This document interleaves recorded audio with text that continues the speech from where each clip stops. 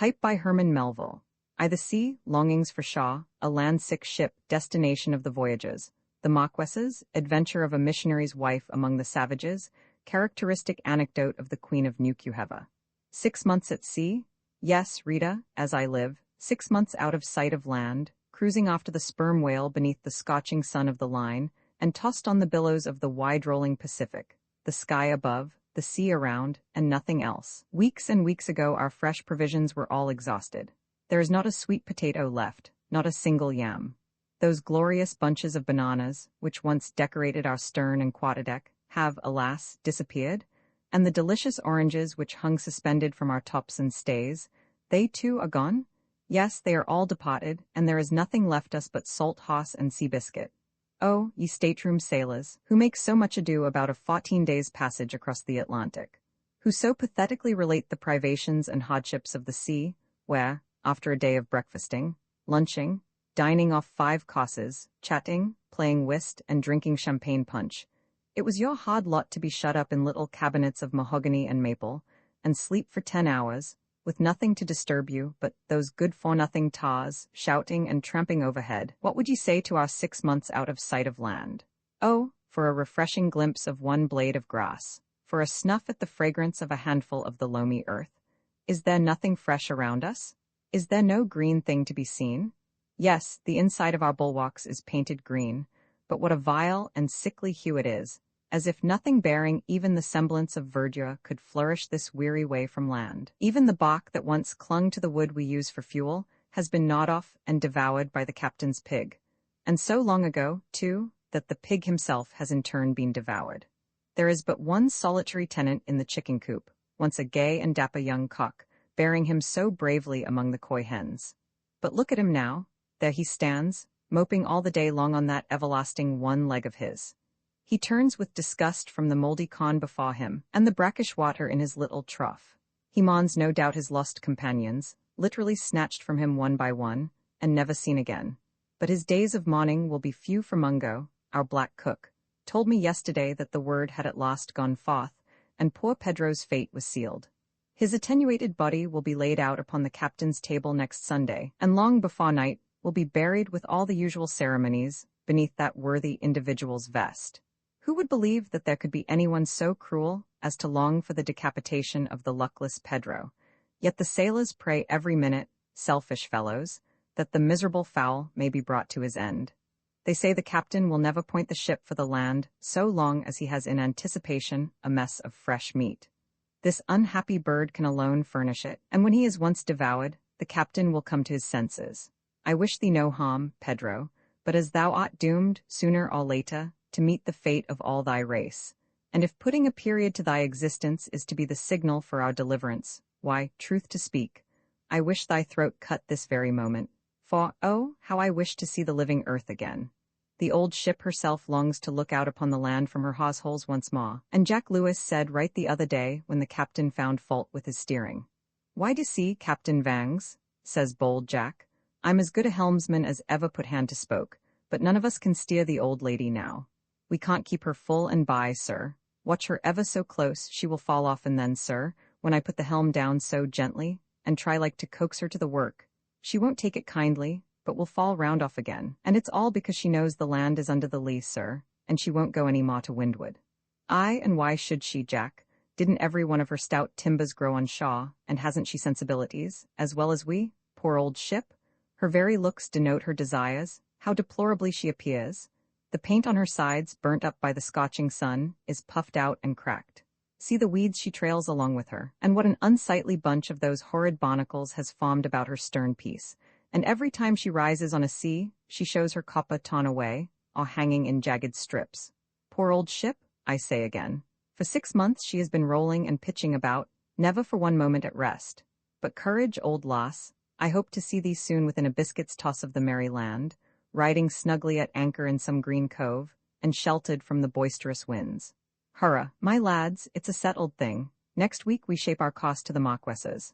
The Marquesas? What strange visions of outlandish things does the very name spirit up? Naked ourice, cannibal banquets, groves of coconut, coral reefs, tattooed chiefs, and bamboo temples, sunny valleys planted with breadfruit trees, carved canoes dancing on the flashing blue waters, savage woodlands guarded by horrible idols, heathenish rites and human sacrifices. Such were the strangely jumbled anticipations that haunted me during our passage from the cruising ground. I felt an irresistible curiosity to see those islands which the olden voyagers had so glowingly described.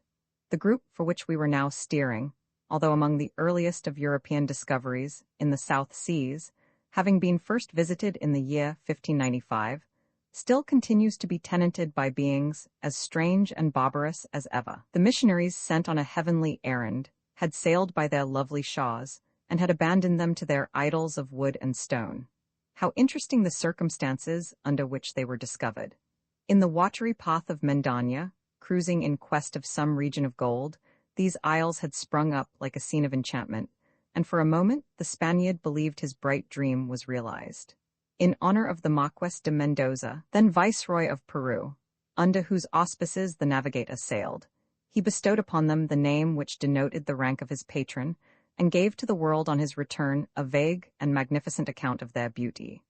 But these islands, undisturbed for years, relapsed into their previous obscurity, and it is only recently that anything has been known concerning them. Once in the course of a half-century, to be sure, some adventurous rover would break in upon their peaceful repose, and astonished at the unusual scene, would be almost tempted to claim the merit of a new discovery. Of this interesting group, but little account has ever been given, if we accept the slight mention made of them in the sketches of South Sea voyages. Cook, in his repeated circumnavigations of the globe, barely touched at their shores, and all that we know about them is from a few general narratives. Among these, there are two that claim particular notice. Potter's Journal of the Cruise of the U.S. Frigate Essex in the Pacific during the late war is said to contain some interesting particulars concerning the islanders. This is a work, however, which I have never happened to meet with, and Stewart, the chaplain of the American sloop of war Vincennes, has likewise devoted a portion of his book, entitled A Visit to the South Seas, to the same subject. Within the last few years, American and English vessels engaged in the extensive whale fisheries of the Pacific have occasionally, when short of provisions, put into the commodious harbor which there is in one of the islands.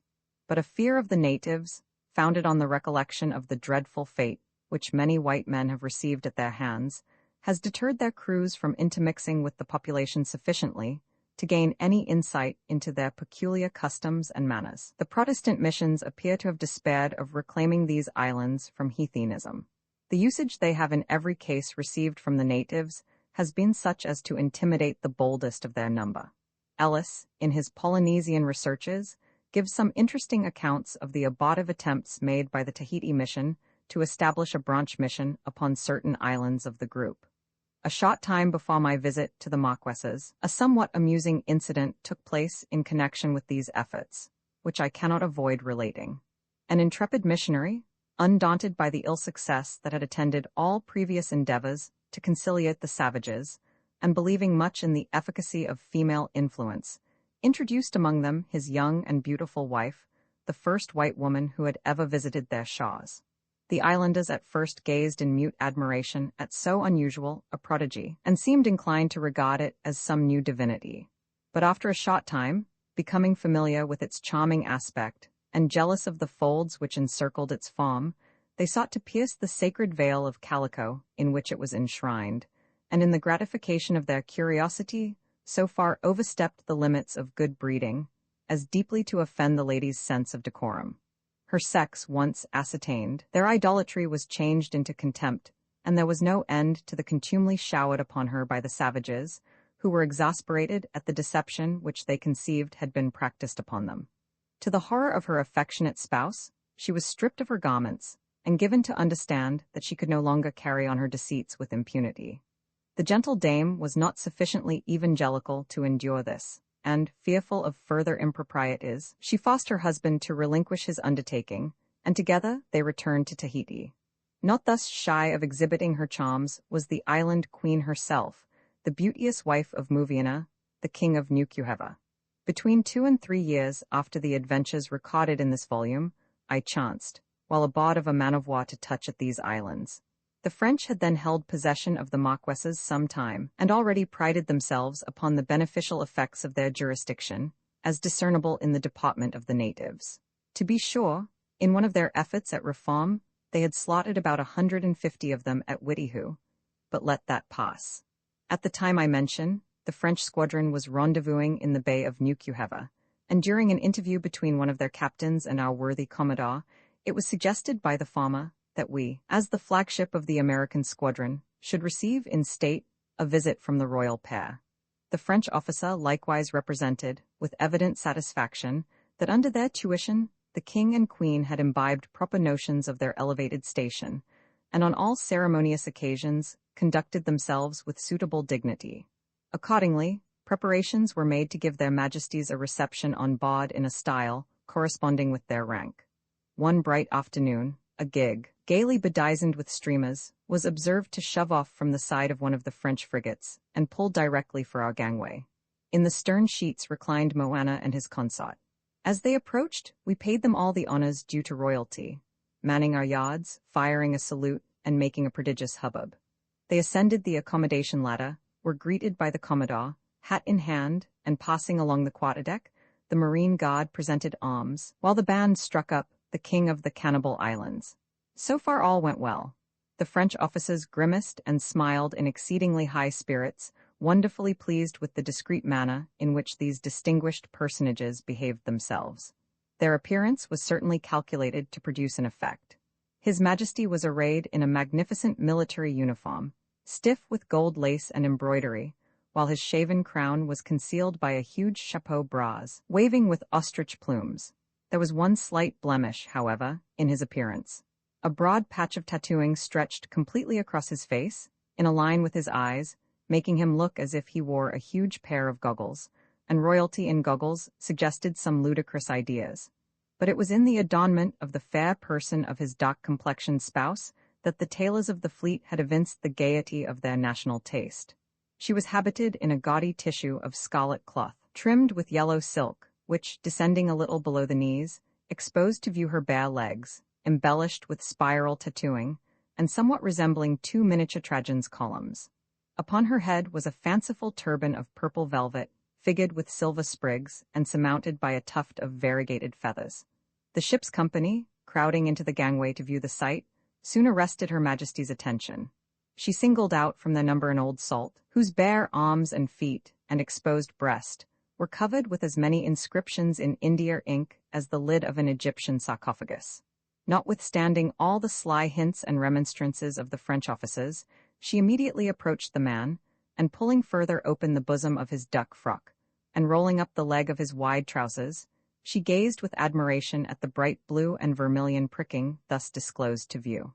She hung over the fellow, caressing him, and expressing her delight in a variety of wild exclamations and gestures.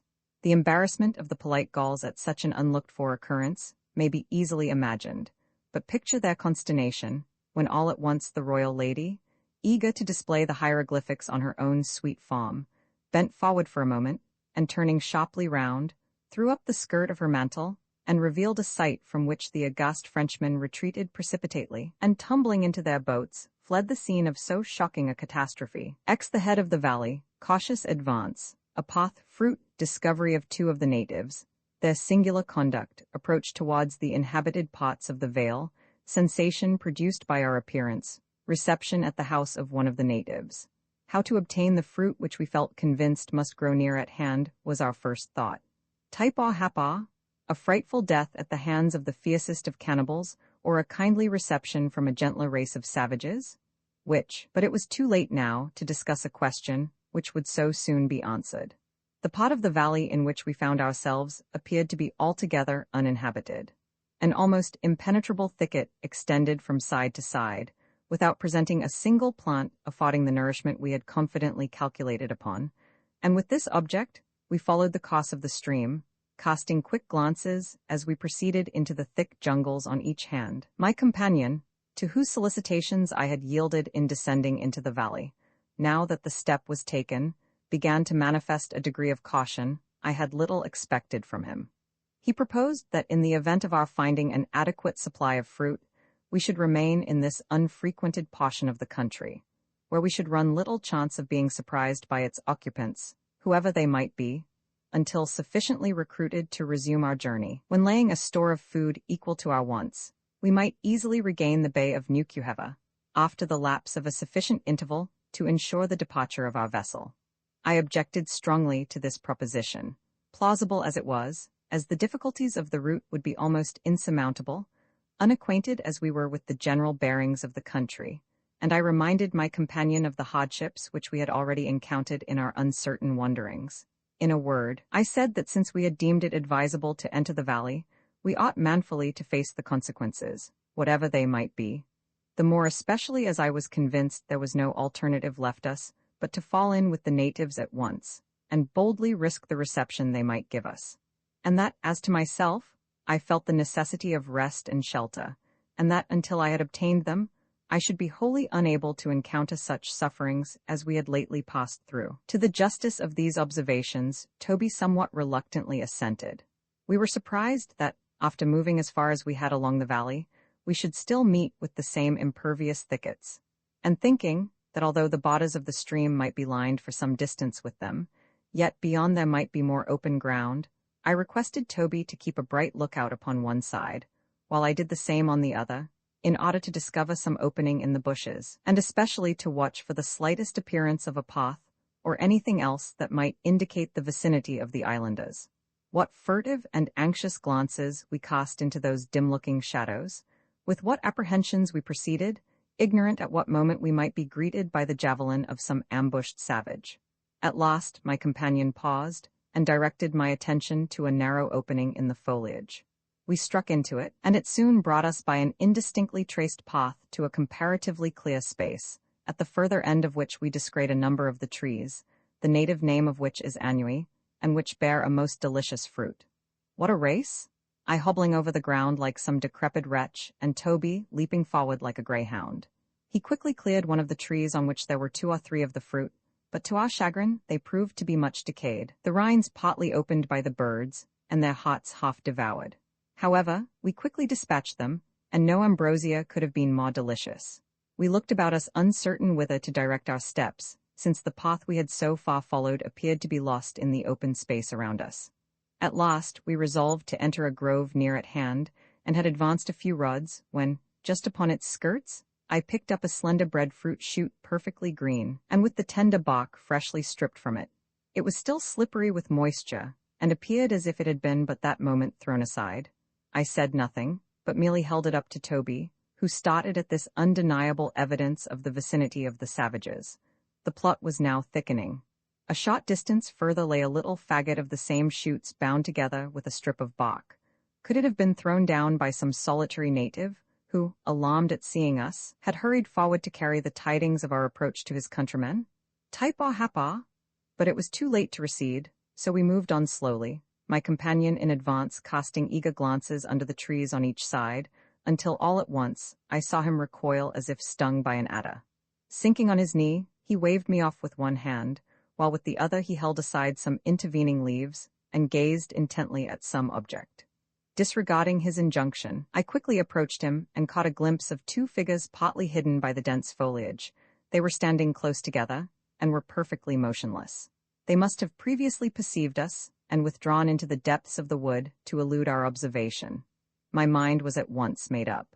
Dropping my staff, and tearing open the package of things we had brought from the ship, I unrolled the cotton cloth, and holding it in one hand picked with the other a twig from the bushes beside me, and telling Toby to follow my example, I broke through the covert and advanced, waving the branch in token of peace towards the shrinking forms before me.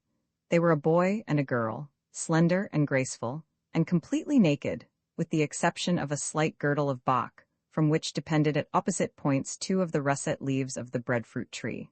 An arm of the boy, half screened from sight by her wild tresses, was thrown about the neck of the girl, while with the other he held one of her hands in his, and thus they stood together, their heads inclined forward, catching the faint noise we made in our progress, and with one foot in advance, as if half inclined to fly from our presence.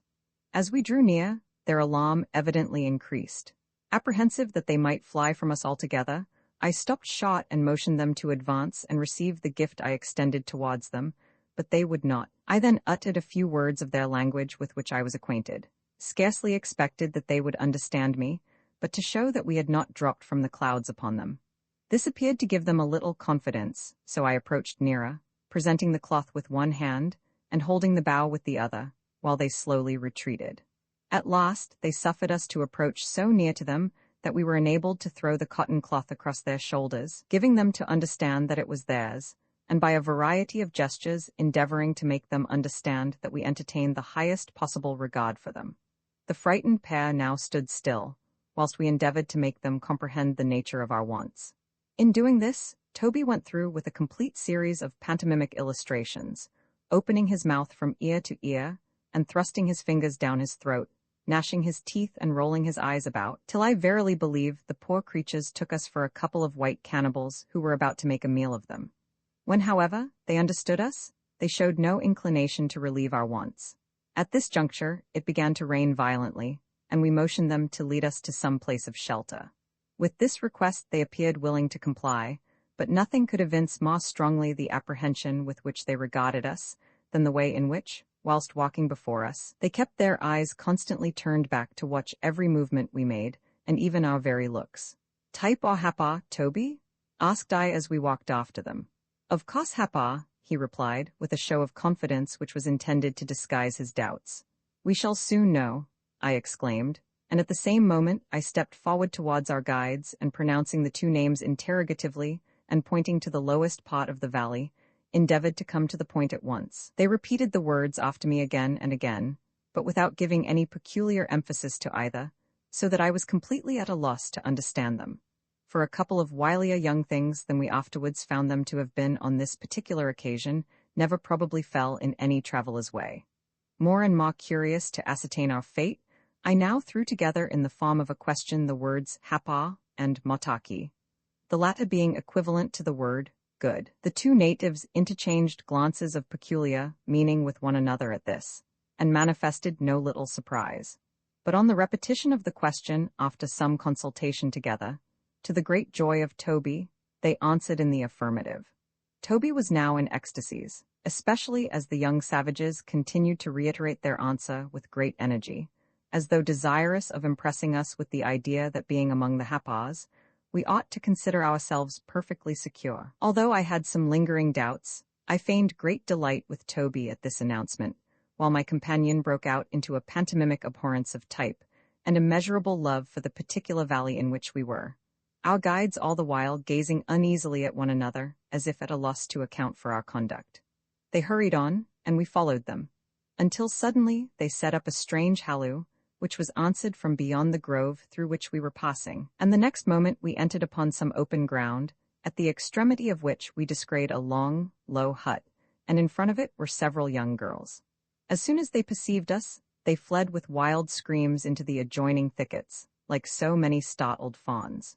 A few moments after the whole valley resounded with savage outcries, and the natives came running towards us from every direction. Had an army of invaders made an eruption into their territory, they could not have evinced greater excitement.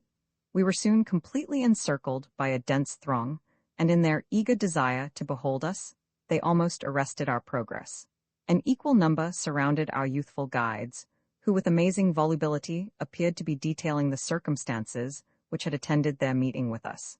Every item of intelligence appeared to redouble the astonishment of the islanders, and they gazed at us with inquiring looks. At last we reached a large and handsome building of bamboos, and were by signs told to enter it, the natives opening a lane for us through which to pass. On entering without ceremony, we threw our exhausted frames upon the mats that covered the floor. In a moment the slight tenement was completely full of people, whilst those who were unable to obtain admittance gazed at us through its open canework. It was now evening, and by the dim light we could just discern the savage countenances around us, gleaming with wild curiosity and wonder. The naked forms and tattooed limbs of brawny warriors, with here and there the slighter figures of young girls, all engaged in a perfect storm of conversation, of which we were of course the one only theme, whilst our recent guides were fully occupied in answering the innumerable questions which everyone put to them. Nothing can exceed the fierce gesticulation of these people when animated in conversation, and on this occasion they gave loose to all their natural vivacity, shouting and dancing about in a manner that well nigh intimidated us. Close to where we lay, squatting upon their haunches, were some 8 or 10 noble-looking chiefs, for such they subsequently proved to be, who, more reserved than the rest, regarded us with a fixed and stern attention, which not a little discomposed our equanimity. One of them in particular, who appeared to be the highest in rank, placed himself directly facing me, looking at me with a rigidity of aspect under which I absolutely quailed. He never once opened his lips, but maintained his severe expression of countenance, without turning his face aside for a single moment. Never before had I been subjected to so strange and steady a glance. It revealed nothing of the mind of the savage, but it appeared to be reading my own. After undergoing this scrutiny till I grew absolutely nervous, with a view of diverting it if possible, and conciliating the good opinion of the warrior, I took some tobacco from the bosom of my frock and offered it to him. He quietly rejected the proffered gift, and without speaking, motioned me to return it to its place. In my previous intercourse with the natives of New Cuheva and Tia, I had found that the present of a small piece of tobacco would have rendered any of them devoted to my service. Was this act of the chief a token of his enmity? Type or hapa? I asked within myself. I started, for at the same moment this identical question was asked by the strange being before me. I turned to Toby. The flickering light of a native taper showed me his countenance pale with trepidation at this fatal question. I paused for a second, and I know not by what impulse it was that I answered type. The piece of dusky statuary nodded in approval, and then murmured, "Motaki." "Motaki," said I, without further hesitation. "Type Motaki." What a transition! The dark figures around us leaped to their feet, clapped their hands in transport, and shouted again and again the talismanic syllables, the utterance of which appeared to have settled everything. When this commotion had a little subsided, the principal chief squatted once more before me, and throwing himself into a sudden rage, pawed forth a string of philippics, which I was at no loss to understand, from the frequent recurrence of the word hapa, as being directed against the natives of the adjoining valley. In all these denunciations my companion and I acquiesced, while we extolled the character of the warlike types. To be sure, our panegyrics were somewhat laconic, consisting in the repetition of that name, united with the potent adjective motaki, but this was sufficient, and served to conciliate the goodwill of the natives, with whom our congeniality of sentiment on this point did more towards inspiring a friendly feeling than anything else that could have happened. At last the wrath of the chief evaporated, and in a few moments he was as placid as ever. Laying his hand upon his breast, he gave me to understand that his name was Mehevi, and that, in return, he wished me to communicate my appellation. I hesitated for an instant, thinking that it might be difficult for him to pronounce my real name, and then with the most praiseworthy intentions intimated that I was known as Tom. But I could not have made a worse selection. The chief could not master it. Tomo, Toma, Tommy, everything but plain Tom. As he persisted in garnishing the word with an additional syllable, I compromised the matter with him at the word Tomo, and by that name I went during the entire period of my stay in the valley. The same proceeding was gone through with Toby, whose mellifluous appellation was more easily caught.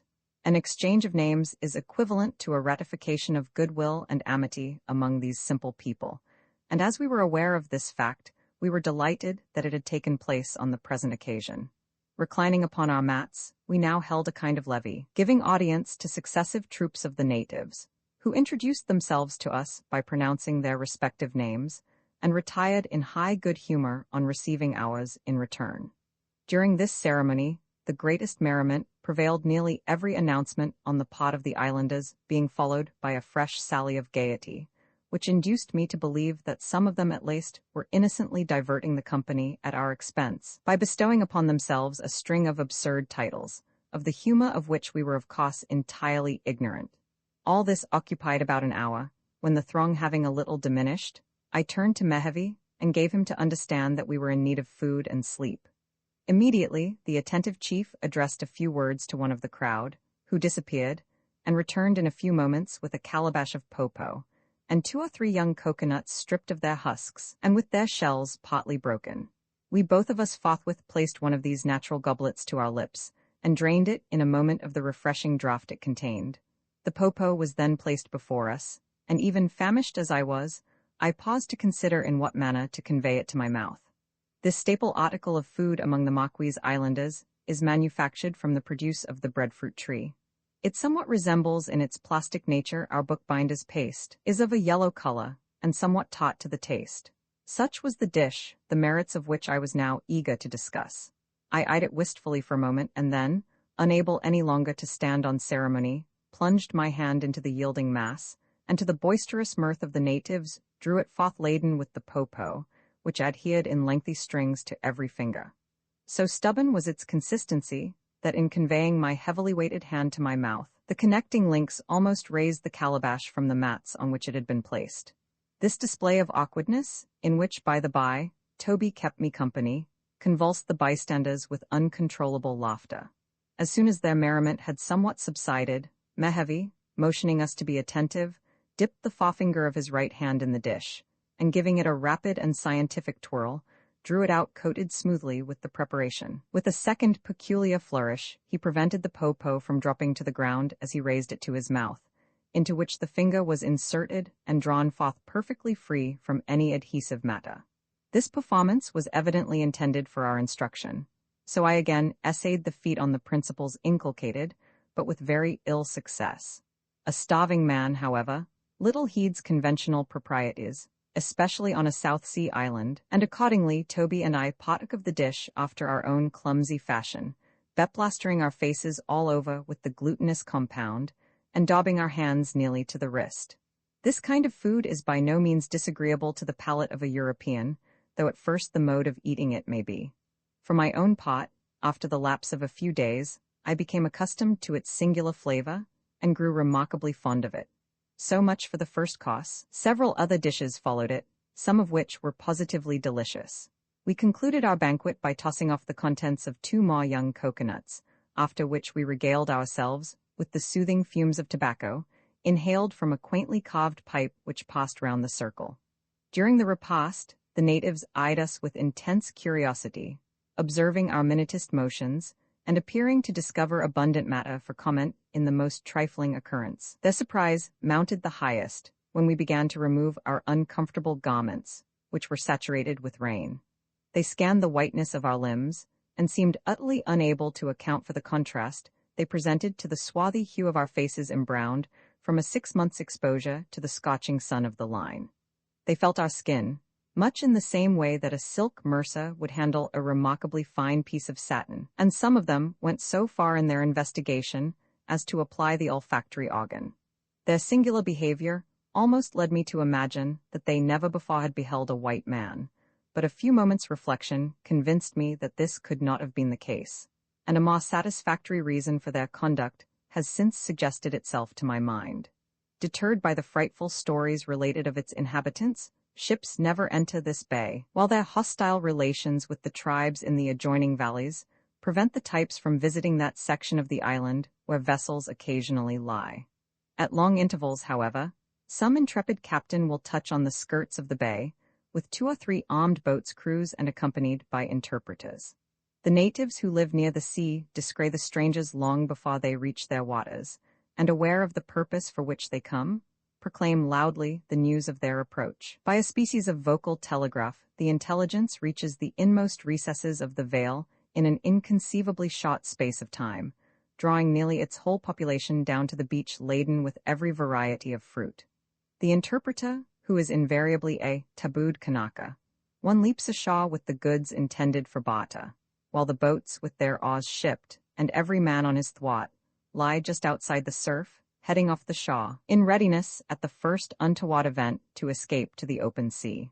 As soon as the traffic is concluded, one of the boats pulls in under cover of the muskets of the others, the fruit is quickly thrown into her, and the transient visitors precipitately retire from what they justly consider so dangerous a vicinity. The intercourse occurring with Europeans being so restricted, no wonder that the inhabitants of the valley manifested so much curiosity with regard to us, appearing as we did among them under such singular circumstances. I have no doubt that we were the first white men who ever penetrated thus far back into their territories, or at least the first who had ever descended from the head of the vale. What had brought us thither must have appeared a complete mystery to them, and from our ignorance of the language, it was impossible for us to enlighten them. In answer to inquiries, which the eloquence of their gestures enabled us to comprehend. All that we could reply was that we had come from Nukuheva, a place, be it remembered, with which they were at open war. This intelligence appeared to affect them with the most lively emotions. Nukuheva motaki? They asked. Of course we replied most energetically in the negative. Then they plied us with 1,000 questions, of which we could understand nothing more than that they had reference to the recent movements of the French, against whom they seemed to cherish the most fierce hatred. So eager were they to obtain information on this point, that they still continued to propound their queries long after we had shown that we were utterly unable to answer them. Occasionally, we caught some indistinct idea of their meaning, when we would endeavor by every method in our power to communicate the desired intelligence. At such times, their gratification was boundless, and they would redouble their efforts to make us comprehend them more perfectly. But all in vain, and in the end, they looked at us despairingly, as if we were the receptacles of invaluable information. But how to come at it, they knew not. After a while, the group around us gradually dispersed, and we were left about midnight, as we conjectured, with those who appeared to be permanent residents of the house.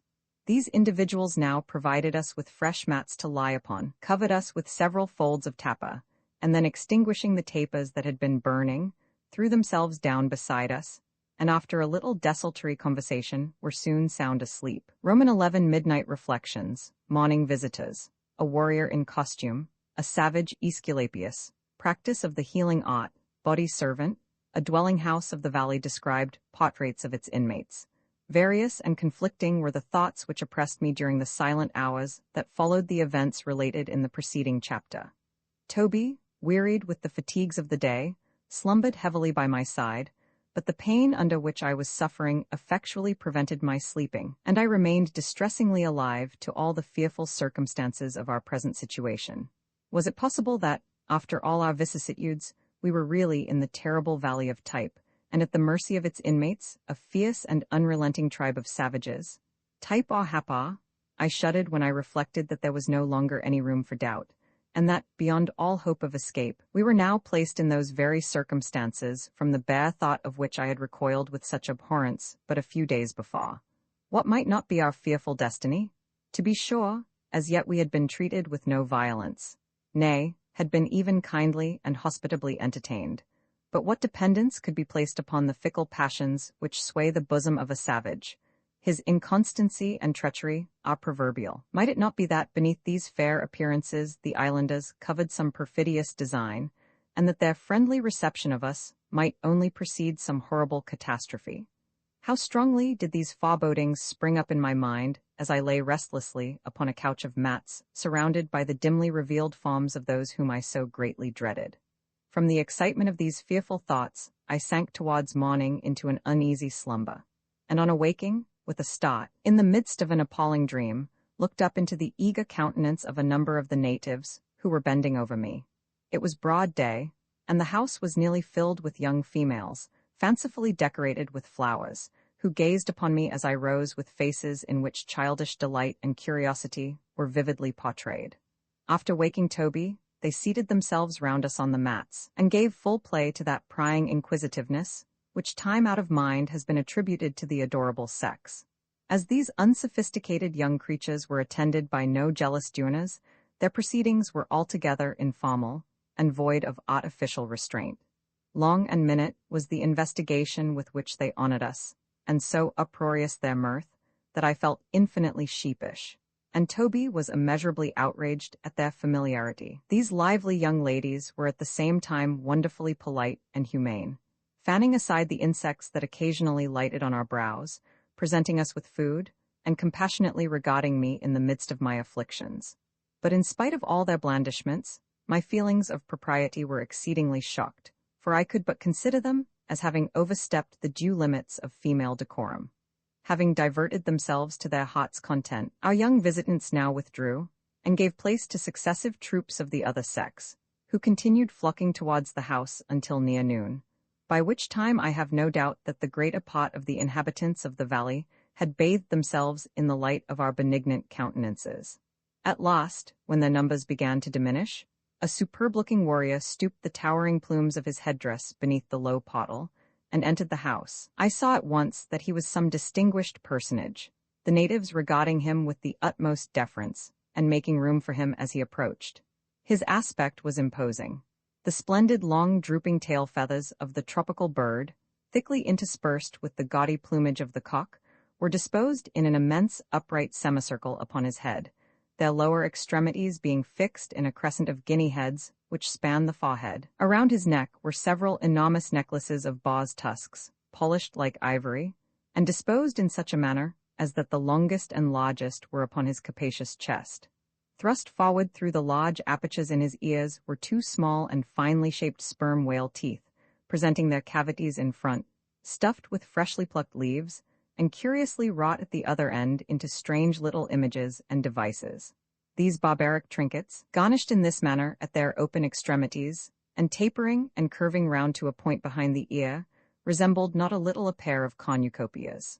The loins of the warrior were girt about with heavy folds of a dark-colored tapa, hanging before and behind in clusters of braided tassels, while anklets and bracelets of curling human hair completed his unique costume. In his right hand he grasped a beautifully carved paddle spear, nearly 15 feet in length, made of the bright carwood, one end sharply pointed, and the other flattened like an awe blade. Hanging obliquely from his girdle by a loop of sinnate was a richly decorated pipe. The slender reed forming its stem was colored with a red pigment, and round it, as well as the idle bowl, fluttered little streamers of the thinnest tapa.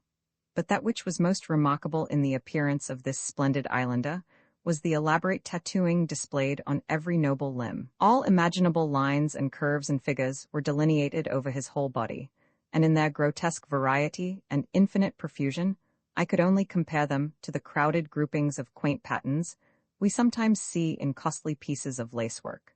The most simple and remarkable of all these ornaments was that which decorated the countenance of the chief. Two broad stripes of tattooing, diverging from the center of his shaven crown, obliquely crossed both eyes, staining the lids, to a little below each ear, where they united with another stripe which swept in a straight line along the lips and formed the base of the triangle. The warrior, from the excellence of his physical proportions, might certainly have been regarded as one of nature's noblemen, and the lines drawn upon his face may possibly have denoted his exalted rank. This warlike personage, upon entering the house, seated himself at some distance from the spot where Toby and myself reposed, while the rest of the savages looked alternately from us to him, as if in expectation of something they were disappointed in not perceiving. Regarding the chief attentively, I thought his lineaments appeared familiar to me. As soon as his full face was turned upon me, and I again beheld its extraordinary embellishment, and met the strange gaze to which I had been subjected the preceding night, I immediately, in spite of the alteration in his appearance, recognized the noble Melville.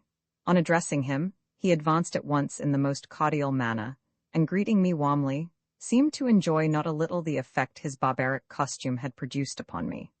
I forthwith determined to secure, if possible, the goodwill of this individual, as I easily perceived he was a man of great authority in his tribe, and one who might exert a powerful influence upon our subsequent fate. In the endeavor, I was not repulsed, for nothing could surpass the friendliness he manifested towards both my companion and myself.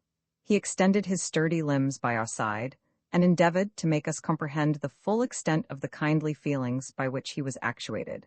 The almost insuperable difficulty in communicating to one another our ideas affected the chief with no little modification. He evinced a great desire to be enlightened with regard to the customs and peculiarities of the far-off country we had left behind us, and to which under the name of Manica he frequently alluded.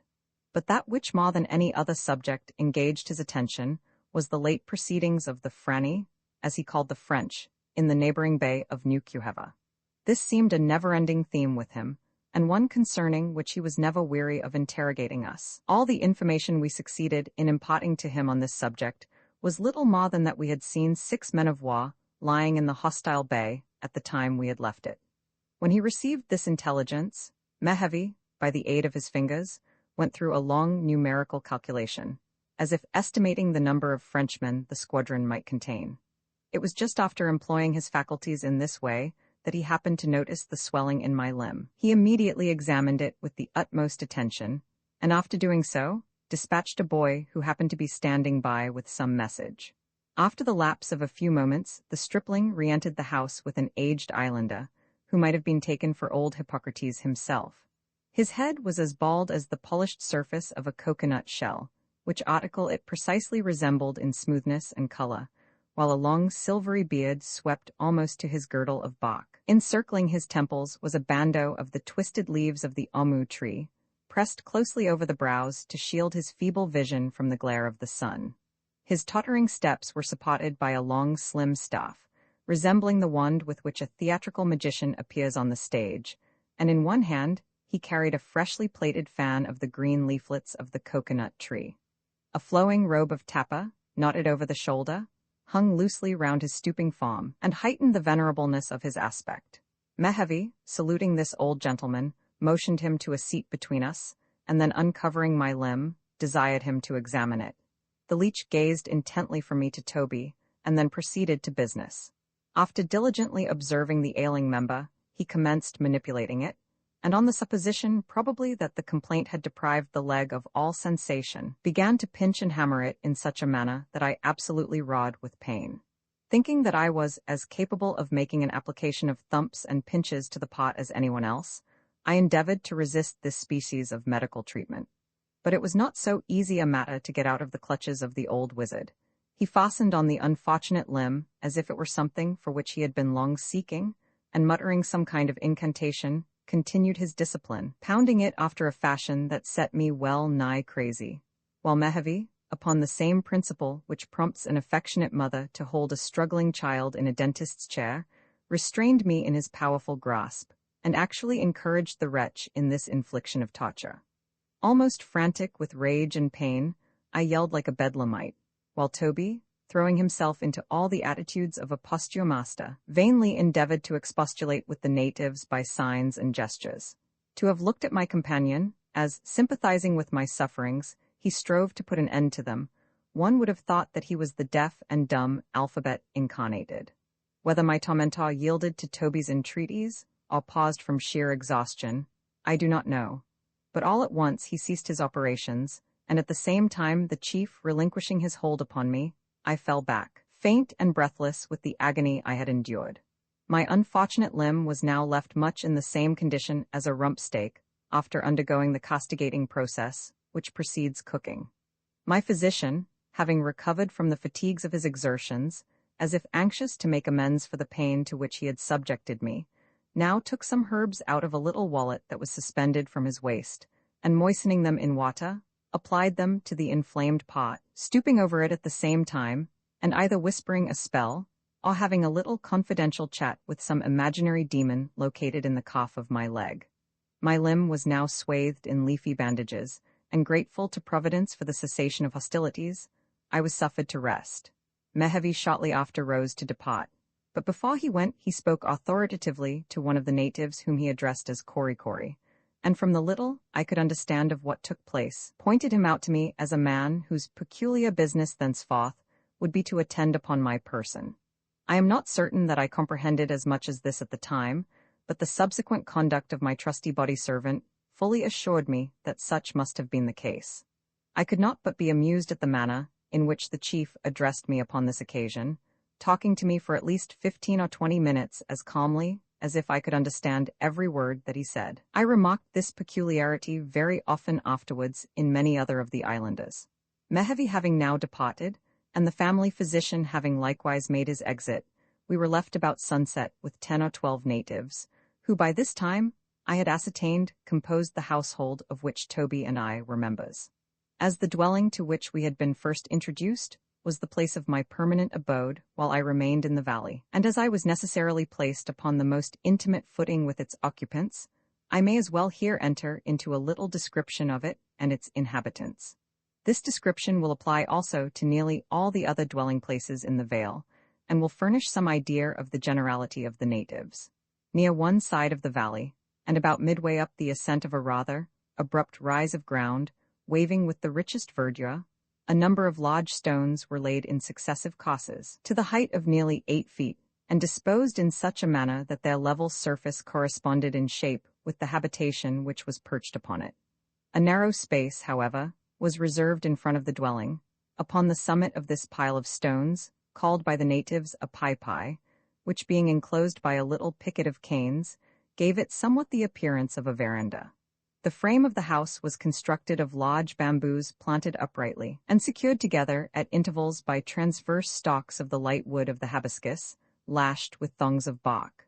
The rear of the tenement, built up with successive ranges of coconut boughs bound one upon another, with their leaflets cunningly woven together, inclined a little from the vertical, and extended from the extreme edge of the Typee to about 20 feet from its surface, whence the shelving roof, thatched with the long tapering leaves of the palmetto, sloped steeply off to within about 5 feet of the floor, leaving the eaves drooping with tassel-like appendages over the front of the habitation.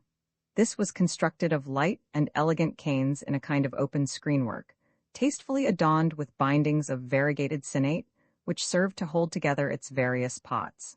The sides of the house were similarly built, thus presenting 3 quarters for the circulation of the air, while the whole was impervious to the rain. In length, this picturesque building was perhaps 12 yards, while in breadth it could not have exceeded as many feet. So much for the exterior, which, with its wire-like reed-twisted sides, not a little reminded me of an immense aviary.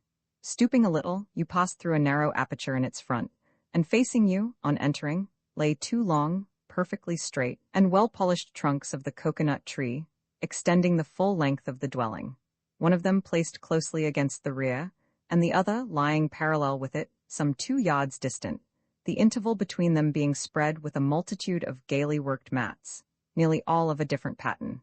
This space formed the common couch and lounging place of the natives, answering the purpose of a divan in Oriental countries. Here would they slumber through the hours of the night and recline luxuriously during the greater part of the day. The remainder of the floor presented only the cool shining surfaces of the large stones of which the Typee was composed. From the ridgepole of the house hung, suspended, a number of large packages enveloped in costapa, some of which contained festival dresses and various other matters of the wardrobe, held in high estimation.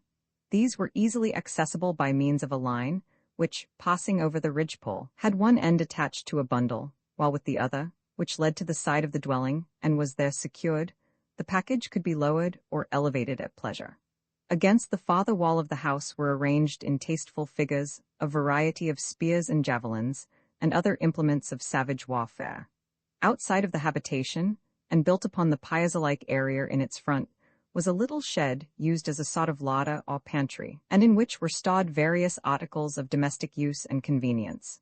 A few yards from the Typee was a large shed built of coconut boughs, where the process of preparing the popo was carried on, and all culinary operations attended to.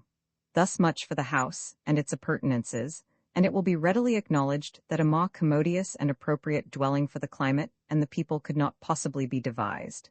It was cool, free to admit the air, scrupulously clean, and elevated above the dampness and impurities of the ground. But now to sketch the inmates, and here I claim for my tried servitor and faithful valet, Cori the precedence of a first description. As his character will be gradually unfolded in the course of my narrative, I shall for the present content myself with delineating his personal appearance.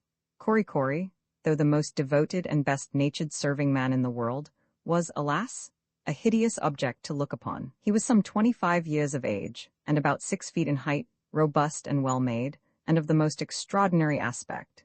His head was carefully shaven with the exception of 2 circular spots, about the size of a dollar, near the top of the cranium, where the hair, permitted to grow of an amazing length, was twisted up in 2 prominent knots, that gave him the appearance of being decorated with a pair of horns. His beard, plucked out by the root from every other part of his face, was suffered to droop in hairy pendants, 2 of which garnished his under lip, and an equal number hung from the extremity of his chin. Cori, with a view of improving the handiwork of nature, and perhaps prompted by a desire to add to the engaging expression of his countenance, had seen fit to embellish his face with 3 broad longitudinal stripes of tattooing, which, like those country roads that go straight forward in defiance of all obstacles, crossed his nasal organ, descended into the hollow of his eyes, and even skirted the borders of his mouth. Each completely spanned his physiognomy, one extending in a line with his eyes, another crossing the face in the vicinity of the nose, and the third sweeping along his lips from ear to ear. His countenance thus triply hooped, as it were, with tattooing, always reminded me of those unhappy wretches whom I have sometimes observed gazing out sentimentally from behind the grated bars of a prison window, whilst the entire body of my savage valet, covered all over with representations of birds and fishes, and a variety of most unaccountable-looking creatures, suggested to me the idea of a pictorial museum of natural history or an illustrated copy of Goldsmith's Animated Nature. But it seems really heartless in me to write thus of the poor islander, when I owe perhaps to his unremitting attentions the very existence I now enjoy. Cory, I mean thee no harm in what I say in regard to thy outward adornings, but they were a little curious to my unaccustomed sight, and therefore I dilate upon them. But to underrate or forget thy faithful services is something I could never be guilty of, even in the giddiest moment of my life. The father of my attached follower was a native of gigantic frame, and had once possessed prodigious physical powers, but the lofty form was now yielding to the inroads of time, though the hand of disease seemed never to have been laid upon the aged warrior. Mahayo, for such was his name, appeared to have retired from all active participation in the affairs of the valley, seldom or never accompanying the natives in their various expeditions, and employing the greater part of his time in throwing up a little shed just outside the house, upon which he was engaged to my certain knowledge for 4 months, without appearing to make any sensible advance. I suppose the old gentleman was in his dotage, for he manifested in various ways the characteristics which mark this particular stage of life. I remember in particular his having a choice pair of ear ornaments, fabricated from the teeth of some sea monster. These he would alternately wear and take off at least 50 times in the course of the day, going and coming from his little hut on each occasion with all the tranquillity imaginable. Sometimes slipping them through the slits in his ears, he would seize his spear, which in length and slightness resembled a fishing pole, and go stalking beneath the shadows of the neighboring groves, as if about to give a hostile meeting to some cannibal knight. But he would soon return again, and hiding his weapon under the projecting eaves of the house, and rolling his clumsy trinkets carefully in a piece of tapa, would resume his more pacific operations as quietly as if he had never interrupted them. But despite his eccentricities, Mahayo was a most paternal and warm-hearted old fellow, and in this particular not a little resembled his son Cory. The mother of the latter was the mistress of the family, and a notable housewife, and a most industrious old lady she was. If she did not understand the art of making jellies, jams, custard, tea cakes, and such like trashy affairs, she was profoundly skilled in the mysteries of preparing ama, po, and kaku, with other substantial matters. She was a genuine busybody, bustling about the house like a country landlady at an unexpected arrival, forever giving the young girls tasks to perform, which the little husses as often neglected, poking into every corner, and rummaging over bundles of old tapa, or making a prodigious clatter among the calabashes. Sometimes she might have been seen squatting upon her haunches in front of a huge wooden basin and kneading po with terrific vehemence, dashing the stone pestle about as if she would shiver the vessel into fragments. On other occasions, galloping about the valley in search of a particular kind of leaf, used in some of her recondite operations, and returning home, toiling and sweating, with a bundle of it, under which most women would have sunk. To tell the truth, Cory's mother was the only industrious person in all the valley of Type, and she could not have employed herself more actively had she been left an exceedingly muscular and destitute widow, with an inordinate supply of young children, in the bleakest part of the civilized world. There was not the slightest necessity for the greater portion of the labor performed by the old lady, but she seemed to work from some irresistible impulse, her limbs continually swaying to and fro, as if there were some indefatigable engine concealed within her body which kept her in perpetual motion. Never suppose that she was a termagant or a shrew for all this.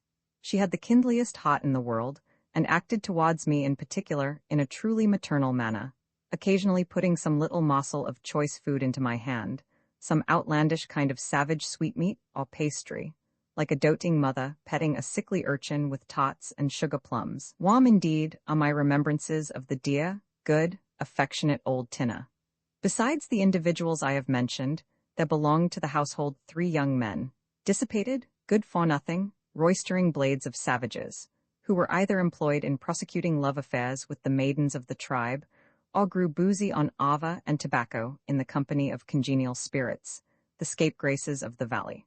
Among the permanent inmates of the house were likewise several lovely damsels, who, instead of thrumming pianos and reading novels, like more enlightened young ladies, substituted for these employments the manufacture of a fine species of tapa, but for the greater portion of the time were skipping from house to house, gadding and gossiping with their acquaintances. From the rest of these, however, I must except the beauteous nymph Fayaway, who was my peculiar favorite. Her free pliant figure was the very perfection of female grace and beauty. Her complexion was a rich and mantling olive, and when watching the glow upon her cheeks, I could almost swear that beneath the transparent medium there lurked the blushes of a faint vermilion. The face of this girl was a rounded oval, and each feature as perfectly formed as the heart or imagination of man could desire.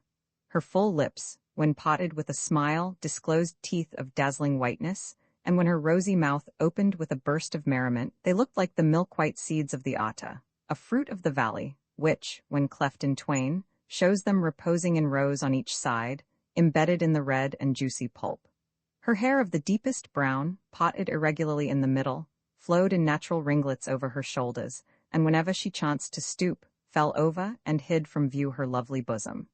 Gazing into the depths of her strange blue eyes, when she was in a contemplative mood, they seemed most placid yet unfathomable, but when illuminated by some lively emotion, they beamed upon the beholder like stars.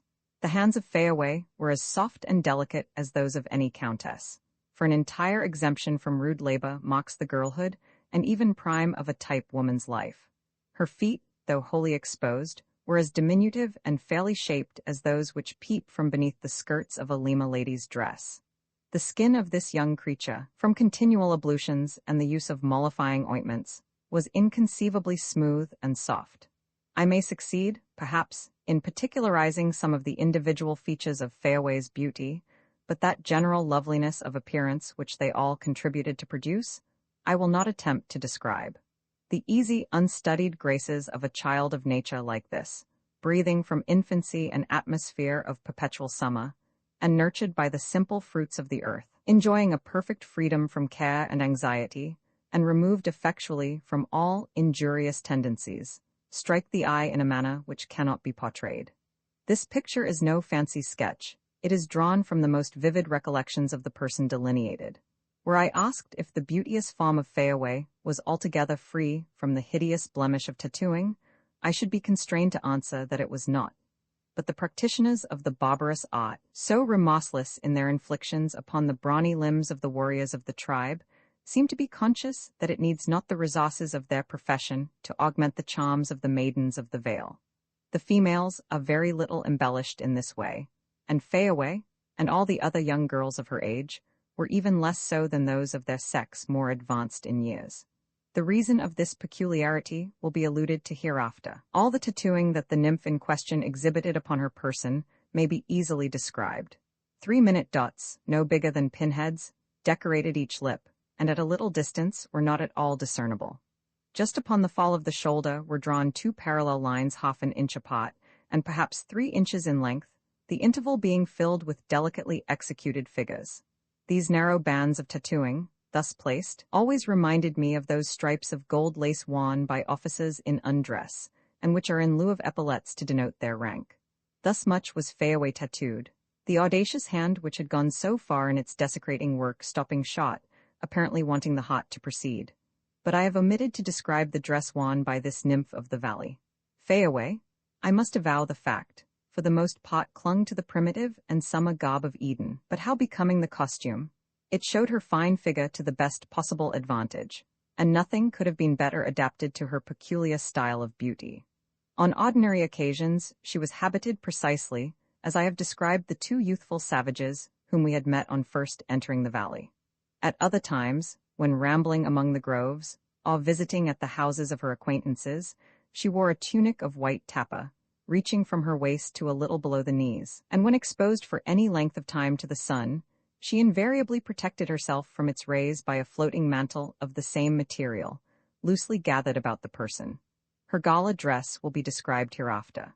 As the beauties of our own land delight in bedecking themselves with fanciful articles of jewelry, suspending them from their ears, hanging them about their necks, and clasping them around their wrists. So Fayaway and her companions were in the habit of ornamenting themselves with similar appendages.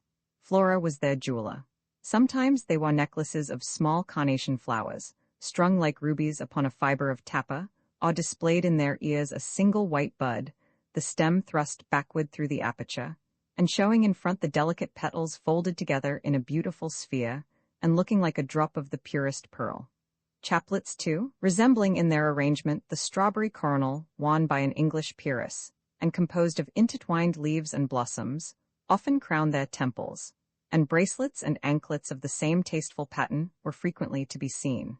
Indeed, the maidens of the island were passionately fond of flowers, and never wearied of decorating their persons with them, a lovely trait in their character, and one that ere long will be more fully alluded to. Though in my eyes, at least, Fayaway was indisputably the loveliest female I saw in type, yet the description I have given of her will, in some measure, apply to nearly all the youthful portion of her sex in the valley. Judge ye then, Rita, what beautiful creatures they must have been. Roman 12 officiousness of Korikori, his devotion, a bath in the stream, want of refinement of the type damsels, stroll with Mehevi, a type highway, the taboo groves, the hula-hula ground, the time-worn savages, hospitality of Mehevi, midnight musings, adventures in the dock, distinguished honors paid to the visitors, strange procession, and return to the house of Mahayo. When Mehevi had departed from the house, as related in the preceding chapter, Korikori commenced the functions of the post assigned him. He brought us various kinds of food, and, as if I were an infant, insisted upon feeding me with his own hands. To this procedure I, of course, most earnestly objected, but in vain, and having laid a calabash of cuckoo before me, he washed his fingers in a vessel of water, and then putting his hands into the dish and rolling the food into little balls, put them one after another into my mouth. All my remonstrances against this measure only provoked so great a clamor on his part that I was obliged to acquiesce, and the operation of feeding being thus facilitated, the meal was quickly dispatched. As for Toby, he was allowed to help himself after his own fashion. The repast over, my attendant arranged the mats for repose, and, bidding me lie down, covered me with a large robe of tappa, at the same time looking approvingly upon me, and exclaiming, "Kai kai, nui nui, ah, momo motaki, eat plenty, ah, sleep very good." The philosophy of this sentiment I did not pretend to question, for deprived of sleep for several preceding nights, and the pain of my limb having much abated, I now felt inclined to avail myself of the opportunity afforded me. The next morning, on waking, I found Korikori stretched out on one side of me, while my companion lay upon the other. I felt sensibly refreshed after a night of sound repose, and immediately agreed to the proposition of my valet that I should repair to the water and wash, although dreading the suffering that the exertion might produce. From this apprehension, however, I was quickly relieved, for Korikori, leaping from the pai, and then backing himself up against it, like a potter in readiness to shoulder a trunk, with loud vociferations and a superabundance of gestures, gave me to understand that I was to mount upon his back, and be thus transported to the stream, which flowed perhaps 200 yards from the house. Our appearance upon the veranda in front of the habitation drew together quite a crowd, who stood looking on and conversing with one another in the most animated manner. They reminded one of a group of idlers gathered about the door of a village tavern when the equipage of some distinguished traveler is brought round previously to his departure.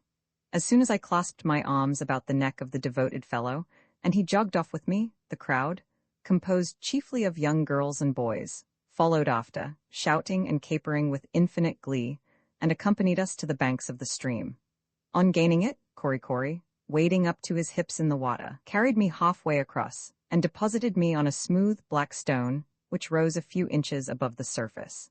The amphibious rabble at our heels plunged in after us, and climbing to the summit of the grass-grown rocks with which the bed of the brook was here and there broken, waited curiously to witness our morning ablutions.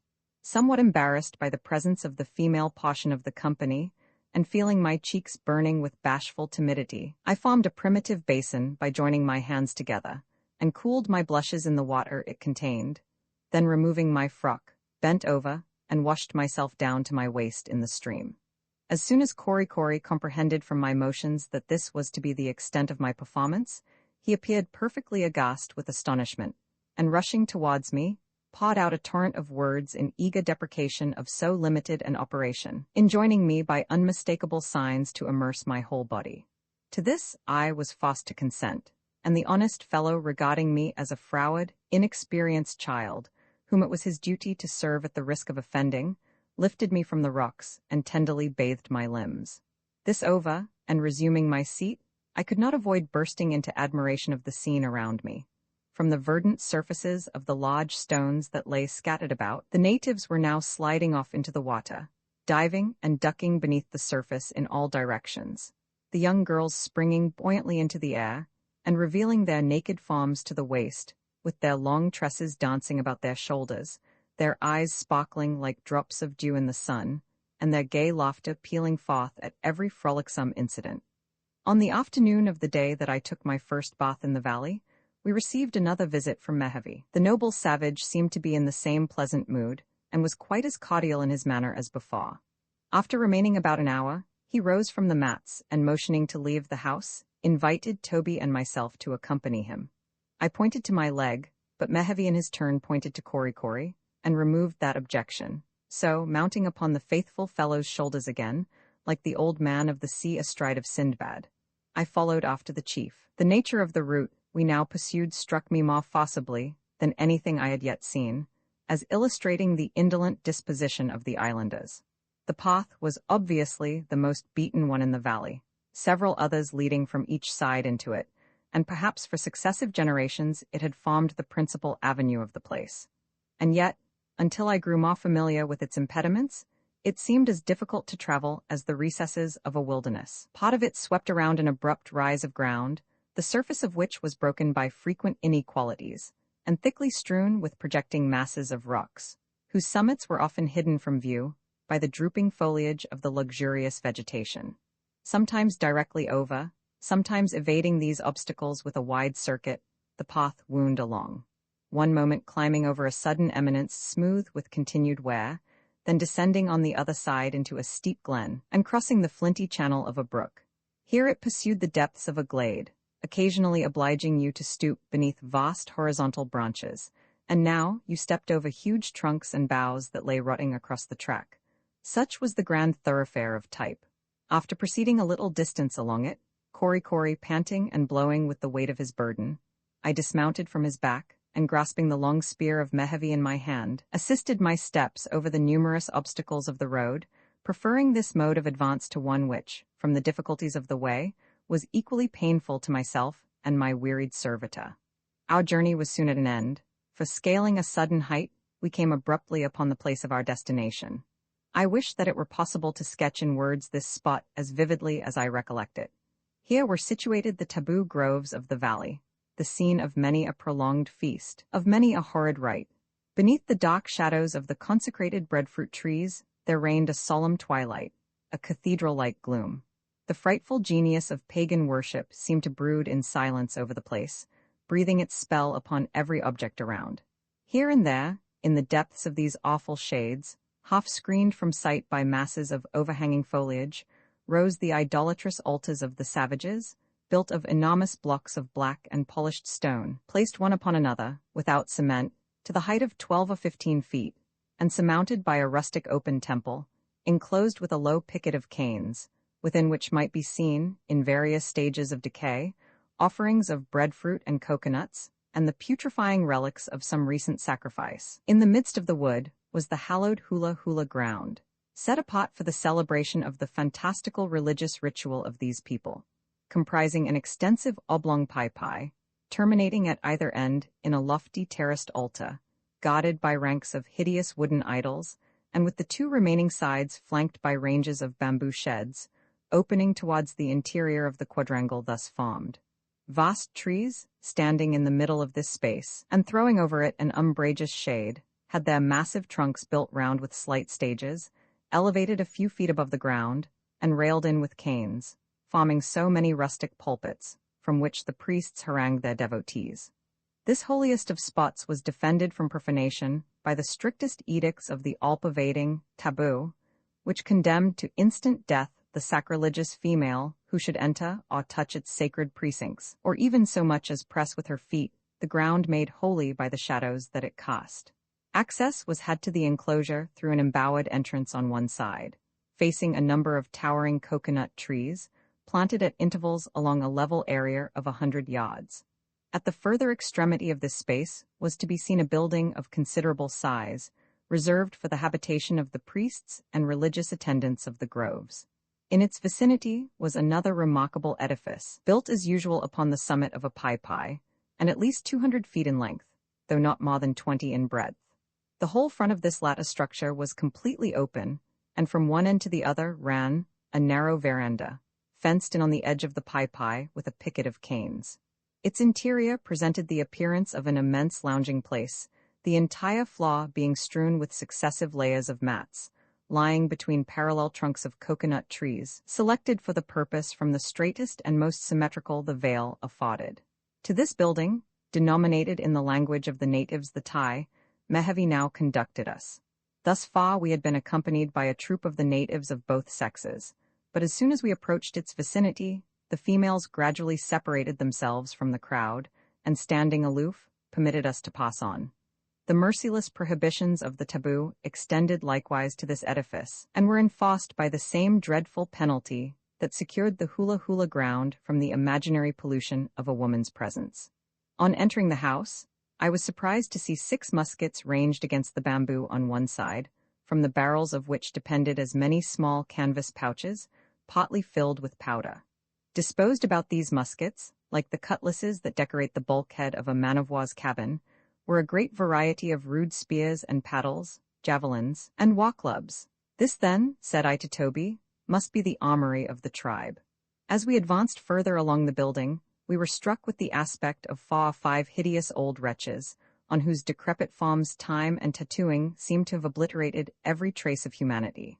Owing to the continued operation of this latter process, which only terminates among the warriors of the island, after all the figures stretched upon their limbs in youth have been blended together, an effect, however, produced only in cases of extreme longevity.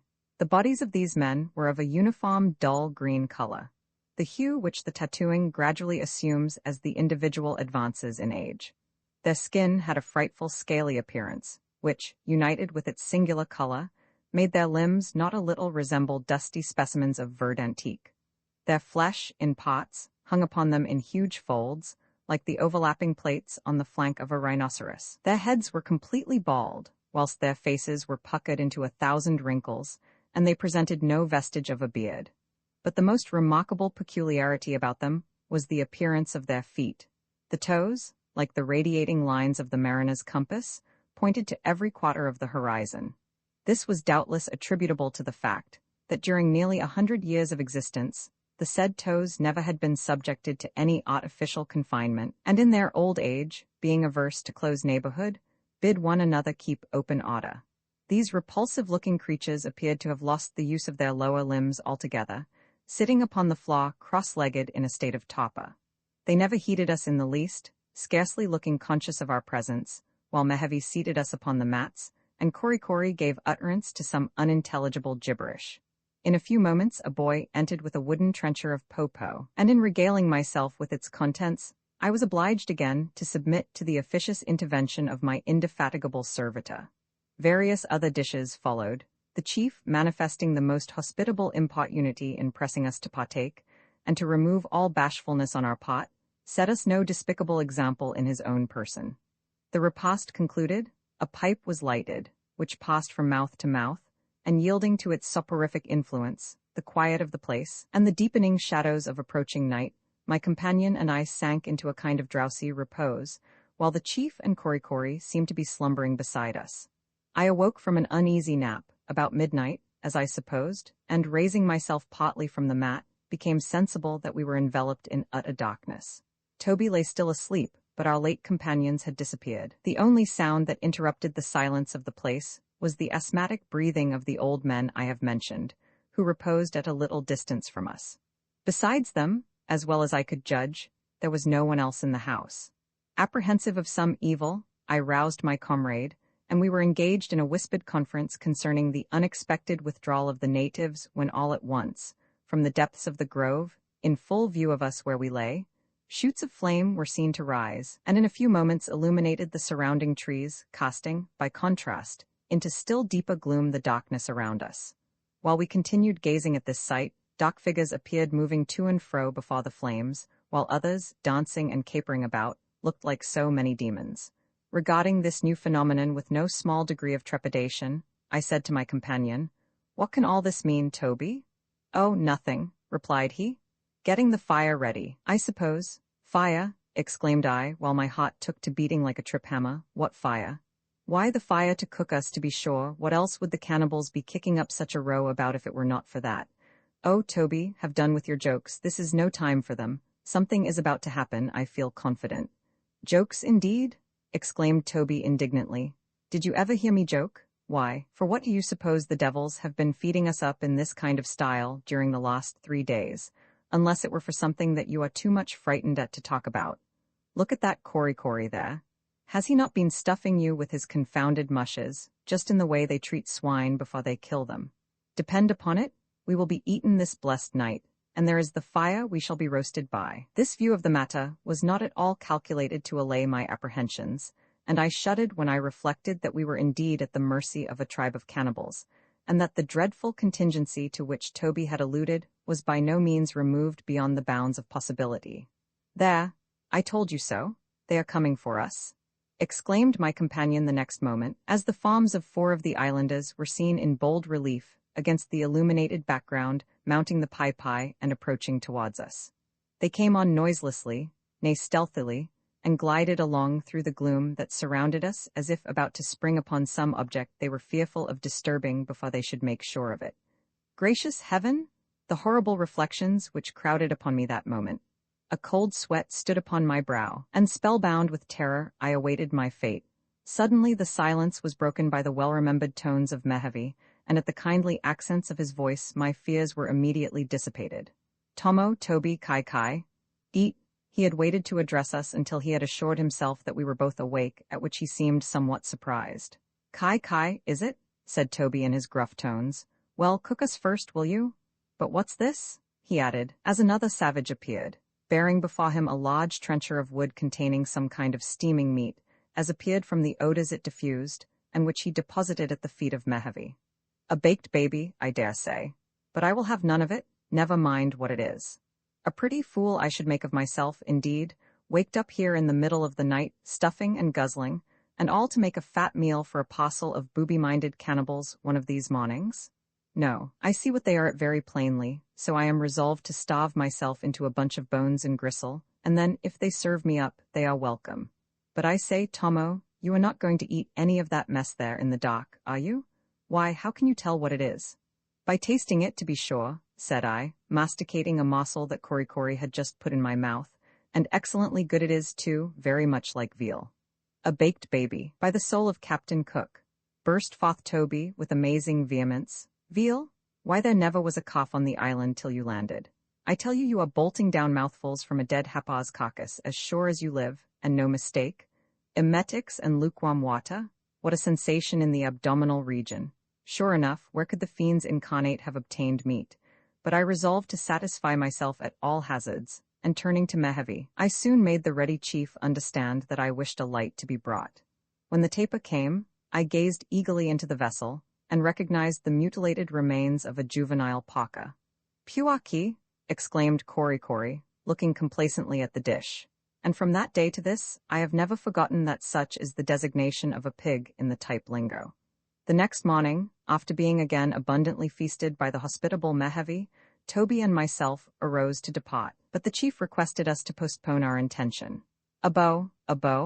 Wait, he said, and accordingly we resumed our seats, while, assisted by the zealous Cory, he appeared to be engaged in giving directions to a number of the natives outside, who were busily employed in making arrangements, the nature of which we could not comprehend. But we were not left long in our ignorance, for a few moments only had elapsed, when the chief beckoned us to approach, and we perceived that he had been marshalling a kind of guard of honor to escort us on our return to the house of Mahayo. The procession was led off by 2 venerable-looking savages, each provided with a spear, from the end of which streamed a pennon of milk-white tapa. After them went several youths, bearing aloft calabashes of popo, and followed in their turn by 4 stalwart fellows, sustaining long bamboos, from the tops of which hung suspended, at least 20 feet from the ground, large baskets of green breadfruits. Then came a troop of boys, carrying bunches of ripe bananas, and baskets made of the woven leaflets of coconut boughs, filled with the young fruit of the tree, the naked shells stripped of their husks peeping forth from the verdant wickerwork that surrounded them. Last of all came a burly islander, holding over his head a wooden trencher, in which lay disposed the remnants of our midnight feast, hidden from view, however, by a covering of breadfruit leaves. Astonished as I was at this exhibition, I could not avoid smiling at its grotesque appearance, and the associations it naturally called up. Mehevi, it seemed, was bent on replenishing old Mahayo's larder, fearful perhaps that without this precaution his guests might not fare as well as they could desire. As soon as I descended from the Typee, the procession formed anew, enclosing us in its center, where I remained part of the time, carried by Korikori, and occasionally relieving him from his burden by limping along with spear. When we moved off in this order, the natives struck up a musical recitative, which with various alternations, they continued until we arrived at the place of our destination. As we proceeded on our way, bands of young girls, darting from the surrounding groves, hung upon our skirts and accompanied us with shouts of merriment and delight, which almost drowned the deep notes of the recitative. On approaching old Mahayo's domicile, its inmates rushed out to receive us, and while the gifts of Mehevi were being disposed of, the superannuated warrior did the honors of his mansion with all the warmth of hospitality evinced by an English squire when he regales his friends at some fine old patrimonial mansion. Roman 13 attempt to procure relief from Nukuheva, perilous adventure of Typee in the Hapa Mountains, eloquence of Korikori. Amidst these novel scenes a week passed away almost imperceptibly.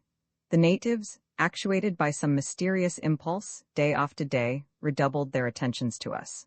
Their manner towards us was unaccountable. Surely, thought I, they would not act thus if they meant us any harm, but why this excess of deferential kindness? Or what equivalent can they imagine us capable of rendering them for it?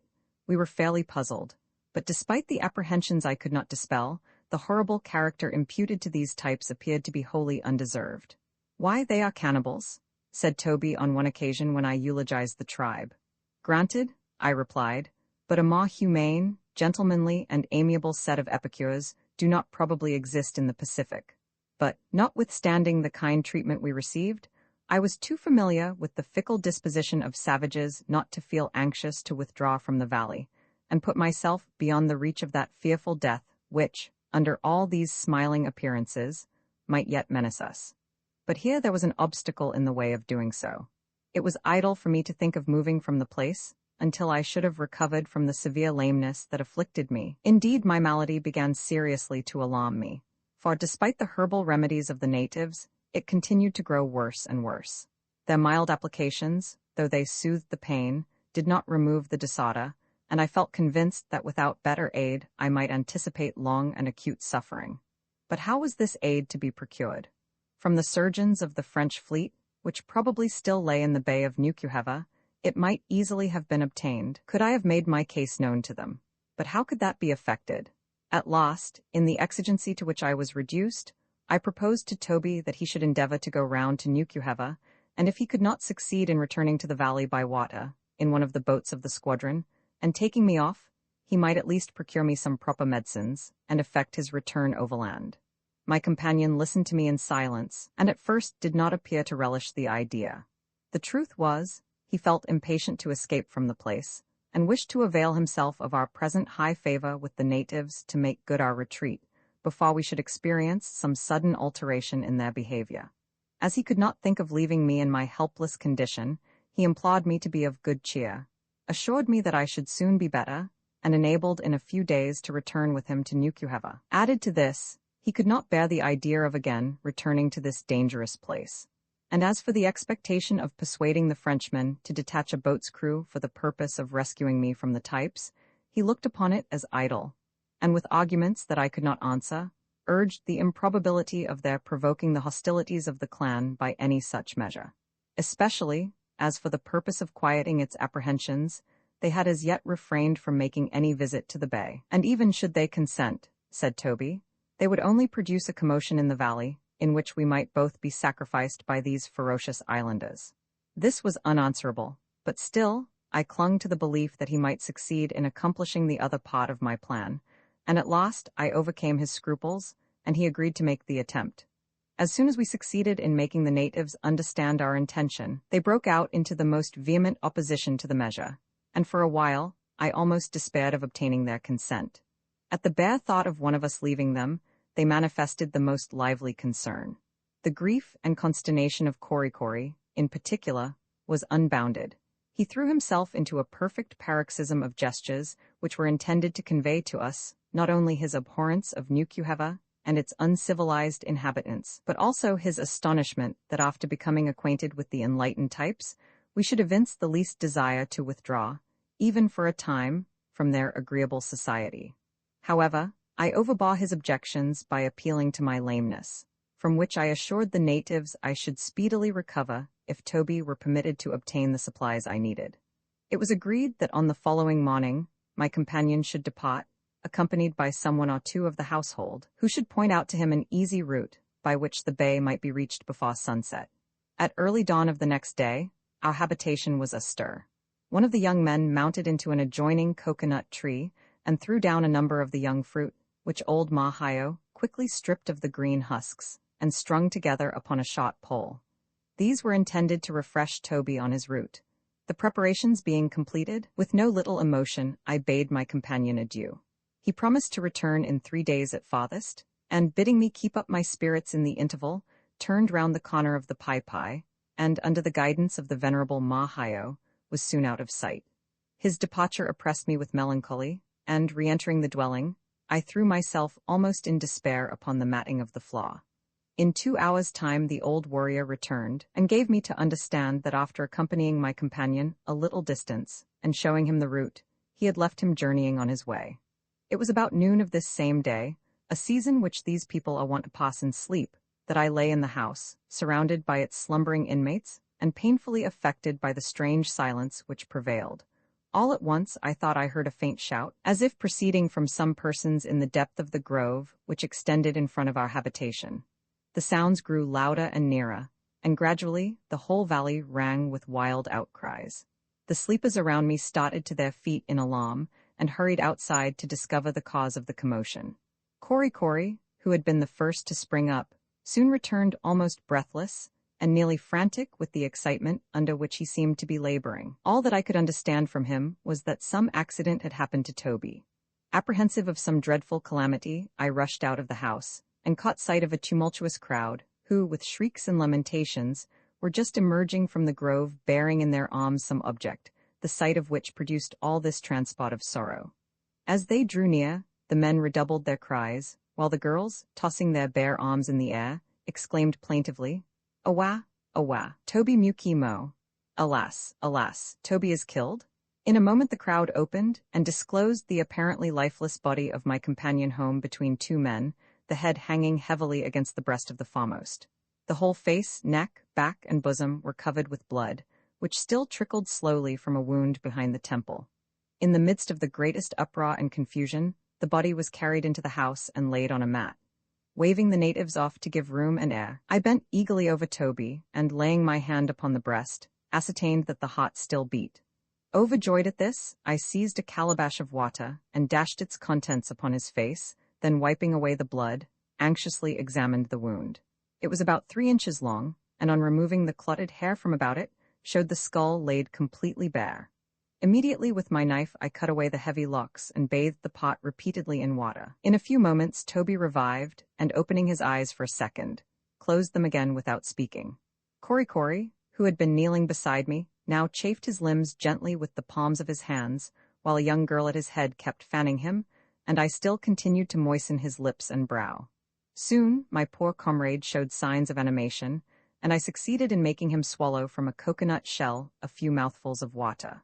Old Tina now appeared, holding in her hand some simples she had gathered, the juice of which she by signs besought me to squeeze into the wound.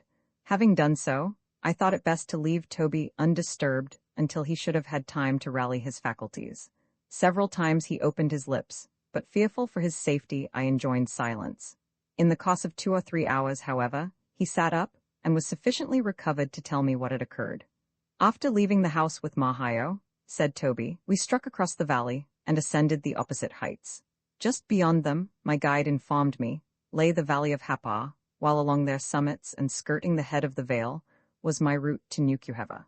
After mounting a little way up the elevation, my guide paused and gave me to understand that he could not accompany me any farther, and by various signs intimated that he was afraid to approach any near the territories of the enemies of his tribe. He, however, pointed out my path, which now lay clearly before me, and bidding me farewell, hastily descended the mountain. Quite elated at being so near the Hapas, I pushed up the acclivity and soon gained its summit. It tapered to a sharp ridge from whence I beheld both the hostile valleys. Here I sat down and rested for a moment, refreshing myself with my coconuts. I was soon again pursuing my way along the height, when suddenly I saw 3 of the islanders, who must have just come out of Hapa Valley, standing in the path ahead of me. They were each armed with a heavy spear, and one from his appearance I took to be a chief. They sung out something, I could not understand what, and beckoned me to come on. Without the least hesitation, I advanced towards them, and had approached within about a yard of the foremost, when, pointing angrily into the Type Valley, and uttering some savage exclamation, he wheeled round his weapon like lightning, and struck me in a moment to the ground. The blow inflicted this wound, and took away my senses. As soon as I came to myself, I perceived the 3 islanders standing a little distance off, and apparently engaged in some violent altercation respecting me. My first impulse was to run for it, but in endeavoring to rise, I fell back and rolled down a little grassy precipice. The shock seemed to rally my faculties, so, starting to my feet, I fled down the path I had just ascended. I had no need to look behind me, for, from the yells I heard, I knew that my enemies were in full pursuit. Urged on by their fearful outcries, and heedless of the injury I had received, though the blood flowing from the wound trickled over into my eyes and almost blinded me, I rushed down the mountainside with the speed of the wind.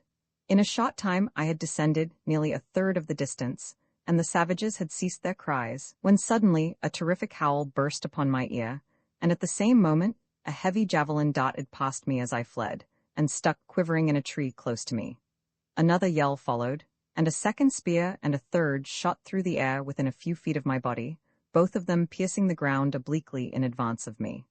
The fellows gave a roar of rage and disappointment, but they were afraid, I suppose, of coming down further into the Type Valley, and so abandoned the chase. I saw them recover their weapons and turn back, and I continued my descent as fast as I could.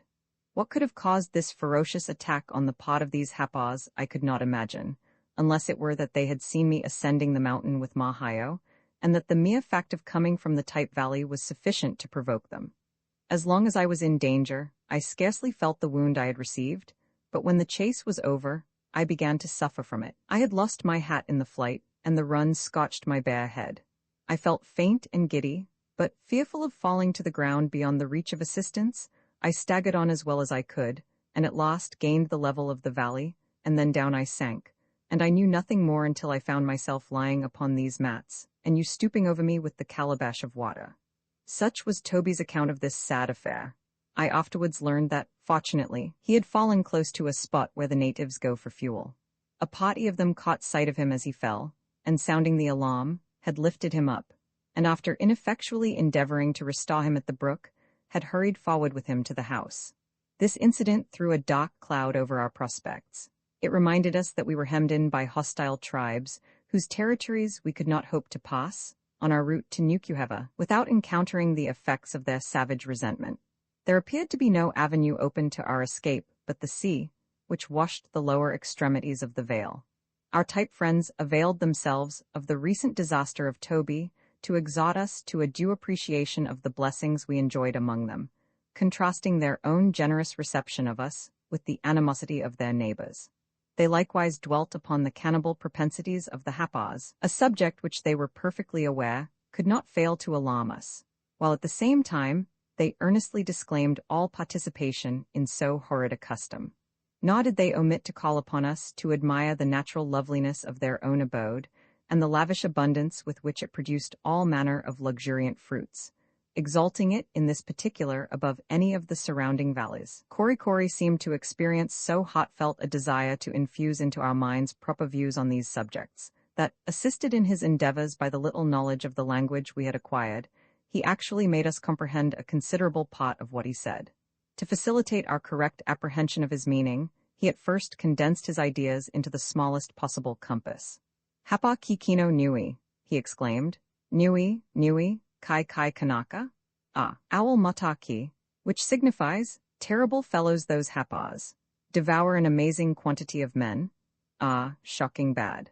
Thus far he explained himself by a variety of gestures, during the performance of which he would dart out of the house, and point abhorrently towards the Hapa Valley, running into us again with a rapidity that showed he was fearful he would lose one part of his meaning before he could complete the other, and continuing his illustrations by seizing the fleshy part of my arm in his teeth, intimating by the operation that the people who lived over in that direction would like nothing better than to treat me in that manner.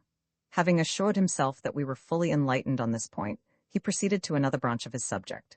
"Ah, type mataki, nui, nui miori, nui, nui y, nui, nui popo, nui, nui koku, ah, nui, nui kai kai, ah, nui, nui, nui," which literally interpreted as before would imply, "Ah, type, isn't it a fine place though? No danger of starving here, I tell you. Plenty of breadfruit, plenty of water, plenty of pudding, ah, plenty of everything. Ah, heaps, heaps, heaps." All this was accompanied by a running commentary of signs and gestures which it was impossible not to comprehend. As he continued his harangue, however, Korikori, in emulation of our more polished orators, began to launch out rather diffusely into other branches of his subject, enlarging probably upon the moral reflections it suggested, and proceeded in such a strain of unintelligible and stunning gibberish that he actually gave me the headache for the rest of the day. Roman 14. A great event happens in the valley. The island telegraph. Something befalls Toby. Fayaway displays a tender heart. Melancholy reflections. Mysterious conduct of the islanders. Devotion of Korikori. A rural couch. A luxury. Korikori strikes a light type. In the course of a few days, Toby had recovered from the effects of his adventure with the Hapa warriors, the wound on his head rapidly healing under the vegetable treatment of the good Tina. Less fortunate than my companion, however, I still continued to languish under a complaint, the origin and nature of which were still a mystery. Cut off as I was from all intercourse with the civilized world, and feeling the inefficacy of anything the natives could do to relieve me. Knowing, too, that so long as I remained in my present condition, it would be impossible for me to leave the valley, whatever opportunity might present itself, and apprehensive that ere long we might be exposed to some caprice on the part of the islanders, I now gave up all hopes of recovery, and became a prey to the most gloomy thoughts. A deep dejection fell upon me, which neither the friendly remonstrances of my companion, the devoted attentions of Korikori, nor all the soothing influences of Fayaway could remove. One morning, as I lay on the mats in the house, plunged in melancholy reverie, and regardless of everything around me, Toby, who had left me about an hour, returned in haste, and with great glee told me to cheer up and be of good heart, for he believed, from what was going on among the natives, that there were boats approaching the bay. These tidings operated upon me like magic. The hour of our deliverance was at hand, and starting up, I was soon convinced that something unusual was about to occur. The word "boati, boati," was vociferated in all directions, and shouts were heard in the distance, at first feebly and faintly, but growing louder and nearer at each successive repetition, until they were caught up by a fellow in a coconut tree a few yards off, who, sounding them in turn, they were reiterated from a neighboring grove, and so died away gradually from point to point, as the intelligence penetrated into the farthest recess of the valley. This was the vocal telegraph of the islanders, by means of which condensed items of information could be carried in a very few minutes from the sea to their remotest habitation, a distance of at least 8 or 9 miles. On the present occasion, it was in active operation, one piece of information following another with inconceivable rapidity. The greatest commotion now appeared to prevail. At every fresh item of intelligence, the natives betrayed the liveliest interest, and redoubled the energy with which they employed themselves in collecting fruit to sell to the expected visitors. Some were tearing off the husks from coconuts. Some perched in the trees were throwing down breadfruit to their companions, who gathered them into heaps as they fell, while others were plying their fingers rapidly in weaving leafen baskets in which to carry the fruit. There were other matters too going on at the same time. Here you would see a stout warrior polishing his spear with a bit of old tappa, or adjusting the folds of the girdle about his waist. And there you might descry a young damsel decorating herself with flowers, as if having in her eye some maidenly conquest. While, as in all cases of hurry and confusion in every part of the world, a number of individuals kept hurrying to and fro, with amazing vigor and perseverance, doing nothing themselves, and hindering others. Never before had we seen the islanders in such a state of bustle and excitement, and the scene furnished abundant evidence of the fact that it was only at long intervals any such events occur. When I thought of the length of time that might intervene before a similar chance of escape would be presented, I bitterly lamented that I had not the power of availing myself effectually of the present opportunity. From all that we could gather, it appeared that the natives were fearful of arriving too late upon the beach, unless they made extraordinary exertions. Sick and lame as I was, I would have started with Toby at once, had not Cory not only refused to carry me, but manifested the most invincible repugnance to our leaving the neighborhood of the house. The rest of the savages were equally opposed to our wishes, and seemed grieved and astonished at the earnestness of my solicitations. I clearly perceived that while my attendant avoided all appearance of constraining my movements, he was nevertheless determined to thwart my wishes. He seemed to me on this particular occasion, as well as often afterwards, to be executing the orders of some other person with regard to me, though at the same time feeling towards me the most lively affection. Toby, who had made up his mind to accompany the islanders if possible, as soon as they were in readiness to depart, and who for that reason had refrained from showing the same anxiety that I had done, now represented to me that it was idle for me to entertain the hope of reaching the beach in time to profit by any opportunity that might then be presented. "Do you not see," said he, "the savages themselves are fearful of being too late, and I should hurry forward myself at once, did I not think that if I showed too much eagerness, I should destroy all our hopes of reaping any benefit from this fortunate event. If you will only endeavor to appear tranquil or unconcerned, you will quiet their suspicions, and I have no doubt they will then let me go with them to the beach, supposing that I merely go out of curiosity. Should I succeed in getting down to the boats, I will make known the condition in which I have left you, and measures may then be taken to secure our escape." In the expediency of this, I could not but acquiesce, and as the natives had now completed their preparations, I watched with the liveliest interest the reception that Toby's application might meet with. As soon as they understood from my companion that I intended to remain, they appeared to make no objection to his proposition, and even hailed it with pleasure. Their singular conduct on this occasion not a little puzzled me at the time, and imparted to subsequent events an additional mystery. The islanders were now to be seen hurrying along the path which led to the sea. I shook Toby warmly by the hand, and gave him my pater hat to shield his wounded head from the sun, as he had lost his own. He cordially returned the pressure of my hand, and solemnly promising to return as soon as the boats should leave the shore, sprang from my side, and the next minute disappeared in a turn of the grove. In spite of the unpleasant reflections that crowded upon my mind, I could not but be entertained by the novel and animated sight which by now met my view. One after another, the natives crowded along the narrow path, laden with every variety of fruit. Here you might have seen one, who, after ineffectually endeavoring to persuade a surly Paka to be conducted in leading strings, was obliged at last to seize the perverse animal in his arms, and carry him struggling against his naked breast, and squealing without intermission. There went two, who at a little distance might have been taken for the Hebrew spies, on their return to Moses with the goodly bunch of grape. One trotted before the other at a distance of a couple of yards, while between them, from a pole resting on the shoulders, was suspended a huge cluster of bananas, which swayed to and fro with the rocking gait at which they proceeded. Here ran another, perspiring with his exertions, and bearing before him a quantity of coconuts, who, fearful of being too late, heeded not the fruit that dropped from his basket, and appeared solely intent upon reaching his destination, careless how many of his coconuts kept company with him. In a short time the last straggler was seen hurrying on his way, and the faint shouts of those in advance died insensibly upon the ear. Our part of the valley now appeared nearly deserted by its inhabitants, Cory, his aged father, and a few decrepit old people, being all that were left. Towards sunset the islanders in small parties began to return from the beach, and among them, as they drew near to the house, I sought to descry the form of my companion. But one after another they passed the dwelling, and I caught no glimpse of him. Supposing, however, that he would soon appear with some of the members of the household, I quieted my apprehensions and waited patiently to see him advancing in company with the beautiful Fayaway.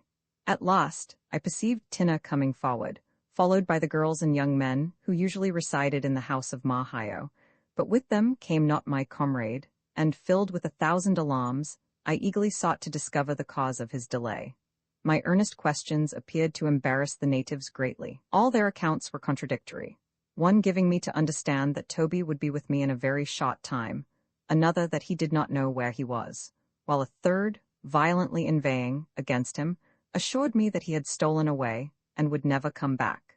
It appeared to me at the time that in making these various statements they endeavored to conceal from me some terrible disaster, lest the knowledge of it should overpower me. Fearful lest some fatal calamity had overtaken him, I sought out young Fayaway, and endeavored to learn from her, if possible, the truth. This gentle being had early attracted my regard, not only from her extraordinary beauty, but from the attractive cast of her countenance, singularly expressive of intelligence and humanity. Of all the natives she alone seemed to appreciate the effect which the peculiarity of the circumstances in which we were placed had produced upon the minds of my companion and myself. In addressing me, especially when I lay reclining upon the mats suffering from pain, there was a tenderness in her manner which it was impossible to misunderstand or resist. Whenever she entered the house, the expression of her face indicated the liveliest sympathy for me, and moving towards the place where I lay, with one arm slightly elevated in a gesture of pity, and her large glistening eyes gazing intently into mine, she would murmur plaintively, "Awa, awa, Tomo," and seat herself mournfully beside me. Her manner convinced me that she deeply compassionated my situation, as being removed from my country and friends, and placed beyond the reach of all relief. Indeed, at times I was almost led to believe that her mind was swayed by gentle impulses hardly to be anticipated from one in her condition, that she appeared to be conscious there were ties rudely severed, which had once bound us to our homes, that there were sisters and brothers anxiously looking forward to our return, who were, perhaps, never more to behold us. In this amiable light did Fayaway appear in my eyes, and reposing full confidence in her candor and intelligence, I now had recourse to her, in the midst of my alarm, with regard to my companion. My questions evidently distressed her. She looked round from one to another of the bystanders, as if hardly knowing what answer to give me. At last, yielding to my importunities, she overcame her scruples, and gave me to understand that Toby had gone away with the boats which had visited the bay, but had promised to return at the expiration of 3 days. At first I accused him of perfidiously deserting me, but as I grew more composed, I upbraided myself for imputing so cowardly an action to him, and tranquilized myself with the belief that he had availed himself of the opportunity to go round to Nukuheva, in order to make some arrangement by which I could be removed from the valley. At any rate, thought I, he will return with the medicines I require, and then, as soon as I recover, there will be no difficulty in the way of our departure. Consoling myself with these reflections, I lay down that night in a happier frame of mind than I had done for some time. The next day passed without any allusion to Toby on the part of the natives, who seemed desirous of avoiding all reference to the subject. This raised some apprehensions in my breast, but when night came, I congratulated myself that the second day had now gone by, and that on the morrow Toby would again be with me. But the morrow came and went, and my companion did not appear. Ah, thought I, he reckons 3 days from the morning of his departure. Tomorrow he will arrive. But that weary day also closed upon me without his return. Even yet I would not despair. I thought that something detained him, that he was waiting for the sailing of a boat at Nukuheva, and that in a day or two at farthest I should see him again. But day after day of renewed disappointment passed by. At last hope deserted me, and I fell a victim to despair. Yes, thought I, gloomily, he has secured his own escape, and cares not what calamity may befall his unfortunate comrade. Fool that I was, to suppose that anyone would willingly encounter the perils of this valley, after having once got beyond its limits. He is gone, and has left me to combat alone all the dangers by which I am surrounded. Thus would I sometimes seek to derive a desperate consolation from dwelling upon the perfidy of Toby, whilst at other times I sunk under the bitter remorse which I felt as having by my own imprudence brought upon myself the fate which I was sure awaited me. At other times, I thought that perhaps after all these treacherous savages had made away with him, and thence the confusion into which they were thrown by my questions, and their contradictory answers, or he might be a captive in some other part of the valley, or, more dreadful still, might have met with that fate at which my very soul shuddered. But all these speculations were vain. No tidings of Toby ever reached me. He had gone never to return. The conduct of the islanders appeared inexplicable. All reference to my lost comrade was carefully evaded, and if at any time they were forced to make some reply to my frequent inquiries on the subject, they would uniformly denounce him as an ungrateful runaway, who had deserted his friend, and taken himself off to that vile and detestable place, Nukuheva. But whatever might have been his fate, now that he was gone, the natives multiplied their acts of kindness and attention towards myself, treating me with a degree of deference which could hardly have been surpassed had I been some celestial visitant. Korikori never for one moment left my side, unless it were to execute my wishes. The faithful fellow, twice every day, in the cool of the morning and in the evening, insisted upon carrying me to the stream, and bathing me in its refreshing water. Frequently in the afternoon, he would carry me to a particular part of the stream, where the beauty of the scene produced a soothing influence upon my mind. At this place, the waters flowed between grassy banks, planted with enormous breadfruit trees, whose vast branches interlacing overhead formed a leafy canopy. Near the stream were several smooth black rocks. One of these, projecting several feet above the surface of the water, had upon its summit a shallow cavity, which, filled with freshly gathered leaves, formed a delightful couch. Here I often lay for hours, covered with a gauze-like veil of tapa, while Fayaway, seated beside me, and holding in her hand a fan woven from the leaflets of a young coconut bough, brushed aside the insects that occasionally lighted on my face, and Korikori, with a view of chasing away my melancholy, performed 1,000 antics in the water before us.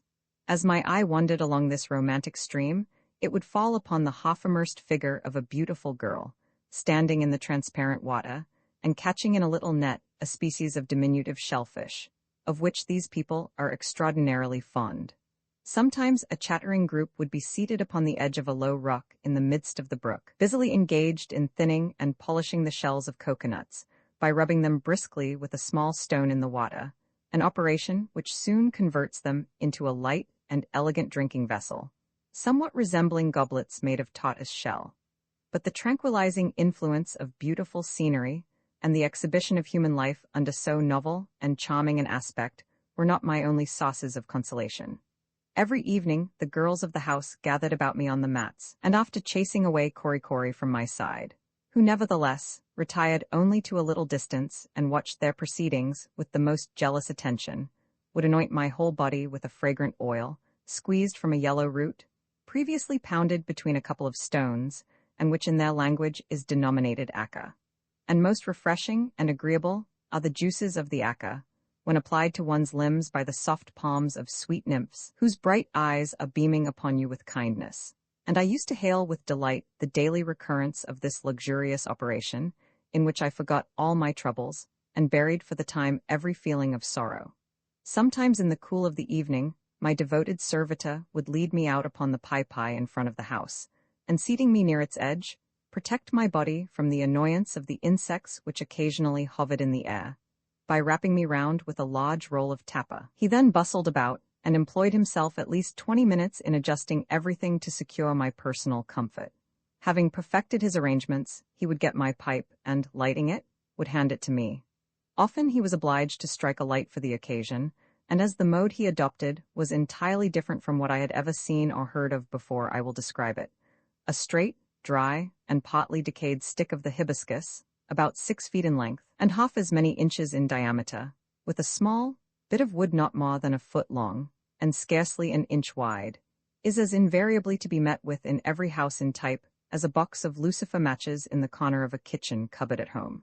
The islander, placing the largest stick obliquely against some object, with one end elevated at an angle of 45 degrees, mounts astride of it like an urchin about to gallop off upon a cane, and then grasping the smaller one firmly in both hands, he rubs its pointed end slowly up and down the extent of a few inches on the principal stick, until at last he makes a narrow groove in the wood, with an abrupt termination at the point furthest from him, where all the dusty particles which the friction creates are accumulated in a little heap. At first, Korikori goes to work quite leisurely, but gradually quickens his pace, and waxing warm in the employment, drives the stick furiously along the smoking channel, plying his hands to and fro with amazing rapidity, the perspiration starting from every paw. As he approaches the climax of his effort, he pants and gasps for breath, and his eyes almost start from their sockets with the violence of his exertions. This is the critical stage of the operation. All his previous labors are vain if he cannot sustain the rapidity of the movement until the reluctant spark is produced. Suddenly, he stops, becoming perfectly motionless. His hands still retain their hold of the smallest stick, which is pressed convulsively against the further end of the channel among the fine powder there accumulated, as if he had just pierced through and through some little viper that was wriggling and struggling to escape from his clutches. The next moment, a delicate wreath of smoke curls spirally into the air, the heap of dusty particles glows with fire, and Korikori, almost breathless, dismounts from his steed. This operation appeared to me to be the most laborious species of work performed in type, and had I possessed a sufficient intimacy with the language to have conveyed my ideas upon the subject, I should certainly have suggested to the most influential of the natives the expediency of establishing a college of Vestals to be centrally located in the valley, for the purpose of keeping alive the indispensable article of fire, so as to supersede the necessity of such a vast outlay of strength and good temper as were usually squandered on these occasions. There might, however, be special difficulties in carrying this plan into execution. What a striking evidence does this operation furnish of the wide difference between the extreme of savage and civilized life. A gentleman of type can bring up a numerous family of children and give them all a highly respectable cannibal education, with infinitely less toil and anxiety than he expends in the simple process of striking a light. Whilst a poor European artisan, who through the instrumentality of a Lucifer performs the same operation in 1 second, is put to his wits' end to provide for his starving offspring that food which the children of a Polynesian father, without troubling their parents, pluck from the branches of every tree around them. Roman 15 Kindness of Mahaio and the rest of the islanders. A full description of the breadfruit tree, different modes of preparing the fruit. All the inhabitants of the valley treated me with great kindness, but as to the household of Mahaio, with whom I was now permanently domiciled, nothing could surpass their efforts to minister to my comfort. To the gratification of my palate, they paid the most unwearied attention. They continually invited me to partake of food, and when after eating heartily, I declined the viands they continued to offer me, they seemed to think that my appetite stood in need of some piquant stimulant to excite its activity. In pursuance of this idea, old Mahaio himself would hie him away to the seashore by the break of day, for the purpose of collecting various species of rare seaweed, some of which among these people are considered a great luxury. After a whole day spent in this employment, he would return about nightfall with several coconut shells filled with different descriptions of kelp. In preparing these for use, he manifested all the ostentation of a professed cook, although the chief mystery of the affair appeared to consist in pouring water, in judicious quantities, upon the slimy contents of his coconut shells. The first time he submitted one of these saline salads to my critical attention, I naturally thought that anything collected at such pains must possess peculiar merits. But one mouthful was a complete dose, and great was the consternation of the old warrior at the rapidity with which I ejected his Epicurean treat. How true it is that the rarity of any particular article enhances its value amazingly. In some part of the valley, I know not where, but probably in the neighborhood of the sea, the girls were sometimes in the habit of procuring small quantities of salt, a thimbleful or so being the result of the united labors of a party of 5 or 6 employed for the greater part of the day. This precious commodity they brought to the house, enveloped in multitudinous folds of leaves, and as a special mark of the esteem in which they held me, would spread an immense leaf on the ground, and dropping one by one a few minute particles of the salt upon it, invite me to taste them. From the extravagant value placed upon the article, I verily believe that with a bushel of common Liverpool salt all the real estate in Type might have been purchased. With a small pinch of it in one hand, and a quarter section of a breadfruit in the other, the greatest chief in the valley would have laughed at all luxuries of a Parisian table. The celebrity of the breadfruit tree, and the conspicuous place it occupies in a Type bill of fare, induces me to give at some length a general description of the tree, and the various modes in which the fruit is prepared. The breadfruit tree, in its glorious prime, is a grand and towering object, forming the same feature in a Mauquesan landscape that the patriarchal elm does in New England scenery. The latter tree it not a little resembles in height, in the wide spread of its stalwart branches, and in its venerable and imposing aspect. The leaves of the breadfruit are of great size, and their edges are cut and scalloped as fantastically as those of a lady's lace collar. As they annually tend towards decay, they almost rival in brilliant variety of their gradually changing hues the fleeting shades of the expiring dolphin. The autumnal tints of our American forests, glorious as they are, sink into nothing in comparison with this tree. The leaf, in one particular stage, when nearly all the prismatic colors are blended on its surface, is often converted by the natives into a superb and striking headdress. The principal fiber traversing its length being split open a convenient distance, and the elastic sides of the aperture pressed apart, the head is inserted between them, the leaf drooping on one side, with its forward half turned jauntily up on the brows, and the remaining part spreading laterally behind the ears. The fruit somewhat resembles in magnitude and general appearance one of our citron melons of ordinary size, but unlike the citron, it has no sectional lines drawn along the outside. Its surface is dotted all over with little conical prominences, looking not unlike the knobs on an antiquated church door. The rind is perhaps 1/8 of an inch in thickness, and denuded of this at the time when it is in the greatest perfection, the fruit presents a beautiful globe of white pulp, the whole of which may be eaten, with the exception of a slender core, which is easily removed. The breadfruit, however, is never used, and is indeed altogether unfit to be eaten, until submitted in one form or other to the action of fire. The most simple manner in which this operation is performed, and I think the best, consists in placing any number of the freshly plucked fruit, when in a particular state of greenness, among the embers of a fire, in the same way that you would roast a potato. After the lapse of 10 or 15 minutes, the green rind embrowns and cracks, showing through the fissures in its sides the milk-white interior. As soon as it cools, the rind drops off, and you then have the soft round pulp in its purest and most delicious state. Thus eaten, it has a mild and pleasing flavor. Sometimes after having been roasted in the fire, the natives snatch it briskly from the embers, and permitting it to slip out of the yielding rind into a vessel of cold water, stir up the mixture, which they call boa show. I never could endure this compound, and indeed the preparation is not greatly in vogue among the more polite types.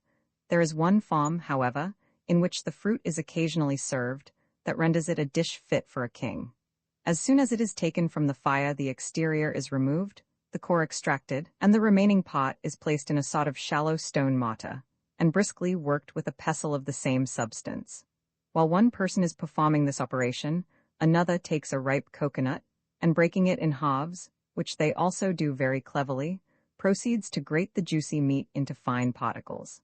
This is done by means of a piece of mother-of-pearl shell, lashed firmly to the extreme end of a heavy stick, with its straight side accurately notched like a saw. The stick is sometimes a grotesquely formed limb of a tree, with 3 or 4 branches twisting from its body like so many shapeless legs, and sustaining it 2 or 3 feet from the ground.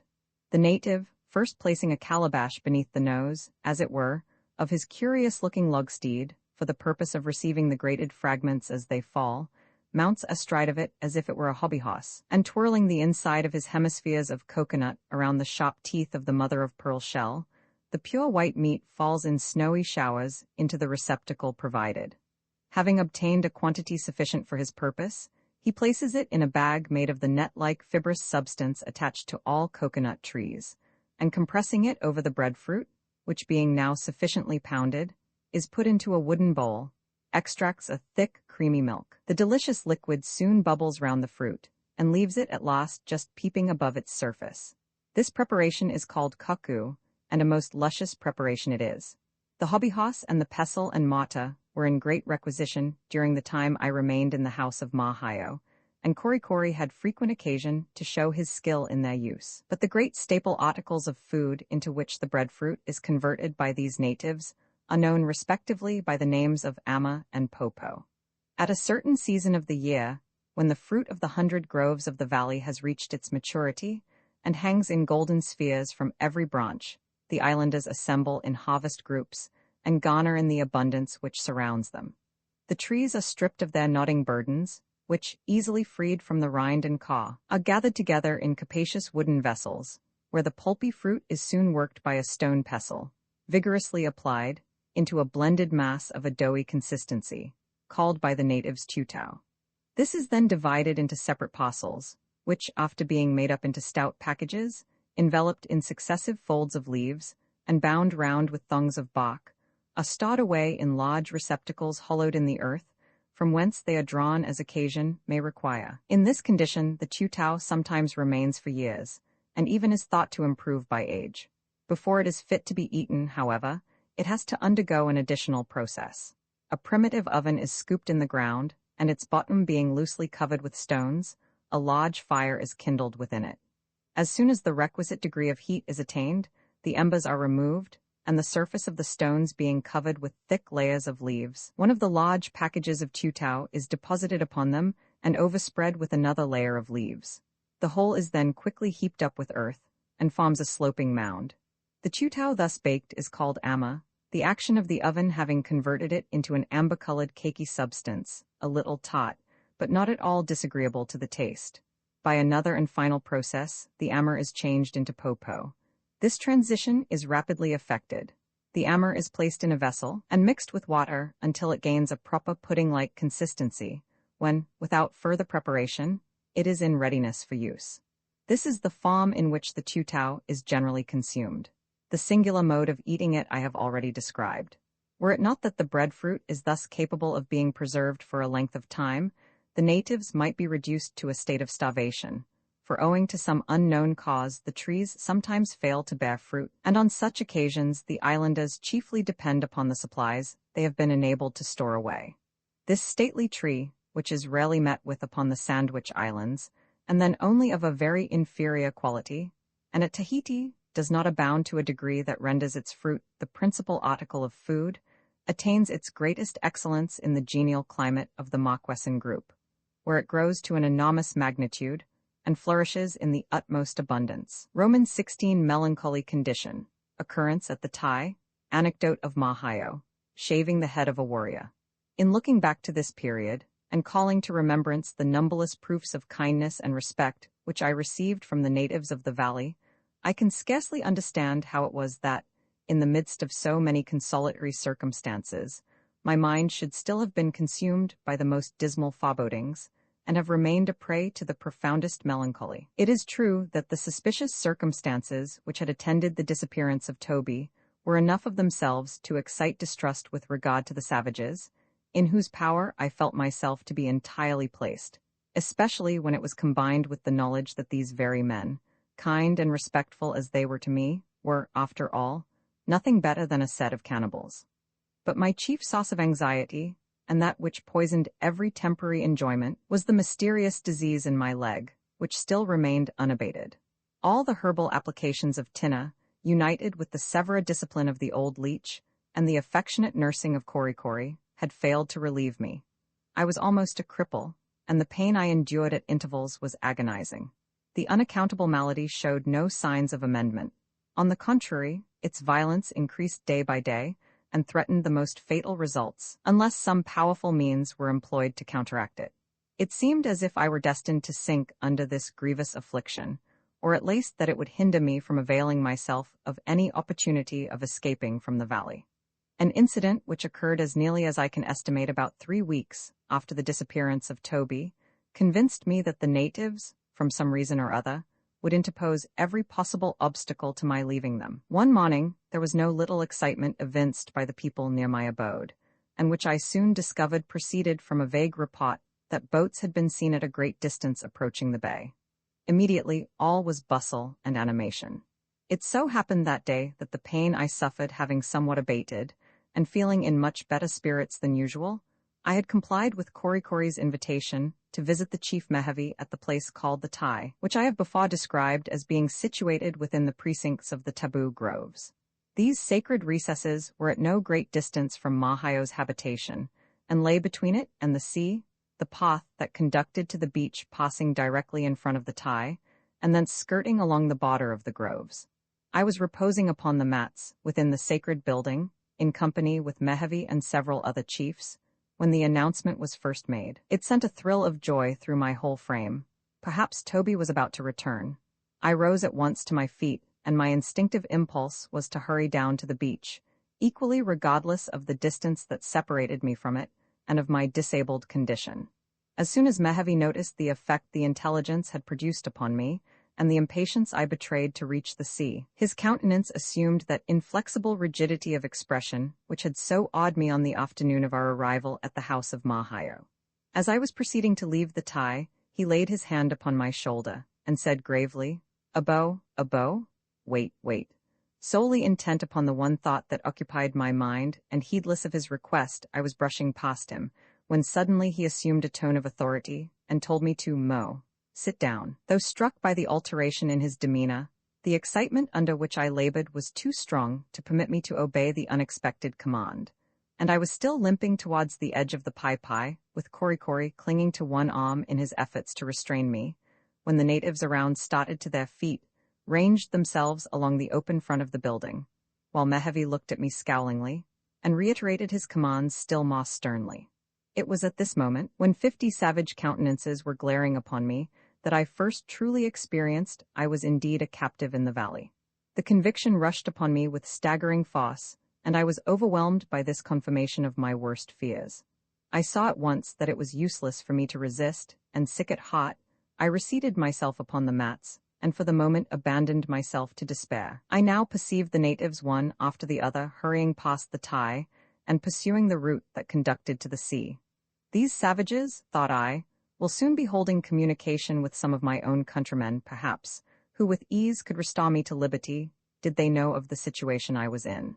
No language can describe the wretchedness which I felt, and in the bitterness of my soul, I imprecated 1,000 curses on the perfidious Toby, who had thus abandoned me to destruction. It was in vain that Korikori tempted me with food, or lighted my pipe, or sought to attract my attention by performing the uncouth antics that had sometimes diverted me. I was fairly knocked down by this last misfortune, which, much as I had feared it, I had never before had the courage calmly to contemplate. Regardless of everything but my own sorrow, I remained in the tie for several hours, until shouts proceeding at intervals from the groves beyond the house proclaimed the return of the natives from the beach. Whether any boats visited the bay that morning or not, I never could ascertain. The savages assured me that there had not, but I was inclined to believe that by deceiving me in this particular, they sought to allay the violence of my grief. However that might be, this incident showed plainly that the types intended to hold me a prisoner. As they still treated me with the same sedulous attention as before, I was utterly at a loss how to account for their singular conduct. Had I been in a situation to instruct them in any of the rudiments of the mechanic arts, or had I manifested a disposition to render myself in any way useful among them, their conduct might have been attributed to some adequate motive. But as it was, the matter seemed to me inexplicable. During my whole stay on the island, there occurred but 2 or 3 instances where the natives applied to me with the view of availing themselves of my superior information, and these now appear so ludicrous that I cannot forbear relating them. The few things we had brought from Nukuheva had been done up into a small bundle which we had carried with us in our descent to the valley. This bundle, the first night of our arrival, I had used as a pillow, but on the succeeding morning, opening it for the inspection of the natives, they gazed upon the miscellaneous contents as though I had just revealed to them a casket of diamonds, and they insisted that so precious a treasure should be properly secured. A line was accordingly attached to it, and the other end being passed over the ridgepole of the house, it was hoisted up to the apex of the roof, where it hung suspended directly over the mats where I usually reclined. When I desired anything from it, I merely raised my finger to a bamboo beside me, and taking hold of the string which was there fastened, lowered the package. This was exceedingly handy, and I took care to let the natives understand how much I applauded the invention. Of this package, the chief contents were a razor with its case, a supply of needles and thread, a pound or 2 of tobacco, and a few yards of bright-colored calico. I should have mentioned that shortly after Toby's disappearance, perceiving the uncertainty of the time I might be obliged to remain in the valley, if, indeed, I ever should escape from it, and considering that my whole wardrobe consisted of a shirt and a pair of trousers, I resolved to doff these garments at once, in order to preserve them in a suitable condition for where should I again appear among civilized beings. I was consequently obliged to assume the type costume, a little altered, however, to suit my own views of propriety, and in which I have no doubt I appeared to as much advantage as a senator of Rome enveloped in the folds of his toga. A few folds of yellow tappa tucked about my waist descended to my feet in the style of a lady's petticoat, only I did not have recourse to those voluminous paddings in the rear with which our gentle dames are in the habit of augmenting the sublime rotundity of their figures. This usually comprised my indoor dress. Whenever I walked out, I superadded to it an ample robe of the same material, which completely enveloped my person and screened it from the rays of the sun. One morning I made a rent in this mantle, and to show the islanders with what facility it could be repaired, I lowered my bundle, and taking from it a needle and thread, proceeded to stitch up the opening. They regarded this wonderful application of science with intense admiration, and whilst I was stitching away, old Mahio, who was one of the lookers-on, suddenly clapped his hand to his forehead, and rushing to a corner of the house, drew forth a soiled and tattered strip of faded calico, which he must have procured some time or other in traffic on the beach, and besought me eagerly to exercise a little of my art upon it. I willingly complied, though certainly so stumpy a needle as mine never took such gigantic strides over calico before. The repairs completed, old Mahio gave me a paternal hug, and divesting himself of his marrow girdle, swathed the calico about his loins, and slipping the beloved ornaments into his ears, grasped his spear and sallied out of the house, like a valiant Templar arrayed in a new and costly suit of armor.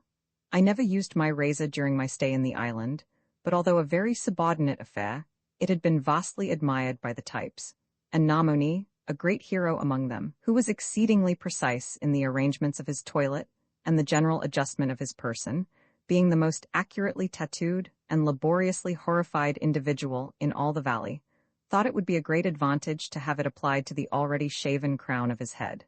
The implement they usually employ is a shark's tooth, which is about as well adapted to the purpose as a one-pronged fork for pitching hay. No wonder, then, that the acute Namoni perceived the advantage my razor possessed over the usual implement. Accordingly, one day he requested as a personal favor that I would just run over his head with the razor. In reply, I gave him to understand that it was too dull, and could not be used to any purpose without being previously sharpened. To assist my meaning, I went through an imaginary honing process on the palm of my hand. Namoni took my meaning in an instant, and running out of the house, returned the next moment with a huge rough mass of rock as big as a millstone, and indicated to me that that was exactly the thing I wanted. Of course there was nothing left for me but to proceed to business, and I began scraping away at a great rate. He writhed and wriggled under the infliction, but, fully convinced of my skill, endured the pain like a martyr. Though I never saw Namoni in battle, I will, from what I then observed, stake my life upon his courage and fortitude. Before commencing operations, his head had presented a surface of short, bristling hairs, and by the time I had concluded my unskillful operation, it resembled not a little a stubble field after being gone over with a harrow. However, as the chief expressed the liveliest satisfaction at the result, I was too wise to dissent from his opinion. Romans 17 Improvement in health and spirits. Felicity of the types, their enjoyments compared with those of more enlightened communities, comparative wickedness of civilized and unenlightened people, a skirmish in the mountain with the warriors of Hapa.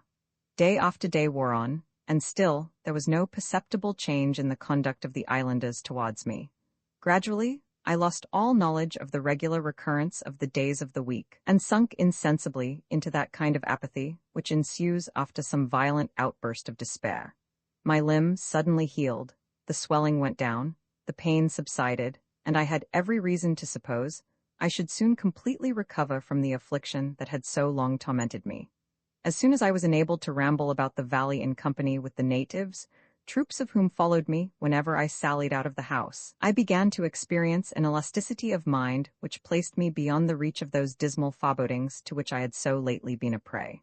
Received wherever I went with the most deferential kindness, regaled perpetually with the most delightful fruits, ministered to by dark-eyed nymphs, and enjoying besides all the services of the devoted Kori, I thought that, for a sojourn among cannibals, no man could have well made a more agreeable one. To be sure, there were limits set to my wanderings.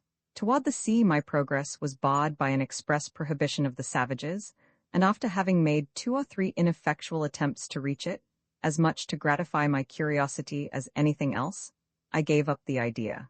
It was in vain to think of reaching it by stealth, since the natives escorted me in numbers wherever I went, and not for one single moment that I can recall to mind was I ever permitted to be alone. The green and precipitous elevations that stood ranged around the head of the vale, where Mahaio's habitation was situated, effectually precluded all hope of escape in that quarter, even if I could have stolen away from the 1,000 eyes of the savages.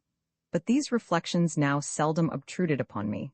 I gave myself up to the passing hour, and if ever disagreeable thoughts arose in my mind, I drove them away. When I looked around the verdant recess in which I was buried, and gazed up to the summits of the lofty eminence that hemmed me in, I was well disposed to think that I was in the happy valley, and that beyond those heights there was naught but a world of care and anxiety. As I extended my wanderings in the valley, and grew more familiar with the habits of its inmates, I was fain to confess that, despite the disadvantages of his condition, the Polynesian savage, surrounded by all the luxurious provisions of nature, enjoyed an infinitely happier, though certainly a less intellectual existence than the self-complacent European. The naked wretch who shivers beneath the bleak skies and starves among the inhospitable wilds of Tierra del Fuego might indeed be made happier by civilization, for it would alleviate his physical wants. But the voluptuous Indian, with every desire supplied, whom Providence has bountifully provided with all the sauces of pure and natural enjoyment, and from whom are removed so many of the ills and pains of life, what has he to desire at the hands of civilization? She may cultivate his mind, may elevate his thoughts. These, I believe, are the established phrases, but will he be the happier? Let the once smiling and populous Hawaiian Islands, with their now diseased, starving, and dying natives, answer the question. The missionaries may seek to disguise the matter as they will, but the facts are incontrovertible, and the devoutest Christian who visits that group with an unbiased mind must go away mournfully asking, are these, alas, the fruits of 25 years of enlightening? In a primitive state of society, the enjoyments of life, though few and simple, are spread over a great extent and are unalloyed. But civilization, for every advantage she imparts, holds 100 evils in reserve. The hot burnings, the jealousies, the social rivalries, the family dissensions, and the thousand self-inflicted discomforts of refined life, which make up in units the swelling aggregate of human misery, are unknown among these unsophisticated people. But it will be urged that these shocking, unprincipled wretches are cannibals. Very true, and a rather bad trait in their character, it must be allowed. But they are such only when they seek to gratify the passion of revenge upon their enemies, and I ask whether the mere eating of human flesh so very far exceeds in barbarity that custom which only a few years since was practiced in enlightened England.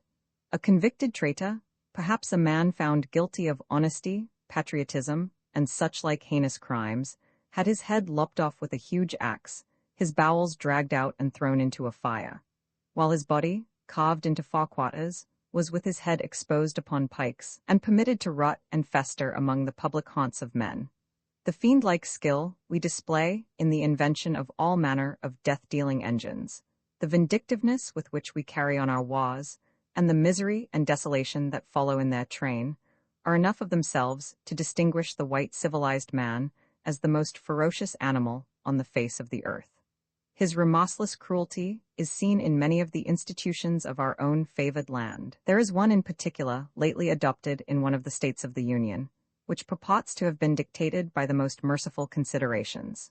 To destroy our malefactors piecemeal, drying up in their veins, drop by drop, the blood we are too chicken-hearted to shed by a single blow, which would at once put a period to their sufferings, is deemed to be infinitely preferable to the old-fashioned punishment of gibbeting, much less annoying to the victim, and more in accordance with the refined spirit of the age.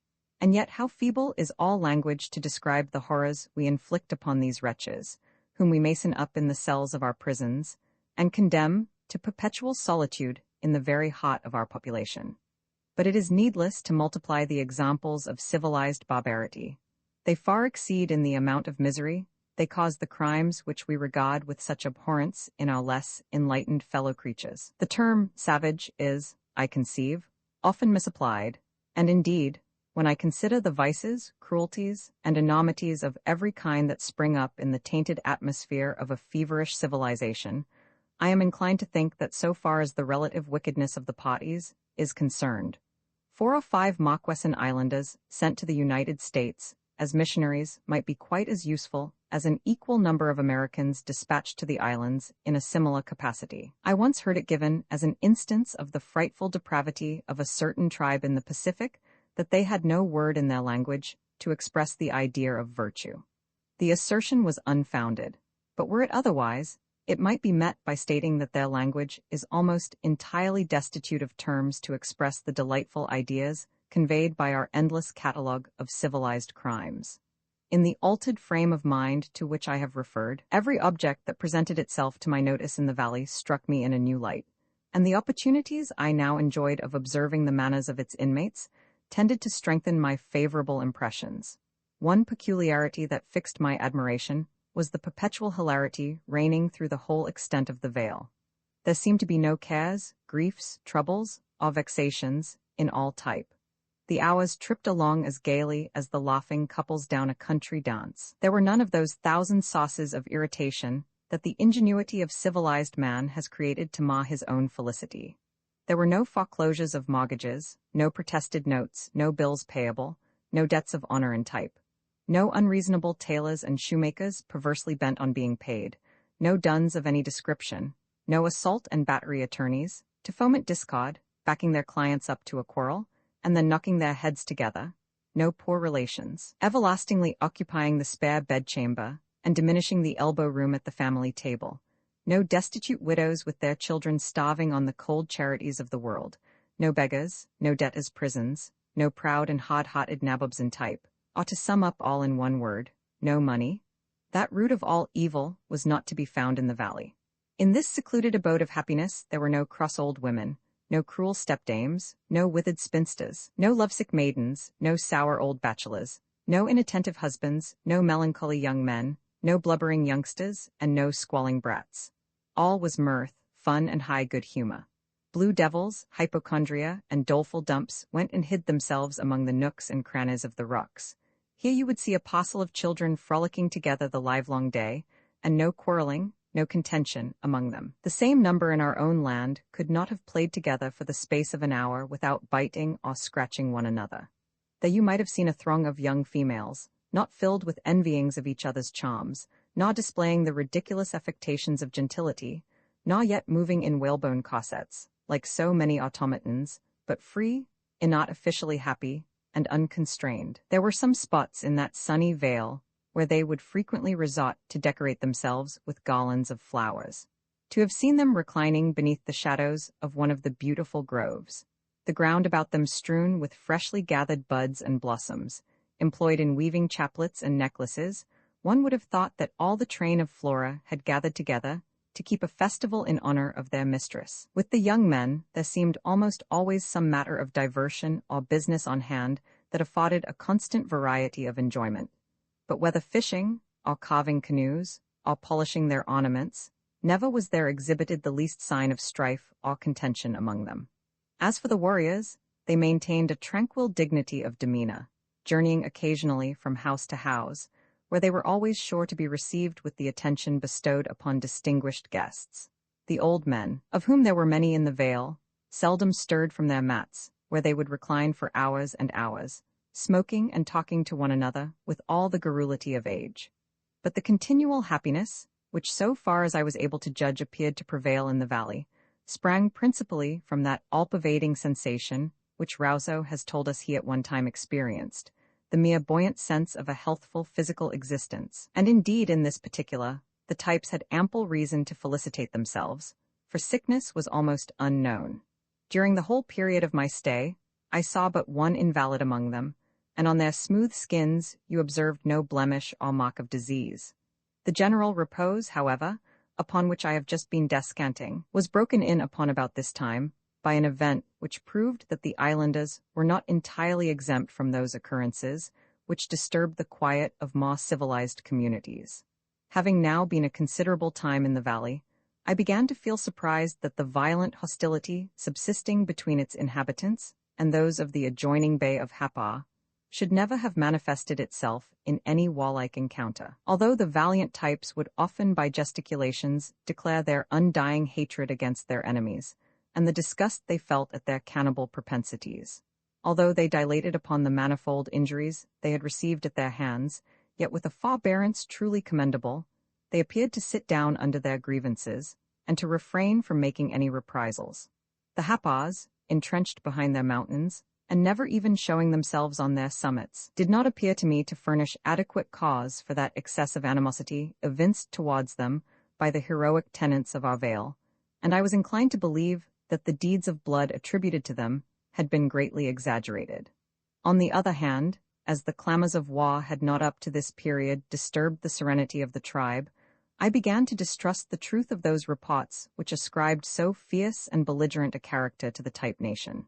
Surely, thought I, all these terrible stories I have heard about the inveteracy with which they carried on the feud, their deadly intensity of hatred, and the diabolical malice with which they glutted their revenge upon the inanimate forms of the slain, are nothing more than fables, and I must confess that I experienced something like a sense of regret at having my hideous anticipations thus disappointed.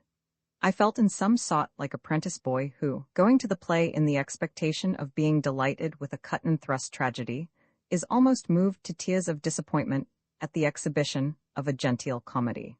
I could not avoid thinking that I had fallen in with a greatly traduced people, and I moralized not a little upon the disadvantage of having a bad name, which in this instance had given a tribe of savages, who were as pacific as so many lambkins, the reputation of a confederacy of giant killers. But subsequent events proved that I had been a little too premature in coming to this conclusion. One day about noon, happening to be at the Typee, I had lain down on the mats with several of the chiefs, and had gradually sunk into a most luxurious siesta, when I was awakened by a tremendous outcry, and starting up beheld the natives seizing their spears and hurrying out, while the most puissant of the chiefs, grasping the 6 muskets which were ranged against the bamboos, followed after, and soon disappeared in the groves. These movements were accompanied by wild shouts in which "Hapa, Hapa" greatly predominated.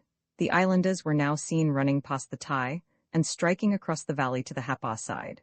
Presently I heard the sharp report of a musket from the adjoining hills, and then a burst of voices in the same direction. At this, the women who had congregated in the groves set up the most violent clamors, as they invariably do here as elsewhere on every occasion of excitement and alarm, with a view of tranquilizing their own minds and disturbing other people.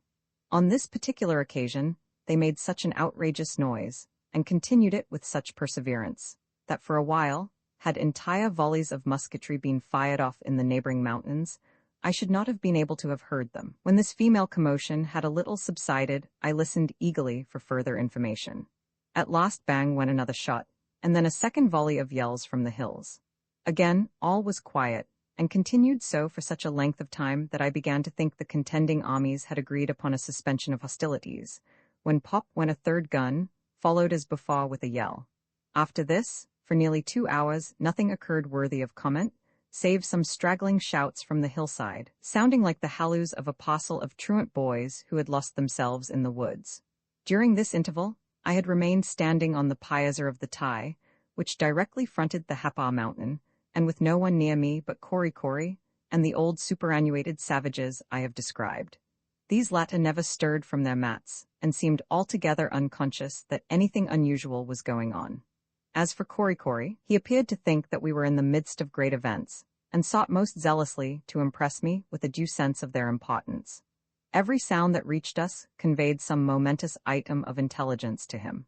At such times, as if he were gifted with second sight, he would go through a variety of pantomimic illustrations, showing me the precise manner in which the redoubtable types were at that very moment chastising the insolence of the enemy. "Mehevi hana pipi nui hapa," he exclaimed every 5 minutes, giving me to understand that under that distinguished captain, the warriors of his nation were performing prodigies of valor.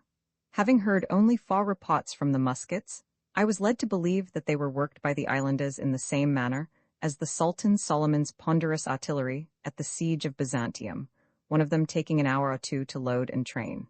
At last, no sound whatever proceeding from the mountains, I concluded that the contest had been determined one way or the other. Such appeared indeed to be the case, for in a little while a courier arrived at the Ty, almost breathless with his exertions, and communicated the news of a great victory having been achieved by his countrymen. Hapa pu ava, hapa pu ava. The cowards had fled. Korikori was in ecstasies and commenced a vehement harangue, which, so far as I understood it, implied that the result exactly agreed with his expectations, and which, moreover, was intended to convince me that it would be a perfectly useless undertaking, even for an army of fire-eaters, to offer battle to the irresistible heroes of our valley. In all this, I of course acquiesced, and looked forward with no little interest to the return of the conquerors, whose victory, I feared, might not have been purchased without cost to themselves. But here I was again mistaken, for Melville, in conducting his warlike operations, rather inclined to the Fabian than to the Bonapartean tactics, husbanding his resources and exposing his troops to no unnecessary hazards. The total loss of the victors in this obstinately contested affair was, in killed, wounded, and missing, one forefinger and part of a thumbnail, which the late proprietor brought along with him in his hand, a severely contused arm, and a considerable effusion of blood flowing from the thigh of a chief, who had received an ugly thrust from a hapa spear. What the enemy had suffered I could not discover, but I presume they had succeeded in taking off with them the bodies of their slain. Such was the issue of the battle, as far as its results came under my observation, and as it appeared to be considered an event of prodigious importance, I reasonably concluded that the wars of the natives were marked by no very sanguinary traits. I afterwards learned how the skirmish had originated. A number of the hapas had been discovered prowling for no good purpose on the Typee side of the mountain. The alarm sounded, and the invaders, after a protracted resistance, had been chased over the frontier. But why had not the intrepid Melville carried the war into Hapa? Why had he not made a descent into the hostile vale and brought away some trophy of his victory, some materials for the cannibal entertainment, which I had heard usually terminated every engagement? After all, I was much inclined to believe that these shocking festivals must occur very rarely among the islanders, if, indeed, they ever take place. For 2 or 3 days the late event was the theme of general comment, after which the excitement gradually wore away, and the valley resumed its accustomed tranquility. Roman 18 swimming in company with the girls of the valley, a canoe, effects of the taboo, a pleasure excursion on the pond, beautiful freak of Fayaway, mantua making, a stranger arrives in the valley, his mysterious conduct, native oratory, the interview, its results, departure of the stranger. Returning health and peace of mind gave a new interest to everything around me. I sought to diversify my time by as many enjoyments as lay within my reach. Bathing in company with troops of girls formed one of my chief amusements. We sometimes enjoyed the recreation in the waters of a miniature lake, to which the central stream of the valley expanded. This lovely sheet of water was almost circular in figure, and about 300 yards across. Its beauty was indescribable. All around its banks waved luxuriant masses of tropical foliage, soaring high above which were seen, here and there, the symmetrical shaft of the coconut tree, surmounted by its tufts of graceful branches, drooping in the air like so many waving ostrich plumes. The ease and grace with which the maidens of the valley propelled themselves through the water, and their familiarity with the element, were truly astonishing. Sometimes they might be seen gliding along just under the surface, without apparently moving hand or foot, then throwing themselves on their sides, they darted through the water, revealing glimpses of their forms, as, in the course of their rapid progress, they shot for an instant partly into the air. At one moment they dived deep down into the water, and the next they rose bounding to the surface. I remember upon one occasion plunging in among a parcel of these river nymphs, and counting vainly on my superior strength, sought to drag some of them under the water, but I quickly repented my temerity. The amphibious young creatures swarmed about me like a shoal of dolphins, and seizing hold of my devoted limbs, tumbled me about and ducked me under the surface, until from the strange noises which rang in my ears, and the supernatural visions dancing before my eyes, I thought I was in the land of the spirits. I stood indeed as little chance among them as a cumbrous whale attacked on all sides by a legion of sodfish. When at length they relinquished their hold of me, they swam away in every direction, laughing at my clumsy endeavors to reach them. There was no boat on the lake, but at my solicitation, and for my special use, some of the young men attached to Mahaio's household, under the direction of the indefatigable Korikori, brought up a light and tastefully carved canoe from the sea. It was launched upon the sheet of water, and floated there as gracefully as a swan. But, melancholy to relate, it produced an effect I had not anticipated. The sweet nymphs who had spotted with me before on the lake, now all fled its vicinity. The prohibited craft, guarded by the edicts of the taboo, extended the prohibition to the waters in which it lay. For a few days, Korikori, with 1 or 2 other youths, accompanied me in my excursions to the lake, and while I paddled about in my light canoe, would swim after me shouting and gambolling in pursuit. But I is ever partial to what is termed in the young men's own book, the society of virtuous and intelligent young ladies, and in the absence of the mermaids, the amusement became dull and insipid. One morning I expressed to my faithful servitor my desire for the return of the nymphs. The honest fellow looked at me bewildered for a moment, and then shook his head solemnly, and murmured, "Taboo, taboo," giving me to understand that unless the canoe was removed, I could not expect to have the young ladies back again. But to this procedure I was averse. I not only wanted the canoe to stay where it was, but I wanted the beauteous Fayaway to get into it and paddle with me about the lake. This latter proposition completely horrified Korikori's notions of propriety. He inveighed against it as something too monstrous to be thought of. It not only shocked their established notions of propriety, but was at variance with all their religious ordinances. However, although the taboo was a ticklish thing to meddle with, I determined to test its capabilities of resisting an attack. I consulted the chief Mehevi, who endeavored to dissuade me from my object, but I was not to be repulsed, and accordingly increased the warmth of my solicitations. At last he entered into a long, and I have no doubt a very learned and eloquent exposition of the history and nature of the taboo as affecting this particular case, employing a variety of most extraordinary words, which, from their amazing length and sonorousness, I have every reason to believe were of a theological nature. But all that he said failed to convince me, partly, perhaps, because I could not comprehend a word that he uttered, but chiefly, that for the life of me, I could not understand why a woman would not have as much right to enter a canoe as a man. At last he became a little more rational, and intimated that, out of the abundant love he bore me, he would consult with the priests and see what could be done. How it was that the priesthood of Type satisfied the affair with their consciences, I know not, but so it was, and Fayaway's dispensation from this portion of the taboo was at length procured. Such an event, I believe, never before had occurred in the valley, but it was high time the islanders should be taught a little gallantry, and I trust that the example I set them may produce beneficial effects. Ridiculous, indeed, that the lovely creatures should be obliged to paddle about in the water, like so many ducks, while a parcel of great strapping fellows skimmed over its surface in their canoes. The first day after Fayaway's emancipation, I had a delightful little party on the lake, the damsel, Korikori, and myself. My zealous body-servant brought from the house a calabash of popo, 6 young coconuts, stripped of their husks, 3 pipes, as many yams, and me on his back a pot of the way. Something of a load, but Korikori was a very strong man for his size, and by no means brittle in the spine. We had a very pleasant day. My trusty valet plied the paddle and swept us gently along the margin of the water, beneath the shades of the overhanging thickets.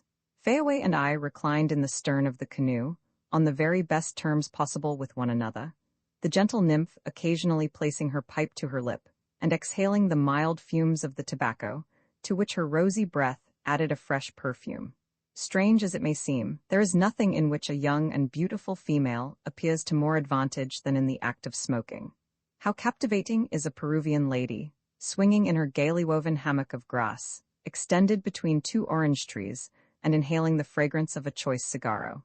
But Fayaway, holding in her delicately formed olive hand the long yellow reed of her pipe, with its quaintly carved bowl, and every few moments languishingly giving forth light wreaths of vapor from her mouth and nostrils, looked still more engaging. We floated about thus for several hours, when I looked up to the warm, glowing, tropical sky, and then down into the transparent depths below. And when my eye, wandering from the bewitching scenery around, fell upon the grotesquely tattooed form of Korikori, and finally encountered the pensive gaze of Fayaway, I thought I had been transported to some fairy region, so unreal did everything appear. This lovely piece of water was the coolest spot in all the valley, and I now made it a place of continual resort during the hottest period of the day. One side of it lay near the termination of a long, gradually expanding gorge, which mounted to the heights that environed the vale. The strong trade wind, met in its course by these elevations, circled and eddied about their summits, and was sometimes driven down the steep ravine and swept across the valley, ruffling in its passage the otherwise tranquil surface of the lake. One day, after we had been paddling about for some time, I disembarked Korikori and paddled the canoe to the windward side of the lake. As I turned the canoe, Fayaway, who was with me, seemed all at once to be struck with some happy idea.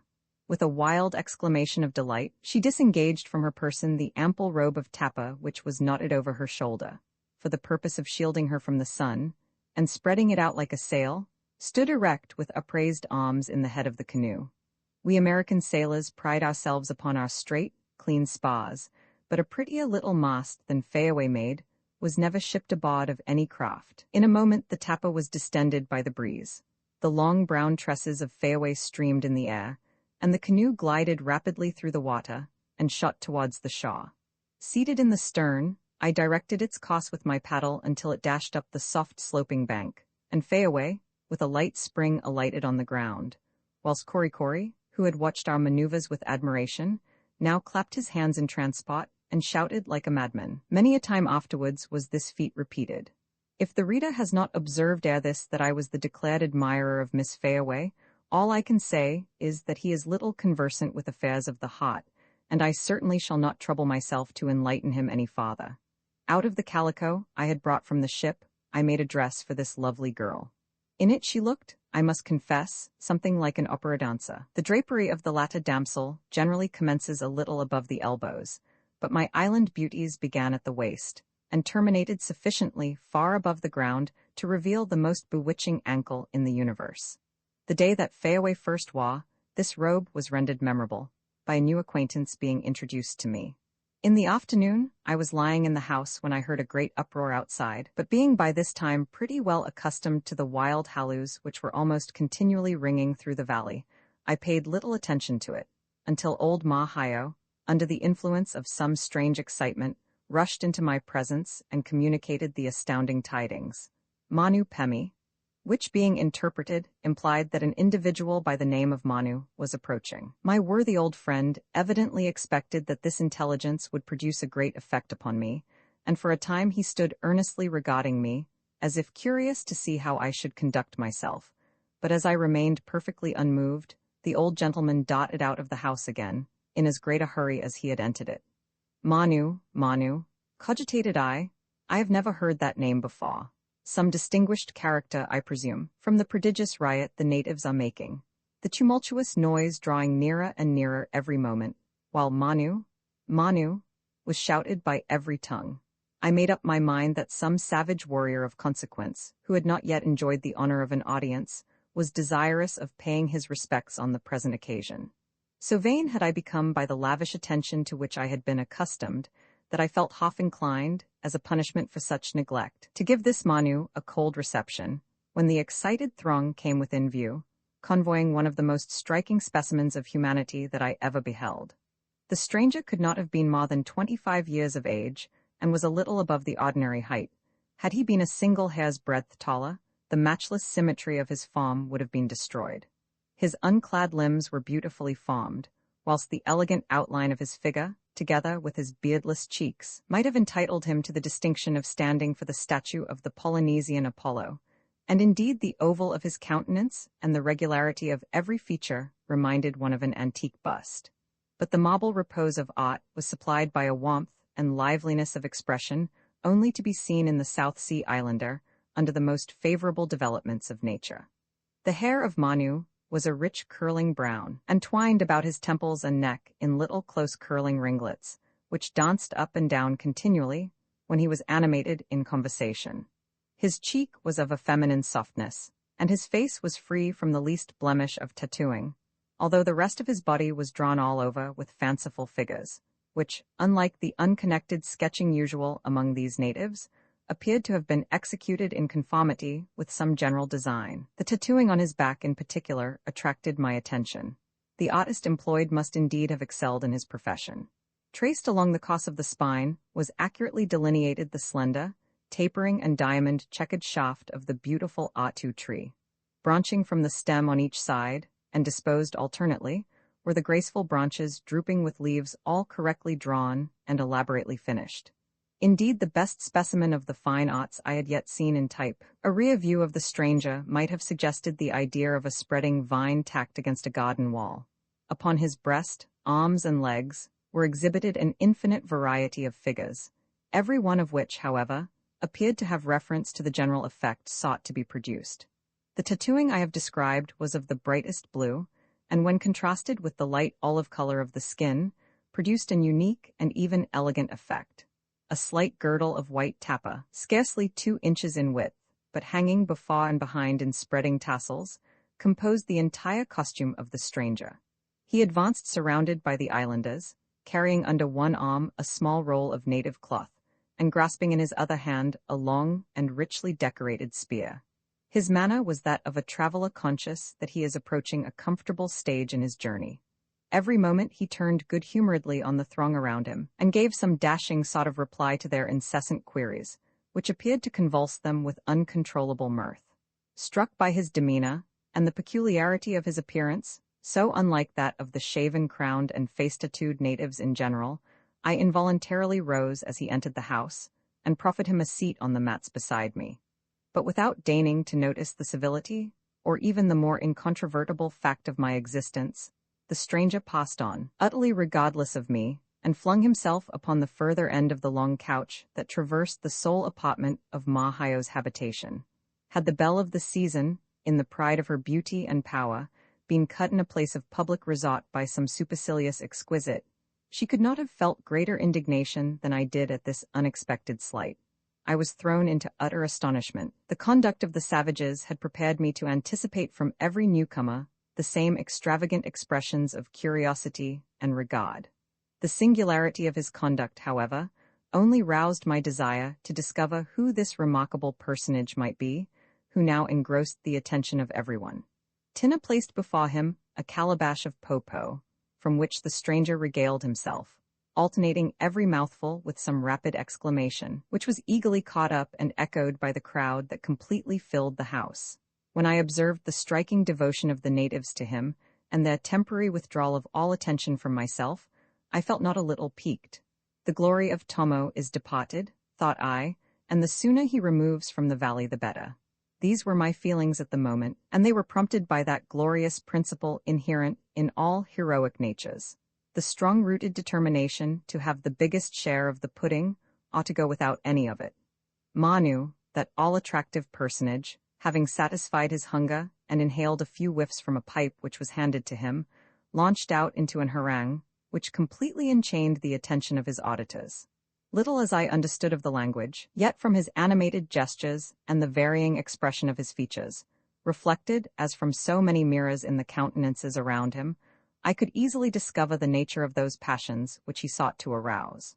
From the frequent recurrence of the words "nuku heva" and "franny" French, and some others with the meaning of which I was acquainted, he appeared to be rehearsing to his auditors events which had recently occurred in the neighboring bays. But how he had gained the knowledge of these matters I could not understand, unless it were that he had just come from Nukuheva, a supposition which his travel-stained appearance not a little supported. But, if a native of that region, I could not account for his friendly reception at the hands of the types. Never, certainly, had I beheld so powerful an exhibition of natural eloquence as Manu displayed during the course of his oration. The grace of the attitudes into which he threw his flexible figure, the striking gestures of his naked arms, and above all, the fire which shot from his brilliant eyes, imparted an effect to the continually changing accents of his voice, of which the most accomplished orator might have been proud. At one moment, reclining sideways upon the mat, and leaning calmly upon his bended arm, he related circumstantially the aggressions of the French, their hostile visits to the surrounding bays, enumerating each one in succession, Hapa, Puaka, Nukuheva, Tia, and then starting to his feet and precipitating himself forward with clenched hands and a countenance distorted with passion, he poured out a tide of invectives. Falling back into an attitude of lofty command, he exhorted the types to resist these encroachments, reminding them, with a fierce glance of exultation, that as yet the terror of their name had preserved them from attack, and with a scornful sneer, he sketched in ironical terms the wondrous intrepidity of the French, who, with 5 Wakanews and hundreds of men, had not dared to assail the naked warriors of their valley. The effect he produced upon his audience was electric. One and all, they stood regarding him with sparkling eyes and trembling limbs, as though they were listening to the inspired voice of a prophet. But it soon appeared that Manu's powers were as versatile as they were extraordinary. As soon as he had finished his vehement harangue, he threw himself again upon the mats and, singling out individuals in the crowd, addressed them by name, in a sort of bantering style, the humor of which, though nearly hidden from me, filled the whole assembly with uproarious delight. He had a word for everybody, and, turning rapidly from one to another, gave utterance to some hasty witticism, which was sure to be followed by peals of laughter. To the females as well as to the men, he addressed his discourse. Heaven only knows what he said to them, but he caused smiles and blushes to mantle their ingenuous faces. I am, indeed, very much inclined to believe that Manu, with his handsome person and captivating manners, was a sad deceiver among the simple maidens of the island. During all this time, he had never, for one moment, deigned to regard me. He appeared, indeed, to be altogether unconscious of my presence. I was utterly at a loss how to account for this extraordinary conduct. I easily perceived that he was a man of no little consequence among the islanders, that he possessed uncommon talents, and was gifted with a higher degree of knowledge than the inmates of the valley. For these reasons, I therefore greatly feared lest having, from some cause or other, unfriendly feelings towards me, he might exert his powerful influence to do me mischief. It seemed evident that he was not a permanent resident of the Vale, and yet whence could he have come? On all sides the Types were girt in by hostile tribes, and how could he possibly, if belonging to any of these, be received with so much cordiality? The personal appearance of the enigmatical stranger suggested additional perplexities.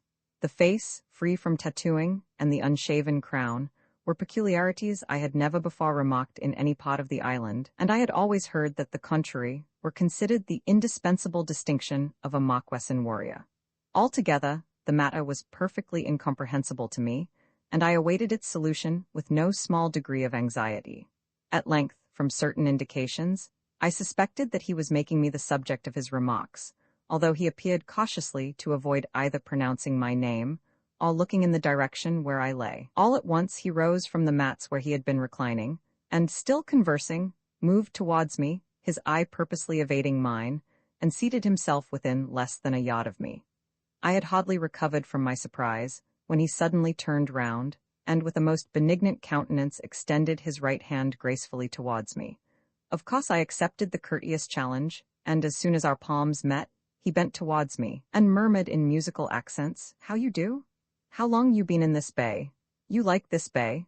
Had I been pierced simultaneously by 3 Hapa spears, I could not have started more than I did at hearing these simple questions.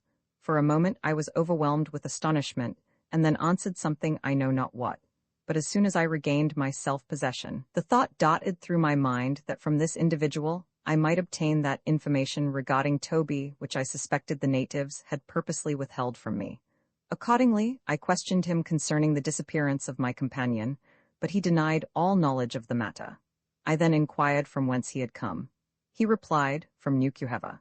When I expressed my surprise, he looked at me for a moment, as if enjoying my perplexity, and then with his strange vivacity, exclaimed, "Ah, me taboo, me go Nukuheva, me go tia, me go type, me go everywhere. Nobody harm me taboo." This explanation would have been altogether unintelligible to me, had it not recalled to my mind something I had previously heard concerning a singular custom among these islanders. Though the country is possessed by various tribes, whose mutual hostilities almost wholly prelude any intercourse between them, yet there are instances where a person having ratified friendly relations with some individual belonging to the valley, whose inmates are at war with his own, may, under particular restrictions, venture with impunity into the country of his friend, where, under other circumstances, he would have been treated as an enemy. In this light are personal friendships regarded among them, and the individual so protected is said to be taboo, and his person, to a certain extent, is held as sacred. Thus the stranger informed me he had access to all the valleys in the island. Curious to know how he had acquired his knowledge of English, I questioned him on the subject. At first, for some reason or other, he evaded the inquiry, but afterwards told me that, when a boy, he had been carried to sea by the captain of a trading vessel, with whom he had stayed 3 years, living part of the time with him at Sydney in Australia, and that, at a subsequent visit to the island, the captain had, at his own request, permitted him to remain among his countrymen. The natural quickness of the savage had been wonderfully improved by his intercourse with the white men, and his partial knowledge of a foreign language gave him a great ascendancy over his less accomplished countrymen. When I asked the now affable Manu why it was that he had not previously spoken to me, he eagerly inquired what I had been led to think of him from his conduct in that respect.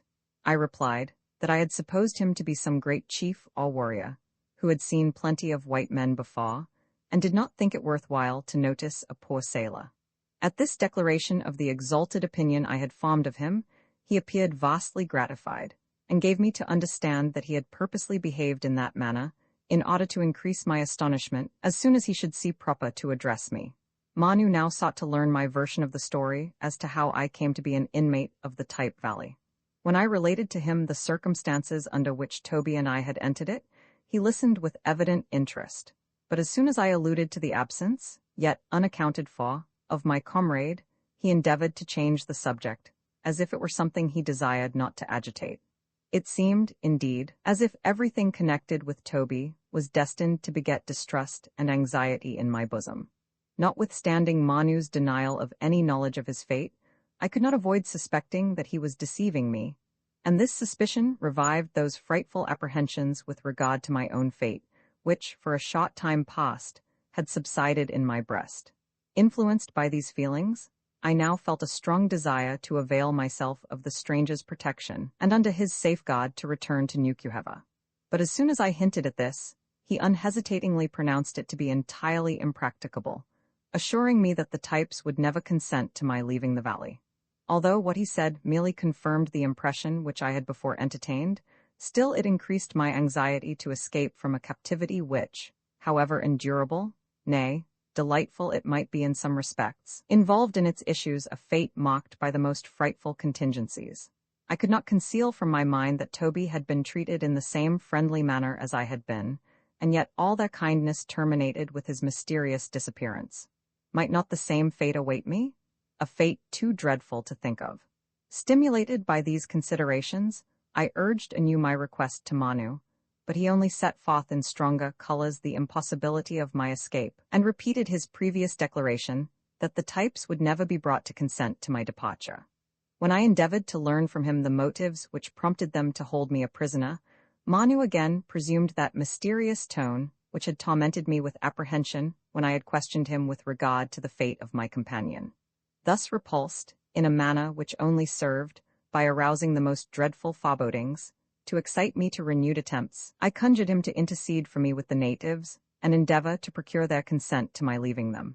To this he appeared strongly averse, but yielding at last to my importunities, he addressed several of the chiefs, who with the rest had been eyeing us intently during the whole of our conversation. His petition, however, was at once met with the most violent disapprobation, manifesting itself in angry glances and gestures, and a perfect torrent of passionate words, directed to both him and myself. Manu, evidently repenting the step he had taken, earnestly deprecated the resentment of the crowd, and in a few moments succeeded in pacifying to some extent the clamors which had broken out as soon as his proposition had been understood. With the most intense interest had I watched the reception his intercession might receive, and a bitter pang shot through my heart at the additional evidence, now furnished, of the unchangeable determination of the islanders. Manu told me with evident alarm in his countenance that although admitted into the bay on a friendly footing with its inhabitants, he could not presume to meddle with their concerns, as such procedure, if persisted in, would at once absolve the Types from the restraints of the taboo. Although so long as he refrained from such conduct, it screened him effectually from the consequences of the enmity they bore his tribe. At this moment, Mehevi, who was present, angrily interrupted him, and the words which he uttered in a commanding tone evidently meant that he must at once cease talking to me and withdraw to the other part of the house. Manu immediately started up, hurriedly enjoining me not to address him again, and as I valued my safety, to refrain from all further allusion to the subject of my departure. And then, in compliance with the order of the determined chief, but not before it had again been angrily repeated, he withdrew to a distance. I now perceived, with no small degree of apprehension, the same savage expression in the countenances of the natives, which had startled me during the scene at the Ty. They glanced their eyes suspiciously from Manu to me, as if distrusting the nature of an intercourse carried on, as it was, in a language they could not understand, and they seemed to harbor the belief that already we had concerted measures calculated to elude their vigilance. The lively countenances of these people are wonderfully indicative of the emotions of the soul, and the imperfections of their oral language are more than compensated for by the nervous eloquence of their looks and gestures. I could plainly trace, in every varying expression of their faces, all those passions which had been thus unexpectedly aroused in their bosoms. It required no reflection to convince me, from what was going on, that the injunction of Manu was not to be rashly slighted. And accordingly, great as was the effort to suppress my feelings, I accosted Melville in a good-humored tone, with a view of dissipating any ill impression he might have received. But the ireful, angry chief was not so easily mollified.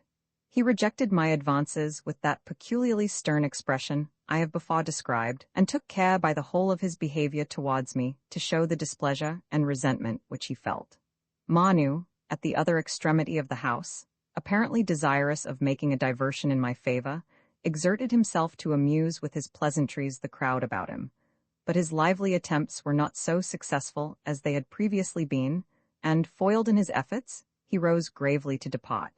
No one expressed any regret at this movement, so seizing his roll of tappa, and grasping his spear, he advanced to the front of the Typee, and waving his hand in adieu to the now silent throng, cast upon me a glance of mingled pity and reproach, and flung himself into the path which led from the house.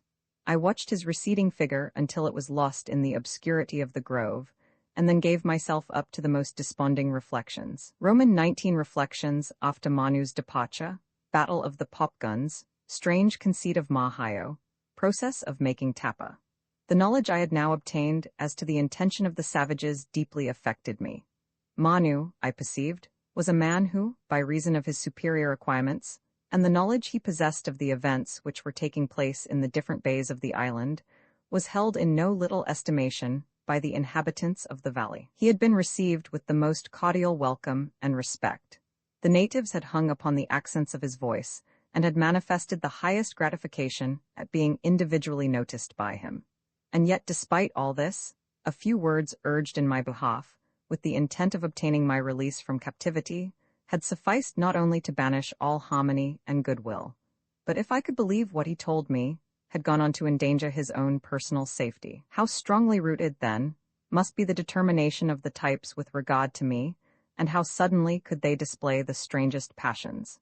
The mere suggestion of my departure had estranged from me, for the time at least, Melville, who was the most influential of all the chiefs, and who had previously exhibited so many instances of his friendly sentiments. The rest of the natives had likewise evinced their strong repugnance to my wishes, and even Korikori himself seemed to share in the general disapprobation bestowed upon me. In vain, I racked my invention to find out some motive for them, but I could discover none.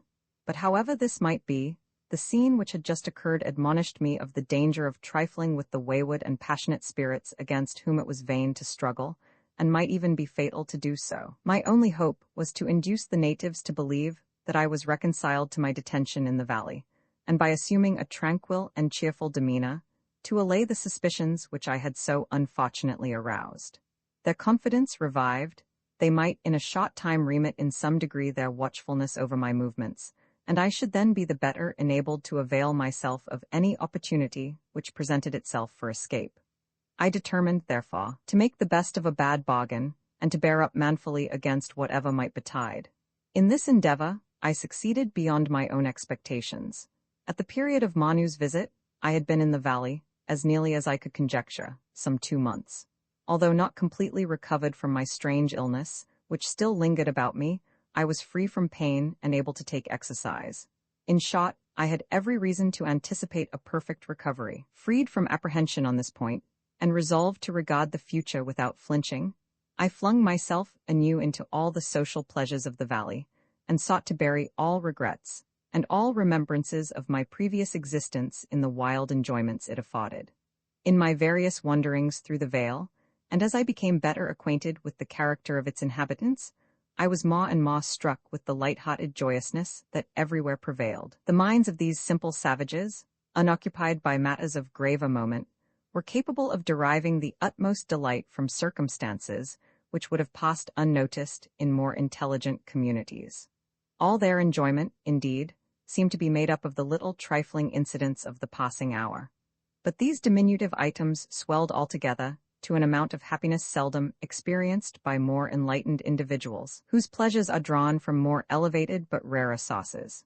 What community, for instance, of refined and intellectual mortals would derive the least satisfaction from shooting popguns? The mere supposition of such a thing being possible would excite their indignation, and yet the whole population of Type did little else for 10 days but occupy themselves with that childish amusement, fairly screaming, too, with the delight it afforded them. One day, I was frolicking with a little spirited urchin, some 6 years old, who chased me with a piece of bamboo about 3 feet long, with which he occasionally belabored me. Seizing the stick from him, the idea happened to suggest itself that I might make for the youngster, out of the slender tube, one of those nursery muskets with which I had sometimes seen children playing. Accordingly, with my knife I made 2 parallel slits in the cane several inches in length, and cutting loose at one end the elastic strip between them, bent it back, and slipped the point into a little notch made for the purse. Any small substance placed against this would be projected with considerable force through the tube by merely springing the bent strip out of the notch. Had I possessed the remotest idea of the sensation this piece of ordnance was destined to produce, I should certainly have taken out a patent for the invention. The boy scampered away with it, half delirious with ecstasy, and in 20 minutes afterwards I might have been seen surrounded by a noisy crowd, venerable old greybeards, responsible fathers of families, valiant warriors, matrons, young men, girls, and children, all holding in their hands bits of bamboo, and each clamoring to be served first. For 3 or 4 hours I was engaged in manufacturing popguns, but at last made over my goodwill and interest in the concern to a lad of remarkably quick parts, whom I soon initiated into the art and mystery. Pop, pop, pop, pop, now resounded all over the valley. Duels, skirmishes, pitched battles, and general engagements were to be seen on every side. Here, as you walked along a path which led through a thicket, you fell into a cunningly laid ambush, and became a target for a body of musketeers whose tattooed limbs you could just see peeping into view through the foliage.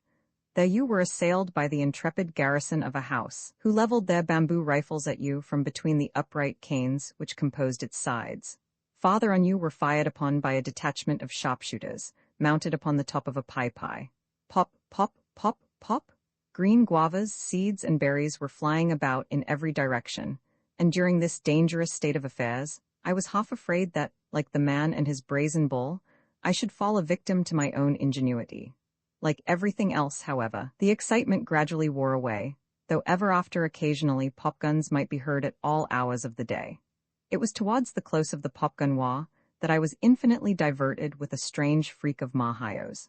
I had won, when I quitted the ship, a pair of thick pumps, which, from the rough usage they had received in scaling precipices and sliding down gorges, were so dilapidated as to be altogether unfit for use. So, at least, would have thought the generality of people, and so they most certainly were, when considered in the light of shoes. But things unservicable in one way may with advantage be applied in another, that is, if one have genius enough for the purpose. This genius Mahayo possessed in a superlative degree, as he abundantly evinced by the use to which he put those sorely bruised and battered old shoes. Every article, however trivial, which belonged to me, the natives appeared to regard as sacred, and I observed that for several days after becoming an inmate of the house, my pumps were suffered to remain, untouched, where I had first happened to throw them. I remembered, however, that after a while I had missed them from their accustomed place, but the matter gave me no concern, supposing that Tina, like any other tidy housewife, having come across them in some of her domestic occupations, had pitched the useless things out of the house. But I was soon undeceived. One day I observed old Mahayo bustling about me with unusual activity, and to such a degree as almost to supersede Korikori in the functions of his office. One moment he volunteered to trot off with me on his back to the stream, and when I refused, noways daunted by the repulse, he continued to frisk about me like a superannuated house dog. I could not for the life of me conjecture what possessed the old gentleman, until all at once, availing himself of the temporary absence of the household, he went through a variety of uncouth gestures, pointing eagerly down to my feet, then up to a little bundle, which swung from the ridge pole overhead. At last, I caught a faint idea of his meaning, and motioned him to lower the package. He executed the order in the twinkling of an eye, and unrolling a piece of tappa, displayed to my astonished gaze the identical pumps which I thought had been destroyed long before. I immediately comprehended his desire, and very generously gave him the shoes, which had become quite mouldy, wondering for what earthly purpose he could want them. The same afternoon, I descried the venerable warrior approaching the house, with a slow, stately gait, earrings in ears, and spear in hand, with this highly ornamental pair of shoes suspended from his neck by a strip of bark, and swinging backwards and forwards on his capacious chest. In the gala costume of the tasteful Mahayo, these calfskin pendants ever after formed the most striking feature. But to turn to something a little more important. Although the whole existence of the inhabitants of the valley seemed to pass away exempt from toil, yet there were some light employments which, although amusing rather than laborious as occupations, contributed to their comfort and luxury. Among these the most important was the manufacture of the native cloth, tappa, so well known, under various modifications, throughout the whole Polynesian archipelago. As is generally understood, this useful and sometimes elegant article is fabricated from the bark of different trees. But as I believe that no description of its manufacture has ever been given, I shall state what I know regarding it. In the manufacture of the beautiful white tappa, generally worn on the Marquesan Islands, the preliminary operation consists in gathering a certain quantity of the young branches of the cloth tree. The exterior green bark being pulled off as worthless, there remains a slender fibrous substance, which is carefully stripped from the stick, to which it closely adheres. When a sufficient quantity of it has been collected, the various strips are enveloped in a covering of large leaves, which the natives use precisely as we do wrapping paper, and which are secured by a few turns of a line passed round them. The package is then laid in the bed of some running stream, with a heavy stone placed over it, to prevent its being swept away. After it has remained for 2 or 3 days in this state, it is drawn out, and exposed, for a short time, to the action of the air, every distinct piece being attentively inspected, with a view of ascertaining whether it has yet been sufficiently affected by the operation. This is repeated again and again, until the desired result is obtained. When the substance is in a proper state for the next process, it betrays evidences of incipient decomposition. The fibers are relaxed and softened, and rendered perfectly malleable.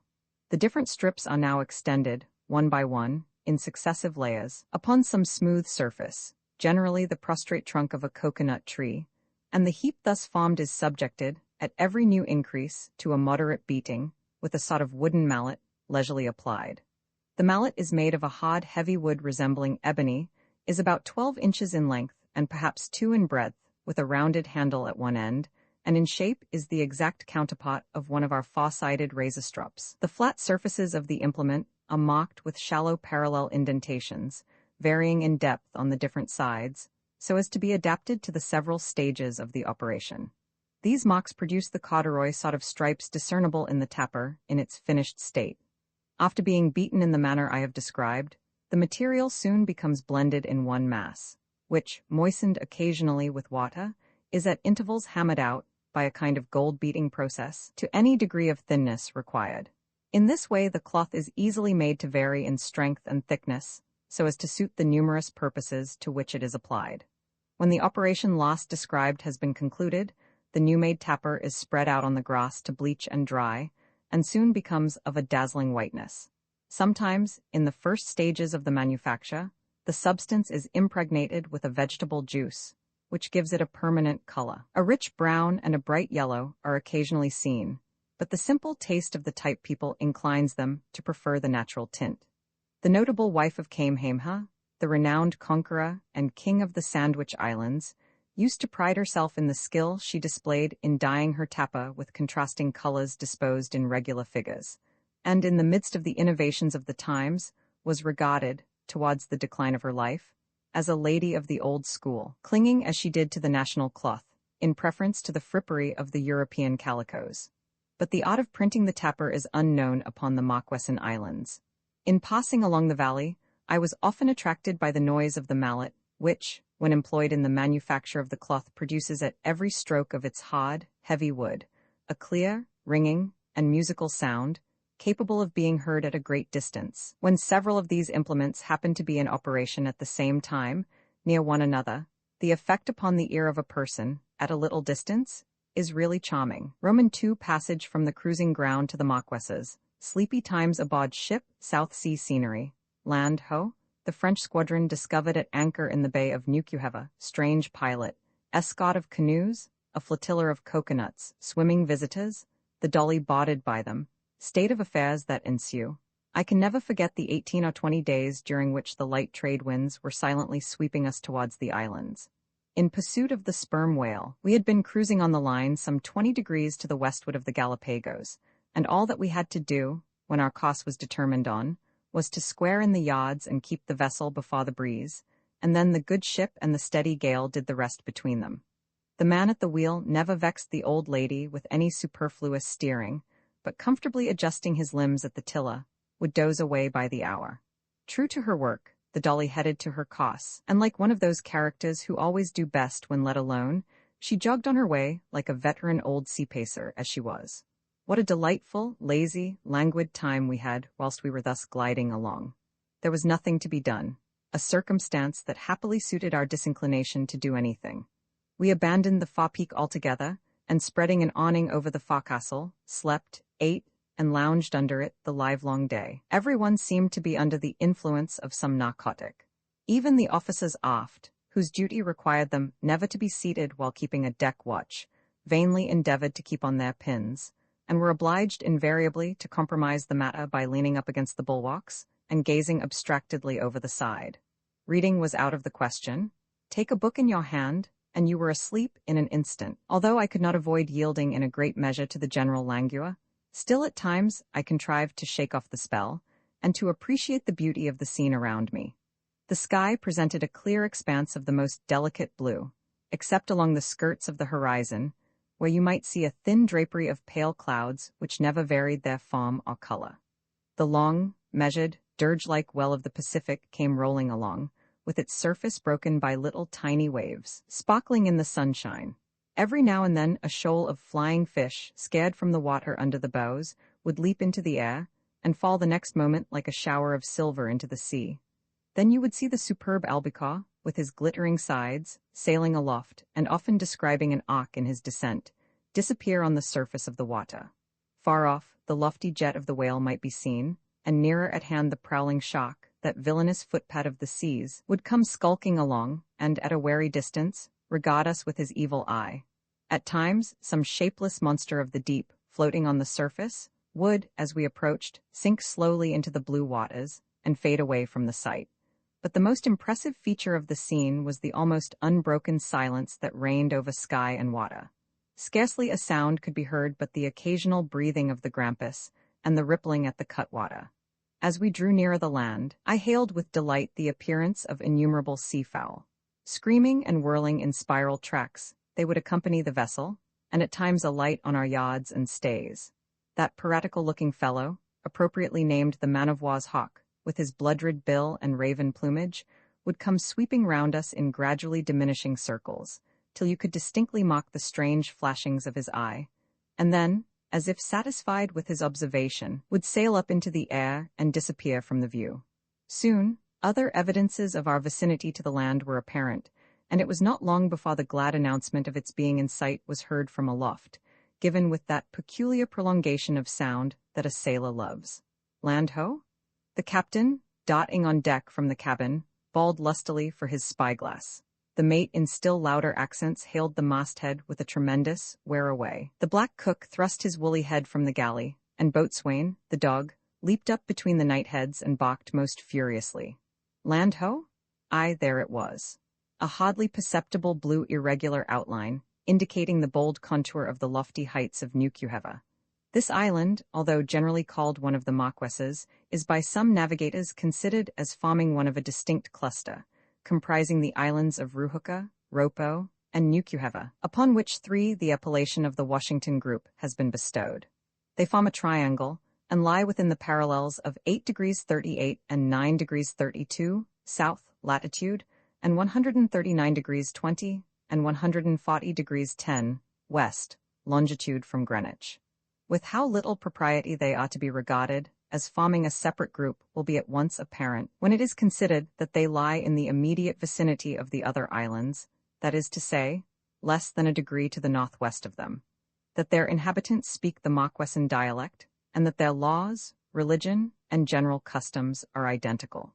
The only reason why they were ever thus arbitrarily distinguished may be attributed to the singular fact that their existence was altogether unknown to the world until the year 1791, when they were discovered by Captain Ingraham of Boston, Massachusetts, nearly 2 centuries after the discovery of the adjacent islands by the agent of the Spanish viceroy.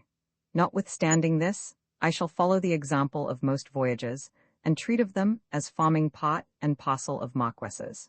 New Cuhever is the most important of these islands, being the only one at which ships are much in the habit of touching, and is celebrated as being the place where the adventurous Captain Potter refitted his ships during the late war between England and the United States, and whence he sallied out upon the large whaling fleet, then sailing under the enemy's flag in the surrounding seas.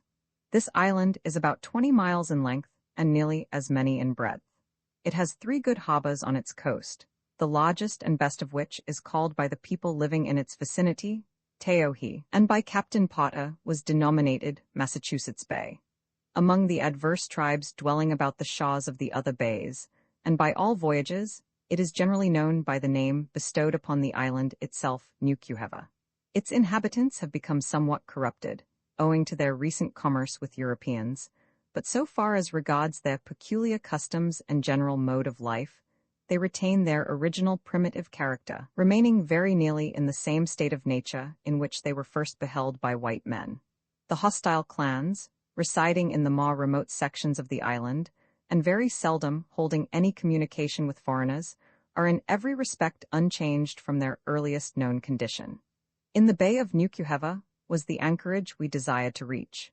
We had perceived the loom of the mountains about sunset, so that, after running all night with a very light breeze, we found ourselves close in with the island the next morning, but as the bay we sought lay on its farther side, we were obliged to sail some distance along the shore, catching, as we proceeded, short glimpses of blooming valleys, deep glens, waterfalls, and waving groves hidden here and there by projecting and rocky headlands, every moment opening to the view some new and startling scene of beauty.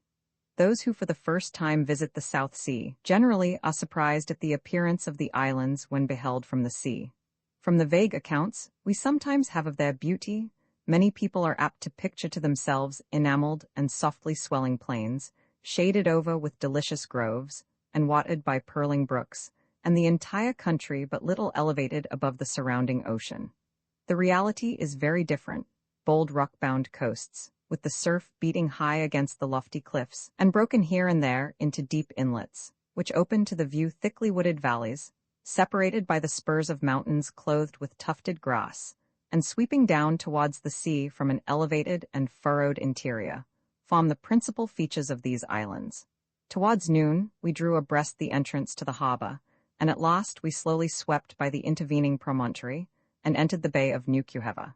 No description can do justice to its beauty, but that beauty was lost to me then, and I saw nothing but the tricolored flag of France trailing over the stern of 6 vessels, whose black hulls and bristling broadsides proclaimed their warlike character.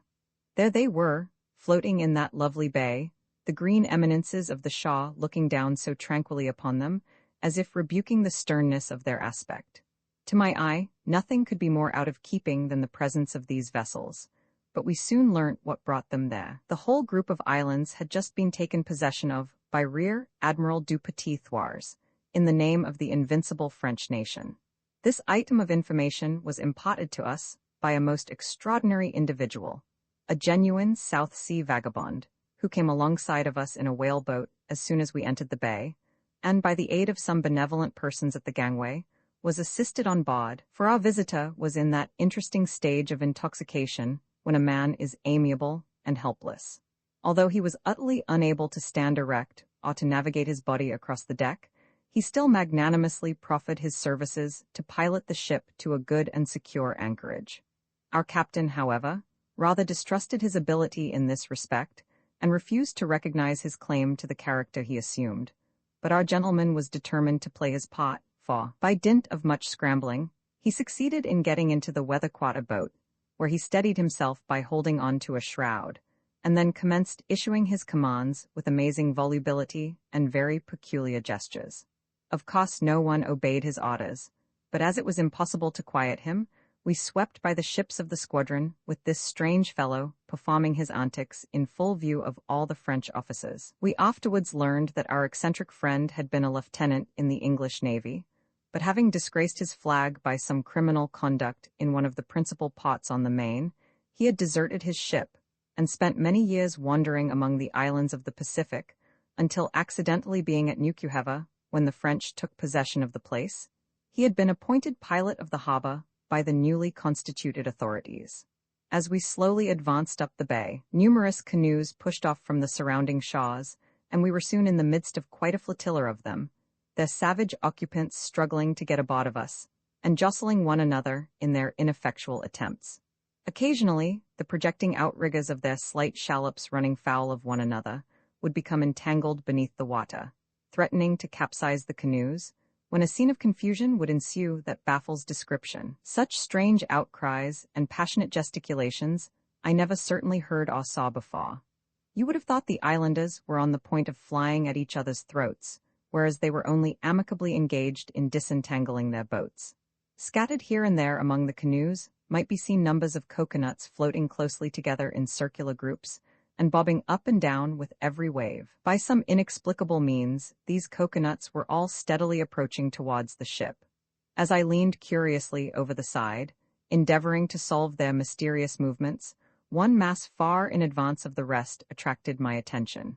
In its center was something I could take for nothing else than a coconut, but which I certainly considered one of the most extraordinary specimens of the fruit I had ever seen.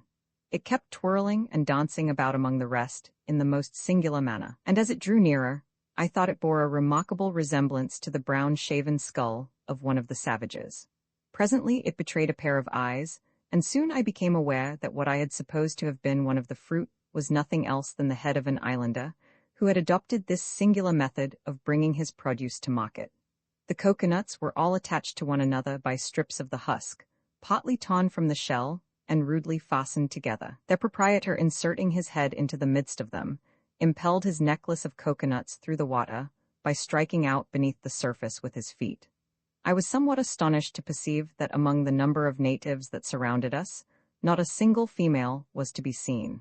At that time, I was ignorant of the fact that by the operation of the taboo, the use of canoes in all parts of the island is rigorously prohibited to the entire sex, for whom it is death even to be seen entering one when hauled on shore. Consequently, whenever a Moccasin lady voyages by water, she puts in requisition the paddles of her own fair body. We had approached within a mile and a half perhaps of this foot of the bay, when some of the islanders, who by this time had managed to scramble aboard of us at the risk of swamping their canoes, directed our attention to a singular commotion in the water ahead of the vessel. At first I imagined it to be produced by a shoal of fish spotting on the surface, but our savage friends assured us that it was caused by a shoal of winhennies, young girls, who in this manner were coming off from the shore to welcome us. As they drew nearer, and I watched the rising and sinking of their forms, and beheld the uplifted right arm bearing above the water the girdle of tappa, and their long dark hair trailing beside them as they swam, I almost fancied they could be nothing else than so many mermaids. And very like mermaids they behaved too. We were still some distance from the beach, and under slow headway, when we sailed right into the midst of these swimming nymphs, and they botted us at every quarter, many seizing hold of the chain plates and springing into the chains, others, at the peril of being run over by the vessel and her course, catching at the bobstays, and wreathing their slender forms about the ropes, hung suspended in the air. All of them at length succeeded in getting up the ship's side, where they clung dripping with the brine and glowing from the bath, their jet-black tresses streaming over their shoulders, and half enveloping their otherwise naked forms. There they hung, sparkling with savage vivacity, laughing gaily at one another, and chattering away with infinite glee. Nor were they idle the while, for each one performed the simple offices of the toilette for the other. Their luxuriant locks, wound up and twisted into the smallest possible compass, were freed from the briny element, the whole person carefully dried, and from a little round shell that passed from hand to hand, anointed with a fragrant oil. Their adornments were completed by passing a few loose folds of white tapa, in a modest cincture, around the waist. Thus arrayed, they no longer hesitated, but flung themselves lightly over the bulwarks, and were quickly frolicking about the decks. Many of them went forward, perching upon the headrails or running out upon the bowsprit, while others seated themselves upon the taffrail, or reclined at full length upon the boats. What a sight for us bachelor sailors! How avoid so dire a temptation? For who could think of tumbling these artless creatures overboard when they had swum miles to welcome us? Their appearance perfectly amazed me. Their extreme youth, the light clear brown of their complexions, their delicate features, and inexpressibly graceful figures, their softly molded limbs and free unstudied action, seemed as strange as beautiful. The Dolly was fairly captured, and never, I will say, was vessel carried before by such a dashing and irresistible party of boarders. The ship taken, we could not do otherwise than yield ourselves prisoners, and for the whole period that she remained in the bay, the Dolly, as well as her crew, were completely in the hands of the mermaids. In the evening after we had come to an anchor, the deck was illuminated with lanterns, and this picturesque band of sylphs, tricked out with flowers, and dressed in robes of variegated tapa, got up a ball in great style. These females are passionately fond of dancing, and in the wild grace and spirit of the style excel everything I have ever seen. The varied dances of the Marquesan girls are beautiful in the extreme, but there is an abandoned voluptuousness in their character which I dare not attempt to describe. Roman 20 History of a day, as usually spent in Type Valley. Dances of the Marquesan girls. Nothing can be more uniform and undiversified than the life of the Types. One tranquil day of ease and happiness follows another in quiet succession, and with these unsophisticated savages, the history of a day is the history of a life. I will, therefore, as briefly as I can, describe one of our days in the valley. To begin with the morning, we were not very early risers. The sun would be shooting his golden spikes above the Hapa mountain, ere I threw aside my tapa robe, and girding my long tunic about my waist, sallied out with Fayaway and Korikori, and the rest of the household, and bent my steps towards the stream. Here we found congregated all those who dwelt in our section of the valley, and here we bathed with them. The fresh morning air and the cool flowing waters put both soul and body in a glow, and after a half-hour employed in this recreation, we sauntered back to the house. Tinner and Mahayo gathering dry sticks by the way for firewood, some of the young men laying the coconut trees under contribution as they passed beneath them, while Korikori played his outlandish pranks for my particular diversion, and Fayaway and I, not arm in arm to be sure, but sometimes hand in hand, strolled along, with feelings of perfect charity for all the world, and a special goodwill towards each other. Our morning meal was soon prepared. The islanders are somewhat abstemious at this repast, reserving the more powerful efforts of their appetite to a later period of the day. For my own part, with the assistance of my valet, who, as I have before stated, always officiated as spoon on these occasions, I ate sparingly from one of Tinna's trenches of popo, which was devoted exclusively for my own use, being mixed with the milky meat of ripe coconut, a section of a roasted breadfruit, a small cake of ama, or a mess of kaku, 2 or 3 bananas, or a mammy apple, an annui, or some other agreeable and nutritious fruit served from day to diversify the meal, which was finished by tossing off the liquid contents of a young coconut or two. While partaking of this simple repast, the inmates of Mahayo's house, after the style of the ancient Romans, reclined in sociable groups upon the divan of mats, and digestion was promoted by cheerful conversation. After the morning meal was concluded, pipes were lighted, and among them my own especial pipe, a present from the noble Mehevi. The islanders, who only smoke a whiff or two at a time, and at long intervals, and who keep their pipes going from hand to hand continually, regarded my systematic smoking of 4 or 5 pipefuls of tobacco in succession as something quite wonderful. When 2 or 3 pipes had circulated freely, the company gradually broke up. Mahayo went to the little hut he was forever building. Tinna began to inspect her rolls of tapa, or employed her busy fingers in plaiting grass mats.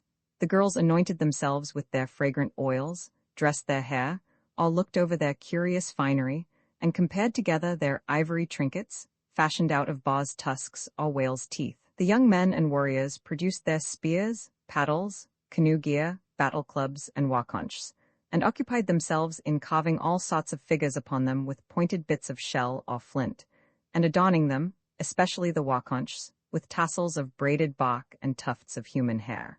Some, immediately after eating, threw themselves once more upon the inviting mats and resumed the employment of the previous night, sleeping as soundly as if they had not closed their eyes for a week.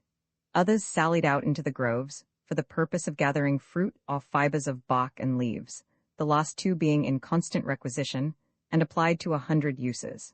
A few, perhaps, among the girls, would slip into the woods after flowers, or repair to the stream with small calabashes and coconut shells, in order to polish them by friction with a smooth stone in the water. In truth, these innocent people seemed to be at no loss for something to occupy their time, and it would be no light task to enumerate all their employments, or rather pleasures. My own mornings I spent in a variety of ways. Sometimes I rambled about from house to house, sure of receiving a cordial welcome wherever I went, or from grove to grove, and from one shady place to another, in company with Cory and Fayaway, and a rabble-rout of merry young idlers. Sometimes I was too indolent for exercise, and accepting one of the many invitations I was continually receiving, stretched myself out on the mats of some hospitable dwelling, and occupied myself pleasantly either in watching the proceedings of those around me, or taking part in them myself. Whenever I chose to do the latter, the delight of the islanders was boundless, and there was always a throng of competitors for the honor of instructing me in any particular craft. I soon became quite an accomplished hand at making tapa, could braid a grass sling as well as the best of them, and once, with my knife, carved the handle of a javelin so exquisitely that I have no doubt, to this day, Kanunu, its owner, preserves it as a surprising specimen of my skill. As noon approached, all those who had wandered forth from our habitation began to return, and when midday was fairly come scarcely, a sound was to be heard in the valley. A deep sleep fell upon all. The luxurious siesta was hardly ever omitted, except by old Mahayo, who was so eccentric a character that he seemed to be governed by no fixed principles whatever, but acting just according to the humor of the moment, slept, ate, or tinkered away at his little hut, without regard to the proprieties of time or place. Frequently, he might have been seen taking a nap in the sun at noonday, or a bath in the stream of midnight. Once I beheld him perched 80 feet from the ground, in the tuft of a coconut tree, smoking, and often I saw him standing up to the waist in water, engaged in plucking out the stray hairs of his beard, using a piece of mussel shell for tweezers. The noontide slumber lasted generally an hour and a half, very often longer, and after the sleepers had arisen from their mats they again had recourse to their pipes, and then made preparations for the most important meal of the day. I, however, like those gentlemen of leisure who breakfast at home and dine at their club, almost invariably, during my intervals of health, enjoyed the afternoon repast with the bachelor chiefs of the Thai, who were always rejoiced to see me, and lavishly spread before me all the good things which their larder afforded. Mehevi generally introduced among other dainties a baked pig, an article which I have every reason to suppose was provided for my sole gratification. The Thai was a right jovial place. It did my heart, as well as my body, good to visit it. Secure from female intrusion, there was no restraint upon the hilarity of the warriors, who, like the gentlemen of Europe after the cloth is drawn and the ladies retire, freely indulged their mirth. After spending a considerable portion of the afternoon at the Thai, I usually found myself, as the cool of the evening came on, either sailing on the little lake with Fayaway, or bathing in the waters of the stream with a number of the savages, who, at this hour, always repaired thither. As the shadows of night approached, Mahayo's household were once more assembled under his roof. Tapers were lit, long curious chants were raised, interminable stories were told, for which one present was little the wiser, and all sorts of social festivities served to while away the time. The young girls very often danced by moonlight in front of their dwellings. There are a great variety of these dances in which, however, I never saw the men take part. They all consist of active, romping, mischievous evolutions in which every limb is brought into requisition. Indeed, the Moccasin girls dance all over, as it were. Not only do their feet dance, but their arms, hands, fingers, aye, their very eyes, seem to dance in their heads. The damsels wear nothing but flowers and their compendious gala tunics, and when they plume themselves for the dance, they look like a band of olive-colored sylphides on the point of taking wing. In good sooth, they so sway their floating forms, arch their necks, toss aloft their naked arms, and glide, and swim, and whirl, that it was almost too much for a quiet, sober-minded, modest young man like myself.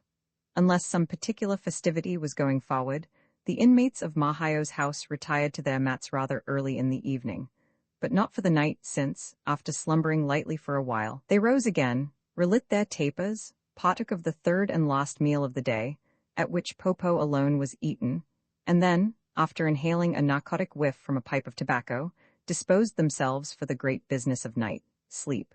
With the Marquesans it might almost most be styled the great business of life, for they pass a large portion of their time in the arms of somnus. The native strength of their constitution is no way shown more emphatically than in the quantity of sleep they can endure. To many of them, indeed, life is little else than an often interrupted and luxurious nap. Roman 21, the spring of Ava Y, remarkable monumental remains, some ideas with regard to the history of the Typee found in the valley. Almost every country has its medicinal springs famed for their healing virtues. The Cheltenham of Type is embosomed in the deepest solitude, and but seldom receives a visitor. It is situated remote from any dwelling, a little way up the mountain, near the head of the valley, and you approach it by a pathway shaded by the most beautiful foliage, and adorned with 1,000 fragrant plants. The mineral waters of Ava Y2 ooze forth from the crevices of a rock, and gliding down its mossy side, fall at last, in many clustering drops, into a natural basin of stone fringed round with grass and dewy-looking little violet-colored flowers, as fresh and beautiful as the perpetual moisture they enjoy can make them. The water is held in high estimation by the islanders, some of whom consider it an agreeable as well as a medicinal beverage. They bring it from the mountain in their calabashes, and store it away beneath heaps of leaves in some shady nook near the house. Old Mahayo had a great love for the waters of the spring. Every now and then he lugged off to the mountain a great round demijohn of a calabash, and, panting with his exertions, brought it back filled with his darling fluid. The water tasted like a solution of a dozen disagreeable things, and was sufficiently nauseous to have made the fortune of the proprietor, had the spa been situated in the midst of any civilized community. As I am no chemist, I cannot give a scientific analysis of the water. All I know about the matter is that one day Mahayo in my presence pawed out the last drop from his huge calabash, and I observed at the bottom of the vessel a small quantity of gravelly sediment very much resembling our common sand. Whether this is always found in the water, and gives it its peculiar flavor and virtues, or whether its presence was merely incidental, I was not able to ascertain. One day, in returning from this spring by a circuitous path, I came upon a scene which reminded me of Stonehenge and the architectural labors of the Druids. At the base of one of the mountains, and surrounded on all sides by dense groves, a series of vast terraces of stone rises, step by step, for a considerable distance up the hillside. These terraces cannot be less than 100 yards in length and 20 in width. Their magnitude, however, is less striking than the immense size of the blocks composing them. Some of the stones, of an oblong shape, are from 10 to 15 feet in length and 5 or 6 feet thick. Their sides are quite smooth, but though square, and of pretty regular formation, they bear no mark of the chisel. They are laid together without cement, and here and there show gaps between. The topmost terrace and the lower one are somewhat peculiar in their construction. They have both a quadrangular depression in the center, leaving the rest of the terrace elevated several feet above it. In the intervals of the stones, immense trees have taken root, and their broad boughs stretching far over, and interlacing together, support a canopy almost impenetrable to the sun. Overgrowing the greater part of them, and climbing from one to another, is a wilderness of vines, in whose sinewy embrace many of the stones lie half-hidden, while in some places a thick growth of bushes entirely covers them. There is a wild pathway which obliquely crosses two of these terraces, and so profound is the shade, so dense the vegetation, that a stranger to the place might pass along it without being aware of their existence. These structures bear every indication of a very high antiquity, and Korikori, who was my authority in all matters of scientific research, gave me to understand that they were coeval with the creation of the world, that the great gods themselves were the builders, and that they would endure until time shall be no more. Korikori's prompt explanation and his attributing the work to a divine origin at once convinced me that neither he nor the rest of his countrymen knew anything about them. As I gazed upon this monument, doubtless the work of an extinct and forgotten race, thus buried in the green nook of an island at the ends of the earth, the existence of which was yesterday unknown. A stronger feeling of awe came over me than if I had stood musing at the mighty base of the Pyramid of Cheops. There are no inscriptions, no sculpture, no clue by which to conjecture its history, nothing but the dumb stones. How many generations of the majestic trees, which overshadow them, have grown and flourished and decayed since first they were erected? These remains naturally suggest many interesting reflections. They establish the great age of the island, an opinion which the builders of theories concerning the creation of the various groups in the South Seas are not always inclined to admit. For my own part, I think it just as probable that human beings were living in the valleys of the Marquesas 3,000 years ago as that they were inhabiting the land of Egypt. The origin of the island of Nukuheva cannot be imputed to the coral insect, for indefatigable as that wonderful creature is, it would be hardly muscular enough to pile rocks one upon the other, more than 3,000 feet above the level of the sea. That the land may have been thrown up by a submarine volcano is as possible as anything else. No one can make an affidavit to the contrary, and therefore I still say nothing against the supposition. Indeed, were geologists to assert that the whole continent of America had in like manner been formed by the simultaneous explosion of a train of Etnas laid under the water, all the way from the North Pole to the parallel of Cape Horn, I am the last man in the world to contradict them. I have already mentioned that the dwellings of the islanders were almost invariably built upon massive stone foundations, which they call Typee. The dimensions of these, however, as well as of the stones composing them, are comparatively small. But there are other and larger erections of a similar description comprising the morais, or burying grounds, and festival places, in nearly all the valleys of the island. Some of these piles are so extensive, and so great a degree of labor and skill must have been requisite in constructing them, that I can scarcely believe they were built by the ancestors of the present inhabitants. If indeed they were, the race has sadly deteriorated in their knowledge of the mechanic arts. To say nothing of their habitual indolence, by what contrivance within the reach of so simple a people could such enormous masses have been moved or fixed in their places, and how could they with their rude implements have chiseled and hammered them into shape? All of these larger Typees, like that of the Hula Hula ground in the Type Valley, bore incontestable marks of great age, and I am disposed to believe that their erection may be ascribed to the same race of men who were the builders of the still more ancient remains I have just described.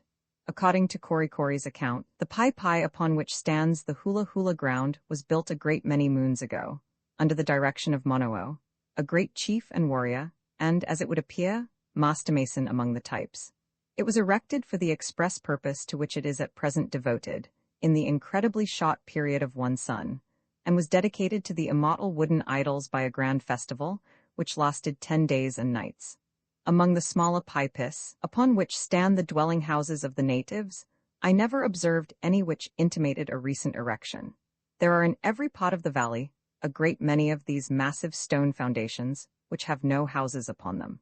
This is vastly convenient, for whenever an enterprising islander chooses to emigrate a few hundred yards from the place where he was born, all he has to do in order to establish himself in some new locality is to select one of the many unappropriated Typees, and without further ceremony pitch his bamboo tent upon it. Roman 22 preparations for a grand festival in the valley, strange doings in the taboo groves, monument of calabashes, gala costume of the Type damsels, departure for the festival.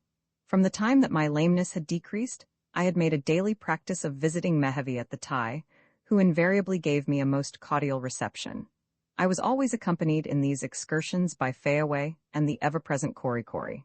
The former, as soon as we reached the vicinity of the Ty, which was rigorously tabooed to the whole female sex, withdrew to a neighboring hut, as if her feminine delicacy restrained her from approaching a habitation which might be regarded as a sort of bachelor's hall. And in good truth, it might well have been so considered. Although it was the permanent residence of several distinguished chiefs, and of the noble Mehevi in particular, it was still at certain seasons the favorite haunt of all the jolly, talkative, and elderly savages of the Vale, who resorted thither in the same way that similar characters frequent a tavern in civilized countries. There they would remain hour after hour, chatting, smoking, eating po-po, or busily engaged in sleeping for the good of their constitutions. This building appeared to be the headquarters of the valley, where all flying rumors concentrated, and to have seen it filled with a crowd of the natives, all males, conversing in animated clusters, while multitudes were continually coming and going, one would have thought it a kind of savage exchange, where the rise and fall of Polynesian stock was discussed. Melville acted as supreme lord over the place, spending the greater portion of his time there. And often when, at particular hours of the day, it was deserted by nearly everyone else except the verdantique-looking centenarians, who were fixtures in the building, the chief himself was sure to be found enjoying his otium cum dignitate upon the luxurious mats which covered the floor. Whenever I made my appearance he invariably rose, and like a gentleman doing the honors of his mansion, invited me to repose myself wherever I pleased, and calling out, "Tamari, boy," a little fellow would appear, and then retiring for an instant, return with some savory mess, from which the chief would press me to regale myself. To tell the truth, Melville was indebted to the excellence of his viands for the honor of my repeated visits, a matter which cannot appear singular, when it is borne in mind that bachelors, all the world over, are famous for serving up unexceptionable repasts. One day, on drawing near to the Typee, I observed that extensive preparations were going forward, plainly betokening some approaching festival.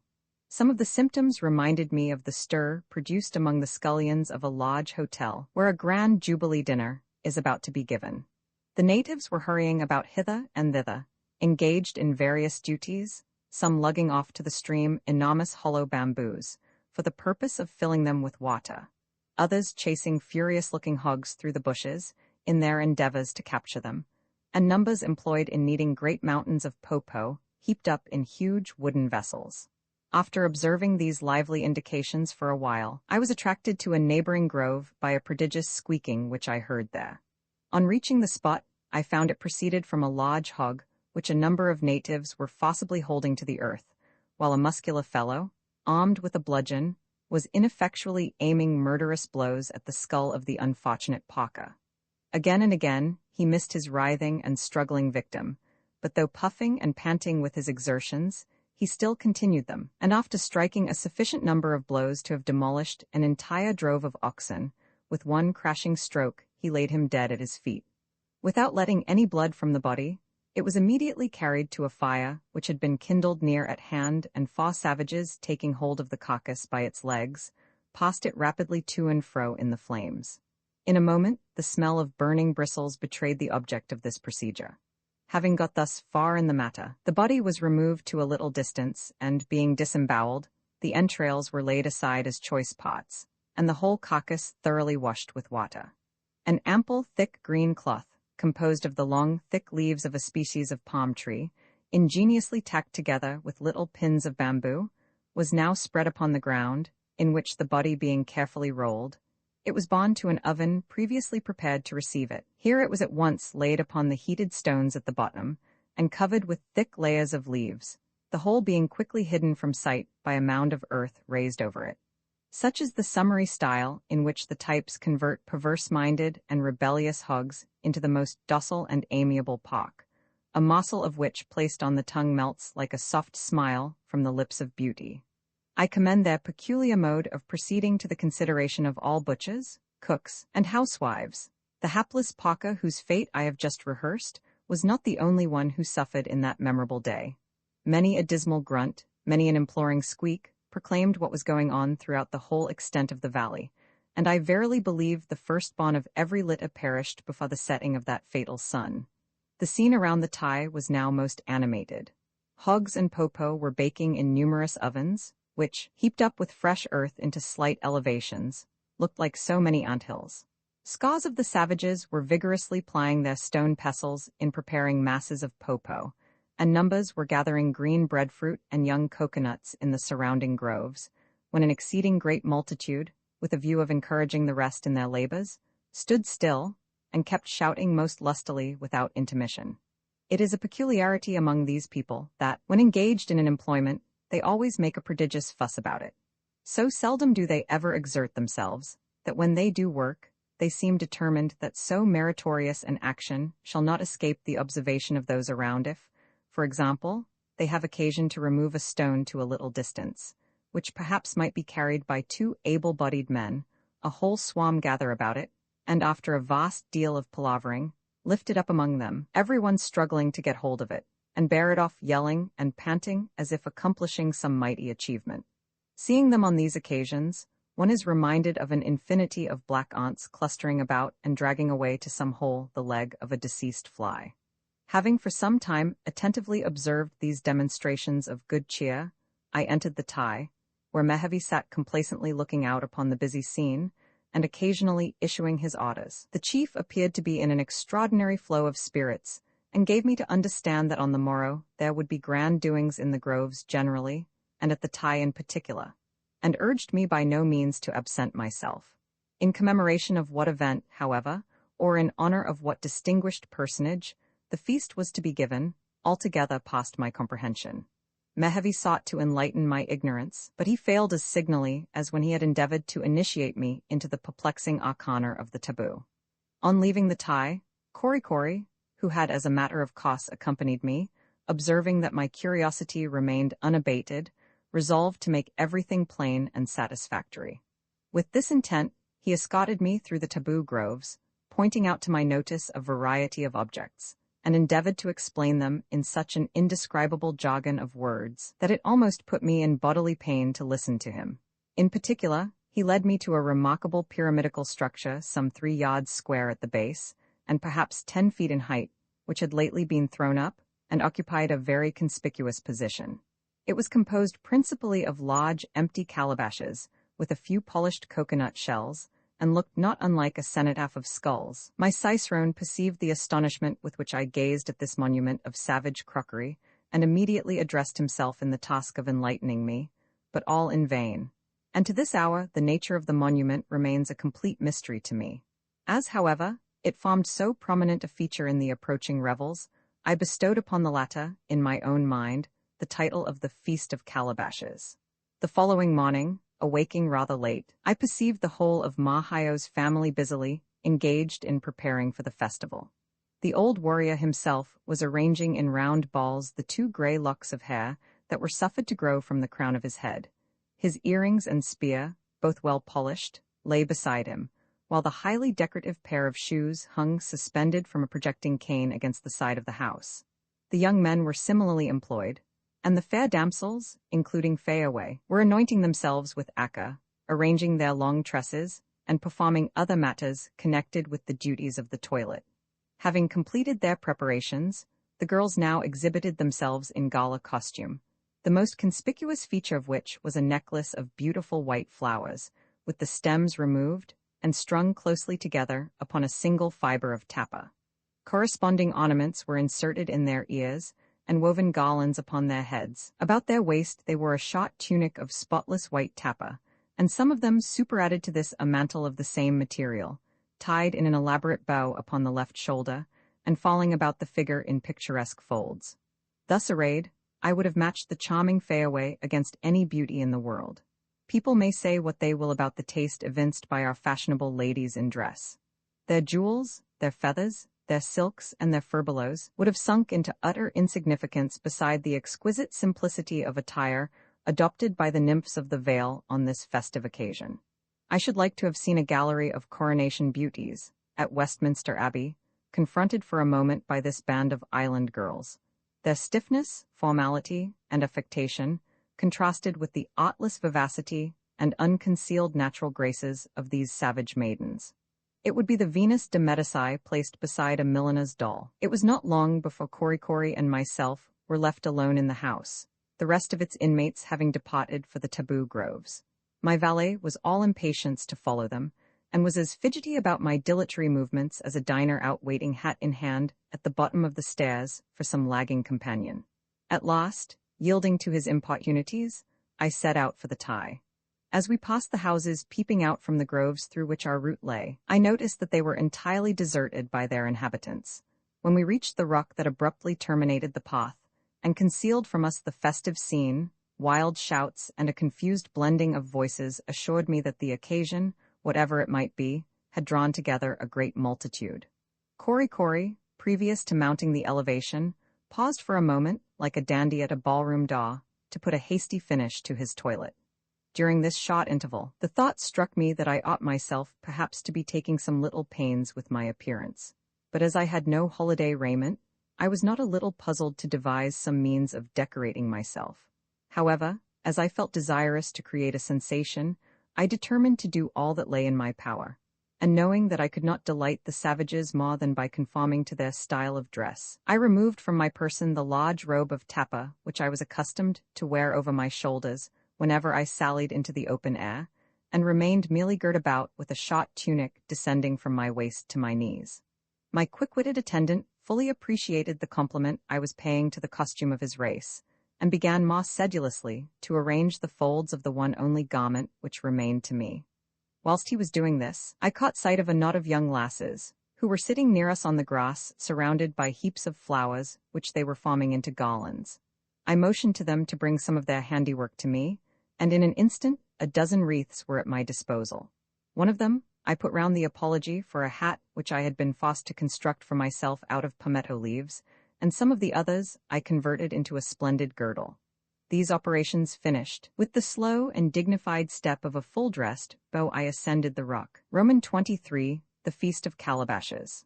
The whole population of the valley seemed to be gathered within the precincts of the grove. In the distance could be seen the long front of the Typee, its immense piazza swarming with men, arrayed in every variety of fantastic costume, and all vociferating with animated gestures, while the whole interval between it and the place where I stood was enlivened by groups of females fancifully decorated, dancing, capering, and uttering wild exclamations. As soon as they descried me, they set up a shout of welcome, and a band of them came dancing towards me, chanting as they approached some wild recitative. The change in my garb seemed to transport them with delight, and clustering about me on all sides, they accompanied me towards the Typee. When, however, we drew near it, these joyous nymphs paused in their career, and parting on either side, permitted me to pass on to the now densely thronged building. So soon as I mounted to the Typee, I saw at a glance that the revels were fairly underway. What lavish plenty reigned around! Warwick feasting his retainers with beef and ale was a niggard to the noble Melville. All along the piazza of the Typee were arranged elaborately carved canoe-shaped vessels, some 20 feet in length, tied with newly made popo, and sheltered from the sun by the broad leaves of the banana. At intervals were heaps of green breadfruit, raised in pyramidical stacks, resembling the regular piles of heavy shot to be seen in the yard of an arsenal. Inserted into the interstices of the huge stones which formed the Typee were large boughs of trees, hanging from the branches of which, and screened from the sun by their foliage, were innumerable little packages with leafy coverings, containing the meat of the numerous hogs which had been slain, done up in this manner to make it more accessible to the crowd. Leaning against the railing on the piazza were an immense number of long, heavy bamboos, plugged at the lower end, and with their projecting muzzles stuffed with a wad of leaves. These were filled with water from the stream, and each of them might hold from 4 to 5 gallons. The banquet being thus spread, naught remained but for everyone to help himself at his pleasure. Accordingly, not a moment passed, but the transplanted boughs I have mentioned were rifled by the throng of the fruit they certainly had never borne before. Calabashes of popo were continually being replenished from the extensive receptacle in which that article was stored, and multitudes of little fires were kindled about the Typee for the purpose of roasting the breadfruit.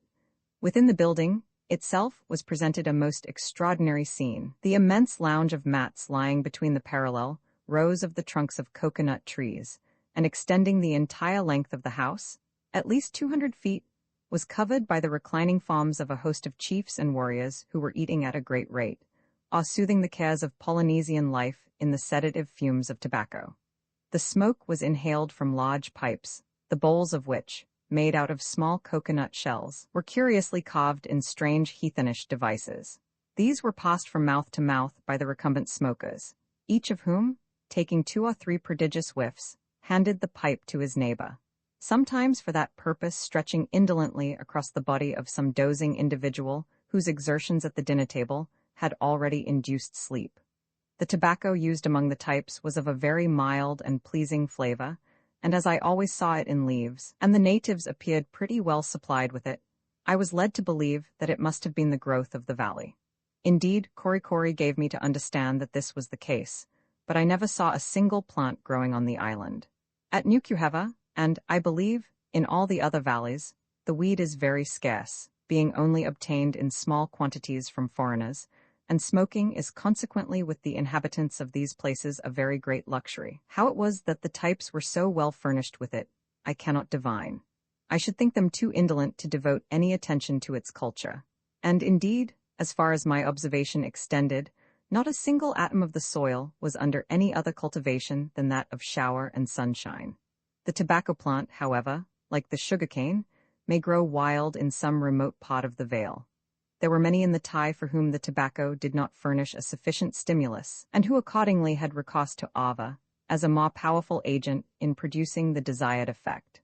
Ava is a root very generally dispersed over the South Seas, and from it is extracted a juice, the effects of which upon the system are at first stimulating in a moderate degree, but it soon relaxes the muscles, and exerting a narcotic influence, produces a luxurious sleep. In the valley, this beverage was universally prepared in the following way. Some half-dozen young boys seated themselves in a circle around an empty wooden vessel, each one of them being supplied with a certain quantity of the roots of the ava, broken into small bits and laid by his side. A coconut goblet of water was passed around the juvenile company, who, rinsing their mouths with its contents, proceeded to the business before them. This merely consisted in thoroughly masticating the ava and throwing it mouthful after mouthful into the receptacle provided. When a sufficient quantity had been thus obtained, water was poured upon the mass, and being stirred about with the forefinger of the right hand, the preparation was soon in readiness for use. The ava has medicinal qualities. Upon the Sandwich Islands, it has been employed with no small success in the treatment of scrofulous affections, and in combating the ravages of a disease for whose frightful inroads the ill-starred inhabitants of that group are indebted to their foreign benefactors. But the tenants of the Type Valley, as yet exempt from these inflictions, generally employ the ava as a minister to social enjoyment, and a calabash of the liquid circulates among them as the bottle with us. Mehevi, who was greatly delighted with the change in my costume, gave me a cordial welcome. He had reserved for me a most delectable mess of cuckoo, well knowing my partiality for that dish, and had likewise selected 3 or 4 young coconuts, several roasted breadfruit, and a magnificent bunch of bananas, for my especial comfort and gratification. These various matters were at once placed before me, but Korikori deemed the banquet entirely insufficient for my wants, until he had supplied me with one of the leafy packages of pork, which, notwithstanding the somewhat hasty manner in which it had been prepared, possessed a most excellent flavor, and was surprisingly sweet and tender. Pork is not a staple article of food among the people of the Marquesas. Consequently, they pay little attention to the breeding of the swine. The hogs are permitted to roam at large on the groves, where they obtain no small part of their nourishment from the coconuts, which continually fall from the trees. But it is only after infinite labor and difficulty that the hungry animal can pierce the husk and shell so as to get at the meat. I have frequently been amused at seeing one of them, after crunching the obstinate nut with his teeth for a long time unsuccessfully, get into a violent passion with it.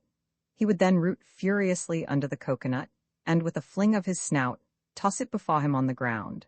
Following it up, he would crunch at it again savagely for a moment, and then next knock it on one side, pausing immediately after, as if wondering how it could so suddenly have disappeared.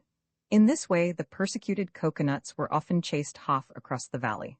The second day of the Feast of Calabashes was ushered in by still more uproarious noises than the first. The skins of innumerable sheep seemed to be resounding to the blows of an army of drummers.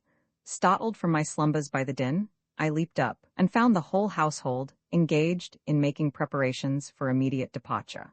Curious to discover of what strange events these novel sounds might be the precursors, and not a little desirous to catch a sight of the instruments which produced the terrific noise, I accompanied the natives as soon as they were in readiness to depart for the taboo groves.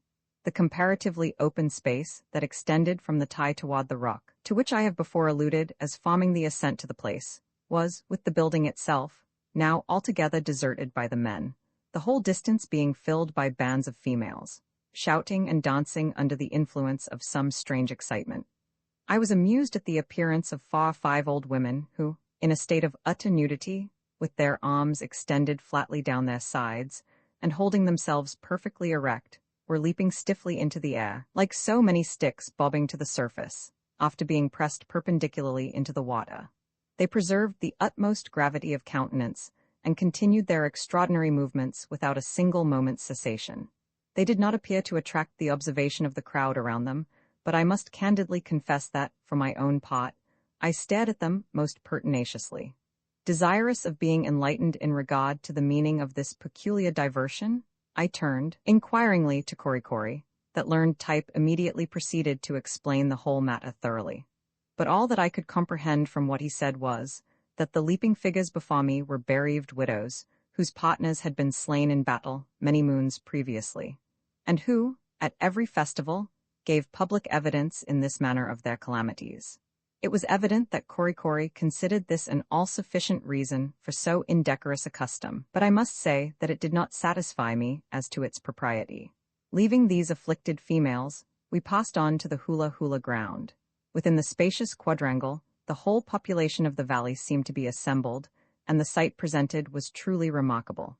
Beneath the sheds of bamboo which opened towards the interior of the square, reclined the principal chiefs and warriors, while a miscellaneous throng lay at their ease under the enormous trees which spread a majestic canopy overhead. Upon the terraces of the gigantic altars, at each end, were deposited green breadfruit in baskets of coconut leaves, large rolls of tapa, bunches of ripe bananas, clusters of mammy apples, the golden-hued fruit of the atu tree, and baked hogs, laid out in large wooden trenches, fancifully decorated with freshly plucked leaves, whilst a variety of rude implements of war were piled in confused heaps before the ranks of hideous idols. Fruits of various kinds were likewise suspended in leafen baskets, from the tops of poles planted uprightly, and at regular intervals, along the lower terraces of both altars. At their base were arranged 2 parallel rows of cumbersome drums, standing at least 15 feet in height, and formed from the hollow trunks of large trees. Their heads were covered with shark skins, and their barrels were elaborately carved with various quaint figures and devices. At regular intervals, they were bound round by a species of sinnate of various colors, and strips of native cloth flattened upon them here and there. Behind these instruments were built slight platforms, upon which stood a number of young men who, beating violently with the palms of their hands upon the drumheads, produced those outrageous sounds which had awakened me in the morning. Every few minutes these musical performers hopped down from their elevation into the crowd below, and their places were immediately supplied by fresh recruits. Thus an incessant din was kept up that might have startled pandemonium.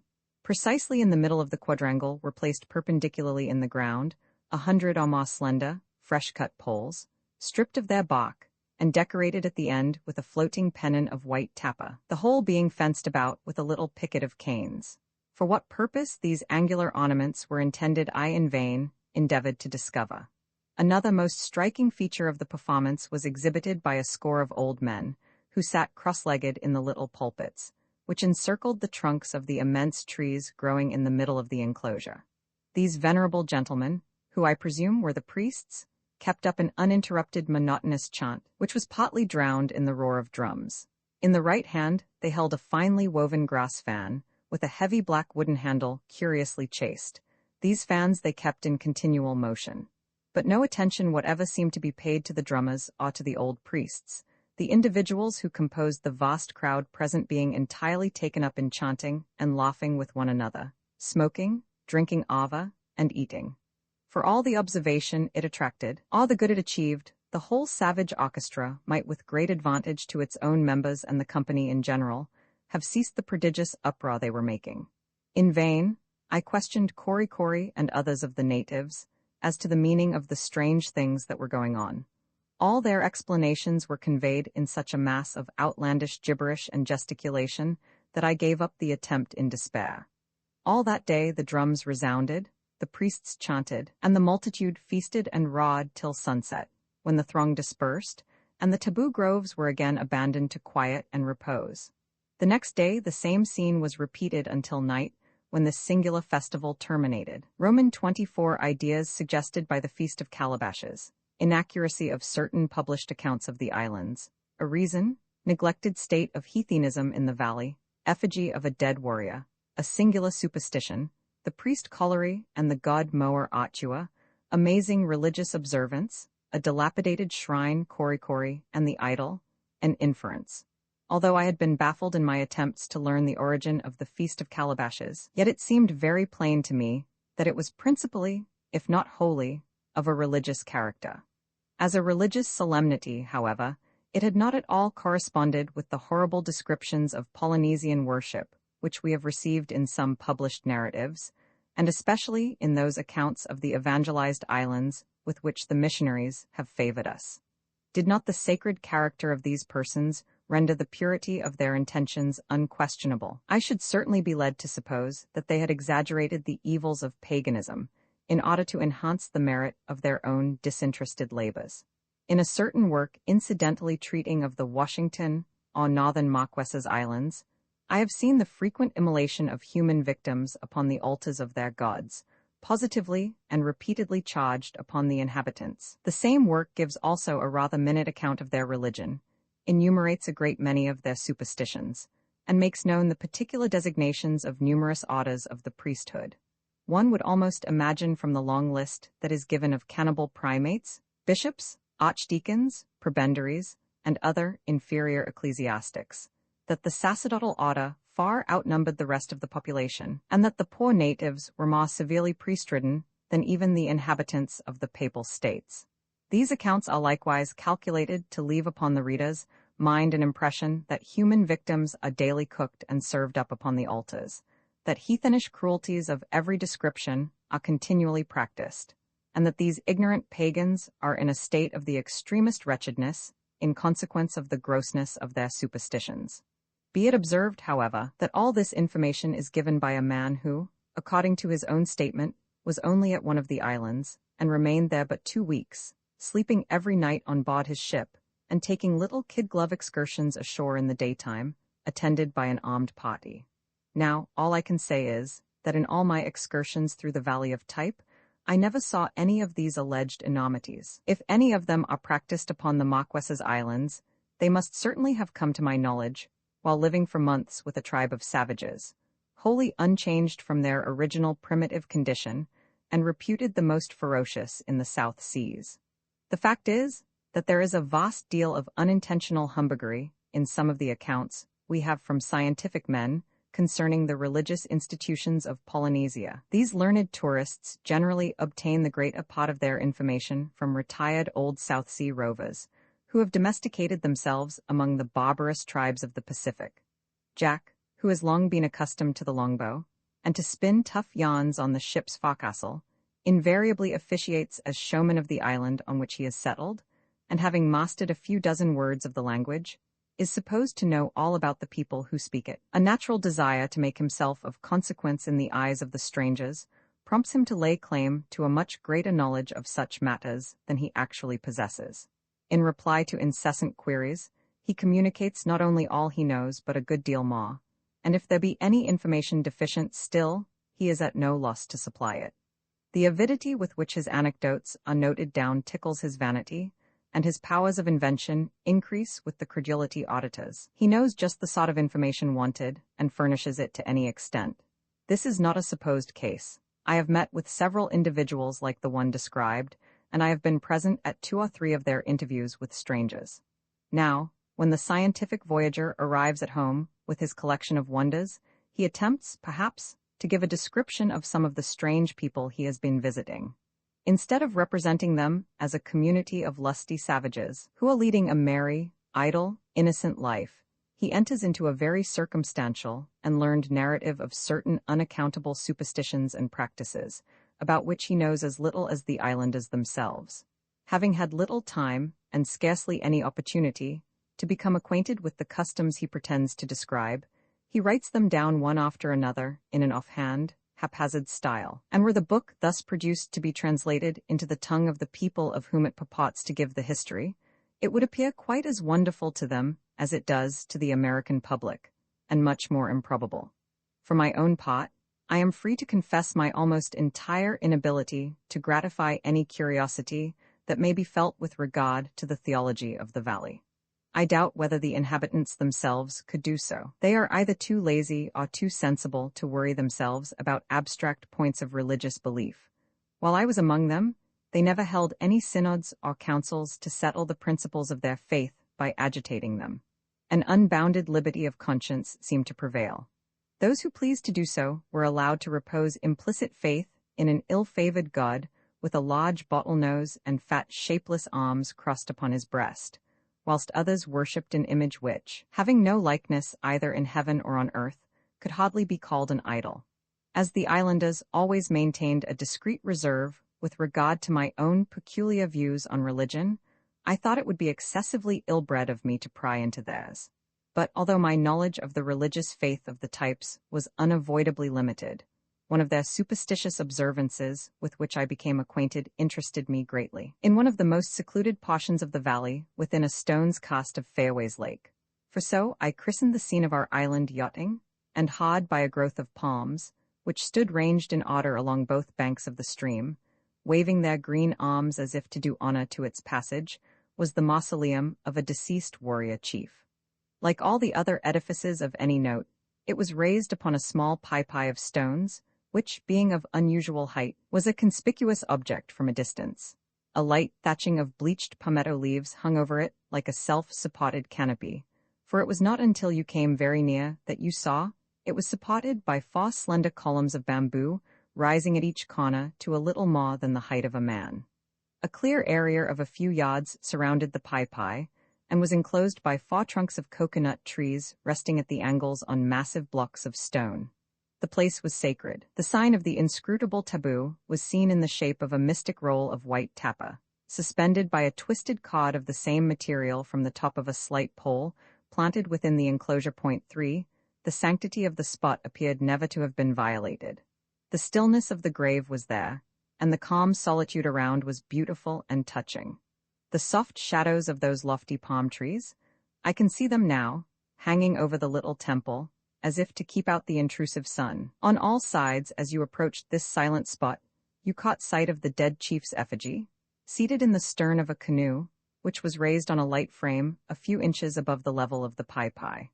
The canoe was about 7 feet in length, of a rich, dark-colored wood, handsomely carved and adorned in many places with variegated bindings of stained sinnate, into which were ingeniously wrought a number of sparkling seashells, and a belt of the same shells ran all round it. The body of the figure, of whatever material it might have been made, was effectually concealed in a heavy robe of brown tapa, revealing only the hands and head, the latter skillfully carved in wood, and surmounted by a superb arch of plumes. These plumes, in the subdued and gentle gales which found access to this sequestered spot, were never for one moment at rest, but kept nodding and waving over the chief's brow. The long leaves of the palmetto drooped over the eaves, and through them you saw the warrior holding his paddle with both hands in the act of rowing, leaning forward and inclining his head, as if eager to hurry on his voyage. Glaring at him forever, and face to face, was a polished human skull, which crowned the prow of the canoe. The spectral figurehead, reversed in its position, glancing backwards, seemed to mock the impatient attitude of the warrior. When I first visited this singular place with Korikori, he told me, or at least I so understood him, that the chief was paddling his way to the realms of bliss and breadfruit, the Polynesian heaven, where every moment the breadfruit trees dropped their ripened spheres to the ground, and where there was no end to the coconuts and bananas. There they reposed through the livelong eternity upon mats much finer than those of Type, and every day bathed their glowing limbs in rivers of coconut oil. In that happy land there were plenty of plumes and feathers, and boss tusks and sperm whale teeth, far preferable to all the shining trinkets and gay tapper of the white men, and best of all, women far lovelier than the daughters of earth were there in abundance. A very pleasant place, Korikori said it was, but after all, not much pleasanter, he thought, than Type. Did he not then, I asked him, wish to accompany the warrior? Oh no, he was very happy where he was, but supposed that some time or other he would go in his own canoe. Thus far, I think, I clearly comprehended Korikori, but there was a singular expression he made use of at the time, enforced by as singular a gesture, the meaning of which I would have given much to penetrate. I am inclined to believe it must have been a proverb he uttered, for I afterwards heard him repeat the same words several times, and in what appeared to me to be a somewhat similar sense. Indeed, Korikori had a great variety of short, smart-sounding sentences, with which he frequently enlivened his discourse, and he introduced them with an air which plainly intimated that, in his opinion, they settled the matter in question, whatever it might be. Could it have been then, that when I asked him whether he desired to go to this heaven of breadfruit, coconuts, and young ladies, which he had been describing, he answered by saying something equivalent to our old adage, "A bird in the hand is worth two in the bush." If he did, Korikori was a discreet and sensible fellow, and I cannot sufficiently admire his shrewdness. Whenever, in the course of my rambles through the valley, I happened to be near the chief's mausoleum, I always turned aside to visit it. The place had a peculiar charm for me, I hardly know why, but so it was. As I leaned over the railing and gazed upon the strange effigy and watched the play of the feathery headdress, stirred by the same breeze which in low tones breathed amidst the lofty palm trees, I loved to yield myself up to the fanciful superstition of the islanders, and could almost believe that the grim warrior was bound heavenward. In this mood, when I turned to depart, I bade him Godspeed and a pleasant voyage. I paddle away, brave chieftain, to the land of spirits? To the material eye thou makest but little progress, but with the eye of faith, I see thy canoe cleaving the bright waves, which die away on those dimly looming shores of paradise. This strange superstition affords another evidence of the fact that however ignorant man may be, he still feels within him his immortal spirit yearning after the unknown future. Although the religious theories of the islands were a complete mystery to me, their practical everyday operation could not be concealed. I frequently passed the little temples reposing in the shadows of the taboo groves and beheld the offerings, moldy fruits spread out upon a rude altar, or hanging in half-decayed baskets around some uncouth, jolly-looking image. I was present during the continuance of the festival. I daily beheld the grinning idols marshaled rank and file in the hula-hula ground, and was often in the habit of meeting those whom I supposed to be the priests, but the temples seemed to be abandoned to solitude. The festival had been nothing more than a jovial mingling of the tribe. The idols were quite harmless as any other logs of wood, and the priests were the merriest dogs in the valley. In fact, religious affairs in Type were at a very low ebb. All such matters sat very lightly upon the thoughtless inhabitants, and in the celebration of many of their strange rites, they appeared merely to seek a sort of childish amusement. A curious evidence of this was given in a remarkable ceremony, in which I frequently saw Mehevi and several other chiefs and warriors of note take part, but never a single female. Among those whom I looked upon as forming the priesthood of the valley, there was one in particular who often attracted my notice, and whom I could not help regarding as the head of the order. He was a noble-looking man, in the prime of his life, and of a most benignant aspect.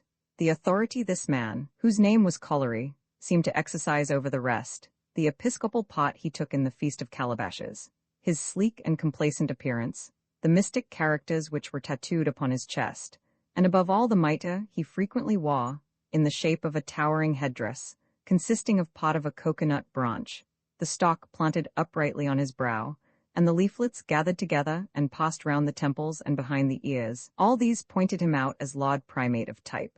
Colliery was a sort of Knight Templar, a soldier priest, for he often wore the dress of a Mokwesin warrior, and always carried a long spear, which, instead of terminating in a paddle at the lower end, after the general fashion of these weapons, was curved into a heathenish-looking little image. This instrument, however, might perhaps have been emblematic of his double functions. With one end in carnal combat, he transfixed the enemies of his tribe, and with the other, as a pastoral crook, he kept in order his spiritual flock. But this is not all I have to say about Colliery. His martial grace very often carried about with him what seemed to me the half of a broken war-club. It was swathed round with ragged bits of white tappa, and the upper part, which was intended to represent a human head, was embellished with a strip of scarlet cloth of European manufacture. It required little observation to discover that this strange object was revered as a god. By the side of the big and lusty images, standing sentinel over the altars of the hula-hula ground, it seemed a mere pygmy in tatters. But appearances all the world over are deceptive. Little men are sometimes very potent, and rags sometimes cover very extensive pretensions. In fact, this funny little image was the crack god of the island, lauding it over all the wooden lubbers who looked so grim and dreadful. Its name was Moer Atua Point Fa, and it was in honor of Moer Atua, and for the entertainment of those who believe in him, that the curious ceremony I am about to describe was observed. Mehevi and the chieftains of the Tai have just risen from their noontide slumbers. there are no affairs of state to dispose of, and having eaten 2 or 3 breakfasts in the course of the morning, the magnates of the valley feel no appetite as yet for dinner. How are their leisure moments to be occupied? They smoke, they chat, and at last one of their number makes a proposition to the rest, who, joyfully acquiescing, he darts out of the house, leaps from the pie, and disappears in the grove. Soon you see him returning with Collery, who bears the god mower Arthur in his arms, and carries in one hand a small trough, hollowed out in the likeness of a canoe. The priest comes along dandling his charge, as if it were a lachrymose infant he was endeavoring to put into a good humor. Presently entering the tie, he seats himself on the mats as composedly as a juggler about to perform his sleight-of-hand tricks, and with the chiefs disposed in a circle around him, commences his ceremony. In the first place he gives mower Arthur an affectionate hug, then caressingly lays him to his breast, and finally whispers something in his ear, the rest of the company listening eagerly for reply. But the baby god is deaf or dumb, perhaps both, for never a word does he utter. At last Collery speaks a little louder, and soon growing angry, comes boldly out with what he has to say and bawls to him. He put me in mind of a choleric fellow, who after trying in vain to communicate a secret to a deaf man, all at once flies into a passion and screams it out so that everyone may hear. Still mower Arthur remains as quiet as ever, and Collery, seemingly losing his temper, fetches him a box over the head, strips him of his tappa and red cloth, and laying him in a state of nudity in a little trough, covers him from sight. At this proceeding all present loudly applaud and signify their approval by uttering the adjective motaki with violent emphasis. Collery, however, is so desirous his conduct should meet with unqualified approbation that he inquires of each individual separately whether under existing circumstances he has not done perfectly right in shutting up mower Arthur. The invariable response is ah, yes, repeated over again and again in a manner which ought to quiet the scruples of the most conscientious. After a few moments Collery brings forth his doll again, and while arraying it very carefully in the tappa and red cloth, alternately fondles and chides it. The toilet being completed, he once more speaks to it aloud. The whole company hereupon show the greatest interest, while the priest holding mower Arthur to his ear interprets to them what he pretends the god is confidentially communicating to him. Some items of intelligence appear to tickle all present amazingly, for one claps his hands in a rapture, another shouts with merriment, and a third leaps to his feet and capers about like a madman. What under the sun mower Arthur on these occasions had to say to Collery, I never could find out. But I could not help thinking that the former showed a sad want of spirit in being disciplined into making those disclosures, which at first he seemed bent on withholding. Whether the priest honestly interpreted what he believed the divinity said to him, or whether he was not all the while guilty of a vile humbug, I shall not presume to decide. At any rate, whatever as coming from the god was imparted to those present seemed to be generally of a complimentary nature, a fact which illustrates the sagacity of Collery, or else the time-serving disposition of this hardly used deity. Mower Arthur having nothing more to say, his bearer goes to nursing him again, in which occupation, however, he is soon interrupted by a question put by one of the warriors to the god. Collery hereupon snatches it up to his ear again, and after listening attentively, once more officiates as the organ of communication. A multitude of questions and answers having passed between the parties, much to the satisfaction of those who propose them, the god is put tenderly to bed in the trough, and the whole company unite in a long chant, led off by Collery. This ended, the ceremony is over. The chiefs rise to their feet in high good humor, and my lord archbishop, after chatting a while, and regaling himself with a whiff or two from a pipe of tobacco, tucks the canoe under his arm and marches off with it. The whole of these proceedings were like those of a parcel of children playing with dolls and baby houses. For a youngster scarcely 10 inches high, and with so few early advantages as he doubtless had, mower Arthur was certainly a precocious little fellow, if he really said all that was imputed to him. But for what reason this poor devil of a deity, thus cuffed about, cajoled, and shut up in a box, was held in greater estimation than the full-grown and dignified personages of the taboo groves, I cannot divine. And yet Mehevi, and other chiefs of unquestionable veracity, to say nothing of the primate himself, assured me over and over again that mower Arthur was the tutelary deity of Type, and was more to be held in honor than a whole battalion of the clumsy idols in the hula-hula grounds. Cory, who seemed to have devoted considerable attention to the study of theology, as he knew the names of all the graven images in the valley, and often repeated them over to me, likewise entertained some rather enlarged ideas with regard to the character and pretensions of Moer Atua. He once gave me to understand, with a gesture there was no misconceiving, that if he, Moer Atua, were so minded, he could cause a coconut tree to sprout out of his Korikori's head, and that it would be the easiest thing in life for him, Moer Atua, to take the whole island of Nukuhever in his mouth and dive down to the bottom of the sea with it. But in sober seriousness, I hardly knew what to make of the religion of the valley. There was nothing that so much perplexed the illustrious Cook in his intercourse with the South Sea Islanders as their sacred rites. Although this prince of navigators was in many instances assisted by interpreters in the prosecution of his researches, he still frankly acknowledges that he was at a loss to obtain anything like a clear insight into the puzzling arcana of their faith. A similar admission has been made by other eminent voyagers, by Carteret, Byron, Kotzebue, and Vancouver. For my own part, although hardly a day passed while I remained upon the island that I did not witness some religious ceremony or other, it was very much like seeing a parcel of Freemasons making secret signs to each other. I saw everything, but could comprehend nothing.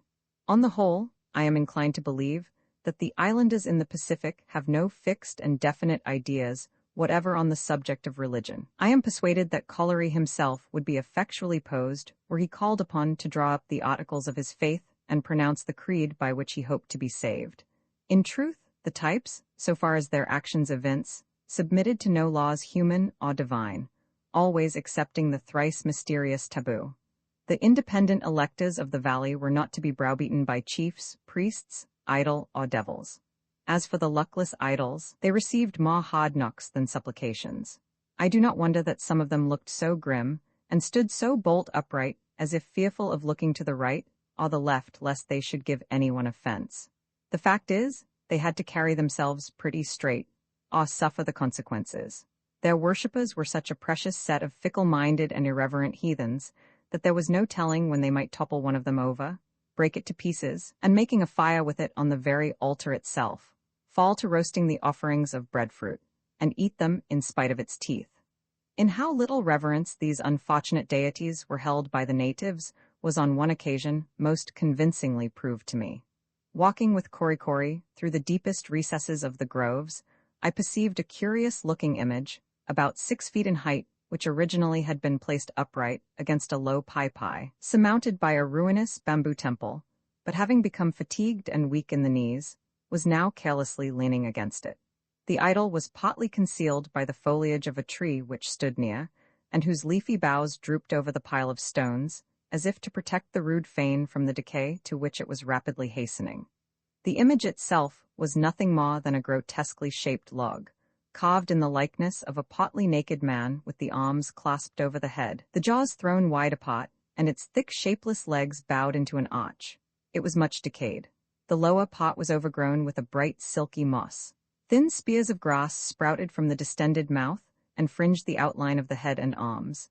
His godship had literally attained a green old age. All its prominent points were bruised and battered, or entirely rotted away. The nose had taken its departure, and from the general appearance of the head, it might have been supposed that the wooden divinity, in despair at the neglect of its worshippers, had been trying to beat its own brains out against the surrounding trees. I drew near to inspect more closely this strange object of idolatry, but halted reverently at the distance of 2 or 3 paces, out of regard to the religious prejudices of my valet. As soon, however, as Korikori perceived that I was in one of my inquiring, scientific moods, to my astonishment, he sprang to the side of the idol, and pushing it away from the stones against which it rested, endeavored to make it stand upon its legs. But the divinity had lost the use of them altogether, and while Korikori was trying to prop it up, placing a stick between it and the pai, the monster fell clumsily to the ground, and would infallibly have broken its neck had not Korikori providentially broken its fall by receiving its whole weight on his own half-crushed back. I never saw the honest fellow in such a rage before. He leaped furiously to his feet, and seizing the stick, began beating the poor image, every moment or two pausing and talking to it in the most violent manner, as if upbraiding it for the accident. When his indignation had subsided a little, He whirled the idol about most profanely, so as to give me an opportunity of examining it on all sides. I am quite sure I never should have presumed to have taken such liberties with the god myself, and I was not a little shocked at Korikori's impiety. This anecdote speaks for itself.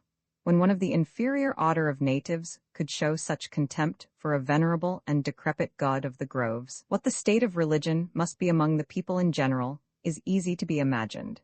In truth, I regard the Types as a backslidden generation.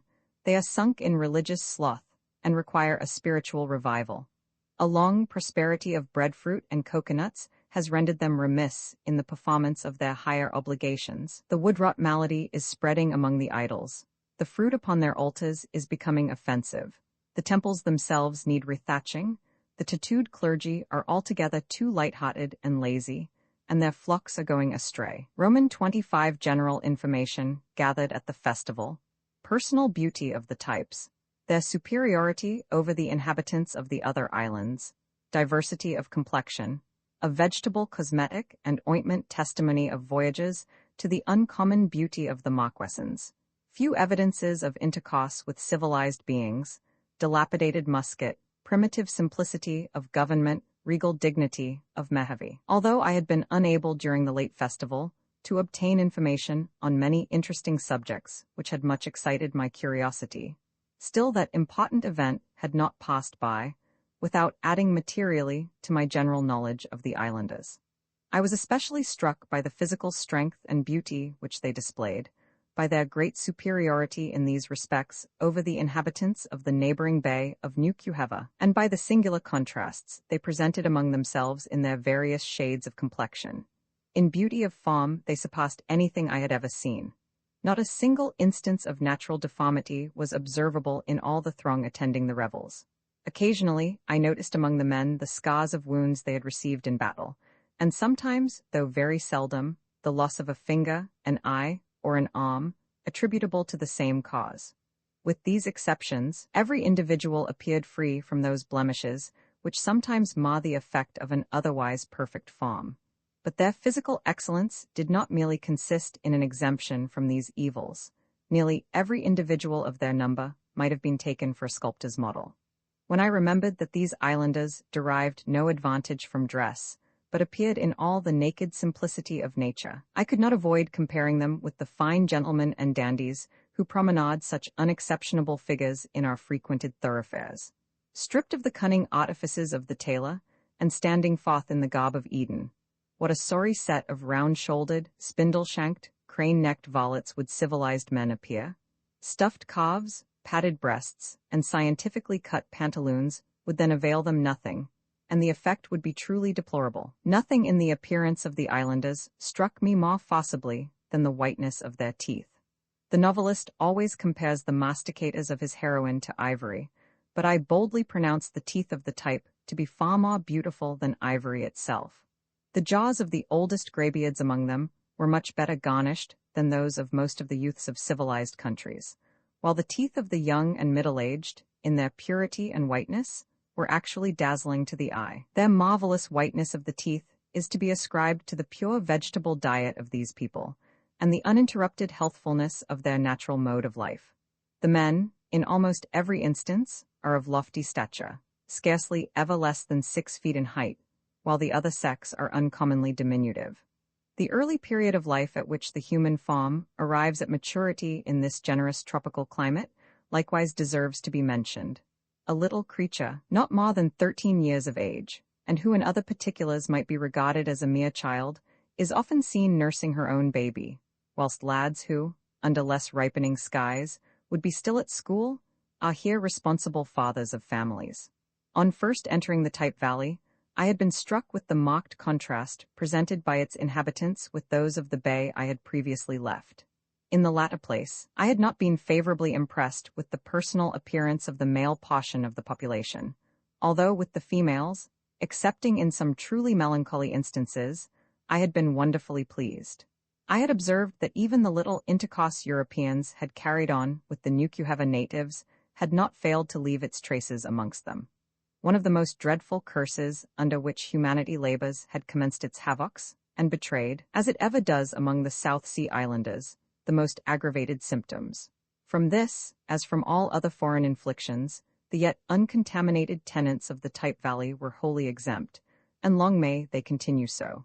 Better will it be for them forever to remain the happy and innocent heathens and barbarians that they now are, than, like the wretched inhabitants of the Sandwich Islands, to enjoy the mere name of Christians without experiencing any of the vital operations of true religion, whilst at the same time they are made the victims of the worst vices and evils of civilized life. Apart, however, from these considerations, I am inclined to believe that there exists a radical difference between the two tribes, if indeed they are not distinct races of men. To those who have merely touched at Nukuheva Bay, without visiting other portions of the island, it would hardly appear credible the diversities presented between the various small clans inhabiting so diminutive a spot. But the hereditary hostility which has existed between them for ages fully accounts for this. Not so easy, however, is it to assign an adequate cause for the endless variety of complexions to be seen in the Type Valley. During the festival, I had noticed several young females whose skins were almost as white as any Saxon damsels, a slight dash of the mantling brown being all that marked the difference. This comparative fairness of complexion, though in a great degree perfectly natural, is partly the result of an artificial process, and of an entire exclusion from the sun. The juice of the papaw root, found in great abundance at the head of the valley, is held in great esteem as a cosmetic, with which many of the females daily anoint their whole person. The habitual use of it whitens and beautifies the skin. Those of the young girls who resort to this method of heightening their charms never expose themselves to the rays of the sun, an observance, however, that produces little or no inconvenience, since there are but few of the inhabited portions of the vale which are not shaded over with a spreading canopy of boughs, so that one may journey from house to house, scarcely deviating from the direct course, and yet never once see his shadow cast upon the ground. The papaw, when used, is suffered to remain upon the skin for several hours. Being of a light green color, it consequently imparts for the time a similar hue to the complexion. Nothing, therefore, can be imagined more singular than the appearance of these nearly naked damsels immediately after the application of the cosmetic. To look at one of them, you would almost suppose she was some vegetable in an unripe state, and that, instead of living in the shade forever, she ought to be placed out in the sun to ripen. All the islanders are more or less in the habit of anointing themselves, the women preferring the aca to papaw, and the men using the oil of the coconut. Mehevi was remarkably fond of mollifying his entire cuticle with this ointment. Sometimes he might be seen, with his whole body fairly reeking with the perfumed oil of the nut, looking as if he had just emerged from a soap boiler's vat, or had undergone the process of dipping in a tallow chandlery. To this cause, perhaps, united to their frequent bathing and extreme cleanliness, is ascribable, in a great measure, the marvelous purity and smoothness of skin exhibited by the natives in general. The prevailing tint among the women of the valley was a light olive, and of this style of complexion Fayaway afforded the most beautiful example.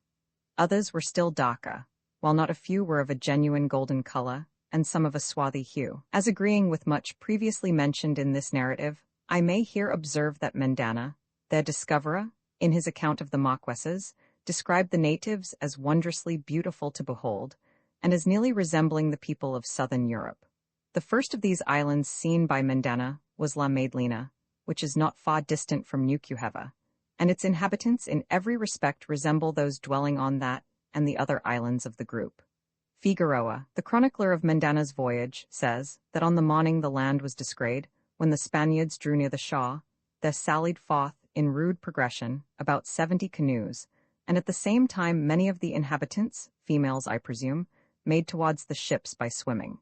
He adds that in complexion they were nearly white, of good stature and finely formed, and on their faces and bodies were delineated representations of fishes and other devices. The old Don then goes on to say, there came, among others, 2 lads paddling their canoe, whose eyes were fixed on the ship.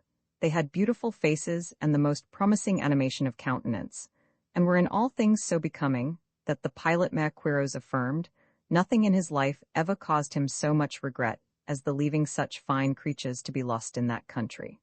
5 more than 200 years have gone by since the passage of which the above is a translation was written, and it appears to me now, as I read it, as fresh and true as if written but yesterday. The islanders are still the same, and I have seen boys in the Type Valley of whose beautiful faces and promising animation of countenance no one who has not beheld them can form any adequate idea. Cook, in the account of his voyage, pronounces the Marquesans as by far the most splendid islanders in the South Seas.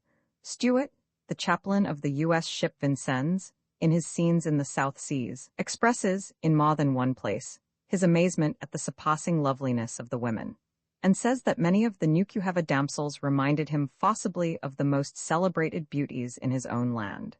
Fanning, a Yankee mariner of some reputation, likewise records his lively impressions of the physical appearance of these people, and Commodore David Potter, of the U.S. frigate Essex, is said to have been vastly smitten by the beauty of the ladies. Their great superiority over all other Polynesians cannot fail to attract the notice of those who visit the principal groups in the Pacific. The voluptuous Tahitians are the only people who at all deserve to be compared with them, while the dark-haired Hawaiians and the woolly-headed Fijis are immeasurably inferior to them. The distinguishing characteristic of the Marquesan Islanders, and that which at once strikes you, is the European cast of their features, a peculiarity seldom observable among other uncivilized people.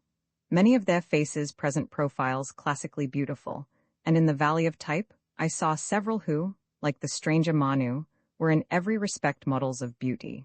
Some of the natives present at the Feast of Calabashes had displayed a few articles of European dress, disposed, however, about their persons after their own peculiar fashion. Among these, I perceived 2 pieces of cotton cloth, which poor Toby and myself had bestowed upon our youthful guides the afternoon we entered the valley. They were evidently reserved for gala days, and during those of the festival, they rendered the young islanders who wore them very distinguished characters. The small number who were similarly adorned, and the great value they appeared to place upon the most common and most trivial articles, furnished ample evidence of the very restricted intercourse they held with vessels touching at the island. A few cotton handkerchiefs, of a gay pattern, tied about the neck, and suffered to fall over the shoulder. Strips of fanciful calico, swathed about the loins, were nearly all I saw. Indeed, throughout the valley, there were few things of any kind to be seen of European origin. All I ever saw, besides the articles just alluded to, were the 6 muskets preserved in the Ty, and 3 or 4 similar implements of warfare hung up in other houses, some small canvas bags, partly filled with bullets and powder, and half a dozen old hatchet heads, with the edges blunted and battered to such a degree as to render them utterly useless. These last seemed to be regarded as nearly worthless by the natives, and several times they held up one of them before me, and throwing it aside with a gesture of disgust, manifested their contempt for anything that could so soon become unserviceable. But the muskets, the powder, and the bullets were held in most extravagant esteem. The former, from their great age and the peculiarities they exhibited, were well worthy a place in any antiquarian's armory. I remember in particular one that hung in the Ty, and which Mehevi, supposing as a matter of cost that I was able to repair it, had put into my hands for that purpose. It was one of those clumsy, old-fashioned English pieces known generally as Tower Hill muskets, and for aught I know, might have been left on the island by Wallace, Carteret, Cook, or Vancouver. The stock was half rotten and worm-eaten. The lock was as rusty and about as well adapted to its ostensible purpose as an old door hinge. The threading of the screws about the trigger was completely worn away, while the barrel shook in the wood. Such was the weapon the chief desired me to restore to its original condition. As I did not possess the accomplishments of a gunsmith, and was likewise destitute of the necessary tools, I was reluctantly obliged to signify my inability to perform the task. At this unexpected communication, Mehevi regarded me, for a moment, as if he half suspected I was some inferior sort of white man, who after all did not know much more than a type. However, after a most labored explanation of the matter, I succeeded in making him understand the extreme difficulty of the task. Scarcely satisfied with my apologies, however, he marched off with the superannuated musket in something of a huff, as if he would no longer expose it to the indignity of being manipulated by such unskilful fingers. During the festival, I had not failed to remark the simplicity of manner, the freedom from all restraint, and, to a certain degree, the equality of condition manifested by the natives in general. No one appeared to assume any arrogant pretensions. There was little more than a slight difference in costume to distinguish the chiefs from the other natives.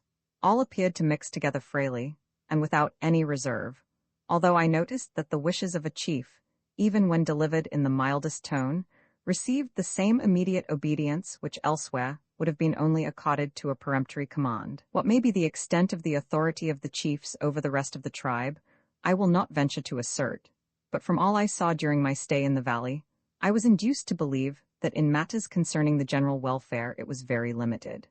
The required degree of deference towards them, however, was willingly and cheerfully yielded, and as all authority is transmitted from father to son, I have no doubt that one of the effects here, as elsewhere, of high birth, is to induce respect and obedience. The civil institutions of the Marquesas Islands appear to be in this, as in other respects, directly the reverse of those of the Tahitian and Hawaiian groups, where the original power of the king and chiefs was far more despotic than that of any tyrant in civilized countries. At Tahiti, it used to be death for one of the inferior orders to approach, without permission, under the shadow of the king's house, or to fail in paying the customary reverence when food destined for the king was borne past them by his messengers. At the Sandwich Islands, Kahumanu, the gigantic old dowager queen, a woman of nearly 400 pounds weight, and who is said to be still living at Maui, was accustomed, in some of her terrific gusts of temper, to snatch up an ordinary-sized man who had offended her and snap his spine across her knee. Incredible as this may seem, it is a fact. While at Lahainaluna, the residence of this monstrous Jezebel, a humpbacked wretch was pointed out to me, who, some 25 years previously, had had the vertebrae of his backbone very seriously discomposed by his gentle mistress. The particular grades of rank existing among the chiefs of type, I could not in all cases determine. Previous to the Feast of Calabashes, I had been puzzled what particular station to assign to Mehevi, but the important part he took upon that occasion convinced me that he had no superior among the inhabitants of the valley. I had invariably noticed a certain degree of deference paid to him by all with whom I had ever seen him brought in contact, but when I remembered that my wanderings had been confined to a limited portion of the valley, and that towards the sea a number of distinguished chiefs resided, some of whom had separately visited me at Mahaio's house, and whom, until the festival, I had never seen in the company of Mehevi, I felt disposed to believe that his rank, after all, might not be particularly elevated. The revels, however, had brought together all the warriors whom I had seen individually and in groups at different times and places. Among them, Mehevi moved with an easy air of superiority, which was not to be mistaken, and he whom I had only looked at as the hospitable host of the Tai, and one of the military leaders of the tribe, now assumed in my eyes the dignity of royal station.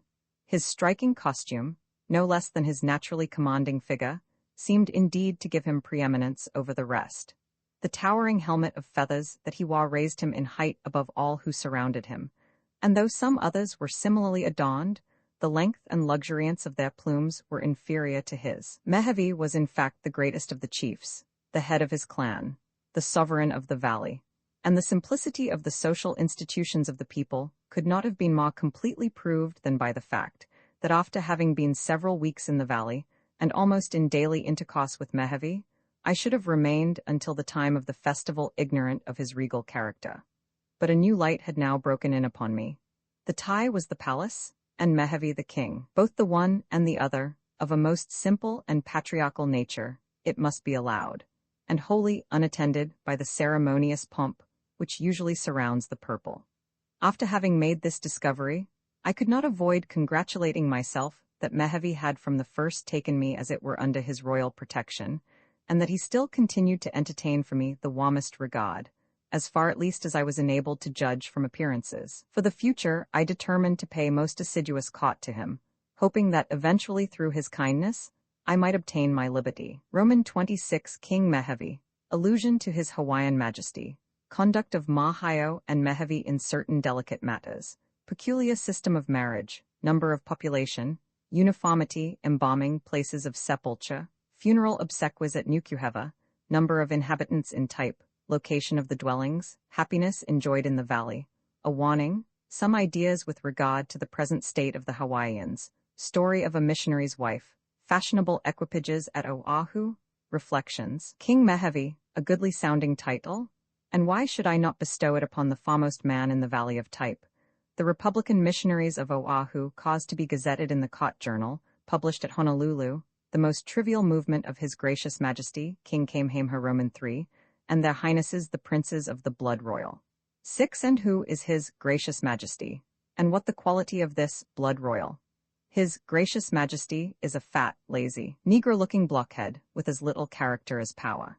He has lost the noble traits of the barbarian, without acquiring the redeeming graces of a civilized being, and although a member of the Hawaiian Temperance Society, is a most inveterate dram drinker. The blood royal is an extremely thick, depraved fluid, formed principally of raw fish, bad brandy, and European sweetmeats, and is charged with a variety of eruptive humours, which are developed in sundry blotches and pimples upon the august face of Majesty itself, and the angelic countenances of the princes and princesses of the blood royal. Now, if the farcical puppet of a chief magistrate in the Sandwich Islands be allowed the title of king, why should it be withheld from the noble savage Mehevi, who is 1,000 times more worthy of the appellation? All hail, therefore, Mehevi, King of the Cannibal Valley, and long life and prosperity to his Typeean Majesty. May heaven for many a year preserve him, the uncompromising foe of Nukuheva and the French, if a hostile attitude will secure his lovely domain from the remorseless inflictions of South Sea civilization. Previously to seeing the dancing widows, I had little idea that there were any matrimonial relations subsisting in Type, and I should as soon have thought of a platonic affection being cultivated between the sexes, as of the solemn connection of man and wife. To be sure, there were old Mahaio and Tina, who seemed to have a sort of nuptial understanding with one another.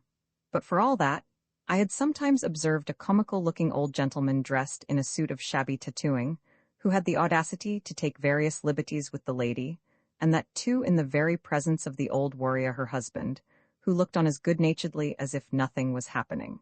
This behavior, until subsequent discoveries enlightened me, puzzled me more than anything else I witnessed in Type.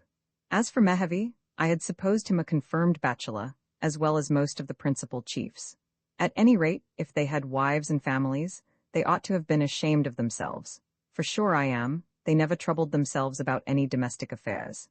In truth, Mehevi seemed to be the president of a club of haughty fellows, who kept bachelor's hall in fine style at the Thai. I had no doubt but that they regarded children as odious encumbrances, and their ideas of domestic felicity were sufficiently shown in the fact that they allowed no meddlesome housekeepers to turn topsy-turvy those snug little arrangements they had made in their comfortable dwelling.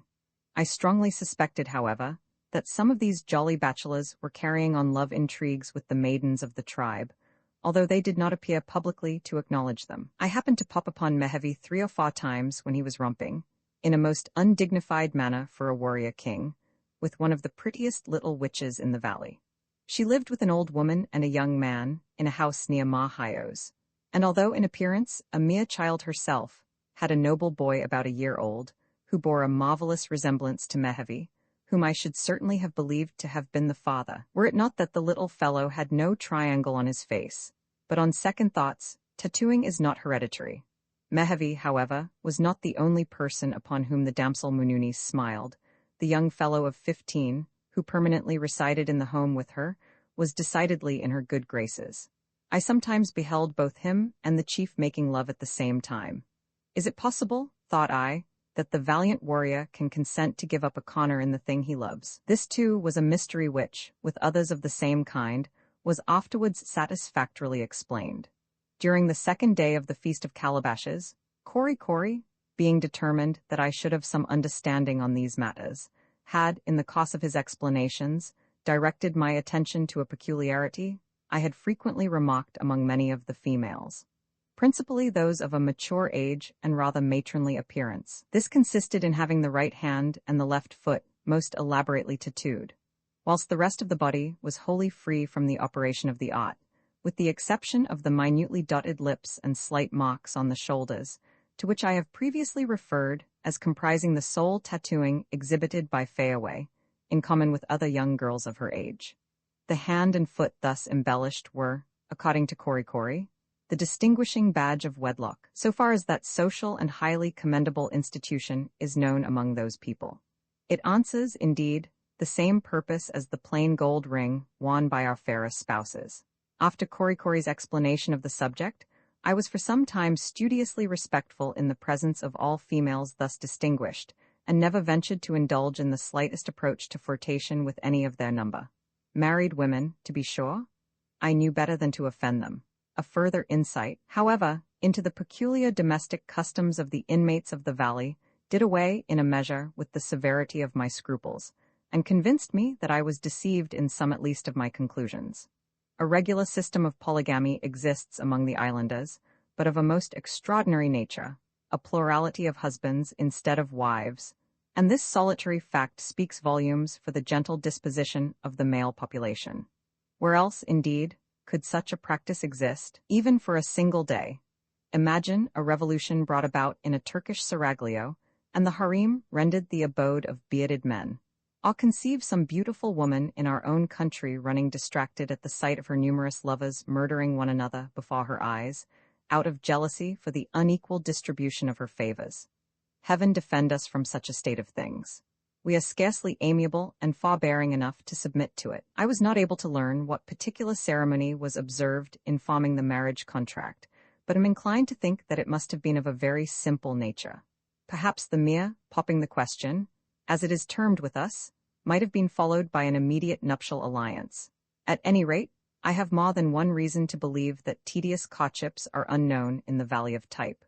The males considerably outnumber the females. This holds true of many of the islands of Polynesia, although the reverse of what is the case in most civilized countries. The girls are first wooed and won, at a very tender age, by some stripling in the household in which they reside. This, however, is a mere frolic of the affections, and no formal engagement is contracted. By the time this first love has a little subsided, a second suitor presents himself, of graver years, and carries both boy and girl away to his own habitation. This disinterested and generous-hearted fellow now weds the young couple, marrying damsel and lover at the same time, and all three thenceforth live together as harmoniously as so many turtles. I have heard of some men who in civilized countries rashly marry large families with their wives, but had no idea that there was any place where people married supplementary husbands with them. Infidelity on either side is very rare. No man has more than one wife, and no wife of mature years has less than 2 husbands. Sometimes she has 3, but such instances are not frequent. The marriage tie, whatever it may be, does not appear to be indissoluble, for separations occasionally happen. These, however, when they do take place, produce no unhappiness and are preceded by no bickerings, for the simple reason that an ill-used wife or a henpecked husband is not obliged to file a bill in chancery to obtain a divorce. As nothing stands in the way of a separation, the matrimonial yoke sits easily and lightly, and a type wife lives on very pleasant and sociable terms with her husband.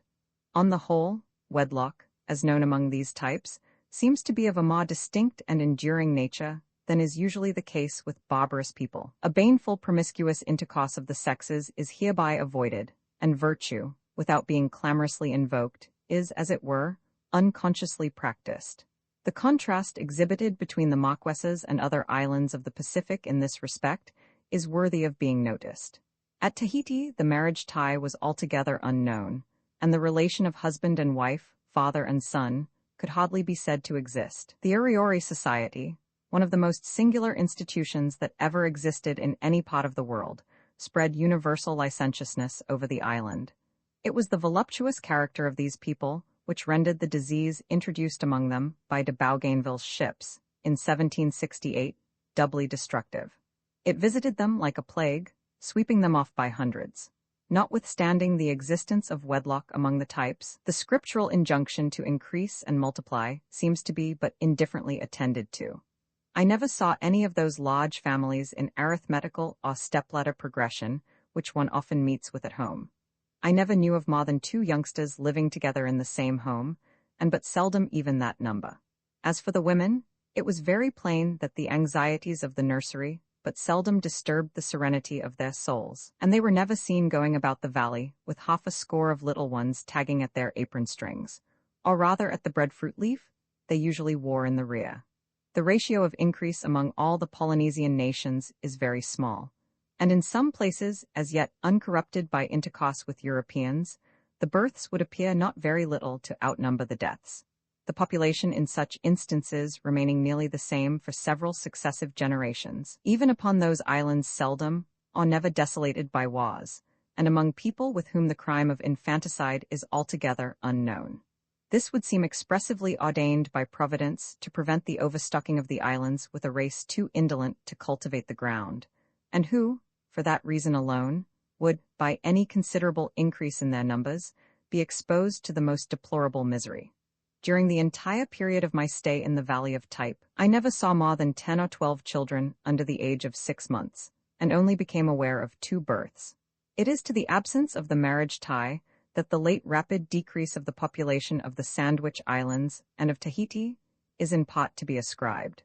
The vices and diseases introduced among these unhappy people annually swell the ordinary mortality of the islands, while, from the same cause, the originally small number of births is proportionally decreased. Thus the progress of the Hawaiians and Tahitians to utter extinction is accelerated in a sort of compound ratio.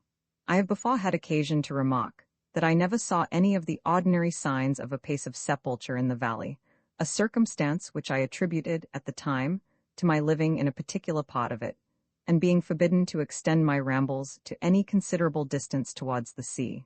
I have since thought it probable, however, that the types, either desirous of removing from their sight the evidences of mortality, or prompted by a taste for rural beauty, may have some charming cemetery situation in the shadowy recesses along the base of the mountains. At Nukuheva, 2 or 3 large quadrangular pipis, heavily flagged, enclosed with regular stone walls, and shaded over and almost hidden from view by the interlacing branches of enormous trees, were pointed out to me as burial places. The bodies, I understood, were deposited in rude vaults beneath the flagging, and were suffered to remain there without being disinterred. Although nothing could be more strange and gloomy than the aspect of these places, where the lofty trees threw their dark shadows over rude blocks of stone, a stranger looking at them would have discerned none of the ordinary evidences of a place of sepulture. During my stay in the valley, as none of its inmates were so accommodating as to die and be buried in order to gratify my curiosity with regard to their funeral rites, I was reluctantly obliged to remain in ignorance of them. As I have reason to believe, however, the observances of the types in these matters are the same with those of all the other tribes in the island, I will here relate a scene I chanced to witness at Nukuheva. A young man had died, about daybreak, in a house near the beach. I had been sent ashore that morning, and saw a good deal of the preparations they were making for his obsequies. The body, neatly wrapped in a new white tapa, was laid out in an open shed of coconut boughs, upon a bier constructed of elastic bamboos ingeniously twisted together. This was supported about 2 feet from the ground by large canes planted uprightly in the earth. 2 females, of a dejected appearance, watched by its side, plaintively chanting and beating the air with large grass fans whitened with pipe clay. In the dwelling house, adjoining a numerous company we assembled, and various articles of food were being prepared for consumption. 2 or 3 individuals, distinguished by headdresses of beautiful tapa, and wearing a great number of ornaments, appeared to officiate as masters of the ceremonies. By noon the entertainment had fairly begun, and we were told that it would last during the whole of the 2 following days. With the exception of those who mourned by the copse, everyone seemed disposed to drown the sense of the late bereavement in convivial indulgence. The girls, decked out in their savage finery, danced, the old men chanted, the warriors smoked and chatted, and the young and lusty, of both sexes, feasted plentifully, and seemed to enjoy themselves as pleasantly as they could have done had it been a wedding. The islanders understand the art of embalming, and practice it with such success that the bodies of their great chiefs are frequently preserved for many years in the very houses where they died. I saw 3 of these in my visit to the Bay of Tioa. One was enveloped in immense folds of tapa, with only the face exposed, and hung erect against the side of the dwelling. The others were stretched out upon biers of bamboo, in open, elevated temples, which seemed consecrated to their memory. The heads of enemies killed in battle are invariably preserved and hung up as trophies in the house of the conqueror. I am not acquainted with the process which is in use, but believe that fumigation is the principal agency employed. All the remains which I saw presented the appearance of a ham after being suspended for some time in a smoky chimney. But to return from the dead to the living. The late festival had drawn together, as I had every reason to believe, the whole population of the Vale, and consequently I was enabled to make some estimate with regard to its numbers. I should imagine that there were about 2,000 inhabitants in Type, and no number could have been better adapted to the extent of the valley.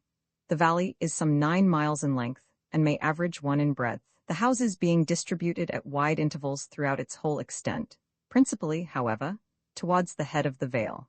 There are no villages, the houses stand here and there in the shadow of the groves, or are scattered along the banks of the winding stream, their golden-hued bamboo sides and gleaming white thatch forming a beautiful contrast to the perpetual verdure in which they are embowered.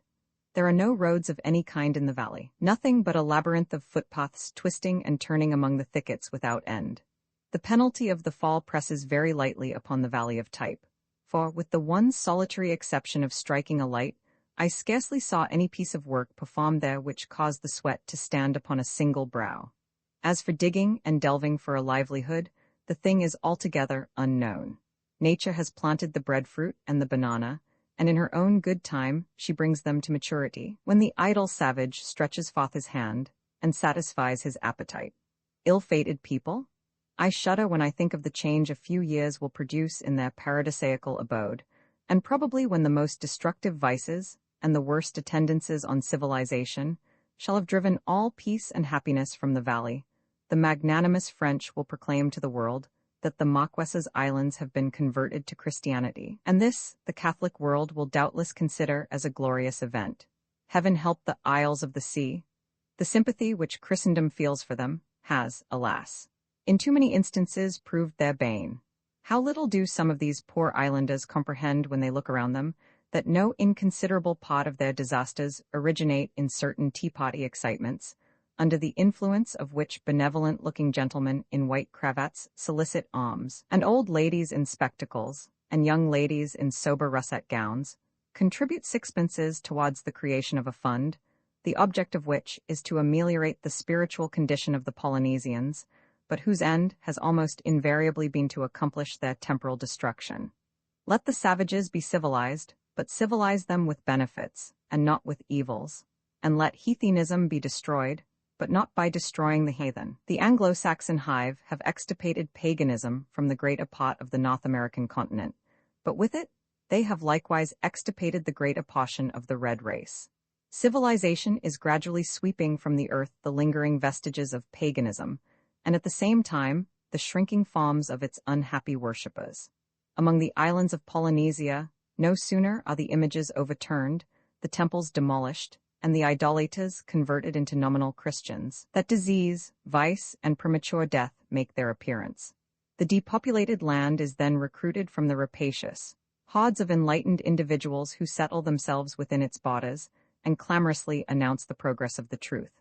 Neat villas, trim gardens, shaven lawns, spires, and cupolas arise, while the poor savage soon finds himself an interloper in the country of his fathers, and that too on the very site of the hut where he was born. The spontaneous fruits of the earth, which God in his wisdom had ordained for the support of the indolent natives, remorselessly seized upon and appropriated by the stranger, are devoured before the eyes of the starving inhabitants, or sent on board the numerous vessels which now touch at their shores. When the famished wretches are cut off in this manner from their natural supplies, they are told by their benefactors to work and earn their support by the sweat of their brows. But to no fine gentleman born to hereditary opulence does this manual labor come more unkindly than to the luxurious Indian when thus robbed of the bounty of heaven. Habituated to a life of indolence, he cannot and will not exert himself, and want, disease, and vice, all evils of foreign growth, soon terminate his miserable existence. But what matters all this? Behold the glorious result. The abominations of paganism have given way to the pure rites of the Christian worship. The ignorant savage has been supplanted by the refined European. Look at Honolulu, the metropolis of the Sandwich Islands, a community of disinterested merchants and devoted self-exiled heralds of the cross, located on the very spot that 20 years ago was defiled by the presence of idolatry. What a subject for an eloquent Bible-meeting orator. Nor has such an opportunity for a display of missionary rhetoric been allowed to pass by unimproved. But when these philanthropists send us such glowing accounts of one half of their labors, Why does their modesty restrain them from publishing the other half of the good they have wrought? Not until I visited Honolulu was I aware of the fact that the small remnant of the natives had been civilized into draft horses and evangelized into beasts of burden. But so it is. They have been literally broken into the traces and are harnessed to the vehicles of their spiritual instructors like so many dumb brutes. Lest the slightest misconception should arise from anything thrown out in this chapter, or indeed in any other part of the volume, let me here observe that against the cause of missions in the abstract, no Christian can possibly be opposed. It is in truth a just and holy cause. But if the great end proposed by it be spiritual, the agency employed to accomplish that end is purely earthly. And although the object in view be the achievement of much good, that agency may nevertheless be productive of evil.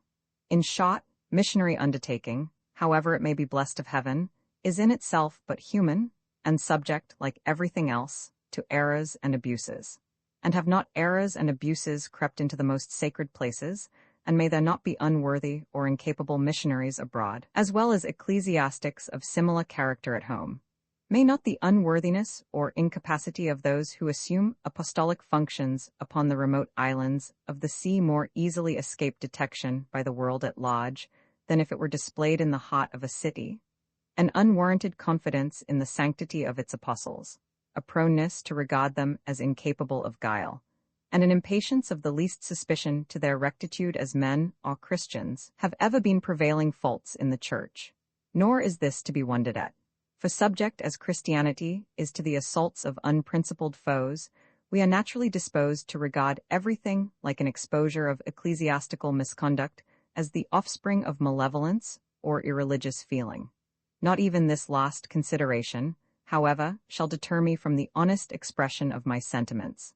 There is something apparently wrong in the practical operations of the Sandwich Islands mission. Those who from pure religious motives contribute to the support of this enterprise should take care to ascertain that their donations, flowing through many devious channels, at last effect their legitimate object, the conversion of the Hawaiians.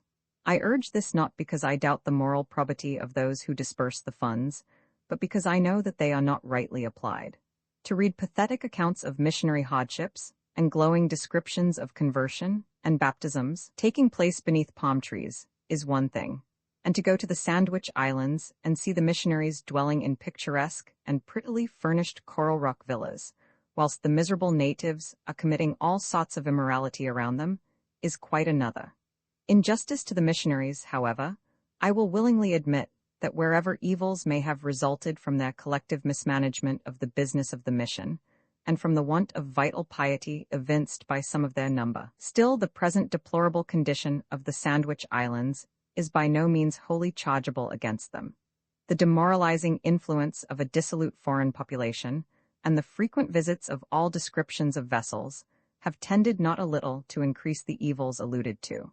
In a word, here, as in every case where civilization has in any way been introduced among those whom we call savages, she has scattered her vices and withheld her blessings. As wise a man as Shakespeare has said, that the bearer of evil tidings hath but a losing office. And so I suppose will it prove with me, in communicating to the trusting friends of the Hawaiian mission what has been disclosed in various portions of this narrative. I am persuaded, however, that as these disclosures will by their very nature attract attention, so they will lead to something which will not be without ultimate benefit to the cause of Christianity in the Sandwich Islands. I have but one more thing to add in connection with this subject. Those things which I have stated as facts will remain facts, in spite of whatever the bigoted or incredulous may say or write against them. My reflections, however, on those facts may not be free from error. If such be the case, I claim no further indulgence than should be conceded to every man whose object is to do good. Roman 27, the social condition and general character of the types. I have already mentioned that the influence exerted over the people of the valley by their chiefs was mild in the extreme, and as to any general rule or standard of conduct by which the commonalty were governed in their intercourse with each other, so far as my observation extended, I should be almost tempted to say that none existed on the island, except, indeed, the mysterious taboo be considered as such. During the time I lived among the types, no one was ever put upon his trial for any offense against the public. To all appearance there were no courts of law or equity. There was no municipal police for the purpose of apprehending vagrants and disorderly characters. In short, there were no legal provisions whatever for the well-being and conservation of society, the enlightened end of civilized legislation. And yet everything went on in the valley with a harmony and smoothness unparalleled, I will venture to assert, in the most select, refined, and pious associations of mortals in Christendom. How are we to explain this enigma? These islanders were heathens, savages, cannibals, and how came they, without the aid of established law, to exhibit in so eminent a degree that social order which is the greatest blessing and highest pride of the social state? It may reasonably be inquired, how were these people governed? How were their passions controlled in their everyday transactions? It must have been by an inherent principle of honesty and charity towards each other. They seem to be governed by that sort of tacit common-sense law which, say what they will of the inborn lawlessness of the human race, has its precepts graven on every breast. The grand principles of virtue and honor, however they may be distorted by arbitrary codes, are the same all the world over, and where these principles are concerned, the right or wrong of any action appears the same to the uncultivated as to the enlightened mind.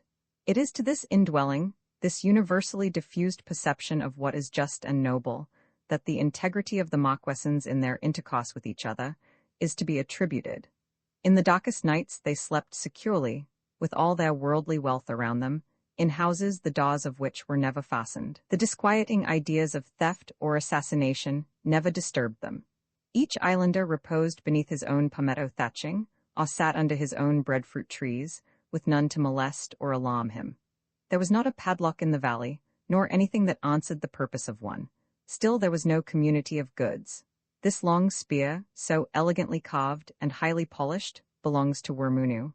It is far handsomer than the one which old Mahayo so greatly prizes. It is the most valuable article belonging to its owner.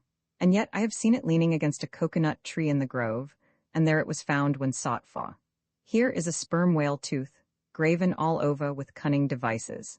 It is the property of Kaluna. It is the most precious of the damsel's ornaments. In her estimation, its price is far above rubies, and yet there hangs the dental jewel by its cord of braided bark, in the girl's house, which is far back in the valley. The door is left open, and all the inmates have gone off to bathe in the stream. 7 So much for the respect in which personal property is held in Type. How secure an investment of real property may be, I cannot take upon me to say. Whether the land of the valley was the joint property of its inhabitants, or whether it was parceled out among a certain number of landed proprietors who allowed everybody to squat and poach as much as he or she pleased, I never could ascertain. At any rate, musty parchments and title deeds there were none on the island, and I am half inclined to believe that its inhabitants hold their broad valleys in fee simple from nature herself, to have and to hold, so long as grass grows and water runs, or until their French visitors, by a summary mode of conveyancing, shall appropriate them to their own benefit and behoof. Yesterday I saw Korikori hie him away, armed with a long pole, with which, standing on the ground, he knocked down the fruit from the topmost boughs of the trees, and brought them home in his basket of coconut leaves. Today I see an islander, whom I know to reside in a distant part of the valley, doing the self-same thing. On the sloping bank of the stream are a number of banana trees. I have often seen a score or two of young people making a merry foray on the great golden clusters, and bearing them off, one after another, to different parts of the vale, shouting and trampling as they went. No churlish old curmudgeon could have been the owner of that grove of breadfruit trees, or of these gloriously yellow bunches of bananas. From what I have said, it will be perceived that there is a vast difference between personal property and real estate in the Valley of Type. Some individuals, of course, are more wealthy than others. For example, the ridgepole of Mahayo's house bends under the weight of many a huge packet of tapa. His long couch is laid with mats placed one upon the other 7 deep. Outside, Tina has ranged along in her bamboo cupboard, or whatever the place may be called, a goodly array of calabashes and wooden trenches. Now, the house just beyond the grove, and next to Mahayo's, occupied by Ruaruga, is not quite so well furnished. There are only 3 moderate-sized packages swinging overhead. There are only 2 layers of mats beneath, and the calabashes and trenches are not so numerous, nor so tastefully stained and carved. But then, Ruaruga has a house, not so pretty a one, to be sure, but just as commodious as Mahayo's, and I suppose if he wished to vie with his neighbor's establishment, he could do so with very little trouble. These, in short, constituted the chief differences perceivable in the relative wealth of the people in type. Civilization does not engross all the virtues of humanity. She has not even her full share of them. They flourish in greater abundance and attain greater strength among many barbarous people. The hospitality of the wild Arab, the courage of the North American Indian, and the faithful friendship of some of the Polynesian nations far surpass anything of a similar kind among the polished communities of Europe. If truth and justice, and the better principles of our nature, cannot exist unless enforced by the statute book, how are we to account for the social condition of the types? So pure and upright were they in all the relations of life, that entering their valley, as I did, under the most erroneous impressions of their character, I was soon led to exclaim in amazement, "Are these the ferocious savages, the bloodthirsty cannibals of whom I have heard such frightful tales? They deal more kindly with each other, and are more humane than many who study essays on virtue and benevolence, and who repeat every night that beautiful prayer breathed first by the lips of the divine and gentle Jesus." I will frankly declare that after passing a few weeks in this valley of the Marquesas, I formed a higher estimate of human nature than I had ever before entertained.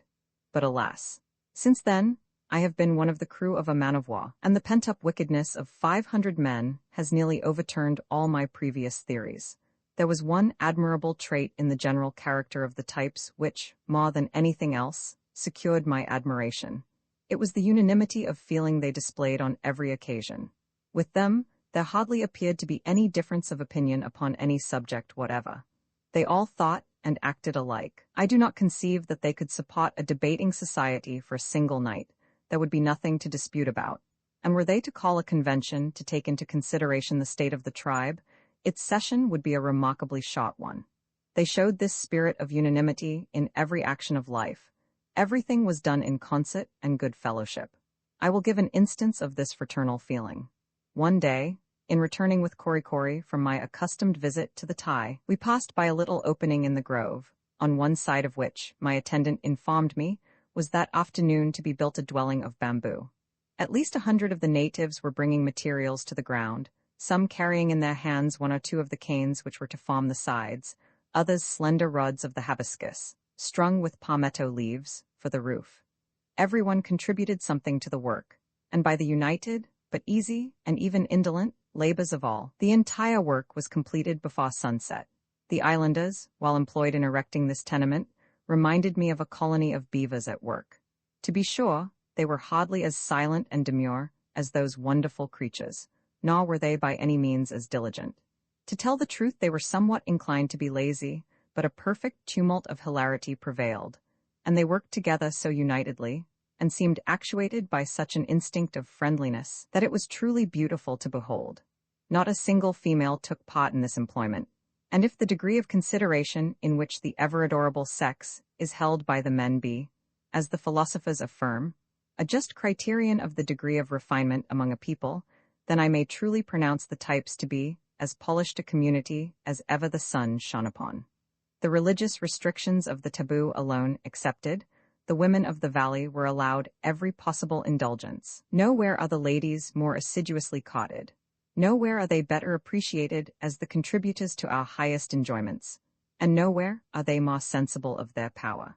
Far different from their condition among many rude nations, where the women are made to perform all the work while their ungallant lords and masters lie buried in sloth, the gentle sex in the valley of Type were exempt from toil, if toil it might be called that, even in the tropical climate, never distilled one drop of perspiration.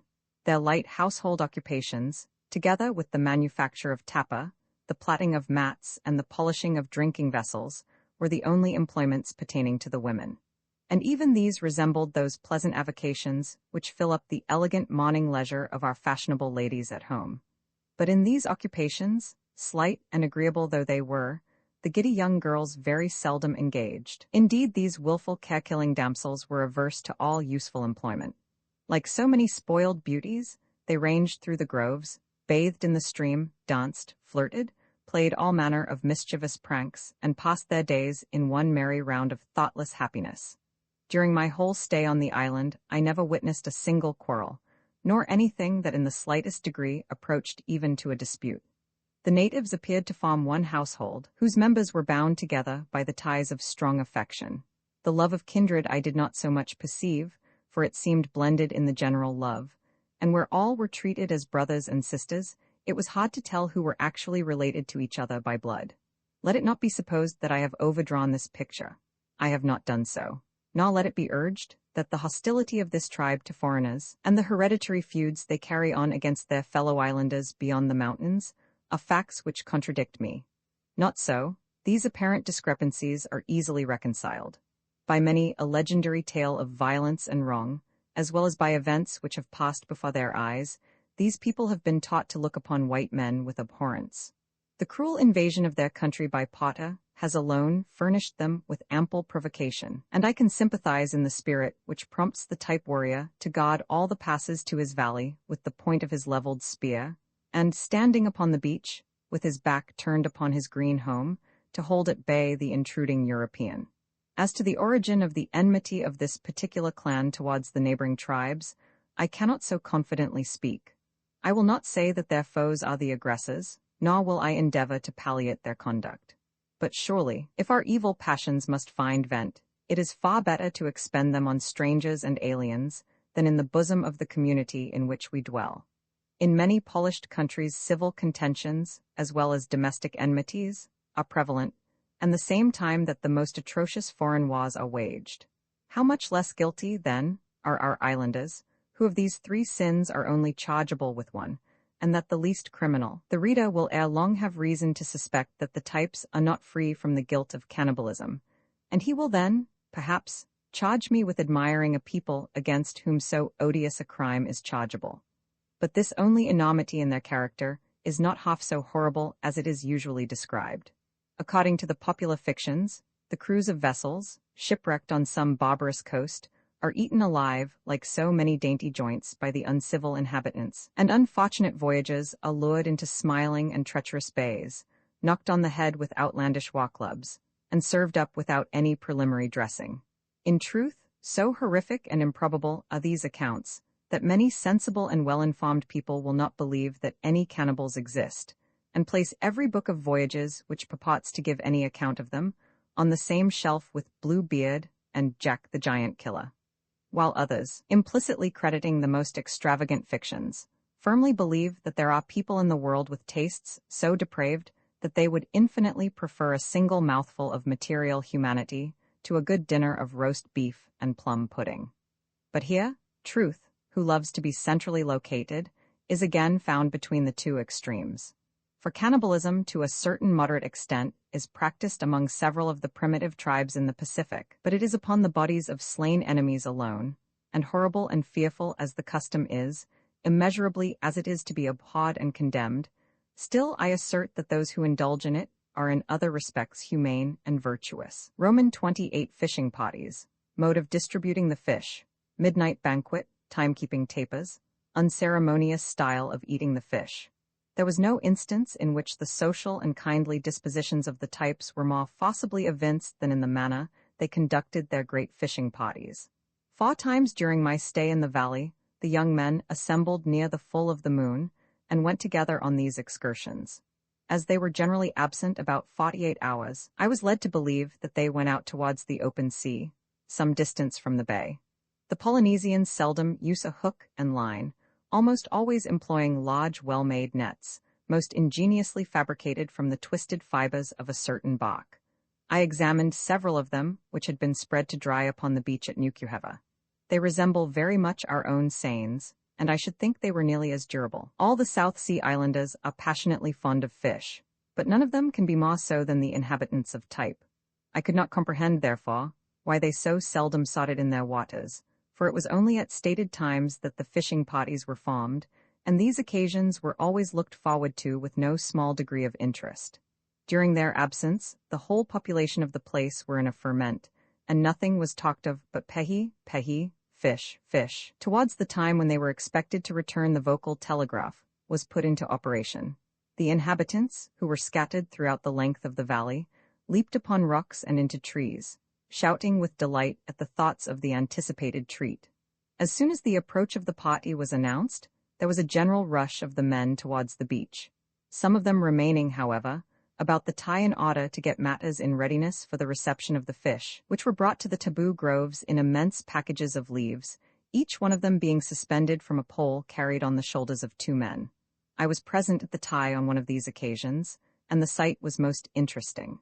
After all the packages had arrived, they were laid in a row under the veranda of the building and opened.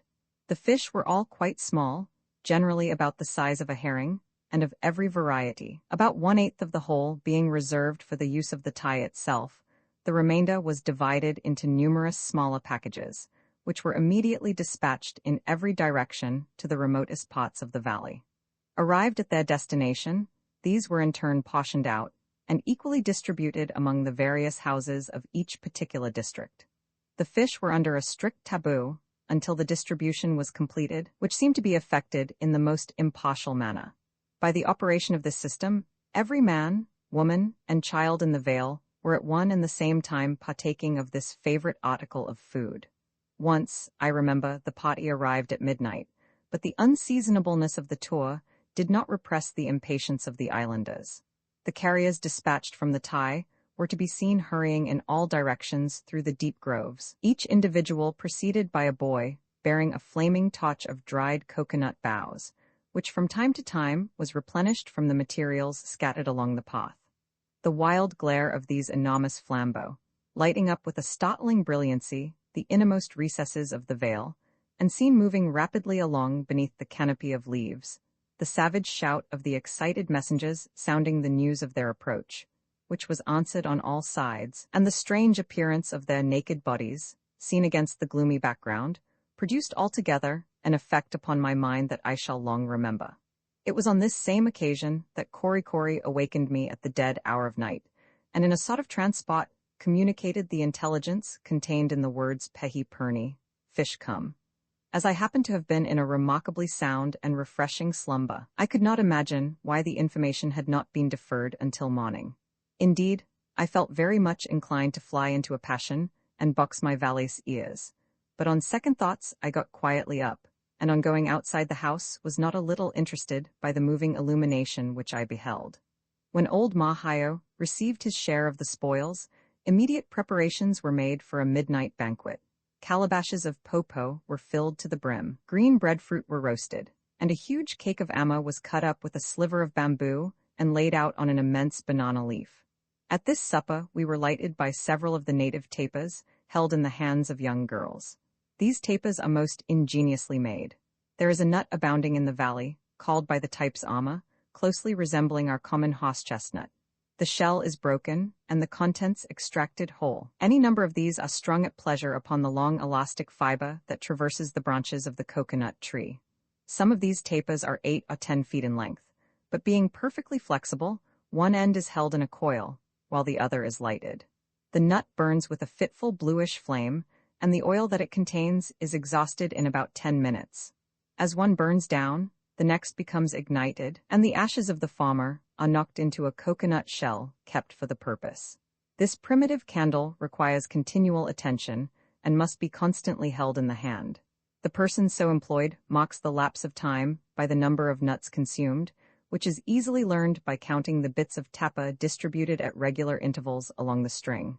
I grieve to state so distressing a fact, but the inhabitants of Type were in the habit of devouring fish much in the same way that a civilized being would eat a radish, and without any more previous preparation. They eat it raw, scales, bones, gills, and all the inside. The fish is held by the tail, and the head being introduced into the mouth, the animal disappears with a rapidity that would at first nearly lead one to imagine it had been launched bodily down the throat. Raw fish. Shall I ever forget my sensations when I first saw my island beauty devour one? Oh, heavens! Fayaway, how could you ever have contracted so vile a habit? However, after the first shock had subsided, the custom grew less odious in my eyes, and I soon accustomed myself to the sight. Let no one imagine, however, that the lovely Fayaway was in the habit of swallowing great vulgar-looking fishes. Oh, no. With her beautiful small hand she would clasp a delicate, little, golden-hued love of a fish and eat it as elegantly and as innocently as though it were a Naples biscuit. But alas! It was after all a raw fish, and all I can say is that Fayaway ate it in a more ladylike manner than any other girl of the valley. When at Rome do as the Romans do, I held to be so good a proverb that being in type I made a point of doing as the types did. Thus I ate popo as they did. I walked about in a garb striking for its simplicity, and I reposed on a community of couches, besides doing many other things in conformity with their peculiar habits. But the farthest I ever went in the way of conformity was on several occasions to regale myself with raw fish. These being remarkably tender and quite small, the undertaking was not so disagreeable in the main, and after a few trials I positively began to relish them. However, I subjected them to a slight operation with a knife previously to making my repast. Roman 29 Natural History of the Valley. Golden lizards, tameness of the birds, mosquitoes, flies, dogs, a solitary cat, the climate, the coconut tree, singular modes of climbing it, an agile young chief, fearlessness of the children, tutu and the coconut tree, the birds of the valley. I think I must enlighten the reader a little about the natural history of the valley. Whence, in the name of Count Buffon and Baron Cuvier, came those dogs that I saw in type? Dogs, big hairless rats rather, all with smooth, shining speckled hides, fat sides and very disagreeable faces. Whence could they have come? That they were not the indigenous production of the region, I am firmly convinced. Indeed, they seemed aware of their being interlopers, looking fairly ashamed and always trying to hide themselves in some dark corner. It was plain enough they did not feel at home in the Vale, that they wished themselves well out of it, and back to the ugly country from which they must have come. Scurvy curs? They were my abhorrence. I should have liked nothing better than to have been the death of every one of them. In fact, on one occasion, I intimated the propriety of a canine crusade to Mehevi, but the benevolent king would not consent to it. He heard me very patiently, but when I had finished, shook his head, and told me in confidence that they were taboo. As for the animal that made the fortune of the ex-Lord Mayor Whittington, I shall never forget the day that I was lying in the house about noon, everybody else being fast asleep, and happening to raise my eyes, met those of a big black spectral cat, which sat erect in the doorway, looking at me with its frightful goggling green orbs, like one of those monstrous imps that torment some of Tenia's saints. I am one of those unfortunate persons to whom the sight of these animals is at any time an insufferable annoyance. Thus constitutionally averse to cats in general, the unexpected apparition of this one in particular utterly confounded me. When I had a little recovered from the fascination of its glance, I started up. The cat fled, and emboldened by this, I rushed out of the house in pursuit, but it had disappeared. It was the only time I ever saw one in the valley, and how it got there I cannot imagine. It is just possible that it might have escaped from one of the ships at Nukuheva. It was in vain to seek information on the subject from the natives, since none of them had seen the animal, the appearance of which remains a mystery to me to this day. Among the few animals which are to be met with in type, there was none which I looked upon with more interest than a beautiful golden-hued species of lizard. It measured perhaps 5 inches from head to tail, and was most gracefully proportioned. Numbers of those creatures were to be seen basking in the sunshine upon the thatching of the houses, and multitudes at all hours of the day showed their glittering sides as they ran frolicking between the spears of grass, or raced in troops up and down the tall shafts of the coconut trees. But the remarkable beauty of these little animals and their lively ways were not their only claims upon my admiration. They were perfectly tame and insensible to fear. Frequently, after seating myself upon the ground in some shady place during the heat of the day, I would be completely overrun with them. If I brushed one off my arm, it would leap perhaps into my hair.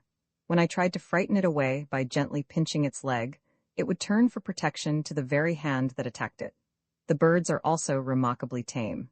If you happen to see one perched upon a branch within reach of your arm, and advanced towards it, it did not fly away immediately, but waited quietly looking at you, until you could almost touch it, and then took wings slowly, less alarmed at your presence, it would seem, than desirous of removing itself from your path. Had salt been less scarce in the valley than it was, this was the very place to have gone birding with it. I remember that once, on an uninhabited island of the Galapagos, a bird alighted on my outstretched arm, while its mate chirped from an adjoining tree. Its tameness, far from shocking me, as a similar occurrence did Selkirk, imparted to me the most exquisite thrill of delight I ever experienced, and with somewhat of the same pleasure did I afterwards behold the birds and lizards of the valley show their confidence in the kindliness of man.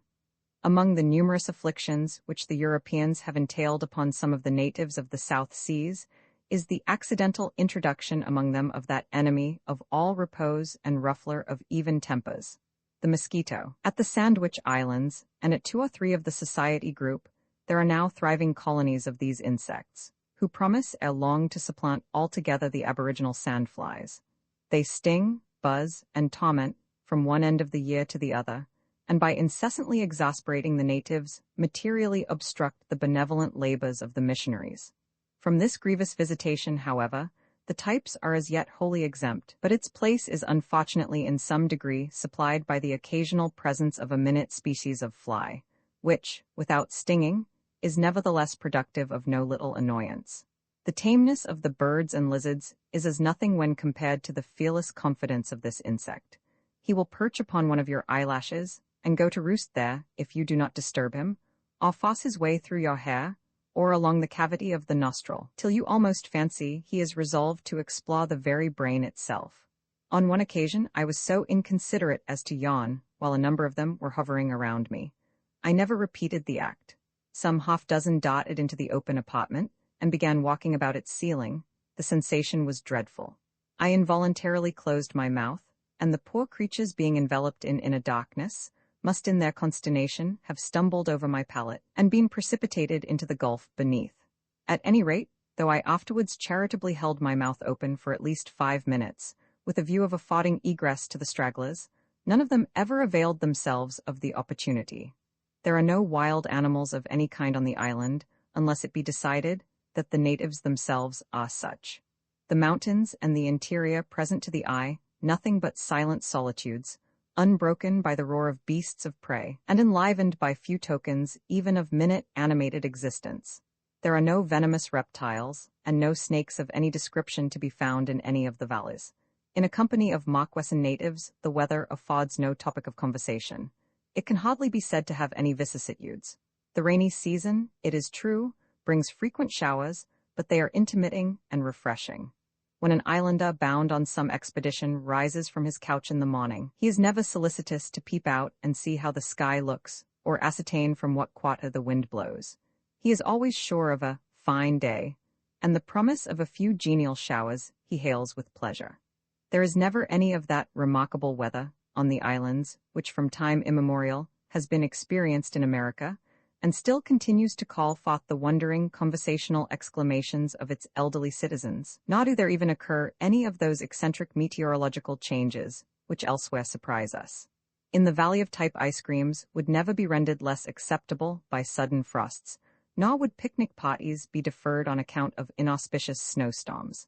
For their day follows day, in one unvarying round of summer and sunshine, and the whole year is one long tropical month of June, just melting into July. It is this genial climate which causes the coconuts to flourish as they do. This invaluable fruit, brought to perfection by the rich soil of the Marquesas, and home aloft on a stately column more than 100 feet from the ground, would seem at first almost inaccessible to the simple natives.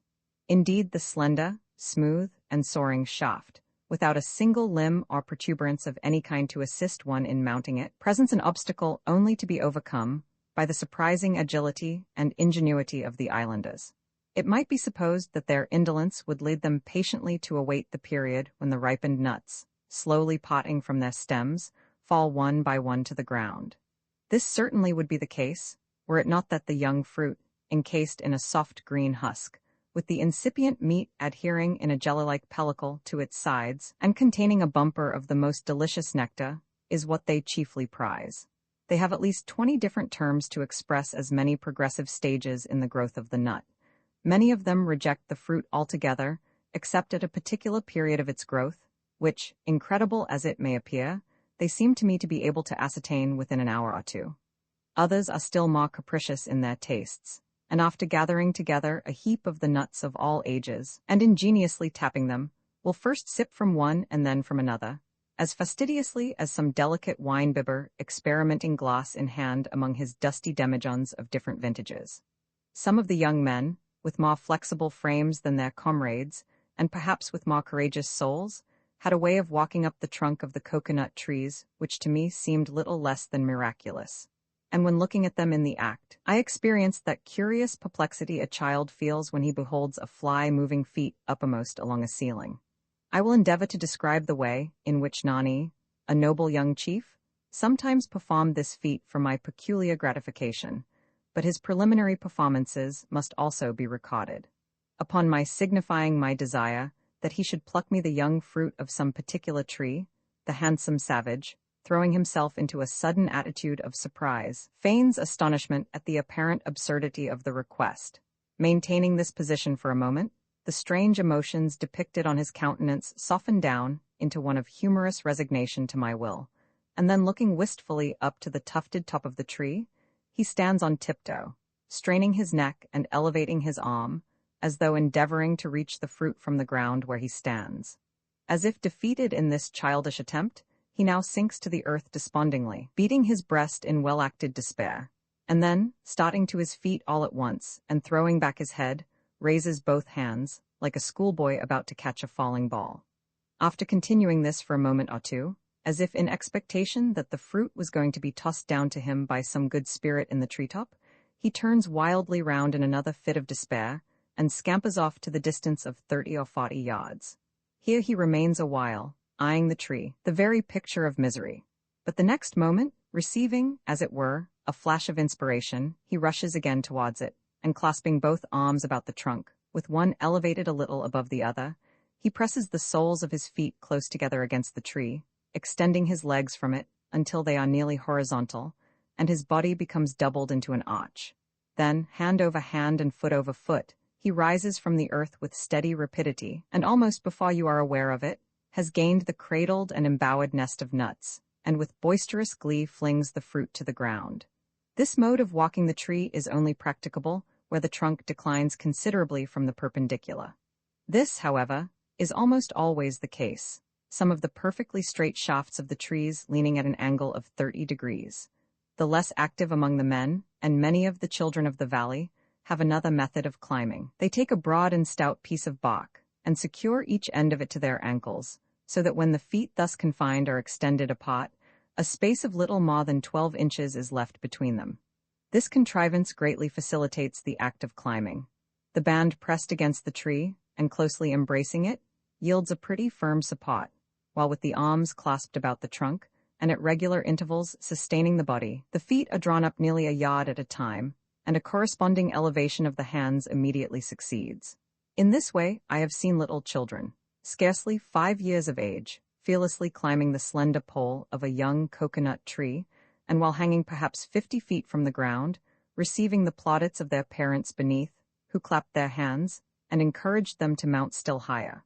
What, thought I, on first witnessing one of these exhibitions, would the nervous mothers of America and England say to a similar display of hardihood in any of their children? The Lacedaemonian nation might have approved of it, but most modern dames would have gone into hysterics at the sight. At the top of the coconut tree, the numerous branches, radiating on all sides from a common center, form a sort of green and waving basket, between the leaflets of which you just discern the nuts thickly clustering together, and on the loftier trees looking no bigger from the ground than bunches of grapes. I remember one adventurous little fellow, Tutu was the rascal's name, who had built himself a sort of aerial baby house in the picturesque tuft of a tree adjoining Mahayo's habitation. He used to spend hours there, rustling among the branches, and shouting with delight every time the strong gusts of wind rushing down from the mountainside swayed to and fro the tall and flexible column on which he was perched. Whenever I heard Tutu's musical voice sounding strangely to the ear from so great a height, and beheld him peeping down upon me from out his leafy covert, he always recalled to my mind Dibdin's lines, "There's a sweet little cherub that sits up aloft to look out for the life of poor Jack."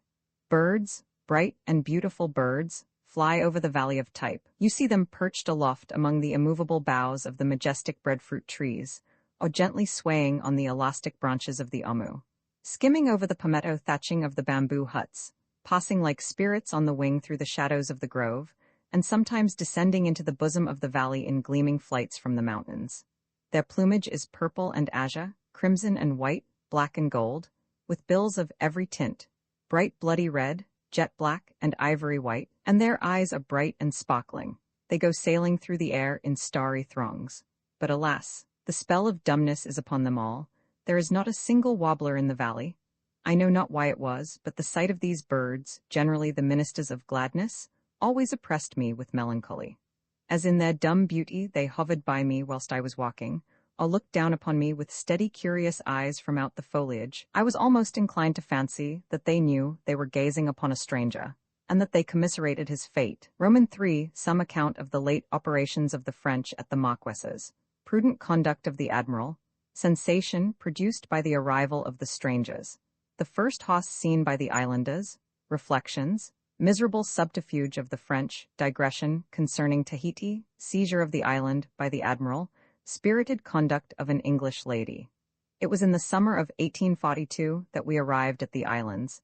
The French had then held possession of them for several weeks. During this time, they had visited some of the principal places in the group, and had disembarked at various points about 500 troops.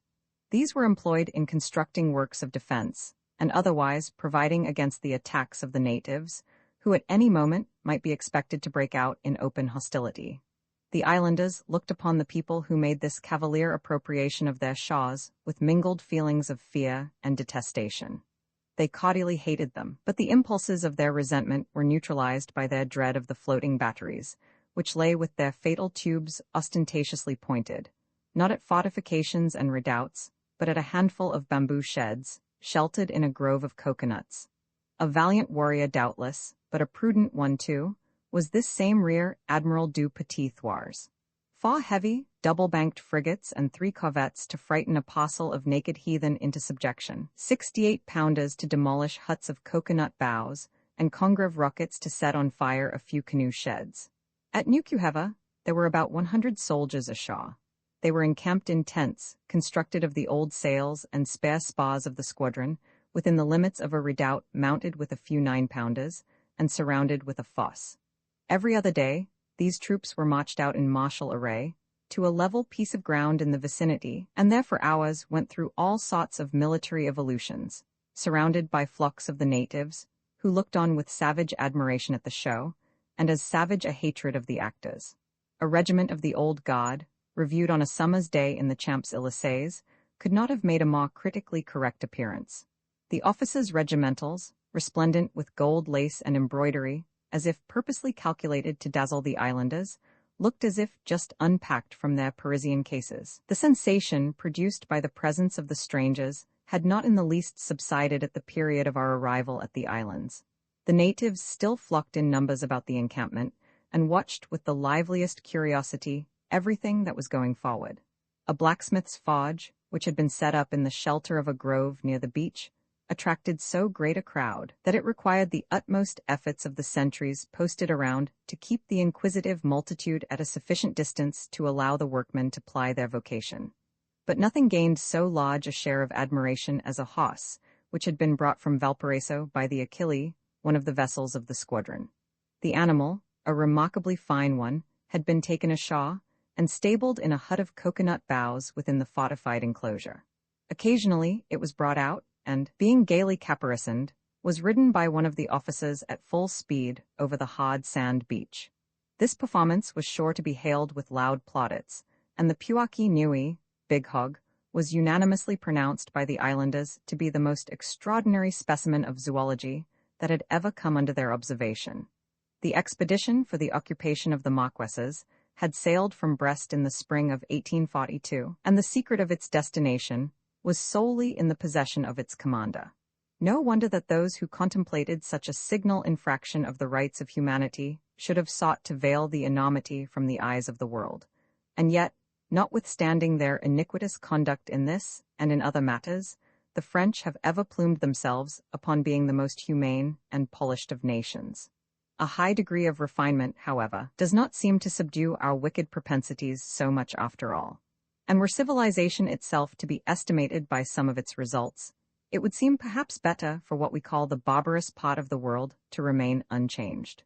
One example of the shameless subterfuges under which the French stand prepared to defend whatever cruelties they may hereafter think fit to commit in bringing the Marquesan natives into subjection is well worthy of being recorded. On some flimsy pretext or other moana, the king of Nukuheva, whom the invaders by extravagant presents had cajoled over to their interests, and moved about like a mere puppet, has been set up as the rightful sovereign of the entire island, the alleged ruler by prescription of various clans, who for ages perhaps have treated with each other as separate nations. To reinstate this much-injured prince in the assumed dignities of his ancestors, the disinterested strangers have come all the way from France. They are determined that his title shall be acknowledged. If any tribe shall refuse to recognize the authority of the French by bowing down to the laced chapeau of Moana, let them abide the consequences of their obstinacy. Under cover of a similar pretense, have the outrages and massacres at Tahiti the Beautiful, the Queen of the South Seas, been perpetrated. On this buccaneering expedition, Rear Admiral du Petit-Thouars, leaving the rest of his squadron at the Marquesas, which had then been occupied by his forces about 5 months, set sail for the doomed island in the Réunion Blanche frigate. On his arrival, as an indemnity for alleged insults offered to the flag of his country, he demanded some $20,000 or $30,000 to be placed in his hands forthwith, and in default of payment, threatened to land and take possession of the place. The frigate, immediately upon coming to an anchor, got springs on her cables, and with her guns cast loose and her men at their quarters, lay in the circular basin of Papeete, with her broadside bearing upon the devoted town, while her numerous cutters, hauled in order alongside, were ready to effect a landing under cover of her batteries. She maintained this belligerent attitude for several days, during which time a series of informal negotiations were pending, and wide alarms spread over the island. Many of the Tahitians were at first disposed to resort to arms and drive the invaders from their shores, but more pacific and feebler counsels ultimately prevailed. The unfortunate Queen Pomare, incapable of averting the impending calamity, terrified at the arrogance of the insolent Frenchman, and driven at last to despair, fled by night in a canoe to Emio. During the continuance of the panic, there occurred an instance of feminine heroism that I cannot omit to record. In the grounds of the famous missionary consul, Pritchard, then absent in London, the consular flag of Britain waved as usual during the day, from a lofty staff planted within a few yards of the beach, and in full view of the frigate. One morning an officer, at the head of a party of men, presented himself at the veranda of Mr. Pritchard's house, and inquired in broken English for the lady his wife. The matron soon made her appearance, and the polite Frenchman, making one of his best bows, and playing gracefully with the aiguillettes that danced upon his breast, proceeded in courteous accents to deliver his mission. The admiral desired the flag to be hauled down, hoped it would be perfectly agreeable, and his men stood ready to perform the duty. "Tell the pirate your master," replied the spirited Englishwoman, pointing to the staff, "that if he wishes to strike these colors, he must come and perform the act himself. I will suffer no one else to do it." The lady then bowed haughtily and withdrew into the house. As the discomfited officer slowly walked away, he looked up to the flag, and perceived that the cord by which it was elevated to its place led from the top of the staff, across the lawn, to an open upper window of the mansion, where sat the lady from whom he had just parted, tranquilly engaged in knitting. Was that flag hauled down? Mrs. Pritchard thinks not, and Rear Admiral du Petit-Thouars is believed to be of the same opinion. XXX, a professor of the fine arts. His persecutions, something about tattooing and tabooing, 2 anecdotes in illustration of the latter. A few thoughts on the type dialect. In one of my strolls with Kori, in passing along the border of a thick growth of bushes, my attention was arrested by a singular noise. On entering the thicket, I witnessed for the first time the operation of tattooing as performed by these islanders. I beheld a man extended flat upon his back on the ground, and, despite the forced composure of his countenance, it was evident that he was suffering agony. His tormentor bent over him, working away for all the world like a stone-cutter with mallet and chisel. In one hand he held a short, slender stick, pointed with a shark's tooth, on the upright end of which he tapped with a small hammer-like piece of wood, thus puncturing the skin, and charging it with the coloring matter in which the instrument was dipped. A coconut shell containing this fluid was placed upon the ground. It is prepared by mixing with a vegetable juice the ashes of the ama, or candle nut, always preserved for the purpose. Beside the savage, and spread out upon a piece of soiled tapa, were a great number of curious black-looking little implements of bone and wood, used in the various divisions of his art. A few terminated in a single fine point, and like very delicate pencils, were employed in giving the finishing touches, or in operating upon the more sensitive portions of the body, as was the case in the present instance. Others presented several points distributed in a line, somewhat resembling the teeth of a saw. These were employed in the coarser parts of the work, and particularly in pricking in straight marks. Some presented their points disposed in small figures, and being placed upon the body, were, by a single blow of the hammer, made to leave their indelible impression.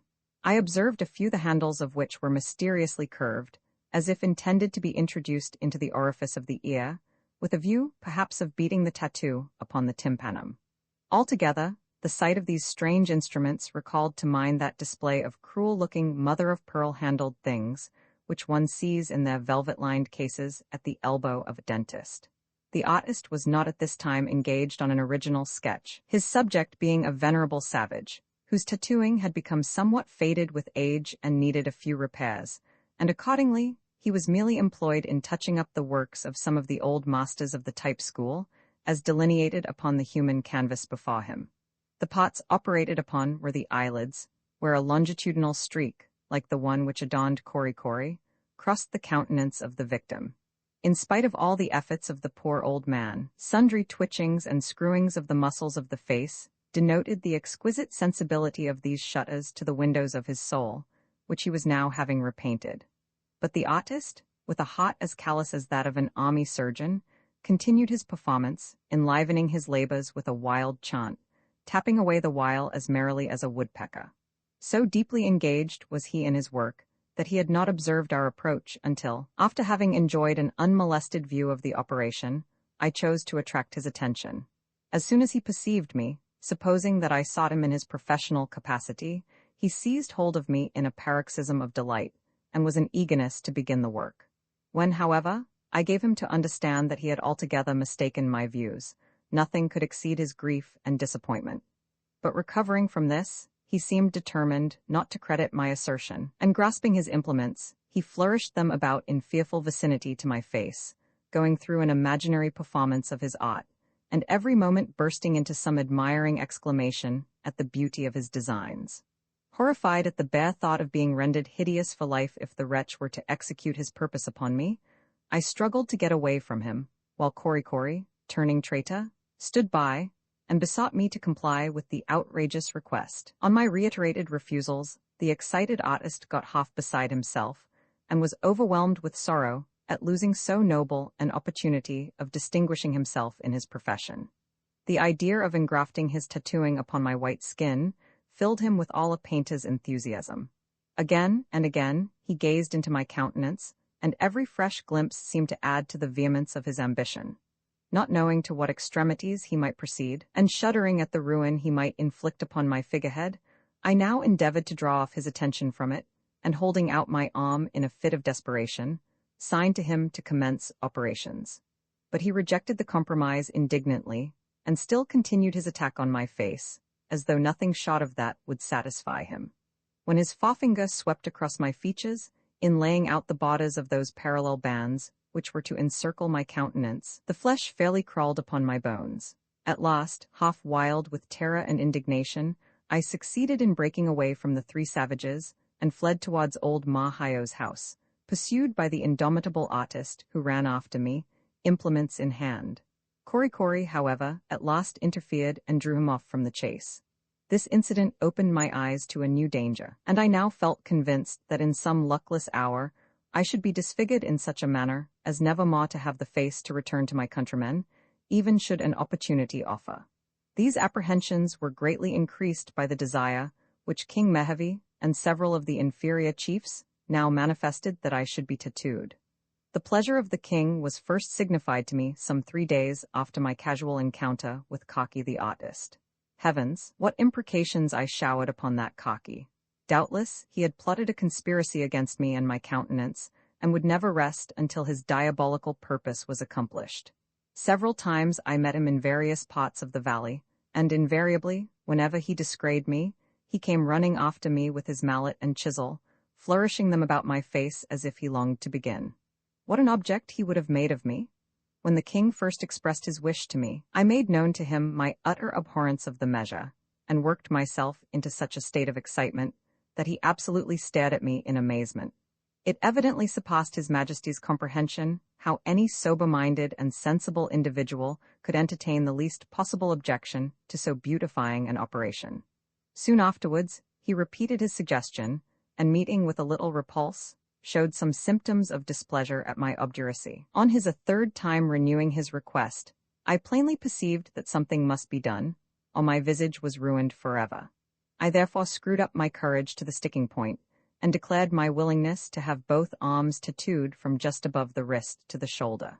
His Majesty was greatly pleased at the proposition, and I was congratulating myself with having thus compromised the matter, when he intimated that as a thing of costs my face was first to undergo the operation. I was fairly driven to despair. Nothing but the utter ruin of my face divine, as the poets call it, would, I perceived, satisfy the inexorable Mehevi and his chiefs, or rather, that infernal Kaki, for he was at the bottom of it all. The only consolation afforded me was a choice of patterns. I was at perfect liberty to have my face spanned by 3 horizontal bars, after the fashion of my serving man's, or to have as many oblique stripes slanting across it, or if, like a true courtier, I chose to model my style on that of royalty, I might wear a sort of Freemason badge upon my countenance in the shape of a mystic triangle. However, I would have none of these, though the king most earnestly impressed upon my mind that my choice was wholly unrestricted. At last, seeing my unconquerable repugnance, he ceased to importune me, but not so some other of the savages. Hardly a day passed, but I was subjected to their annoying requests, until at last my existence became a burden to me. The pleasures I had previously enjoyed no longer afforded me delight, and all my former desire to escape from the valley now revived with additional force. A fact which I soon afterwards learned augmented my apprehension. The whole system of tattooing was, I found, connected with their religion, and it was evident, therefore, that they were resolved to make a convert of me. In the decoration of the chiefs, it seems to be necessary to exercise the most elaborate penciling, while some of the inferior natives looked as if they had been daubed over indiscriminately with a house-painter's brush. I remember one fellow who prided himself hugely upon a great oblong patch, placed high upon his back, and who always reminded me of a man with a blister of Spanish flies, stuck between his shoulders. Another, whom I frequently met, had the hollow of his eyes tattooed in 2 regular squares, and his visual organs being remarkably brilliant, they gleamed forth from out this setting like a couple of diamonds inserted in ebony. Although convinced that tattooing was a religious observance, still the nature of the connection between it and the superstitious idolatry of the people was a point upon which I could never obtain any information. Like the still more important system of the taboo, it always appeared inexplicable to me. There is a marked similarity, almost an identity, between the religious institutions of most of the Polynesian islands, and in all exists the mysterious taboo, restricted in its uses to a greater or less extent. So strange and complex in its arrangements is this remarkable system, that I have in several cases met with individuals who, after residing for years among the islands in the Pacific, and acquiring a considerable knowledge of the language, have nevertheless been altogether unable to give any satisfactory account of its operations. Situated as I was in the Typee Valley, I perceived every hour the effects of this all-controlling power, without in the least comprehending it. Those effects were, indeed, widespread and universal, pervading the most important as well as the minutest transactions of life. The savage, in short, lives in the continual observance of its dictates, which guide and control every action of his being. For several days after entering the valley, I had been saluted at least 50 times in the 24 hours with the talismanic word, taboo, shrieked in my ears, at some gross violation of its provisions, of which I had unconsciously been guilty. The day after our arrival, I happened to hand some tobacco to Toby over the head of a native who sat between us. He started up, as if stung by an adder, while the whole company, manifesting an equal degree of horror, simultaneously screamed out, "Taboo?" I never again perpetrated a similar piece of ill manners, which, indeed, was forbidden by the canons of good breeding, as well as by the mandates of the taboo. But it was not always so easy to perceive wherein you had contravened the spirit of this institution. I was many times called to order, if I may use the phrase, when I could not for the life of me conjecture what particular offense I had committed. One day, I was strolling through a secluded portion of the valley, and hearing the musical sound of the cloth mallet at a little distance, I turned down a path that conducted me in a few moments to a house where there were some half-dozen girls employed in making tapa. This was an operation I had frequently witnessed, and had handled the bach in all the various stages of its preparation. On the present occasion, the females were intent upon their occupation, and after looking up and talking gaily to me for a few moments, they resumed their employment. I regarded them for a while in silence, and then carelessly picking up a handful of the material that lay around, proceeded unconsciously to pick it apart. While thus engaged, I was suddenly startled by a scream, like that of a whole boarding school of young ladies just on the point of going into hysterics. Leaping up with the idea of seeing a score of Hapa warriors about to perform anew the Sabine atrocity, I found myself confronted by the company of girls, who, having dropped their work, stood before me with starting eyes, swelling bosoms, and fingers pointed in horror towards me. Thinking that some venomous reptile must be concealed in the bach which I held in my hand, I began cautiously to separate and examine it. Whilst I did so, the horrified girls redoubled their shrieks. Their wild cries and frightened motions actually alarmed me, and throwing down the tapa, I was about to rush from the house, when in the same instant their clamors ceased, and one of them, seizing me by the arm, pointed to the broken fibers that had just fallen from my grasp, and screamed in my ears the fatal word taboo. I subsequently found out that the fabric they were engaged in making was of a peculiar kind, destined to be worn on the heads of the females, and through every stage of its manufacture was guarded by a rigorous taboo, which interdicted the whole masculine gender from even so much as touching it. Frequently in walking through the groves, I observed breadfruit and coconut trees, with a wreath of leaves twined in a peculiar fashion about their trunks. This was the mark of the taboo. The trees themselves, their fruit, and even the shadows they cast upon the ground, were consecrated by its presence. In the same way, a pipe, which the king had bestowed upon me, was rendered sacred in the eyes of the natives, none of whom could I ever prevail upon to smoke from it.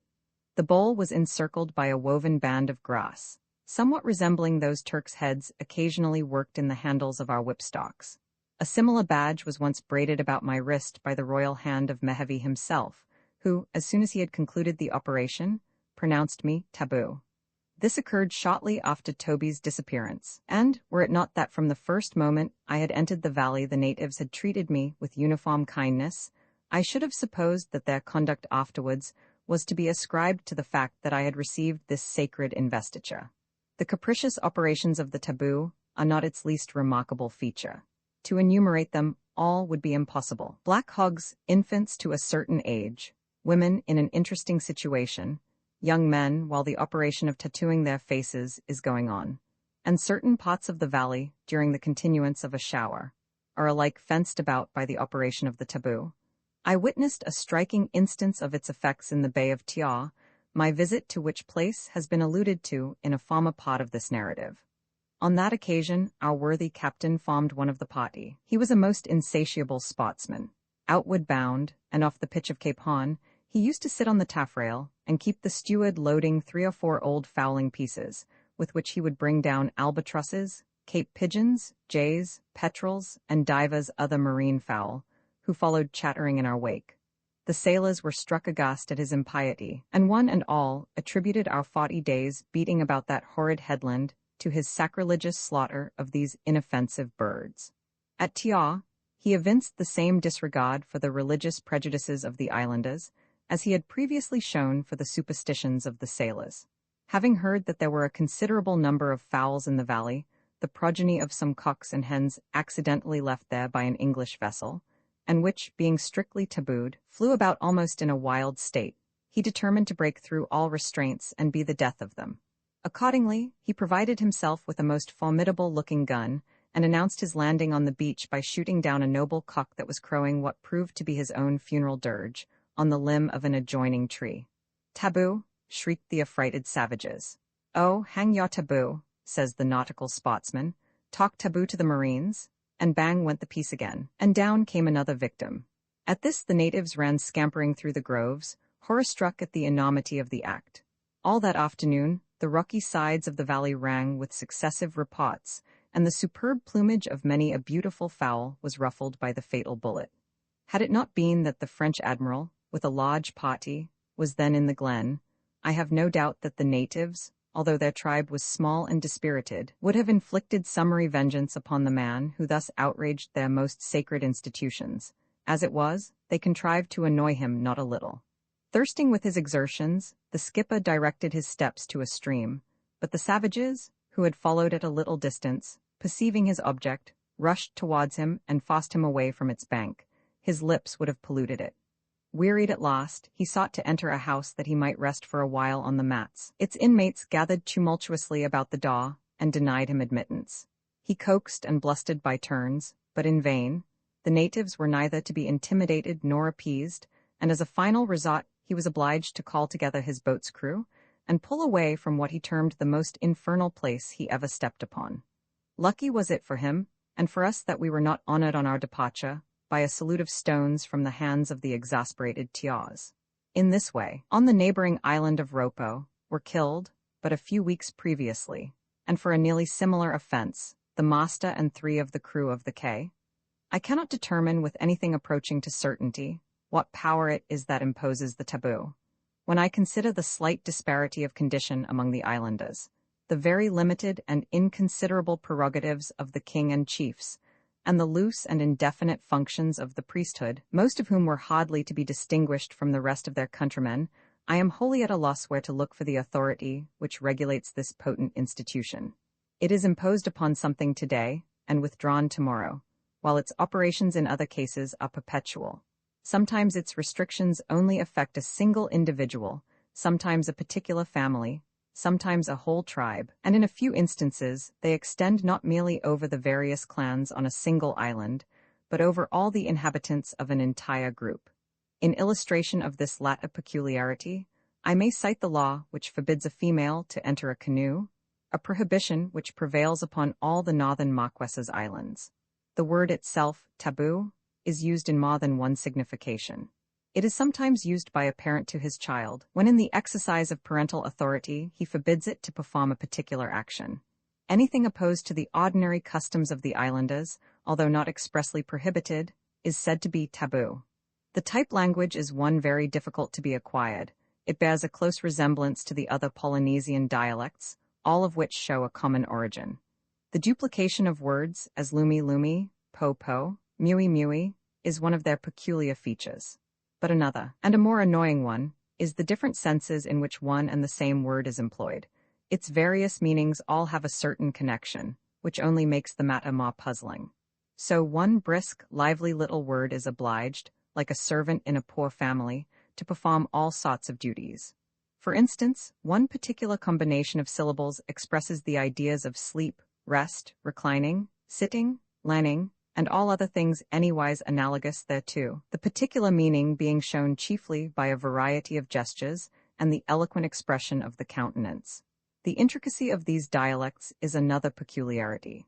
In the missionary college at Lahainaluna, on Maui, one of the Sandwich Islands, I saw a tabular exhibition of a Hawaiian verb, conjugated through all its moods and tenses. It covered the side of a considerable apartment, and I doubt whether Sir William Jones himself would not have despaired of mastering it. Roman 31 strange custom of the islanders, their chanting, and the peculiarity of their voice. Rapture of the king at first hearing a song, a new dignity conferred on the author. Musical instruments in the valley, admiration of the savages at beholding a pugilistic performance, swimming infant, beautiful tresses of the girls, ointment for the hair.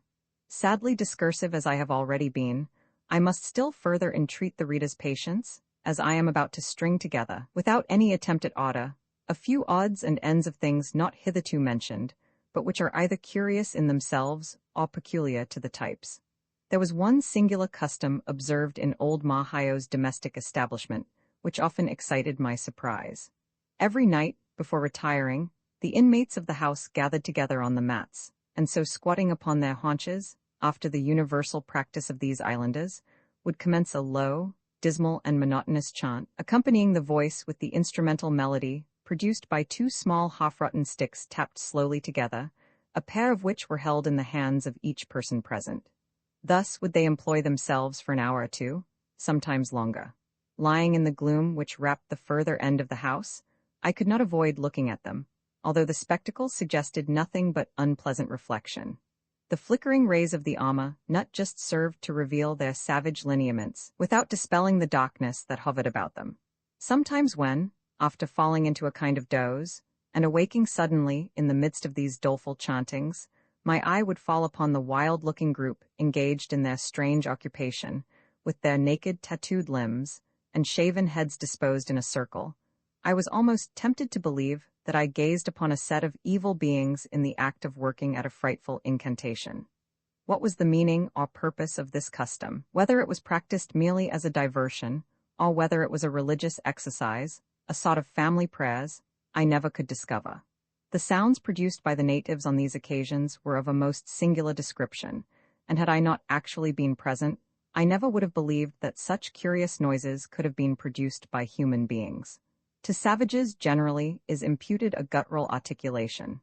This, however, is not always the case, especially among the inhabitants of the Polynesian archipelago. The labial melody with which the Type girls carry on an ordinary conversation, giving a musical prolongation to the final syllable of every sentence, and chirping out some of the words with a liquid, bird-like accent, was singularly pleasing. The men, however, are not quite so harmonious in their utterance, and when excited upon any subject, would work themselves up into a sort of wordy paroxysm, during which all descriptions of rough-sided sounds were projected from their mouths, with a force and rapidity which was absolutely astonishing. Although these savages are remarkably fond of chanting, still they appear to have no idea whatever of singing, at least as the art is practiced in other nations. I shall never forget the first time I happened to roar out a stave in the presence of noble Mehevi. It was a stanza from the Bavarian broom seller. His Typean Majesty, with all his court, gazed upon me in amazement, as if I had displayed some preternatural faculty which heaven had denied to them. The king was delighted with the verse, but the chorus fairly transported him. At his solicitation, I sang it again and again, and nothing could be more ludicrous than his vain attempts to catch the air and the words. The royal savage seemed to think that by screwing all the features of his face into the end of his nose, he might possibly succeed in the undertaking, but it failed to answer the purpose, and in the end he gave it up, and consoled himself by listening to my repetition of the sounds 50 times over. Previous to Mehevi's making the discovery, I had never been aware that there was anything of the nightingale about me, but I was now promoted to the place of court minstrel, in which capacity I was afterwards perpetually called upon to officiate. Besides the sticks and the drums, there are no other musical instruments among the types, except one which might appropriately be denominated a nasal flute. It is somewhat longer than an ordinary fife, is made of a beautiful scarlet-colored reed, and has 5 stops, with a large hole near one end, which latter is held just beneath the left nostril. The other nostril being closed by a peculiar movement of the muscles about the nose, the breath is forced into the tube, and produces a soft dulcet sound which is varied by the fingers running at random over the stops. This is a favorite recreation with the females, and one in which Fayaway greatly excelled. Awkward as such an instrument may appear, it was, in Fayaway's delicate little hands, one of the most graceful I have ever seen. A young lady, in the act of tormenting a guitar strung about her neck by a couple of yards of blue ribbon, is not half so engaging. Singing was not the only means I possessed of diverting the royal Mehevi and his easygoing subjects. Nothing afforded them more pleasure than to see me go through the attitude of pugilistic encounter. As not one of the natives had soul enough in him to stand up like a man, and allow me to hammer away at him, for my own personal gratification and that of the king, I was necessitated to fight with an imaginary enemy, whom I invariably made to knock under to my superior prowess. Sometimes when this sorely-battered shadow retreated precipitately towards a group of the savages, and, following him up, I rushed among them dealing my blows right and left, they would disperse in all directions much to the enjoyment of Mehevi, the chiefs, and themselves. The noble art of self-defense appeared to be regarded by them as the peculiar gift of the white man, and I make little doubt that they supposed armies of Europeans were drawn up provided with nothing else but bony fists and stout hearts, with which they set to in column, and pummeled one another at the word of command. One day, in company with Kori, I had repaired to the stream for the purpose of bathing, when I observed a woman sitting upon a rock in the midst of the current, and watching with the liveliest interest the gambols of something, which at first I took to be an uncommonly large species of frog that was spotting in the water near her. Attracted by the novelty of the sight, I waded towards the spot where she sat, and could hardly credit the evidence of my senses when I beheld a little infant, the period of whose birth could not have extended back many days, paddling about as if it had just risen to the surface, after being hatched into existence at the bottom. Occasionally, the delighted parent reached out her hand towards it, when the little thing, uttering a faint cry and striking out its tiny limbs, would sidle for the rock, and the next moment be clasped to its mother's bosom. This was repeated again and again, the baby remaining in the stream about a minute at a time. Once or twice it made wry faces at swallowing a mouthful of water, and choked and spluttered as if on the point of strangling. At such times, however, the mother snatched it up, and by a process scarcely to be mentioned, obliged it to eject the fluid. For several weeks afterwards, I observed this woman bringing her child down to the stream regularly every day, in the cool of the morning and evening, and treating it to a bath. No wonder that the South Sea Islanders are so amphibious a race, when they are thus launched into the water as soon as they see the light. I am convinced that it is as natural for a human being to swim as it is for a duck. And yet in civilized communities, how many able-bodied individuals die, like so many drowning kittens, from the occurrence of the most trivial accidents. The long, luxuriant, and glossy tresses of the Typee damsels often attracted my admiration. A fine head of hair is the pride and joy of every woman's heart. Whether against the express will of Providence, it is twisted upon the crown of the head, and there coiled away like a rope on a ship's deck. Whether it be stuck behind the ears and hangs down like the swag of a small window curtain, or whether it be permitted to flow over the shoulders in natural ringlets, it is always the pride of the owner and the glory of the toilette. The Typee girls devote much of their time to the dressing of their fair and redundant locks. After bathing, as they sometimes do 5 or 6 times every day, the hair is carefully dried, and if they have been in the sea, invariably washed in fresh water, and anointed with a highly scented oil extracted from the meat of the coconut. This oil is obtained in great abundance by the following very simple process. A large vessel of wood, with holes perforated in the bottom, is filled with the pounded meat, and exposed to the rays of the sun. As the oleaginous matter exudes, it falls in drops through the apertures into a wide-mouthed calabash placed underneath. After a sufficient quantity has thus been collected, the oil undergoes a purifying process, and is then poured into the small spherical shells of the nuts of the moo-tree, which are hollowed out to receive it. These nuts are then hermetically sealed with a resinous gum, and the vegetable fragrance of their green rind soon imparts to the oil a delightful odor. After the lapse of a few weeks, the exterior shell of the nuts becomes quite dry and hard, and assumes a beautiful carnation tint, and when opened, they are found to be about 2/3 full of an ointment of a light yellow color, and diffusing the sweetest perfume. This elegant little odorous globe would not be out of place even upon the toilette of a queen. Its merits as a preparation for the hair are undeniable. It imparts to it a superb gloss and a silky fineness. Roman 32 apprehensions of evil, frightful discovery, some remarks on cannibalism, second battle with the Hapas, savage spectacle, mysterious feast, subsequent disclosures. From the time of my casual encounter with Cocky the artist, my life was one of absolute wretchedness. Not a day passed, but I was persecuted by the solicitations of some of the natives to subject myself to the odious operation of tattooing. Their importunities drove me half wild, for I felt how easily they might work their will upon me regarding this or anything else which they took into their heads. Still, however, the behavior of the islanders towards me was as kind as ever. Fayaway was quite as engaging, Kori as devoted, and Mehevi the king just as gracious and condescending as before, but I had now been 3 months in their valley, as nearly as I could estimate. I had grown familiar with the narrow limits to which my wandering had been confined, and I began bitterly to feel the state of captivity in which I was held. There was no one with whom I could freely converse, no one to whom I could communicate my thoughts, no one who could sympathize with my sufferings. 1,000 times I thought how much more endurable would have been my lot had Toby still been with me, but I was left alone, and the thought was terrible to me. Still, despite my griefs, I did all in my power to appear composed and cheerful, well knowing that by manifesting any uneasiness or any desire to escape, I should only frustrate my object. It was during the period I was in this unhappy frame of mind that the painful malady under which I had been laboring, after having almost completely subsided, began again to show itself, and with symptoms as violent as ever. This added calamity nearly unmanned me. The recurrence of the complaint proved that without powerful remedial applications, all hope of cure was futile.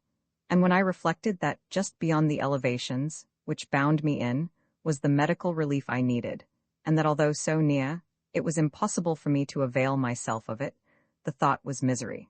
In this wretched situation, every circumstance which evinced the savage nature of the beings at whose mercy I was, augmented the fearful apprehensions that consumed me.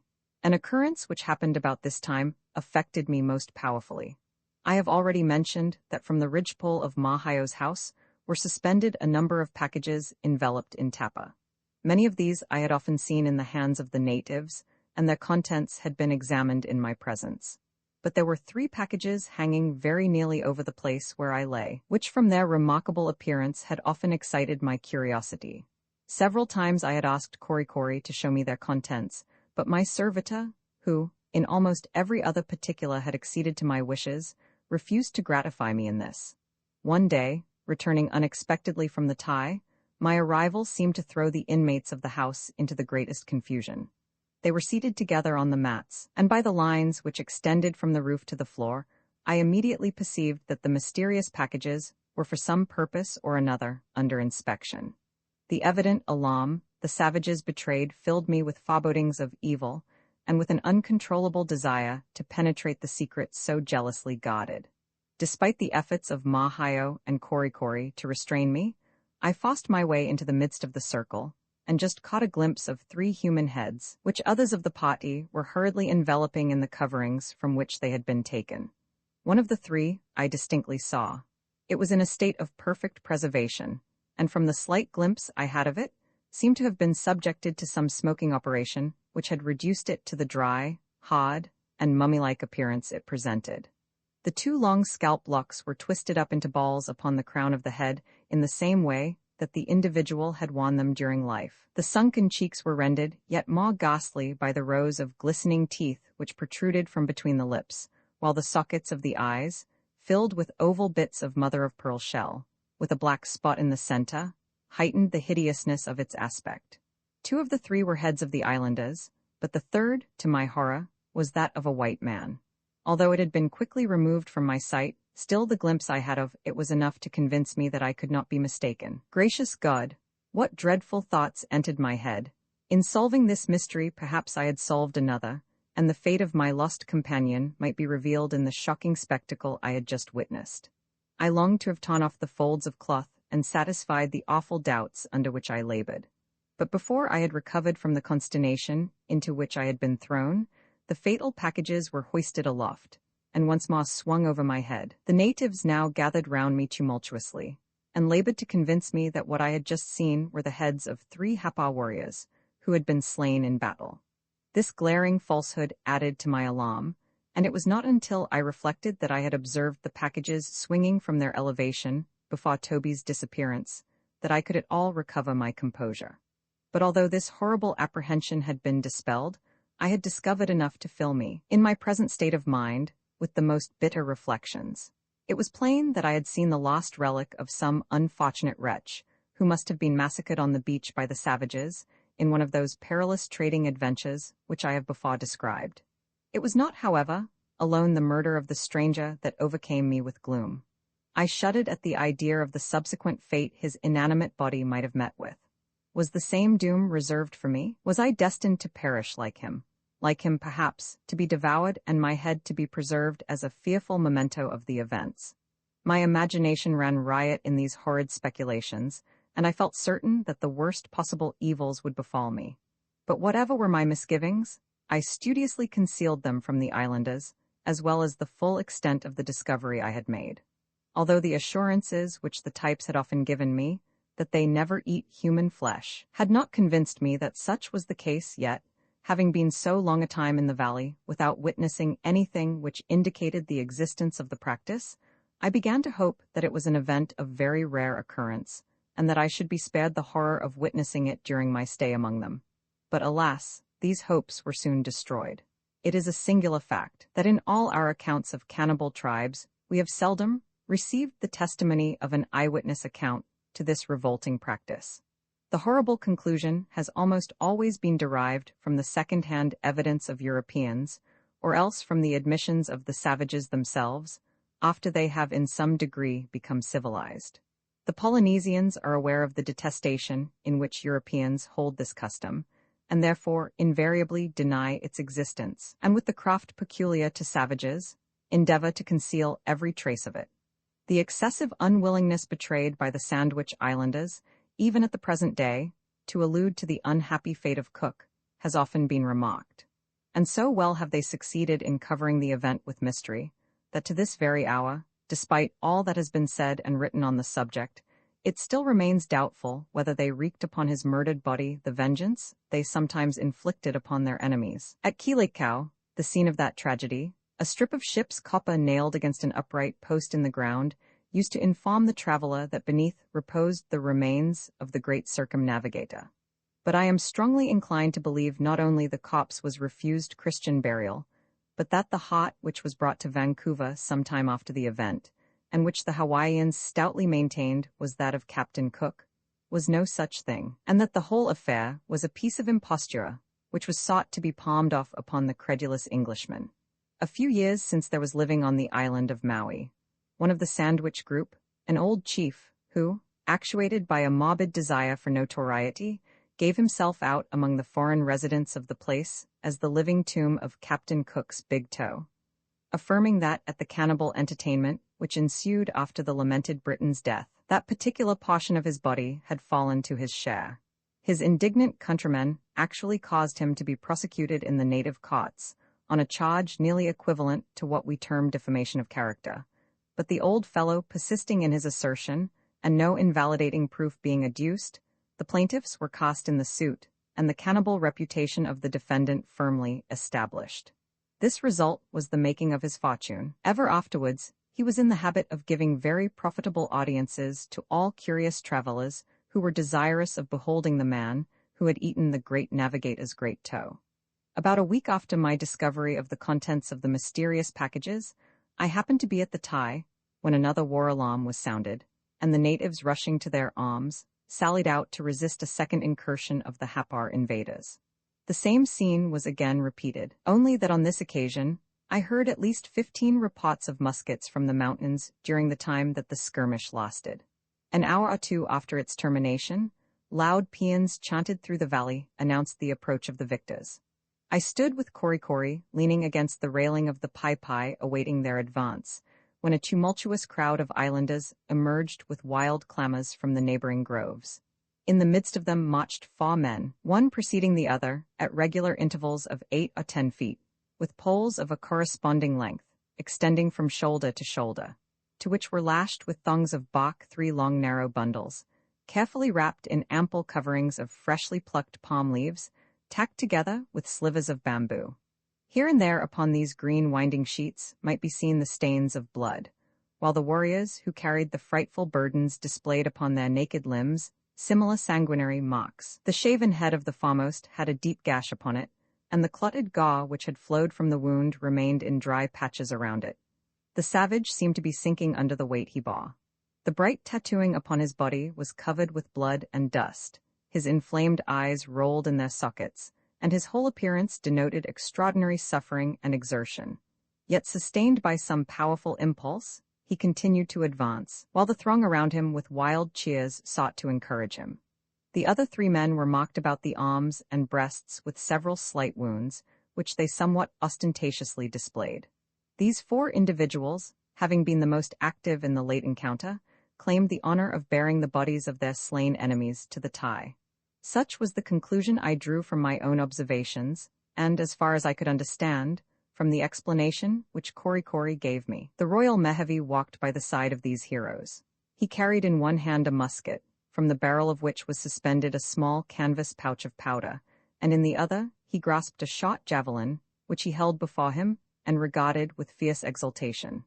This javelin he had wrested from a celebrated champion of the Happars, who had ignominiously fled, and was pursued by his foes beyond the summit of the mountain. When within a short distance of the Typee, the warrior with the wounded head, who proved to be Namoni, tottered forward 2 or 3 steps and fell helplessly to the ground, but not before another had caught the end of the pole from his shoulder and placed it upon his own. The excited throng of islanders, who surrounded the person of the king and the dead bodies of the enemy, approached the spot where I stood, brandishing their rude implements of warfare, many of which were bruised and broken, and uttering continual shouts of triumph. When the crowd drew up opposite the tie, I set myself to watch their proceedings most attentively, but scarcely had they halted when my servitor, who had left my side for an instant, touched my arm and proposed our returning to Mahayo's house. To this I objected, but to my surprise, Korikori reiterated his request, and with an unusual vehemence of manner. Still, however, I refused to comply, and was retreating before him. As in his importunity he pressed upon me, when I felt a heavy hand laid upon my shoulder, and turning round, encountered the bulky form of Momo, a one-eyed chief, who had just detached himself from the crowd below, and had mounted the rear of the Typee upon which we stood. His cheek had been pierced by the point of a spear, and the wound imparted a still more frightful expression to his hideously tattooed face, already deformed by the loss of an eye. The warrior, without uttering a syllable, pointed fiercely in the direction of Mahayo's house, while Korikori, at the same time presenting his back, desired me to mount. I declined this offer, but intimated my willingness to withdraw, and moved slowly along the piazza, wondering what could be the cause of this unusual treatment.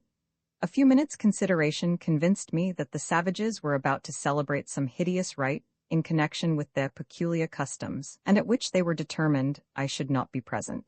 I descended from the Typee, and attended by Korikori, who on this occasion did not show his usual commiseration for my lameness, but seemed only anxious to hurry me on, walked away from the place.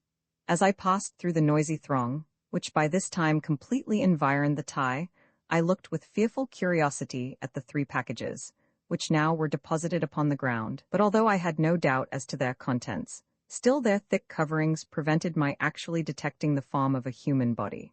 The next morning, shortly after sunrise, the same thundering sounds which had awakened me from sleep on the 2nd day of the Feast of Calabashes assured me that the savages were on the eve of celebrating another, and, as I fully believed, a horrible solemnity. All the inmates of the house, with the exception of Mahayo, his son, and Tina, after assuming their gala dresses, departed in the direction of the taboo groves. Although I did not anticipate a compliance with my request, still, with a view of testing the truth of my suspicions, I proposed to Korikori that, according to our usual custom in the morning, we should take a stroll to the tie. He positively refused, and when I renewed the request, he evinced his determination to prevent my going there. And to divert my mind from the subject, he offered to accompany me to the stream. We accordingly went and bathed. On our coming back to the house, I was surprised to find that all its inmates had returned, and were lounging upon the mats as usual, although the drums still sounded from the groves.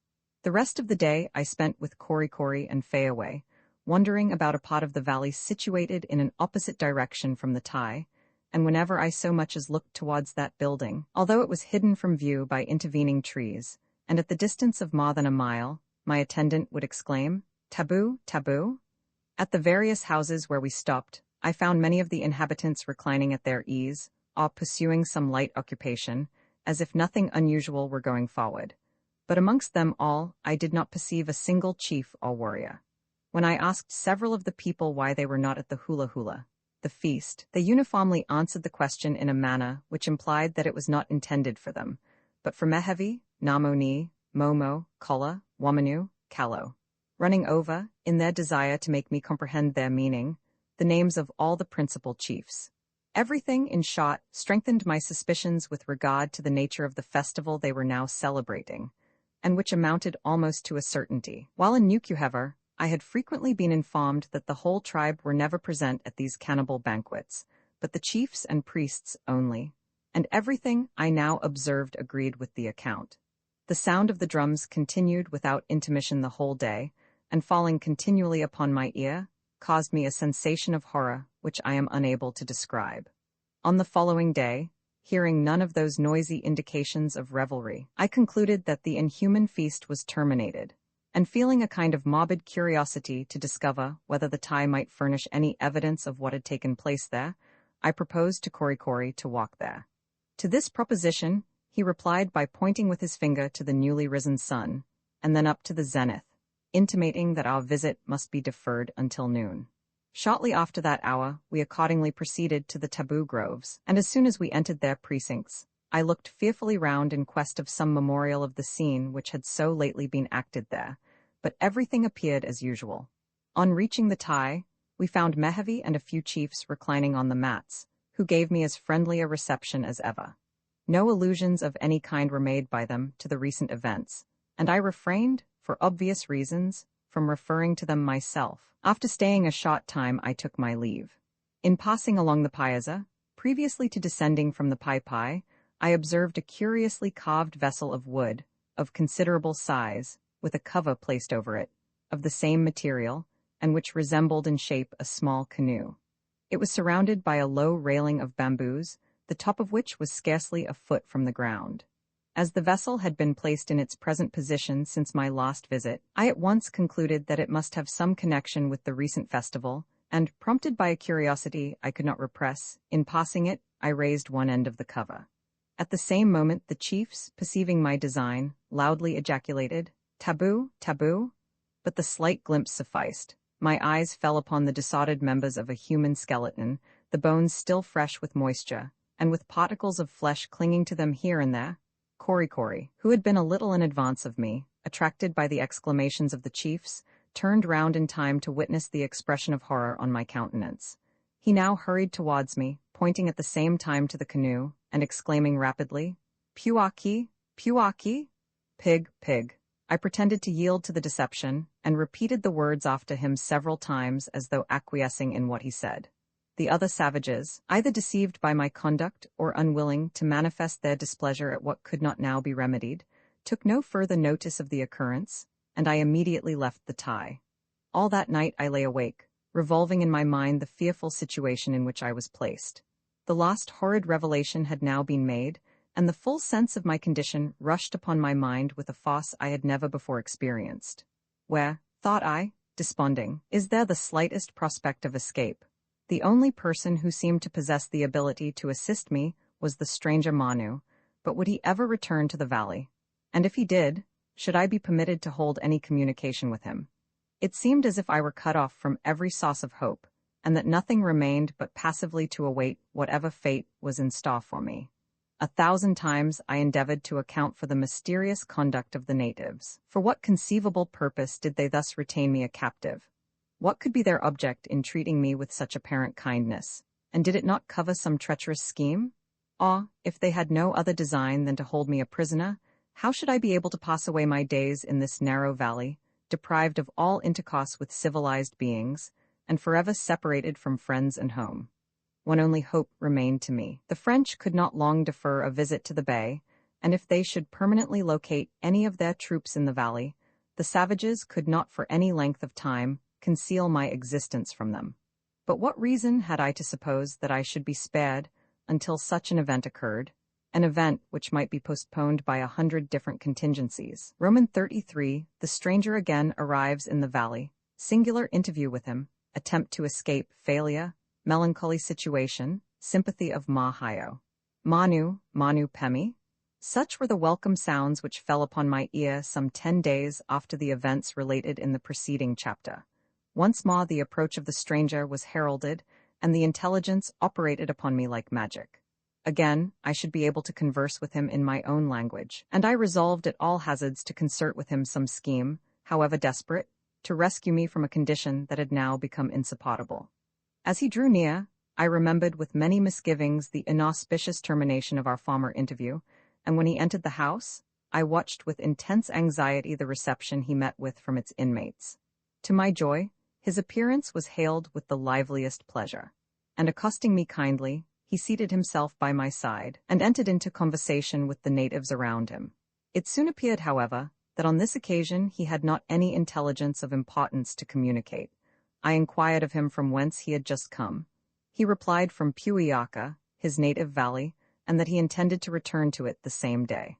At once it struck me that, could I but reach that valley under his protection, I might easily from thence reach Nukuheva by water. And animated by the prospect which this plan held, out I disclosed it in a few brief words to the stranger, and asked him how it could be best accomplished. My heart sunk within me, when in his broken English he answered me that it could never be affected. "Kanaka no let you go nowhere," he said. "You taboo? Why you no like to stay? Plenty momo sleep, plenty kai eat, plenty wahani young girls. Oh, very good place type. Suppose you no like this bay, why you come? You know hear about type? All white men afraid type, so no white men come." These words distressed me beyond belief, and when I had again related to him the circumstances under which I had descended into the valley, and sought to enlist his sympathies in my behalf by appealing to the bodily misery I endured, he listened with impatience, and cut me short by exclaiming passionately, "Me no hear you talk any more. Bye Kanaka get mad, kill you and me too. No you see he no want you to speak at all? You see, bye you no mind you get well he kill you, eat you, hang you head up there, like Hapa Kanaka. Now you listen, but no talk any more, bye I go. You see way I go, then some night Kanaka all momo sleep, you run away you come Puiaka. I speak Puiaka Kanaka, he no harm you, then I take you my canoe nuke you heva, and you run away ship no more."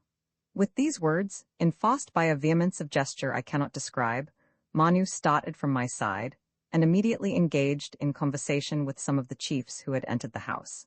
It would have been idle for me to have attempted resuming the interview so peremptorily terminated by Manu, who was evidently little disposed to compromise his own safety by any rash endeavor to ensure mine. But the plan he had suggested struck me as one which might possibly be accomplished, and I resolved to act upon it as speedily as possible.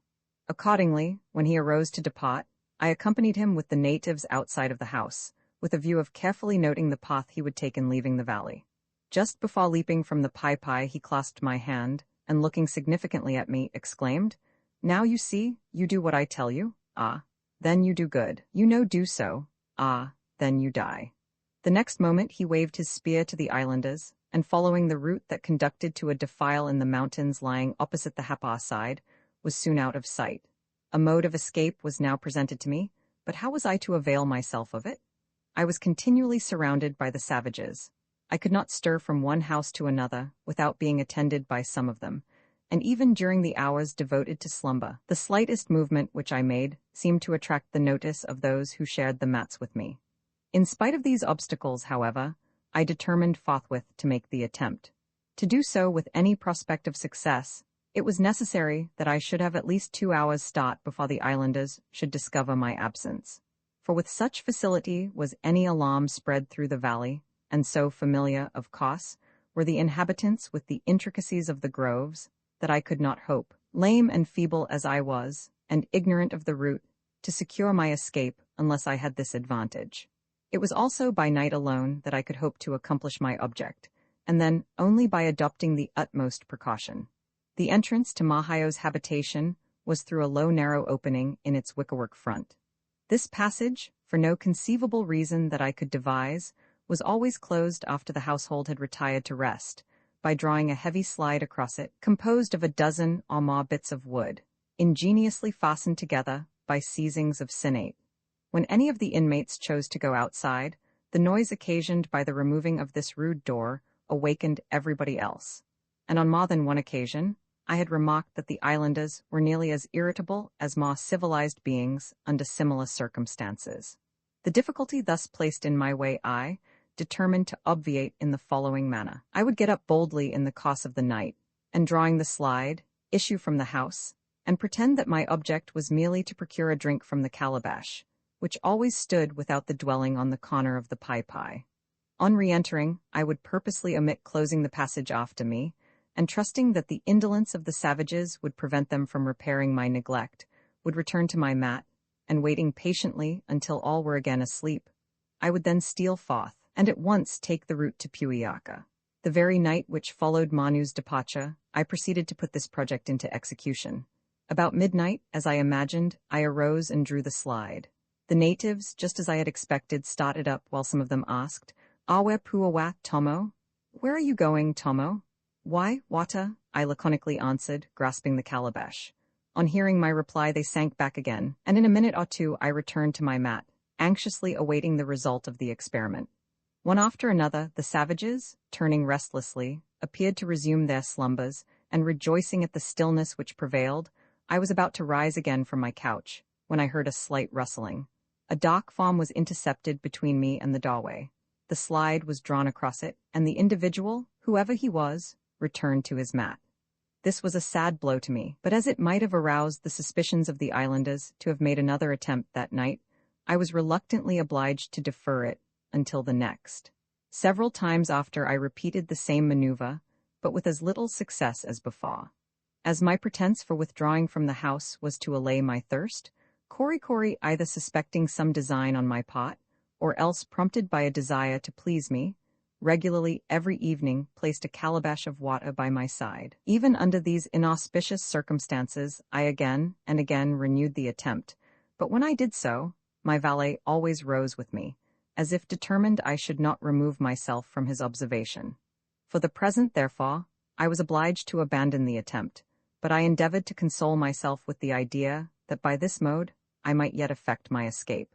Shortly after Manu's visit, I was reduced to such a state that it was with extreme difficulty I could walk, even with the assistance of a spear, and Cory, as formerly, was obliged to carry me daily to the stream. For hours and hours during the warmest part of the day, I lay upon my mat, and while those around me were nearly all dozing away in careless ease, I remained awake, gloomily pondering over the fate which it appeared now idle for me to resist. When I thought of the loved friends who were thousands and thousands of miles from the savage island in which I was held a captive, when I reflected that my dreadful fate would forever be concealed from them, and that with hope deferred, they might continue to await my return long after my inanimate form had blended with the dust of the valley, I could not repress a shudder of anguish. How vividly is impressed upon my mind every minute feature of the scene which met my view during those long days of suffering and sorrow.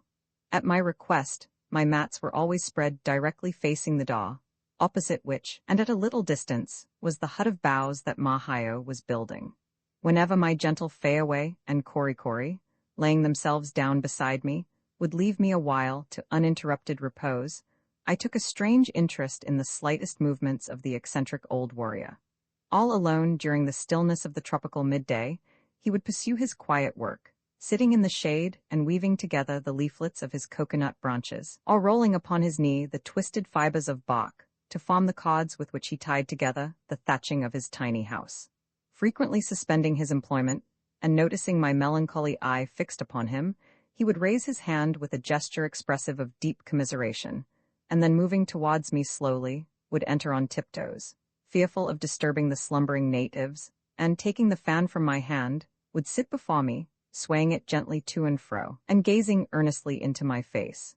Just beyond the Typee, and disposed in a triangle before the entrance of the house, were 3 magnificent breadfruit trees. At this moment, I can recap to my mind their slender shafts, and the graceful inequalities of their bark, on which my eye was accustomed to dwell day after day in the midst of my solitary musings. It is strange how inanimate objects will twine themselves into our affections, especially in the hour of affliction.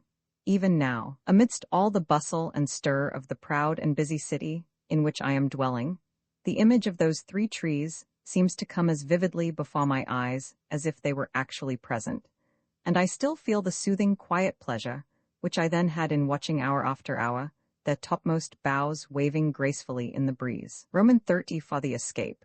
Nearly 3 weeks had elapsed since the second visit of Manu, and it must have been more than 4 months since I entered the valley, when one day about noon, and whilst everything was in profound silence, Momo, the one-eyed chief, suddenly appeared at the door, and leaning towards me as I lay directly facing him, said in a low tone, "Toby Pemi Ina, Toby has arrived here." Gracious heaven, what a tumult of emotions rushed upon me at this startling intelligence. Insensible to the pain that had before distracted me, I leaped to my feet and called wildly to Cory, who was reposing by my side. The startled islanders sprang from their mats. The news was quickly communicated to them, and the next moment I was making my way to the tie on the back of Cory, and surrounded by the excited savages. All that I could comprehend of the particulars which Momo rehearsed to his audience as we proceeded was that my long-lost companion had arrived in a boat which had just entered the bay. These tidings made me most anxious to be carried at once to the sea, lest some untoward circumstance should prevent our meeting. But to this they would not consent, and continued their course towards the royal abode. As we approached it, Mehevi and several chiefs showed themselves from the piazza, and called upon us loudly to come to them. As soon as we had approached, I endeavored to make them understand that I was going down to the sea to meet Toby. To this, the king objected and motioned Korikori to bring me into the house. It was in vain to resist, and in a few moments I found myself within the Ty, surrounded by a noisy group engaged in discussing the recent intelligence. Toby's name was frequently repeated, coupled with violent exclamations of astonishment. It seemed as if they yet remained in doubt with regard to the fact of his arrival, and at every fresh report that was brought from the Shah, they betrayed the liveliest emotions. Almost frenzied at being held in this state of suspense, I passionately besought Mehevi to permit me to proceed. Whether my companion had arrived or not, I felt a presentiment that my own fate was about to be decided. Again and again, I renewed my petition to Mehevi. He regarded me with a fixed and serious eye, but at length, yielding to my importunity, reluctantly granted my request. Accompanied by some 50 of the natives, I now rapidly continued my journey, every few moments being transferred from the back of one to another, and urging my bearer forward all the while with earnest entreaties. As I thus hurried forward, no doubt as to the truth of the information I had received ever crossed my mind.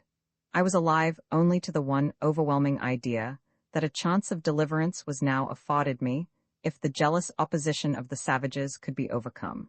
Having been prohibited from approaching the sea during the whole of my stay in the valley, I had always associated with it the idea of escape. Toby, too, if indeed he had ever voluntarily deserted me, must have effected this flight by the sea, and now that I was drawing near to it myself, I indulged in hopes which I had never felt before. It was evident that a boat had entered the bay, and I saw little reason to doubt the truth of the report that it had brought my companion. Every time, therefore, that we gained an elevation, I looked eagerly around, hoping to behold him. In the midst of an excited throng, who by their violent gestures and wild cries appeared to be under the influence of some excitement as strong as my own, I was now borne along at a rapid trot, frequently stooping my head to avoid the branches which crossed the path, and never ceasing to implore those who carried me to accelerate their already swift pace. In this manner, we had proceeded about 4 or 5 miles, when we were met by a party of some 20 islanders, between whom and those who accompanied me ensued an animated conference. Impatient of the delay occasioned by this interruption, I was beseeching the man who carried me to proceed without his loitering companions, when Korikori, running to my side, informed me, in 3 fatal words, that the news had all proved false, that Toby had not arrived, Toby Owly Pemi. Heaven only knows how, in the state of mind and body I then was, I ever sustained the agony which this intelligence caused me. Not that the news was altogether unexpected, but I had trusted that the fact might not have been made known until we should have arrived upon the beach. As it was, I at once foresaw the course the savages would pursue. They had only yielded thus far to my entreaties, that I might give a joyful welcome to my long-lost comrade, but now that it was known he had not arrived, they would at once oblige me to turn back. My anticipations were but too correct. In spite of the resistance I made, they carried me into a house which was near the spot, and left me upon the mats. Shortly afterwards, several of those who had accompanied me from the Ty, detaching themselves from the others, proceeded in the direction of the sea.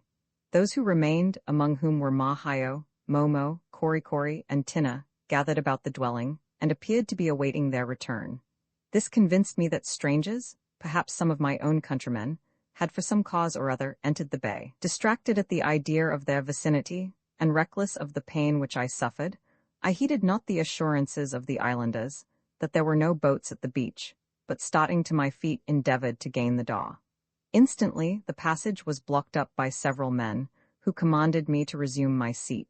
The fierce looks of the irritated savages admonished me that I could gain nothing by force, and that it was by entreaty alone that I could hope to compass my object. Guided by this consideration, I turned to Momo, the only chief present whom I had been much in the habit of seeing, and carefully concealing my real design, tried to make him comprehend that I still believed Toby to have arrived on the Shaw, and besought him to allow me to go forward to welcome him.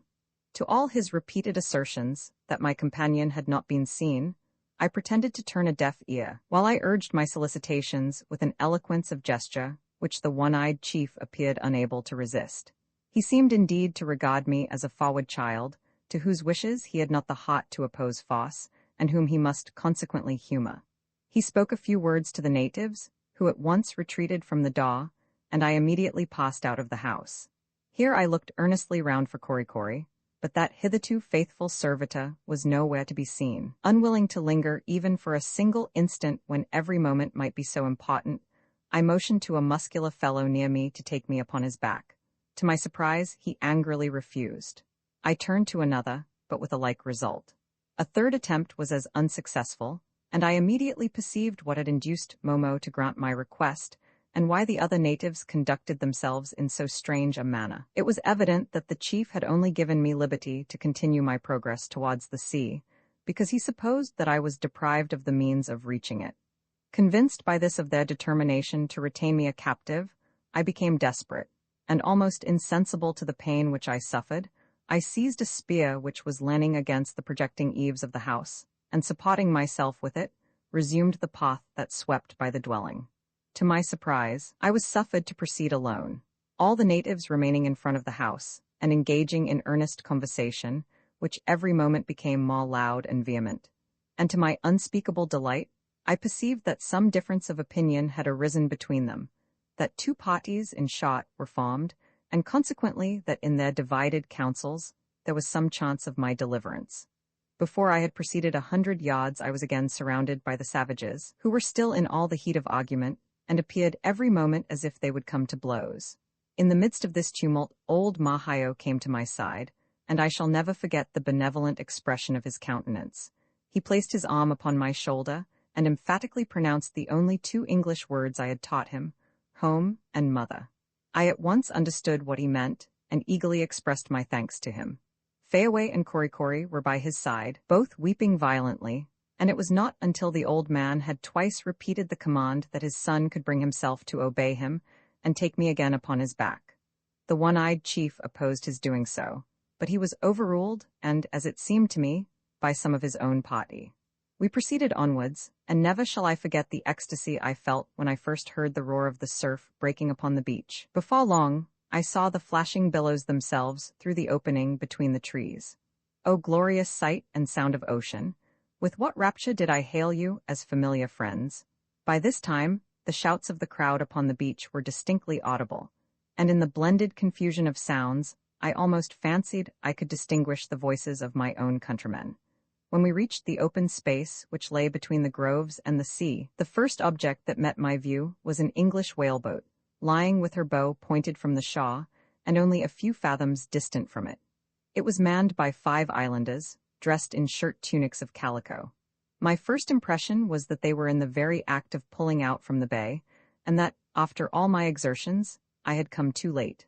My soul sunk within me, but a second glance convinced me that the boat was only hanging off to keep out of the surf, and the next moment I heard my own name shouted out by a voice from the midst of the crowd.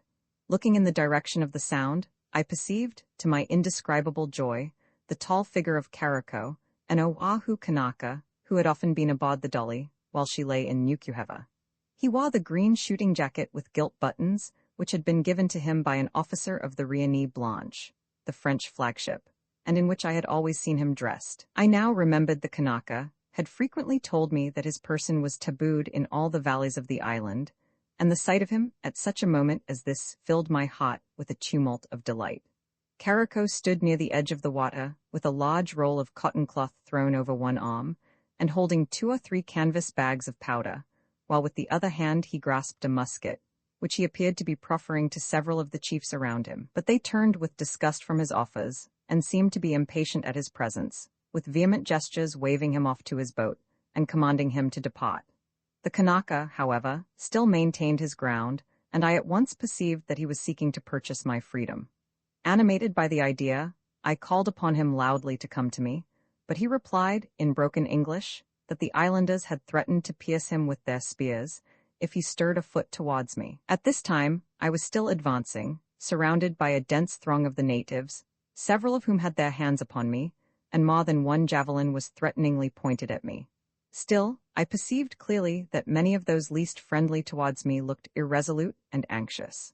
I was still some 30 yards from Kariko when my farther progress was prevented by the natives, who compelled me to sit down upon the ground, while they still retained their hold upon my arms. The din and tumult now became tenfold, and I perceived that several of the priests were on the spot, all of whom were evidently urging Momo and the other chiefs to prevent my departure.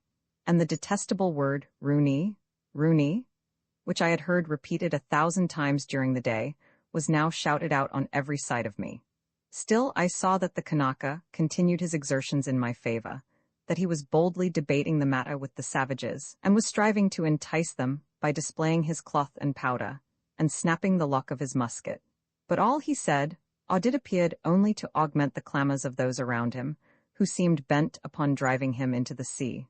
When I remembered the extravagant value placed by these people upon the articles which were offered to them in exchange for me, and which were so indignantly rejected, I saw a new proof of the same fixed determination of purpose they had all along manifested with regard to me, and in despair, and reckless of consequences, I exerted all my strength, and shaking myself free from the grasp of those who held me, I sprang upon my feet and rushed towards Caraco. The rash attempt nearly decided my fate, for fearful that I might slip from them, several of the islanders now raised a simultaneous shout, and pressing upon Caraco, they menaced him with furious gestures, and actually forced him into the sea. Appalled at their violence, the poor fellow, standing nearly to the waist in the surf, endeavored to pacify them, but at length, fearful that they would do him some fatal violence, he beckoned to his comrades to pull in at once, and take him into the boat. It was at this agonizing moment, when I thought all hope was ended, that a new contest arose between the two parties who had accompanied me to the Shaw. Blows were struck, wounds were given, and blood flowed. In the interest excited by the fray, everyone had left me except Mahayo, Korikori, and poor dear Fayaway, who clung to me, sobbing indignantly. I saw that now or never was the moment. Clasping my hands together, I looked imploringly at Mahayo, and moved towards the now almost deserted beach. The tears were in the old man's eyes, but neither he nor Korikori attempted to hold me, and I soon reached the Kanaka, who had anxiously watched my movements. The rowers pulled in as near as they dared to the edge of the surf. I gave one parting embrace to Fayaway, who seemed speechless with sorrow, and the next instant I found myself safe in the boat, and Caraco by my side, who told the rowers at once to give way. Mahayo and Korikori, and a great many of the women, followed me into the water, and I was determined, as the only mark of gratitude I could show, to give them the articles which had been brought as my ransom. I handed the musket to Korikori, with a rapid gesture which was equivalent to a deed of gift. Threw the roll of cotton to old Mahayo, pointing as I did so to poor Fayaway, who had retired from the edge of the water, and was sitting down disconsolate on the shingles, and tumbled the powder bags out to the nearest young ladies, all of whom were vastly willing to take them. This distribution did not occupy 10 seconds, and before it was over the boat was under full way. The Kanaka, all the while exclaiming loudly against what he considered a useless throwing away of valuable property. Although it was clear that my movements had been noticed by several of the natives, still, they had not suspended the conflict in which they were engaged, and it was not until the boat was above 50 yards from the Shaw that Momo and some 6 or 7 other warriors rushed into the sea and hurled their javelins at us. Some of the weapons passed quite as close to us as was desirable, but no one was wounded, and the men pulled away gallantly. But although soon out of the reach of the spears, our progress was extremely slow. It blew strong upon the Shaw, and the tide was against us. And I saw Caraco, who was steering the boat, give many a look towards a jutting point of the bay round which we had to pass. For a minute or two after our departure, the savages, who had formed into different groups, remained perfectly motionless and silent. All at once the enraged chief showed by his gestures that he had resolved what course he would take. Shouting loudly to his companions, and pointing with his tomahawk towards the headland, he set off at full speed in that direction, and was followed by about 30 of the natives, among whom were several of the priests, all yelling out, "Rooney, Rooney," at the very top of their voices. Their intention was evidently to swim off from the headland and intercept us in our course. The wind was freshening every minute, and was right in our teeth, and it was one of those chopping angry seas in which it is so difficult to row. Still, the chances seemed in our favor, but when we came within 100 yards of the point, the active savages were already dashing into the water, and we all feared that within 5 minutes' time, we should have a score of the infuriated wretches around us. If so, our doom was sealed, for these savages, unlike the feeble swimmer of civilized countries, are, if anything, more formidable antagonists in the water than when on the land. It was all a trial of strength. Our natives pulled till their oars bent again, and the crowd of swimmers shot through the water despite its roughness, with fearful rapidity. By the time we had reached the headland, the savages were spread right across our course. Our rowers got out their knives and held them ready between their teeth, and I seized the boat hook. We were all aware that if they succeeded in intercepting us, they would practice upon us the maneuver which has proved so fatal to many a boat's crew in these seas. They would grapple the oars, and seizing hold of the gunwale, capsize the boat, and then we should be entirely at their mercy. After a few breathless moments, I discerned Momo. The athletic islander, with his tomahawk between his teeth, was dashing the water before him till it foamed again. He was the nearest to us, and in another instant he would have seized one of the oars. Even at the moment I felt horror at the act I was about to commit, but it was no time for pity or compunction, and with a true aim, and exerting all my strength, I dashed the boat hook at him. It struck him just below the throat, and forced him downwards. I had no time to repeat the blow, but I saw him rise to the surface in the wake of the boat, and never shall I forget the ferocious expression of his countenance. Only one other of the savages reached the boat. He seized the gunwale, but the knives of our rowers so mauled his wrists that he was forced to quit his hold, and the next minute we were past them all, and in safety. The strong excitement which had thus far kept me up now left me, and I fell back fainting into the arms of Caraco. The circumstances connected with my most unexpected escape may be very briefly stated. The captain of an Australian vessel, being in distress for men in these remote seas, had put into Nukuheva in order to recruit his ship's company, but not a single man was to be obtained, and the barque was about to get under way, when she was boarded by Caraco, who informed the disappointed Englishman that an American sailor was detained by the savages in the neighboring bay of Typee, and he offered, if supplied with suitable articles of traffic, to undertake his release. The Kanaka had gained his intelligence from Manu, to whom, after all, I was indebted for my escape. The proposition was acceded to, and Caraco, taking with him 5 tabooed natives of Nukuheva, again repaired aboard the barque, which in a few hours sailed to that part of the island, and threw her main topsail aback right off the entrance to the Typee Bay. The whaleboat, manned by the tabooed crew, pulled towards the head of the inlet, while the ship lay off and on, awaiting its return. The events which ensued have already been detailed, and little more remains to be related. On reaching the Julier, I was lifted over the side, and my strange appearance and remarkable adventure occasioned the liveliest interest. Every attention was bestowed upon me that humanity could suggest, but to such a state was I reduced that 3 months elapsed before I recovered my health. The mystery which hung over the fate of my friend and companion Toby has never been cleared up. I still remain ignorant whether he succeeded in leaving the valley, or perished at the hands of the islanders. Roman Foss state of affairs aboard the ship, contents of her larder, length of South Seaman's voyages, account of a flying whaleman, determination to leave the vessel, the Bay of Nukuheva, the Types invasion of their valley by Potter, reflections, Glen of Tiaw, interview between the old king and the French admiral. Our ship had not been many days in the harbor of Nukuheva before I came to the determination of leaving her. That my reasons for resolving to take this step were numerous and weighty may be inferred from the fact that I chose rather to risk my fortunes among the savages of the island than to endure another voyage on board the Dolly. To use the concise, point-blank phrase of the sailors, I had made up my mind to run away. Now, as a meaning is generally attached to these 2 words no way flattering to the individual to whom they are applied, it behoves me, for the sake of my own character, to offer some explanation of my conduct. When I entered on board the Dolly, I signed as a matter of course the ship's articles, thereby voluntarily engaging and legally binding myself to serve in a certain capacity for the period of the voyage, and, special considerations apart, I was of course bound to fulfill the agreement. But in all contracts, if one party fail to perform his share of the compact, is not the other virtually absolved from his liability? Who is there who will not answer in the affirmative? Having settled the principle, then, let me apply it to the particular case in question. In numberless instances had not only the implied, but the specified conditions of the articles been violated on the part of the ship in which I served. The usage on board of her was tyrannical. The sick had been inhumanly neglected. The provisions had been doled out in scanty allowance, and her cruises were unreasonably protracted. The captain was the author of the abuses. It was in vain to think that he would either remedy them, or alter his conduct, which was arbitrary and violent in the extreme. His prompt reply to all complaints and remonstrances was the butt end of a handspike, so convincingly administered as effectually to silence the aggrieved party. To whom could we apply for redress? We had left both law and equity on the other side of the Cape, and unfortunately, with a very few exceptions, our crew was composed of a parcel of dastardly and mean-spirited wretches, divided among themselves, and only united in enduring without resistance the unmitigated tyranny of the captain.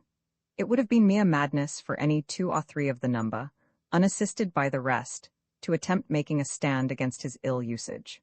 They would only have called down upon themselves the particular vengeance of this Lord of the Plank, and subjected their shipmates to additional hardships. But after all, these things could have been endured a while, had we entertained the hope of being speedily delivered from them by the due completion of the term of our servitude. But what a dismal prospect awaited us in this quarter? The longevity of Cape Horn whaling voyages is proverbial, frequently extending over a period of 4 or 5 years. Some long-haired, bare-necked youths who, forced by the united influences of Captain Marryat and hard times, embark at Nantucket for a pleasure excursion to the Pacific, and whose anxious mothers provide them with bottled milk for the occasion, oftentimes return very respectable middle-aged gentlemen. The very preparations made for one of these expeditions are enough to frighten one. As the vessel carries out no cargo, her hold is filled with provisions for her own consumption. The owners, who officiate as caterers for the voyage, supply the larder with an abundance of dainties.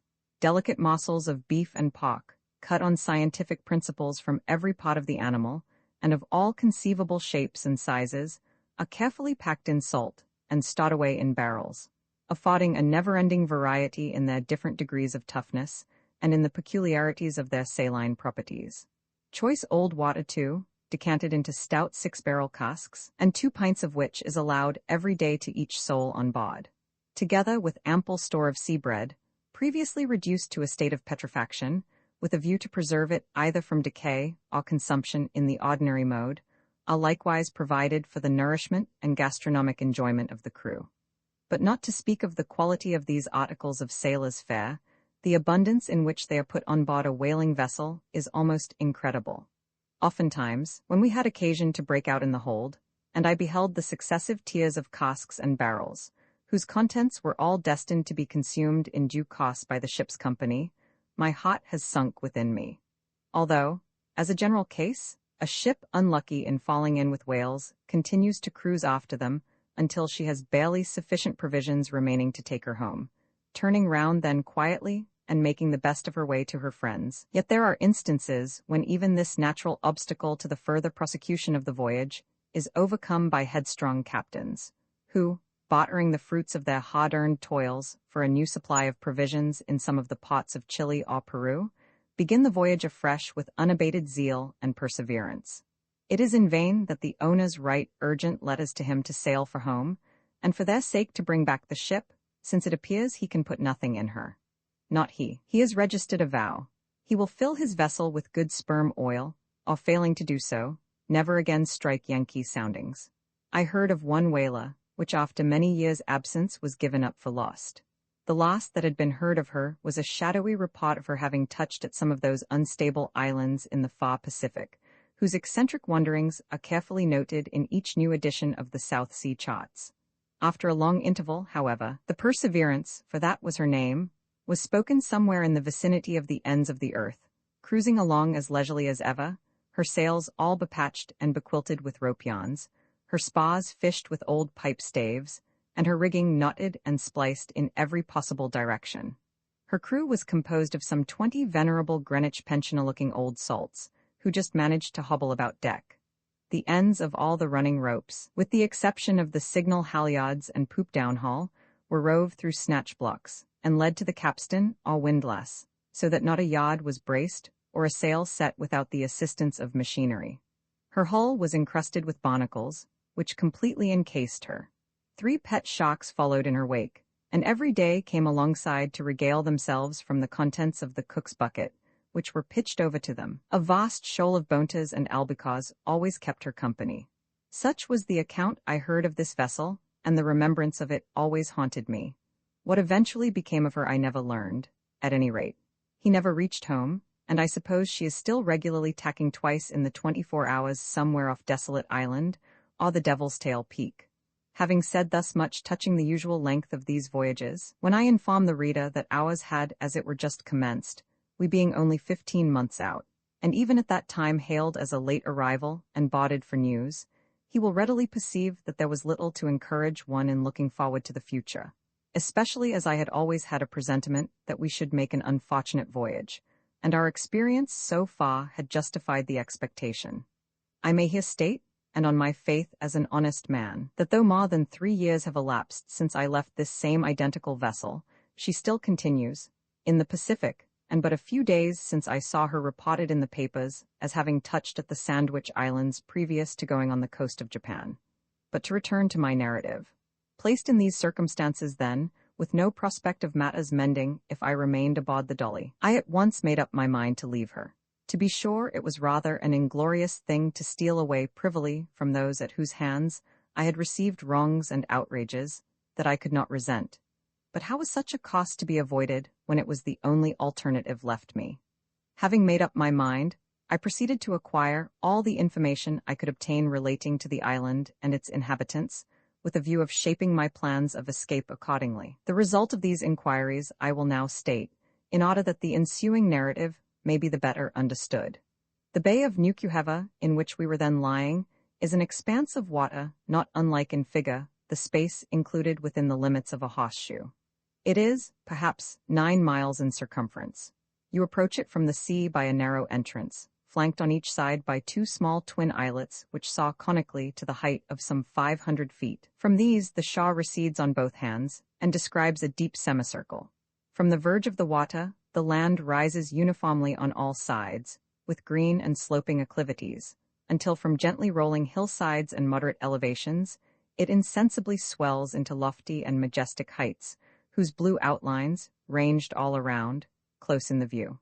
The beautiful aspect of the shore is heightened by deep and romantic glens, which come down to it at almost equal distances, all apparently radiating from a common center, and the upper extremities of which are lost to the eye beneath the shadow of the mountains. Down each of these little valleys flows a clear stream, here and there assuming the form of a slender cascade, then stealing invisibly along until it bursts upon the sight again in larger and more noisy waterfalls, and at last demurely wanders along to the sea. The houses of the natives, constructed of the yellow bamboo, tastefully twisted together in a kind of wickerwork, and thatched with the long tapering leaves of the palmetto, are scattered irregularly along these valleys beneath the shady branches of the coconut trees. Nothing can exceed the imposing scenery of this bay. Viewed from our ship as she lay at anchor in the middle of the harbor, it presented the appearance of a vast natural amphitheater in decay, and overgrown with vines, the deep glens that furrowed its sides appearing like enormous fissures caused by the ravages of time. Very often when lost in admiration at its beauty, I have experienced a pang of regret that a scene so enchanting should be hidden from the world in these remote seas, and seldom meet the eyes of devoted lovers of nature. Besides this bay, the shores of the island are indented by several other extensive inlets, into which descend broad and verdant valleys. These are inhabited by as many distinct tribes of savages, who, although speaking kindred dialects of a common language, and having the same religion and laws, have from time immemorial waged hereditary warfare against each other. The intervening mountains, generally 2,000 or 3,000 feet above the level of the sea, geographically define the territories of each of these hostile tribes, who never cross them, save on some expedition of war or plunder. Immediately adjacent to Nukuheva, and only separated from it by the mountains seen from the harbor, lies the lovely valley of Hapa, whose inmates cherish the most friendly relations with the inhabitants of Nukuheva. On the other side of Hapa, and closely adjoining it, is the magnificent valley of the dreaded Types, the unappeasable enemies of both these tribes. These celebrated warriors appear to inspire the other islanders with unspeakable terrors. Their very name is a frightful one, for the word type in the Mokwesan dialect signifies a lover of human flesh. It is rather singular that the title should have been bestowed upon them exclusively, inasmuch as the natives of all this group are irreclaimable cannibals. The name may, perhaps, have been given to denote the peculiar ferocity of this clan, and to convey a special stigma along with it. These same types enjoy a prodigious notoriety all over the islands. The natives of Nukuheva would frequently recount in pantomime to our ship's company their terrible feats, and would show the marks of wounds they had received in desperate encounters with them. When ashore, they would try to frighten us by pointing to one of their own number and calling him a type, manifesting no little surprise that we did not take to our heels at so terrible an announcement. It was quite amusing, too, to see with what earnestness they disclaimed all cannibal propensities on their own part, while they denounced their enemies, the types, as inveterate gourmandizers of human flesh. But this is a peculiarity to which I shall hereafter have occasion to allude. Although I was convinced that the inhabitants of our bay were as arrant cannibals as any of the other tribes on the island, still, I could not but feel a particular and most unqualified repugnance to the aforesaid types. Even before visiting the Marquesas, I had heard from men who had touched at the group on former voyages some revolting stories in connection with these savages. And fresh in my remembrance was the adventure of the master of the Catherine, who only a few months previous, imprudently venturing into this bay in an armed boat for the purpose of barter, was seized by the natives, carried back a little distance into their valley, and was only saved from a cruel death by the intervention of a young girl, who facilitated his escape by night along the beach to Nukuheva. I had heard too of an English vessel that many years ago, after a weary cruise, sought to enter the bay of Nukuheva, and arriving within 2 or 3 miles of the land, was met by a large canoe filled with natives, who offered to lead the way to the place of their destination. The captain, unacquainted with the localities of the island, joyfully acceded to the proposition. The canoe paddled on, the ship followed. She was soon conducted to a beautiful inlet, and dropped her anchor in its waters beneath the shadows of the lofty shore. That same night, the perfidious types, who had thus inveigled her into their fatal bay, flocked aboard the doomed vessel by hundreds, and at a given signal murdered every soul on board. I shall never forget the observation of one of our crew as we were passing slowly by the entrance of the bay in our way to Nukuheva. As we stood gazing over the side at the verdant headlands, Ned, pointing with his hand in the direction of the treacherous valley, exclaimed, "There's Type. Oh, the bloody cannibals! What a meal they'd make of us if we were to take it into our heads to land. But they say they don't like sailors' flesh. It's too salt. I say, matey, how should you like to be shoved ashore there, eh?" I little thought, as I shuddered at the question, that in the space of a few weeks I should actually be a captive in that self-same valley. The French, although they had gone through the ceremony of hoisting their colors for a few hours at all the principal places of the group, had not as yet visited the Bay of Type, anticipating a fierce resistance on the part of the savages there, which for the present at least they wished to avoid. Perhaps they were not a little influenced in the adoption of this unusual policy from a recollection of the warlike reception given by the types to the forces of Captain Potter, about the year 1814, when that brave and accomplished officer endeavored to subjugate the clan merely to gratify the mortal hatred of his allies, the Nukuhevas and Hapas. On that occasion, I have been told that a considerable detachment of sailors and marines from the frigate Essex, accompanied by at least 2,000 warriors of Hapa and Nukuheva, landed in boats and canoes at the head of the bay, and after penetrating a little distance into the valley, met with the stoutest resistance from its inmates. Valiantly, although with much loss, the types disputed every inch of ground, and after some hard fighting obliged their assailants to retreat and abandon their design of conquest. The invaders, on their march back to the sea, consoled themselves for their repulse by setting fire to every house and temple in their route, and a long line of smoking ruins defaced the once smiling bosom of the valley, and proclaimed to its pagan inhabitants the spirit that reigned in the breasts of Christian soldiers. Who can wonder at the deadly hatred of the types to all foreigners after such unprovoked atrocities? Thus it is that they whom we denominate savages are made to deserve the title. When the inhabitants of some sequestered island first descry the big canoe of the European rolling through the blue waters towards their shores, they rush down to the beach in crowds, and with open arms stand ready to embrace the strangers. Fatal embrace? They fold to their bosom the vipers whose sting is destined to poison all their joys, and the instinctive feeling of love within their breast is soon converted into the bitterest hate. The enormities perpetrated in the South Seas upon some of the inoffensive islanders will nigh past belief. These things are seldom proclaimed at home. They happen at the very ends of the earth. They are done in a corner, and there are none to reveal them. But there is, nevertheless, many a petty trader that has navigated the Pacific, whose course from island to island might be traced by a series of cold-blooded robberies, kidnappings, and murders, the iniquity of which might be considered almost sufficient to sink her guilty timbers to the bottom of the sea. Sometimes vague accounts of such things reach our firesides, and we coolly censure them as wrong, impolitic, needlessly severe, and dangerous to the crews of other vessels. How different is our tone when we read the highly wrought description of the massacre of the crew of the Hobomak by the Fijis. How we sympathize for the unhappy victims, and with what horror do we regard the diabolical heathens, who, after all, have but avenged the unprovoked injuries which they have received. We breathe nothing but vengeance, and equip armed vessels to traverse thousands of miles of ocean in order to execute summary punishment upon the offenders.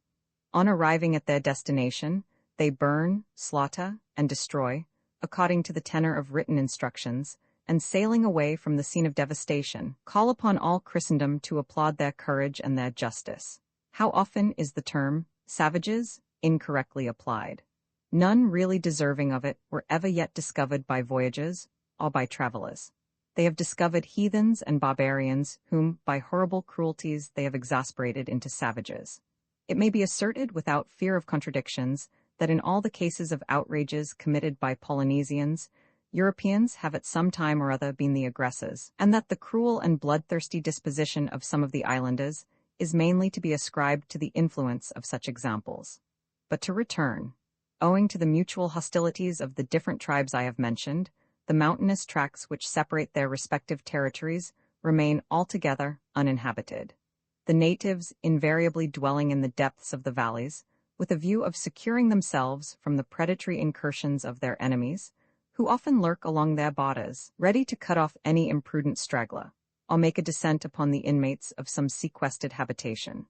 I several times met with very aged men, who from this cause had never passed the confines of their native vale, some of them having never even ascended midway up the mountains in the whole course of their lives, and who, accordingly, had little idea of the appearance of any other part of the island, the whole of which is not perhaps more than 60 miles in circuit. The little space in which some of these clans pass away their days would seem almost incredible.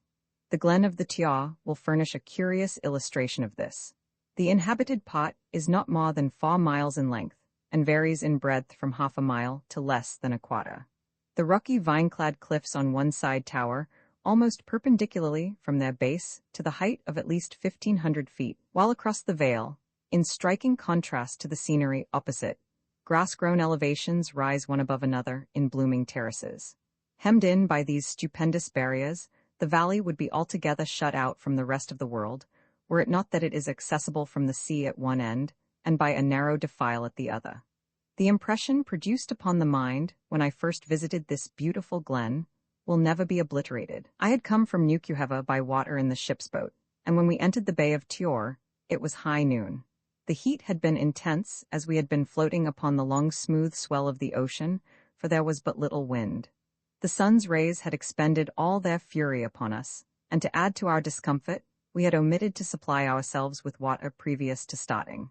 What with heat and thirst together, I became so impatient to get ashore that when at last we glided towards it, I stood up in the bow of the boat ready for a spring. As she shot 2/3 of her length high upon the beach, propelled by 3 or 4 strong strokes of the oars, I leaped among a parcel of juvenile savages, who stood prepared to give us a kind reception. And with them at my heels, yelling like so many imps, I rushed forward across the open ground in the vicinity of the sea, and plunged, diver fashion, into the recesses of the first grove that offered. What a delightful sensation did I experience! I felt as if floating in some new element, while all sort of gurgling, trickling, liquid sounds fell upon my ear. People may say what they will about the refreshing influences of a cold water bath, but commend me when in a perspiration to the shade baths of Tiaw, beneath the coconut trees, and amidst the cool, delightful atmosphere which surrounds them. How shall I describe the scenery that met my eye as I looked out from this verdant recess? The narrow valley, with its steep and close adjoining sides draperied with vines, and arched overhead with a fretwork of interlacing boughs, nearly hidden from view by masses of leafy verdure, seemed from where I stood like an immense arbor disclosing its vista to the eye, whilst as I advanced it insensibly widened into the loveliest vale I ever beheld. It so happened that the very day I was in Typee, the French admiral, attended by all the boats of his squadron, came down in state from Nukuheva to take formal possession of the place. He remained in the valley about 2 hours, during which time he had a ceremonious interview with the king. The patriarch sovereign of Typee was a man very far advanced in years, but though age had bowed his form and rendered him almost decrepit, his gigantic frame retained its original magnitude and grandeur of appearance.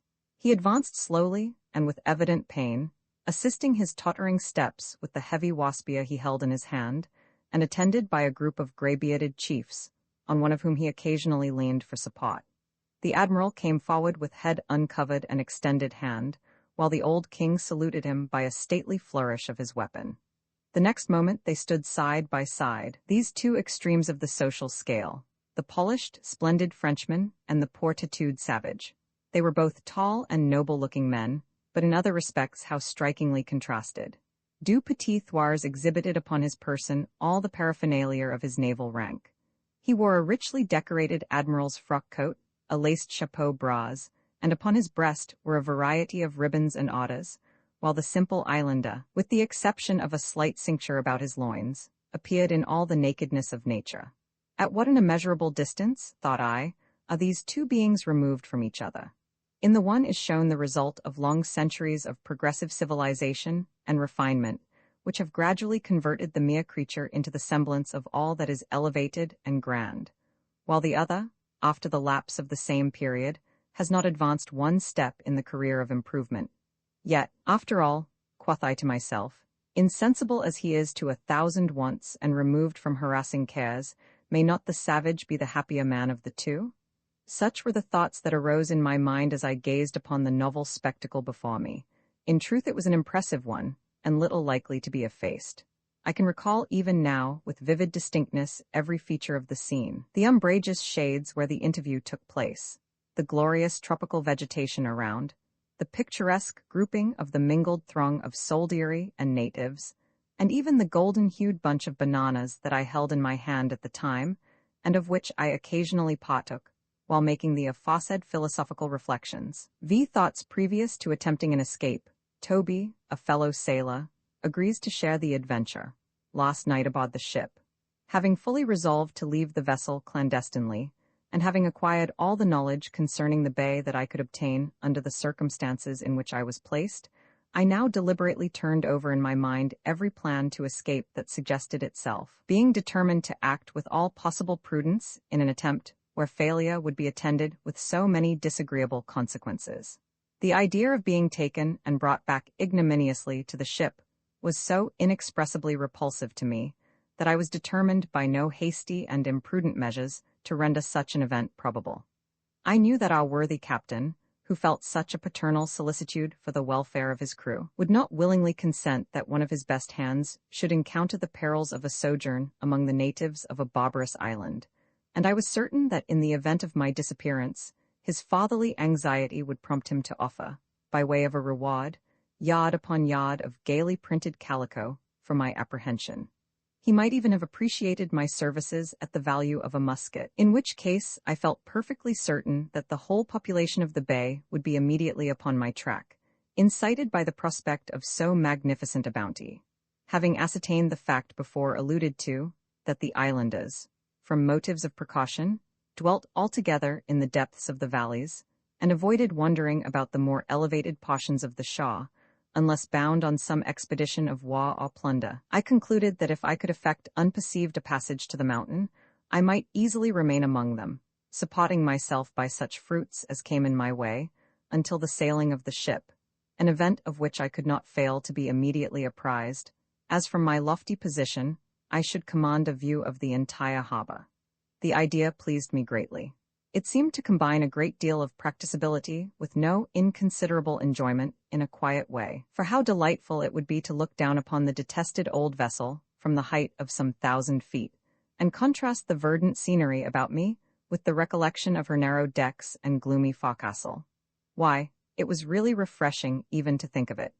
And so I straightway fell to picturing myself seated beneath a coconut tree on the brow of the mountain, with a cluster of plantains within easy reach, criticizing her nautical evolutions as she was working her way out of the harbor.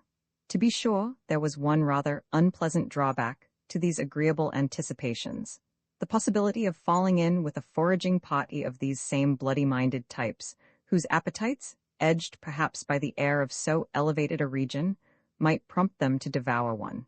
This, I must confess, was a most disagreeable view of the matter. Just to think of a party of these unnatural gourmands taking it into their heads to make a convivial meal of a poor devil, who would have no means of escape or defense. However, there was no help for it. I was willing to encounter some risks in order to accomplish my object, and counted much upon my ability to elude these prowling cannibals amongst the many coverts which the mountains afforded. Besides, the chances were 10 to 1 in my favor that they would none of them quit their own fastnesses. I had determined not to communicate my design of withdrawing from the vessel to any of my shipmates, and least of all to solicit anyone to accompany me in my flight. But it so happened one night that, being upon deck, revolving over in my mind various plans of escape, I perceived one of the ship's company leaning over the bulwarks, apparently plunged in a profound reverie. He was a young fellow about my own age, for whom I had all along entertained a great regard. And Toby, such was the name by which he went among us, for his real name he would never tell us, was every way worthy of it. He was active, ready and obliging, of dauntless courage, and singularly open and fearless in the expression of his feelings. I had on more than one occasion got him out of scrapes into which this had led him, and I know not whether it was from this cause, or a certain congeniality of sentiment between us, that he had always shown a partiality for my society. We had battled out many a long watch together, beguiling the weary hours with chat, song, and story, mingled with a good many imprecations upon the hard destiny it seemed our common fortune to encounter. Toby, like myself, had evidently moved in a different sphere of life, and his conversation at times betrayed this, although he was anxious to conceal it. He was one of that class of rovers you sometimes meet at sea, who never reveal their origin, never allude to home, and go rambling over the world as if pursued by some mysterious fate they cannot possibly elude. There was much even in the appearance of Toby calculated to draw me towards him, for while the greater part of the crew were as coarse in person as in mind, Toby was endowed with a remarkably prepossessing exterior. Arrayed in his blue frock and duck trousers, he was as smart a looking sailor as ever stepped upon a deck.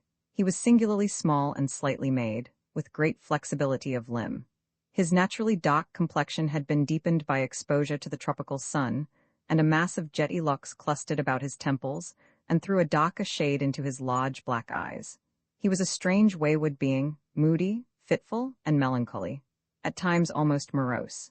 He had a quick and fiery temper too, which, when thoroughly roused, transported him into a state bordering on delirium. It is strange the power that a mind of deep passion has over feebler natures. I have seen a brawny fellow, with no lack of ordinary courage, fairly quail before this slender stripling, when in one of his curious fits. But these paroxysms seldom occurred, and in them my big-hearted shipmate vented the bile which more calm-tempered individuals get rid of by a continual pettishness at trivial annoyances. No one ever saw Toby laugh. I mean in the haughty abandonment of broad-mouthed mirth. He did smile sometimes, it is true, and there was a good deal of dry, sarcastic humor about him, which told the more from the imperturbable gravity of his tone and manner. Latterly, I had observed that Toby's melancholy had greatly increased, and I had frequently seen him since our arrival at the island gazing wistfully upon the shore, when the remainder of the crew would be rioting below. I was aware that he entertained a cordial detestation of the ship, and believed that, should a fair chance of escape present itself, he would embrace it willingly. But the attempt was so perilous in the place where we then lay, that I supposed myself the only individual on board the ship who was sufficiently reckless to think of it. In this, however, I was mistaken. When I perceived Toby leaning, as I have mentioned, against the bulwarks and buried in thought, it struck me at once that the subject of his meditations might be the same as my own. And if it be so, thought I, is he not the very one of all my shipmates whom I would choose for the partner of my adventure? And why should I not have some comrade with me to divide its dangers and alleviate its hardships? Perhaps I might be obliged to lie concealed among the mountains for weeks. In such an event, what a solace would a companion be? These thoughts passed rapidly through my mind, and I wondered why I had not before considered the matter in this light. But it was not too late. A tap upon the shoulder served to rouse Toby from his reverie. I found him ripe for the enterprise, and a very few words sufficed for a mutual understanding between us. In an hour's time, we had arranged all the preliminaries and decided upon our plan of action. We then ratified our engagement with an affectionate wedding of palms, and to elude suspicion repaired each to his hammock, to spend the last night on board the Dolly. The next day the starboard watch, to which we both belonged, was to be sent ashore on liberty, and availing ourselves of this opportunity, we determined, as soon after landing as possible, to separate ourselves from the rest of the men without exciting their suspicions, and strike back at once for the mountains. Seen from the ship, their summits appeared inaccessible, but here and there sloping spurs extended from them almost into the sea, buttressing the lofty elevations with which they were connected, and forming those radiating valleys I have before described. One of these ridges, which appeared more practicable than the rest, we determined to climb, convinced that it would conduct us to the heights beyond. Accordingly, we carefully observed its bearings and locality from the ship, so that when ashore we should run no chance of missing it. In all this, the leading object we had in view was to seclude ourselves from sight until the departure of the vessel. Then, to take our chance as to the reception the Nukuheva natives might give us, and after remaining upon the island as long as we found our stay agreeable, to leave it the first favorable opportunity that offered, vi a specimen of nautical oratory, criticisms of the sailors, the starboard watch are given a holiday, the escape to the mountains. Early the next morning the starboard watch were mustered upon the quarterdeck, and our worthy captain, standing in the cabin gangway, harangued us as follows: "Now, men, as we are just off a 6 months' cruise, and have got through most all our work in port here, I suppose you want to go ashore. Well, I mean to give your watch liberty today, so you may get ready as soon all you please, and go. But understand this, I am going to give you liberty because I suppose you would growl like so many old quater gunners if I didn't. At the same time, if you'll take my advice, every mother's son of you will stay aboard and keep out of the way of the bloody cannibals altogether. 10 to 1, men, if you go ashore, you will get into some infernal row, and that will be the end of you. For if those tattooed scoundrels get you a little ways back into their valleys, they'll nab you, that you may be certain of. Plenty of white men have gone ashore here and never been seen any more. There was the old Dido, she put in here about 2 years ago, and sent one watch off on liberty. They never were heard of again for a week. The natives swore they didn't know where they were, and only 3 of them ever got back to the ship again, and one with his face damaged for life, for the cursed heathens tattooed a broad patch clean across his figurehead. But it will be no use talking to you, for go you will, that I see plainly.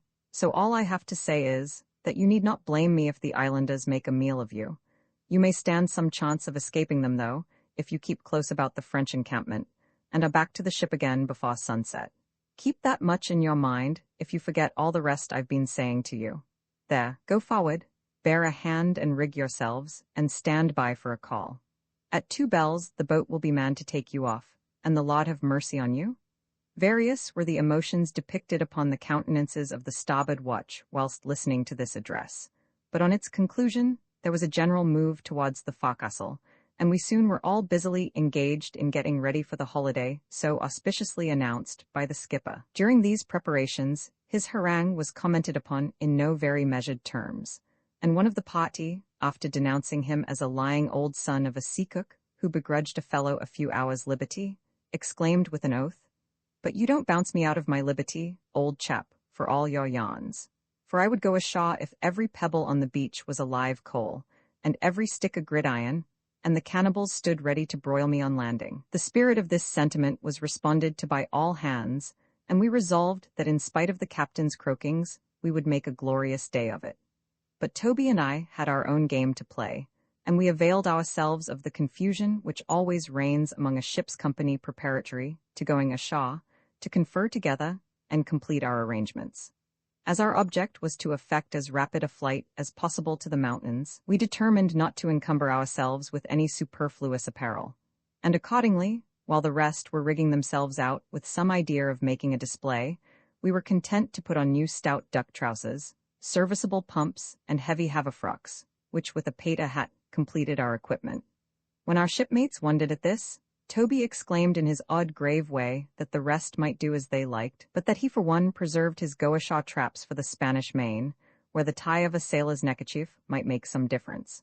But as for a parcel of unbreeched heathen, he wouldn't go to the bottom of his chest for any of them, and was half disposed to appear among them in buff himself. The men laughed at what they thought was one of his strange conceits, and so we escaped suspicion. It may appear singular that we should have been thus on our guard with our own shipmates, but there were some among us who, had they possessed the least inkling of our project, would, for a paltry hope of reward, have immediately communicated it to the captain. As soon as 2 bells were struck, the word was passed for the liberty men to get into the boat. I lingered behind in the forecastle a moment to take a parting glance at its familiar features, and just as I was about to ascend to the deck my eye happened to light on the bread barge and beef kid, which contained the remnants of our last hasty meal. Although I had never before thought of providing anything in the way of food for our expedition, as I fully relied upon the fruits of the island to sustain us wherever we might wander, yet I could not resist the inclination I felt to provide luncheon from the relics before me. Accordingly, I took a double handful of those small, broken, flinty bits of biscuit, which generally go by the name of midshipmen's nuts, and thrust them into the bosom of my frock, in which same simple receptacle I had previously stowed away several pounds of tobacco and a few yards of cotton cloth, articles with which I intended to purchase the goodwill of the natives as soon as we should appear among them after the departure of our vessel. This last addition to my stock caused a considerable protuberance in front, which I abated in a measure by shaking the bits of bread around my waist and distributing the plugs of tobacco among the folds of the garment. Hardly had I completed these arrangements when my name was sung out by a dozen voices, and I sprung upon the deck, where I found all the party in the boat, and impatient to shove off. I dropped over the side and seated myself with the rest of the watch in the stern sheets, while the poor larboarders shipped their oars and commenced pulling us ashore. This happened to be the rainy season at the islands, and the heavens had nearly the whole morning betokened one of those heavy showers which during this period so frequently occur. The large drops fell bubbling into the water shortly after our leaving the ship, and by the time we had effected a landing, it poured down in torrents. We fled for shelter under cover of an immense canoe house, which stood hard by the beach, and waited for the first fury of the storm to pass.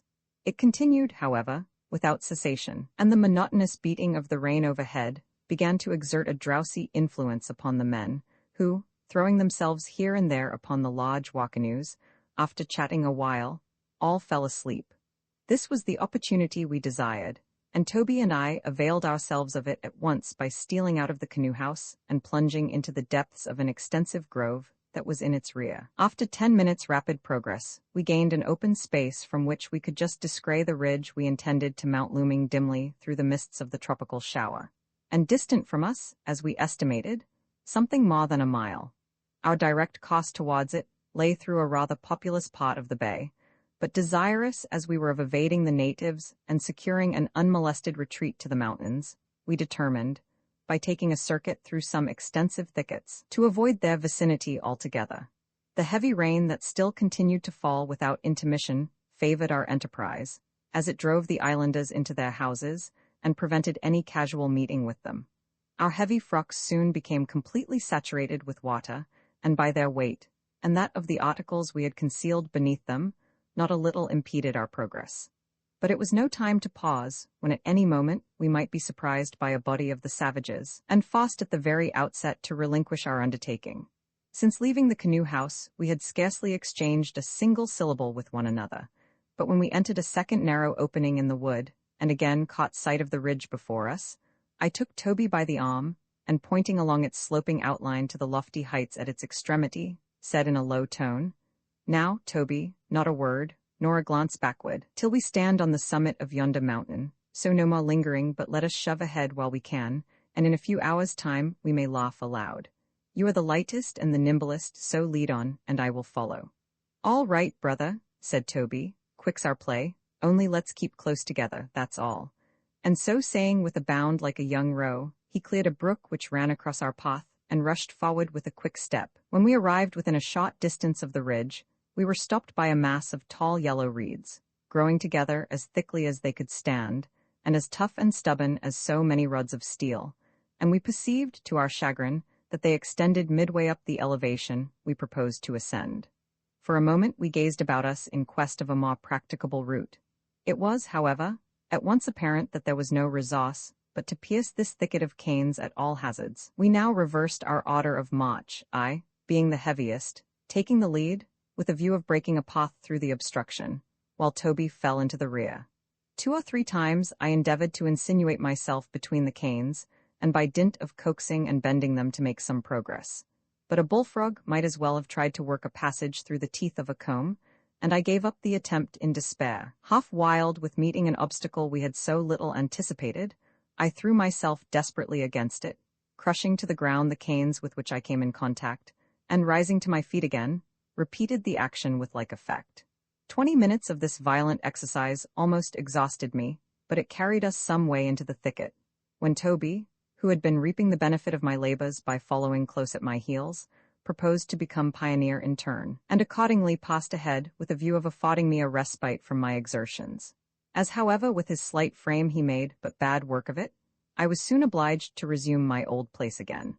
On we toiled, the perspiration starting from our bodies in floods, our limbs torn and lacerated with the splintered fragments of the broken canes, until we had proceeded perhaps as far as the middle of the break, when suddenly it ceased raining, and the atmosphere around us became close and sultry, beyond expression. The elasticity of the reeds quickly recovering from the temporary pressure of our bodies caused them to spring back to their original position, so that they closed in upon us as we advanced, and prevented the circulation of little air which might otherwise have reached us. Besides this, their great height completely shut us out from the view of surrounding objects, and we were not certain but that we might have been going all the time in a wrong direction. Fatigued with my long-continued efforts, and panting for breath, I felt myself completely incapacitated for any further exertion. I rolled up the sleeve of my frock, and squeezed the moisture it contained into my parched mouth, but the few drops I managed to obtain gave me little relief, and I sank down for a moment with a sort of dogged apathy, from which I was aroused by Toby, who had devised a plan to free us from the net in which we had become entangled. He was laying about him lustily with his sheath knife, lopping the canes right and left, like a reaper, and soon made quite a clearing around us. This sight reanimated me, and seizing my own knife, I hacked and hewed away without mercy. But alas, the farther we advanced the thicker and taller, and apparently the more interminable, the reeds became. I began to think we were fairly snared, and had almost made up my mind that without a pair of wings, we should never be able to escape from the toils, when all at once I discerned a peep of daylight through the canes on my right, and, communicating the joyful tidings to Toby, we both fell to with fresh spirit, and speedily opening the passage towards it, we found ourselves clear of perplexities, and in the near vicinity of the ridge. After resting for a few moments, we began the ascent, and after a little vigorous climbing, found ourselves close to its summit. Instead, however, of walking along its ridge, where we should have been in full view of the natives in the vales beneath, and at a point where they could easily intercept us were they so inclined, we cautiously advanced on one side, crawling on our hands and knees, and screened from observation by the grass through which we glided, much in the fashion of a couple of serpents. After an hour employed in this unpleasant kind of locomotion, we started to our feet again, and pursued our way boldly along the crest of the ridge. This salient spur of the lofty elevations that encompassed the bay rose with a sharp angle from the valleys at its base, and presented, with the exception of a few steep acclivities, the appearance of a vast inclined plain, sweeping down towards the sea from the heights in the distance. We had ascended it near the place of its termination, and at its lowest point, and now saw our route to the mountains distinctly defined along its narrow crest, which was covered with a soft carpet of verdure, and was in many parts only a few feet wide. Elated with the success which had so far attended our enterprise, and invigorated by the refreshing atmosphere we now inhaled, Toby and I in high spirits were making our way rapidly along the ridge, when suddenly from the valleys below which lay on either side of us, we heard the distant shouts of the natives, who had just descried us, and to whom our figures, brought in bold relief against the sky, were plainly revealed. Glancing our eyes into these valleys, we perceived their savage inhabitants hurrying to and fro, seemingly under the influence of some sudden alarm, and appearing to the eye scarcely bigger than so many pygmies, while their white thatched dwellings, dwarfed by the distance, looked like baby houses, As we looked down upon the islanders from our lofty elevation, we experienced a sense of security, feeling confident that, should they undertake a pursuit, it would, from the start we now had, prove entirely fruitless unless they followed us into the mountains, where we knew they cared not to venture. However, we thought it as well to make the most of our time, and accordingly, where the ground would admit of it, we ran swiftly along the summit of the ridge, until we were brought to a stand by a steep cliff, which at first seemed to interpose an effectual barrier to our farther advance. By dint of much hard scrambling, however, and at some risk to our necks, we at last surmounted it, and continued our fight with unabated celerity. We had left the beach early in the morning, and after an uninterrupted, though at times difficult and dangerous ascent, during which we had never once turned our faces to the sea, we found ourselves, about 3 hours before sunset, standing on the top of what seemed to be the highest land on the island, an immense overhanging cliff composed of basaltic rocks, hung round with parasitical plants. We must have been more than 3,000 feet above the level of the sea, and the scenery viewed from this height was magnificent.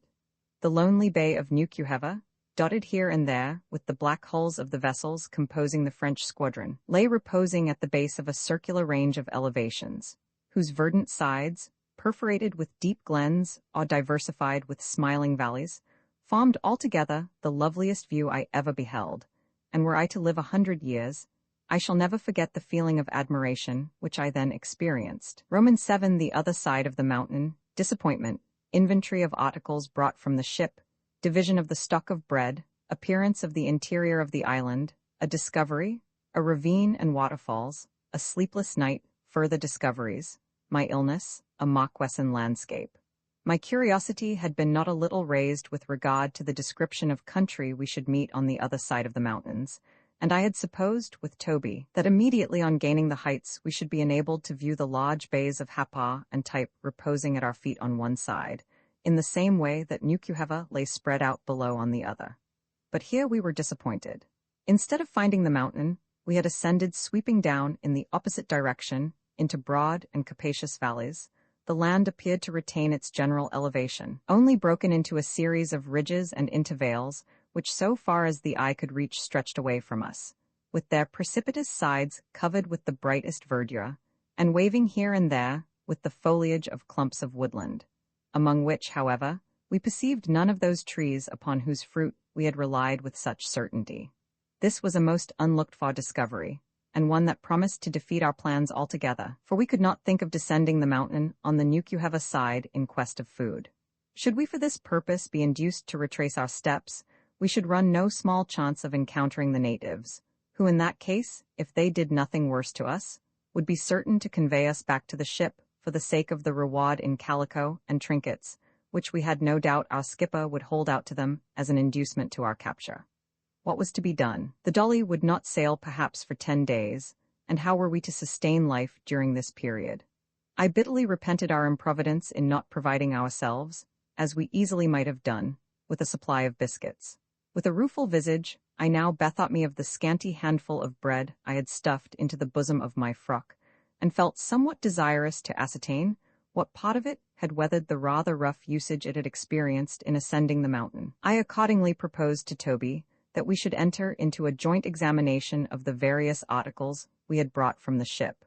With this intent, we seated ourselves upon the grass, and a little curious to see with what kind of judgment my companion had filled his frock, which I remarked seemed about as well lined as my own, I requested him to commence operations by spreading out its contents. Thrusting his hand, then, into the bosom of this capacious receptacle, he first brought to light about a pound of tobacco, whose component parts still adhered together, the whole outside being covered with soft particles of sea bread. Wet and dripping, it had the appearance of having been just recovered from the bottom of the sea, but I paid slight attention to a substance of so little value to us in our present situation. As soon as I perceived the indications it gave of Toby's foresight in laying in a supply of food for the expedition, I eagerly inquired what quantity he had brought with him, when rummaging once more beneath his garment, he produced a small handful of something so soft, pulpy, and discolored, that for a few moments he was as much puzzled as myself to tell by what possible instrumentality such a villainous compound had become engendered in his bosom. I can only describe it as a hash of soaked bread and bits of tobacco, brought to a doughy consistency by the united agency of perspiration and rain. But repulsive as it might otherwise have been, I now regarded it as an invaluable treasure, and proceeded with great care to transfer this paste-like mass to a large leaf which I had plucked from a bush beside me. Toby informed me that in the morning he had placed 2 whole biscuits in his bosom, with a view of munching them, should he feel so inclined, during our flight. These were now reduced to the equivocal substance which I had just placed on the leaf. Another dive into the frock brought to view some 5 yards of calico print, whose tasteful pattern was rather disfigured by the yellow stains of the tobacco with which it had been brought in contact.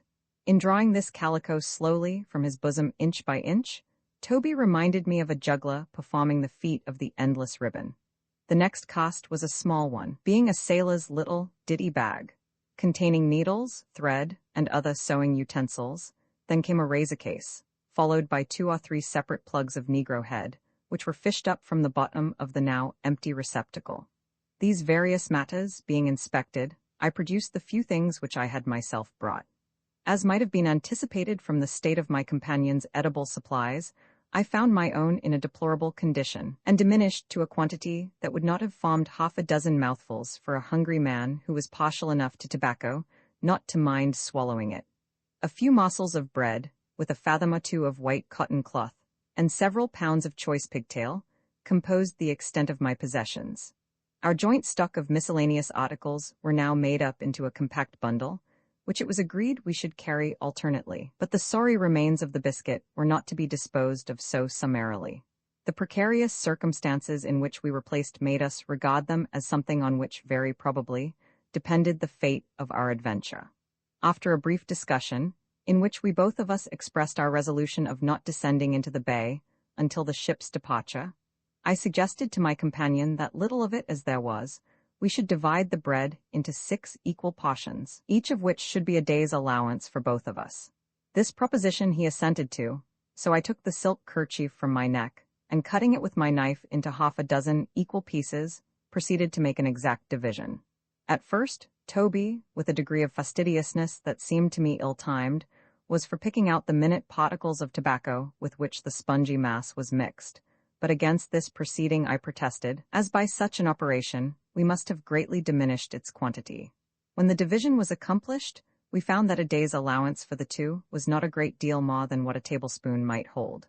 Each separate portion we immediately rolled up in the bit of silk prepared for it, and joining them all together into a small package, I committed them, with solemn injunctions of fidelity, to the custody of Toby. For the remainder of that day, we resolved to fast, as we had been fortified by a breakfast in the morning, and now starting again to our feet, we looked about us for a shelter during the night, which, from the appearance of the heavens, promised to be a dark and tempestuous one. There was no place near us which would in any way answer our purpose, so turning our backs upon Nukuheva, we commenced exploring the unknown regions which lay upon the other side of the mountain. In this direction, as far as our vision extended, not a sign of life, nor anything that denoted even the transient residence of man, could be seen. The whole landscape seemed one unbroken solitude, the interior of the island having apparently been untenanted since the morning of the creation. And as we advanced through this wilderness, our voices sounded strangely in our ears, as though human accents had never before disturbed the fearful silence of the place, interrupted only by the low murmurings of distant waterfalls. Our disappointment, however, in not finding the various fruits with which we had intended to regale ourselves during our stay in these wilds, was a good deal lessened by the consideration that from this very circumstance we should be much less exposed to a casual meeting with the savage tribes about us, who we knew always dwelt beneath the shadows of those trees which supplied them with food. We wandered along, casting eager glances into every bush we passed, until just as we had succeeded in mounting one of the many ridges that intersected the ground, I saw in the grass before me something like an indistinctly traced footpath, which appeared to lay it along the top of the ridge, and to descend with it into a deep ravine about 1/2 mile in advance of us. Robinson Crusoe could not have been more startled at the footprint in the sand than we were at this unwelcome discovery. My first impulse was to make as rapid a retreat as possible and bend our steps in some other direction, but our curiosity to see whither this path might lead prompted us to pursue it. So on we went, the track becoming more and more visible the farther we proceeded, until it conducted us to the verge of the ravine, where it abruptly terminated. "And so," said Toby, peering down into the chasm, "everyone that travels this path takes a jump here, eh?" "Not so," said I, "for I think they might manage to descend without it. What say you, shall we attempt the feat? And what, in the name of caves and coal holes, do you expect to find at the bottom of that gulf but a broken neck? Why, it looks blacker than our ship's hold, and the roar of those waterfalls down there would batter one's brains to pieces." "Oh no, Toby," I exclaimed, laughing, "but there's something to be seen here, that's plain, or there would have been no path, and I am resolved to find out what it is." "I will tell you what, my pleasant fellow," rejoined Toby quickly. "If you are going to pry into everything you meet with here that excites your curiosity, you will marvelously soon get knocked on the head. To a dead certainty, you will come bang upon a party of these savages in the midst of your discovery-makings, and I doubt whether such an event would particularly delight you. Just take my advice for once, and let us bout ship and steer in some other direction. Besides, it's getting late and we ought to be mooring ourselves for the night." "That is just the thing I have been driving at," replied I, "and I am thinking that this ravine will exactly answer our purpose, for it is roomy, secluded, well-watered, and may shelter us from the weather." "Aye, and from sleep too, and by the same token will give us sore throats and rheumatisms into the bargain," cried Toby, with evident dislike at the idea. "Oh, very well then, my lad," said I, "since you will not accompany me, here I go alone. You will see me in the morning." And advancing to the edge of the cliff upon which we had been standing, I proceeded to lower myself down by the tangled roots which clustered about all the crevices of the rock. As I had anticipated, Toby, in spite of his previous remonstrances, followed my example, and dropping himself with the activity of a squirrel from point to point, he quickly outstripped me and effected a landing at the bottom before I had accomplished 2/3 of the descent. The sight that now greeted us was one that will ever be vividly impressed upon my mind. 5 foaming streams, rushing through as many gorges, and swelled and turbid by the recent rains, united together in one mad plunge of nearly 80 feet, and fell with wild uproar into a deep black pool scooped out of the gloomy-looking rocks that lay piled around, and thence in one collected body dashed down a narrow sloping channel which seemed to penetrate into the very bowels of the earth. Overhead, vast roots of trees hung down from the sides of the ravine dripping with moisture, and trembling with the concussions produced by the fall. It was now sunset, and the feeble, uncertain light that found its way into these caverns and woody depths heightened their strange appearance, and reminded us that in a short time we should find ourselves in utter darkness. As soon as I had satisfied my curiosity by gazing at this scene, I fell to wondering how it was that what we had taken for a path should have conducted us to so singular a place, and began to suspect that after all I might have been deceived in supposing it to have been a trick formed by the islanders. This was rather an agreeable reflection than otherwise, for it diminished our dread of accidentally meeting with any of them, and I came to the conclusion that perhaps we could not have selected a more secure hiding place than this very spot we had so accidentally hit upon. Toby agreed with me in this view of the matter, and we immediately began gathering together the limbs of trees which lay scattered about, with the view of constructing a temporary hut for the night. This we were obliged to build close to the foot of the cataract, for the current of water extended very nearly to the sides of the gorge. The few moments of light that remained we employed in covering our hut with a species of broad-bladed grass that grew in every fissure of the ravine. Our hut, if it deserved to be called one, consisted of 6 or 8 of the straightest branches we could find laid obliquely against the steep wall of rock, with their lower ends within a foot of the stream. Into the space thus covered over we managed to crawl, and dispose our wearied bodies as best we could. Shall I ever forget that horrid night? As for poor Toby, I could scarcely get a word out of him. It would have been some consolation to have heard his voice, but he lay shivering the livelong night like a man afflicted with the palsy, with his knees drawn up to his head, while his back was supported against the dripping side of the rock. During this wretched night, there seemed nothing wanting to complete the perfect misery of our condition. The rain descended in such torrents that our poor shelter proved a mere mockery. In vain did I try to elude the incessant streams that pawed upon me. By protecting one pot, I only exposed another, and the water was continually finding some new opening through which to drench us. I have had many a ducking in the course of my life, and in general cared little about it, but the accumulated horrors of that night the death-like coldness of the place, the appalling darkness, and the dismal sense of our forlorn condition almost unmanned me.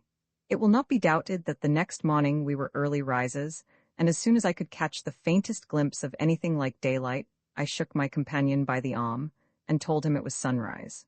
Poor Toby lifted up his head, and after a moment's pause said, in a husky voice, "Then, shipmate, my toplights have gone out, for it appears darker now with my eyes open than it did when they were shut." "Nonsense," exclaimed I, "you are not awake yet." "Awake?" roared Toby in a rage. "Awake? You mean to insinuate I've been asleep, do you? It is an insult to a man to suppose he could sleep in such an infernal place as this." By the time I had apologized to my friend for having misconstrued his silence, it had become somewhat more light, and we crawled out of our lair. The rain had ceased, but everything around us was dripping with moisture. We stripped off our saturated garments and wrung them as dry as we could. We contrived to make the blood circulate in our benumbed limbs by rubbing them vigorously with our hands, and after performing our ablutions in the stream and putting on our still wet clothes, we began to think it advisable to break our long fast, it being now 24 hours since we had tasted food. Accordingly, our day's ration was brought out, and seating ourselves on a detached fragment of rock, we proceeded to discuss it. First, we divided it into 2 equal portions, and carefully rolling one of them up for our evening's repast, divided the remainder again as equally as possible, and then drew lots for the first choice. I could have placed the morsel that fell to my share upon the tip of my finger, but notwithstanding this, I took care that it should be full 10 minutes before I had swallowed the last crumb. What a true saying it is that appetite furnishes the best sauce. There was a flavor and a relish to this small particle of food that under other circumstances it would have been impossible for the most delicate viands to have imparted.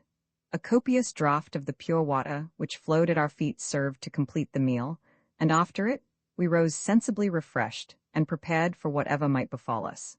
We now carefully examined the chasm in which we had passed the night. We crossed the stream, and gaining the further side of the pool I have mentioned, discovered proofs that the spot must have been visited by someone but a short time previous to our arrival. Further observation convinced us that it had been regularly frequented, and, as we afterwards conjectured from particular indications, for the purpose of obtaining a certain root, from which the natives obtained a kind of ointment. These discoveries immediately determined us to abandon a place which had presented no inducement for us to remain, except the promise of security. And as we looked about us for the means of ascending again into the upper regions, we at last found a practicable part of the rock, and half an hour's toil carried us to the summit of the same cliff from which the preceding evening we had descended. I now proposed to Toby that instead of rambling about the island, exposing ourselves to discovery at every turn, we should select some place as our fixed abode for as long a period as our food should hold out, build ourselves a comfortable hut, and be as prudent and circumspect as possible. To all this my companion assented, and we at once set about carrying the plan into execution. With this view, after exploring without success a little glen near us, we crossed several of the ridges of which I have before spoken, and about noon found ourselves ascending a long and gradually rising slope, but still without having discovered any place adapted to our purpose. Low and heavy clouds betokened an approaching storm, and we hurried on to gain a covert in a clump of thick bushes, which appeared to terminate the long ascent.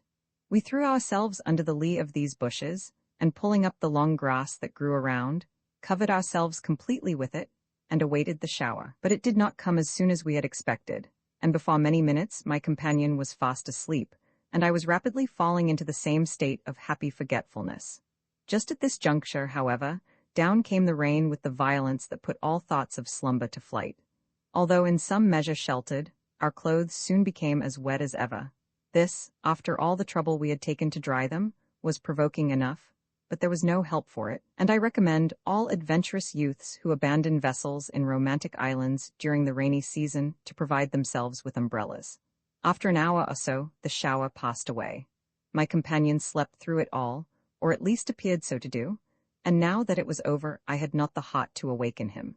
As I lay on my back completely shrouded with verdure, the leafy branches drooping over me, my limbs buried in grass, I could not avoid comparing our situation with that of the interesting babes in the wood.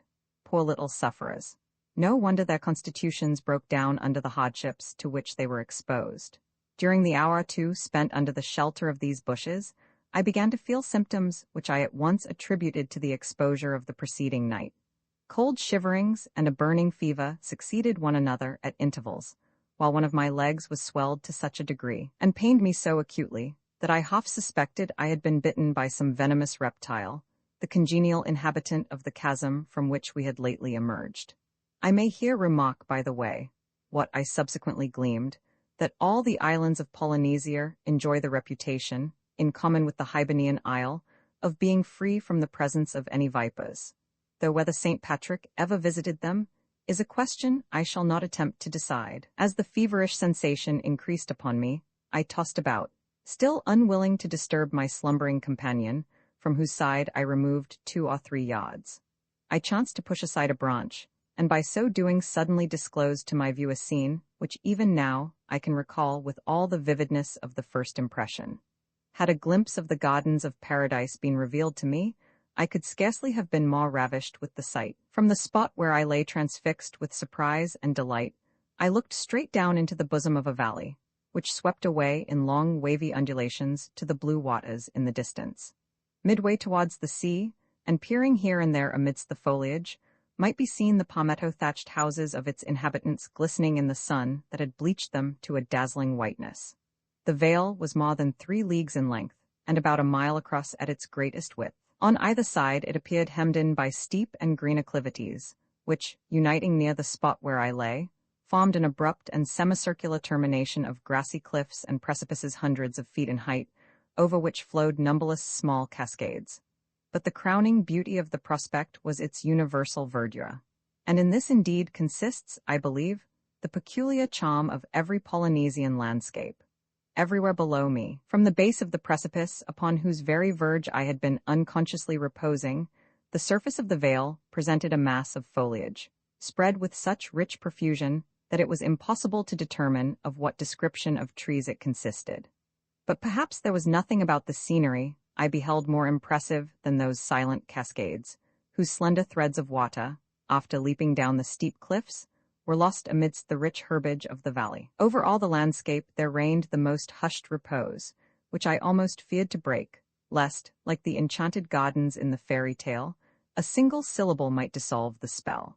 For a long time, forgetful alike of my own situation and the vicinity of my still slumbering companion, I remained gazing around me, hardly able to comprehend by what means I had thus suddenly been made a spectator of such a scene. Roman 8 the important question, type or hapa, a wild goose chase, my sufferings, disheartening situation, a night in a ravine, morning meal, happy idea of Typee, journey towards the valley. Recovering from my astonishment at the beautiful scene before me, I quickly awakened Typee and informed him of the discovery I had made. Together we now repaired to the border of the precipice, and my companion's admiration was equal to my own. A little reflection, however, abated our surprise at coming so unexpectedly upon this valley, since the large vales of Hapa and Type, lying upon this side of Nukuheva, and extending a considerable distance from the sea towards the interior, must necessarily terminate somewhere about this point. The question now was as to which of those 2 places we were looking down upon.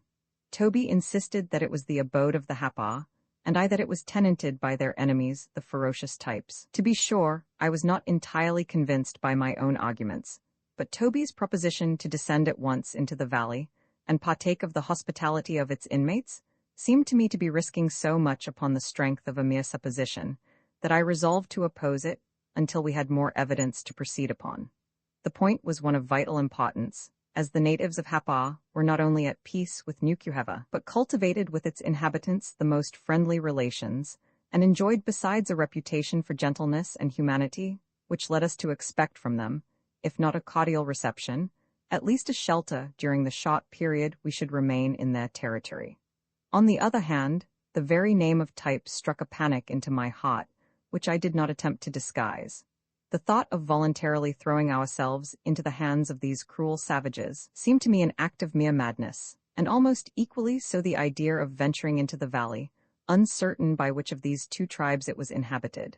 That the vale at our feet was tenanted by one of them was a point that appeared to us past all doubt, since we knew that they resided in this quarter, although our information did not enlighten us further. My companion, however, incapable of resisting the tempting prospect which the place held out of an abundant supply of food and other means of enjoyment, still clung to his own inconsiderate view of the subject, nor could all my reasoning shake it. When I reminded him that it was impossible for either of us to know anything with certainty, and when I dwelt upon the horrible fate we should encounter were we rashly to descend into the valley, and discover too late the error we had committed, he replied by detailing all the evils of our present condition, and the sufferings we must undergo should we continue to remain where we then were. Anxious to draw him away from the subject, if possible, for I saw that it would be in vain to attempt changing his mind, I directed his attention to a long, bright, unwooded tract of land which, sweeping down from the elevations in the interior, descended into the valley before us. I then suggested to him that beyond this ridge might lie a capacious and untenanted valley, abounding with all manner of delicious fruits.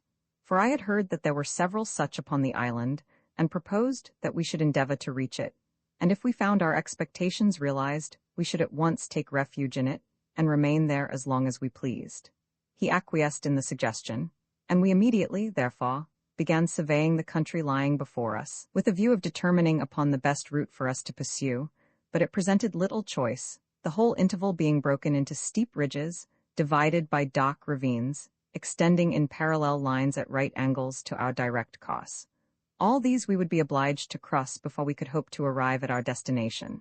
A weary journey, but we decided to undertake it, though, for my own part, I felt little prepared to encounter its fatigues, shivering and burning by turns with the ague and fever, for I know not how else to describe the alternate sensations I experienced, and suffering not a little from the lameness which afflicted me. Added to this was the faintness consequent on our meagre diet, a calamity in which Toby participated to the same extent as myself. These circumstances, however, only augmented my anxiety to reach a place which promised us plenty and repose, before I should be reduced to a state which would render me altogether unable to perform the journey. Accordingly, we now commenced it by descending the almost perpendicular side of a steep and narrow gorge, bristling with a thick growth of reeds. Here there was but one mode for us to adopt. We seated ourselves upon the ground, and guided our descent by catching at the canes in our path. This velocity with which we thus slid down the side of the ravine soon brought us to a point where we could use our feet, and in a short time we arrived at the edge of the torrent, which rolled impetuously along the bed of the chasm. After taking a refreshing draught from the water of the stream, we addressed ourselves to a much more difficult undertaking than the last. Every foot of our late descent had to be regained in ascending the opposite side of the gorge, an operation rendered the less agreeable from the consideration that in these perpendicular episodes we did not progress 100 yards on our journey. But ungrateful as the task was, we set about it with exemplary patience, and after a snail-like progress of an hour or more, had scaled perhaps 1/2 of the distance, when the fever which had left me for a while returned with such violence, and accompanied by so raging a thirst, that it required all the entreaties of Toby to prevent me from losing all the fruits of my late exertion, by precipitating myself madly down the cliffs we had just climbed, in quest of the water which flowed so temptingly at their base. At the moment, all my hopes and fears appeared to be merged in this one desire, careless of the consequences that might result from its gratification. I am aware of no feeling, either of pleasure or of pain, that so completely deprives one of all power to resist its impulses, as this same raging thirst. Toby earnestly conjured me to continue the ascent, assuring me that a little more exertion would bring us to the summit, and that then in less than 5 minutes we should find ourselves at the brink of the stream, which must necessarily flow on the other side of the ridge. "Do not," he exclaimed, "turn back, now that we have proceeded thus far, for I tell you that neither of us will have the courage to repeat the attempt if once more we find ourselves looking up to where we now are from the bottom of these rocks." I was not yet so perfectly beside myself as to be heedless of these representations, and therefore toiled on, ineffectually endeavoring to appease the thirst which consumed me, by thinking that in a short time I should be able to gratify it to my heart's content. At last we gained the top of the second elevation, the loftiest of those I have described as extending in parallel lines between us and the valley we desired to reach. It commanded a view of the whole intervening distance, and discouraged as I was by other circumstances, This prospect plunged me into the very depths of despair. Nothing but dark and fearful chasms, separated by sharp-crested and perpendicular ridges as far as the eye could reach. Could we have stepped from summit to summit of these steep but narrow elevations, we could easily have accomplished the distance. But we must penetrate to the bottom of every yawning gulf, and scale in succession every one of the eminences before us. Even Toby, although not suffering as I did, was not proof against the disheartening influences of the sight. But we did not long stand to contemplate it, impatient as I was to reach the waters of the torrent which flowed beneath us. With an insensibility to danger, which I cannot call to mind without shuddering, we threw ourselves down the depths of the ravine, startling its savage solitudes with the echoes produced by the falling fragments of rock we every moment dislodged from their places, careless of the insecurity of our footing, and reckless whether the slight roots and twigs we clutched at sustained us for the while, or treacherously yielded to our grasp. For my own part, I scarcely knew whether I was helplessly falling from the heights above, or whether the fearful rapidity with which I descended was an act of my own volition. In a few minutes we reached the foot of the gorge, and kneeling upon a small ledge of dripping rocks, I bent over to the stream. What a delicious sensation was I now to experience? I paused for a second to concentrate all my capabilities of enjoyment, and then immerged my lips in the clear element before me. Had the apples of Sodom turned to ashes in my mouth, I could not have felt a more startling revulsion. A single drop of the cold fluid seemed to freeze every drop of blood in my body. The fever that had been burning in my veins gave place on the instant to death-like chills, which shook me one after another, like so many shocks of electricity, while the perspiration produced by my late violent exertions congealed in icy beads upon my forehead. My thirst was gone, and I fairly loathed the water.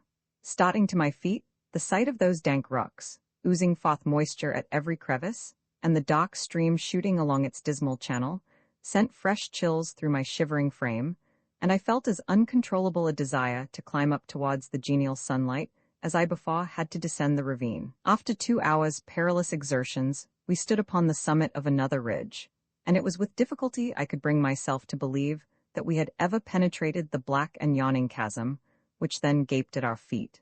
Again, we gazed upon the prospect which the height commanded, but it was just as depressing as the one which had before met our eyes. I now felt that in our present situation, it was in vain for us to think of ever overcoming the obstacles in our way, and I gave up all thoughts of reaching the vale which lay beyond this series of impediments, while at the same time I could not devise any scheme to extricate ourselves from the difficulties in which we were involved. The remotest idea of returning to Nukuheva, unless assured of our vessel's departure, never once entered my mind, and indeed it was questionable whether we could have succeeded in reaching it, divided as we were from the bay by a distance we could not compute, and perplexed too in our remembrance of localities by our recent wanderings. Besides, it was unendurable the thought of retracing our steps and rendering all our painful exertions of no avail.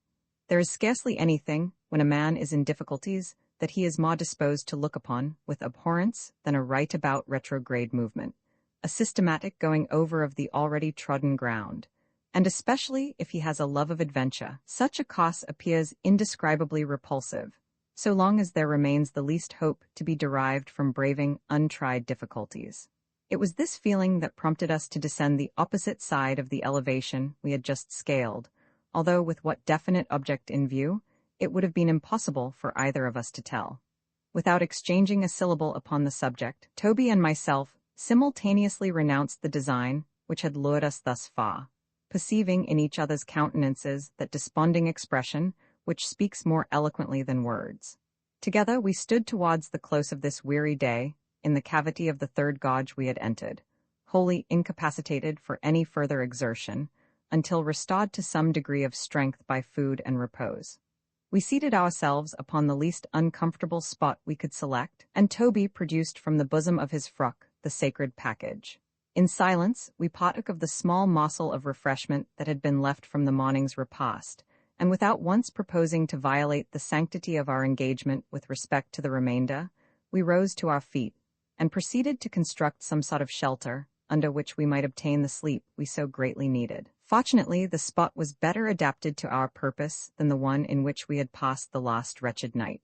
We cleared away the tall reeds from the small, but almost level bit of ground, and twisted them into a low, basket-like hut, which we covered with a profusion of long, thick leaves, gathered from a tree near at hand. We disposed them thickly all around, reserving only a slight opening that barely permitted us to crawl under the shelter we had thus obtained. These deep recesses, though protected from the winds that assail the summits of their lofty sides, are damp and chill to a degree that one would hardly anticipate in such a climate. And being unprovided with anything but our woolen frocks and thin duck trousers to resist the cold of the place, we were the more solicitous to render our habitation for the night as comfortable as we could. Accordingly, in addition to what we had already done, we plucked down all the leaves within our reach and threw them in a heap over our little hut, into which we now crept, raking after us a reserved supply to form our couch. That night nothing but the pain I suffered prevented me from sleeping most refreshingly.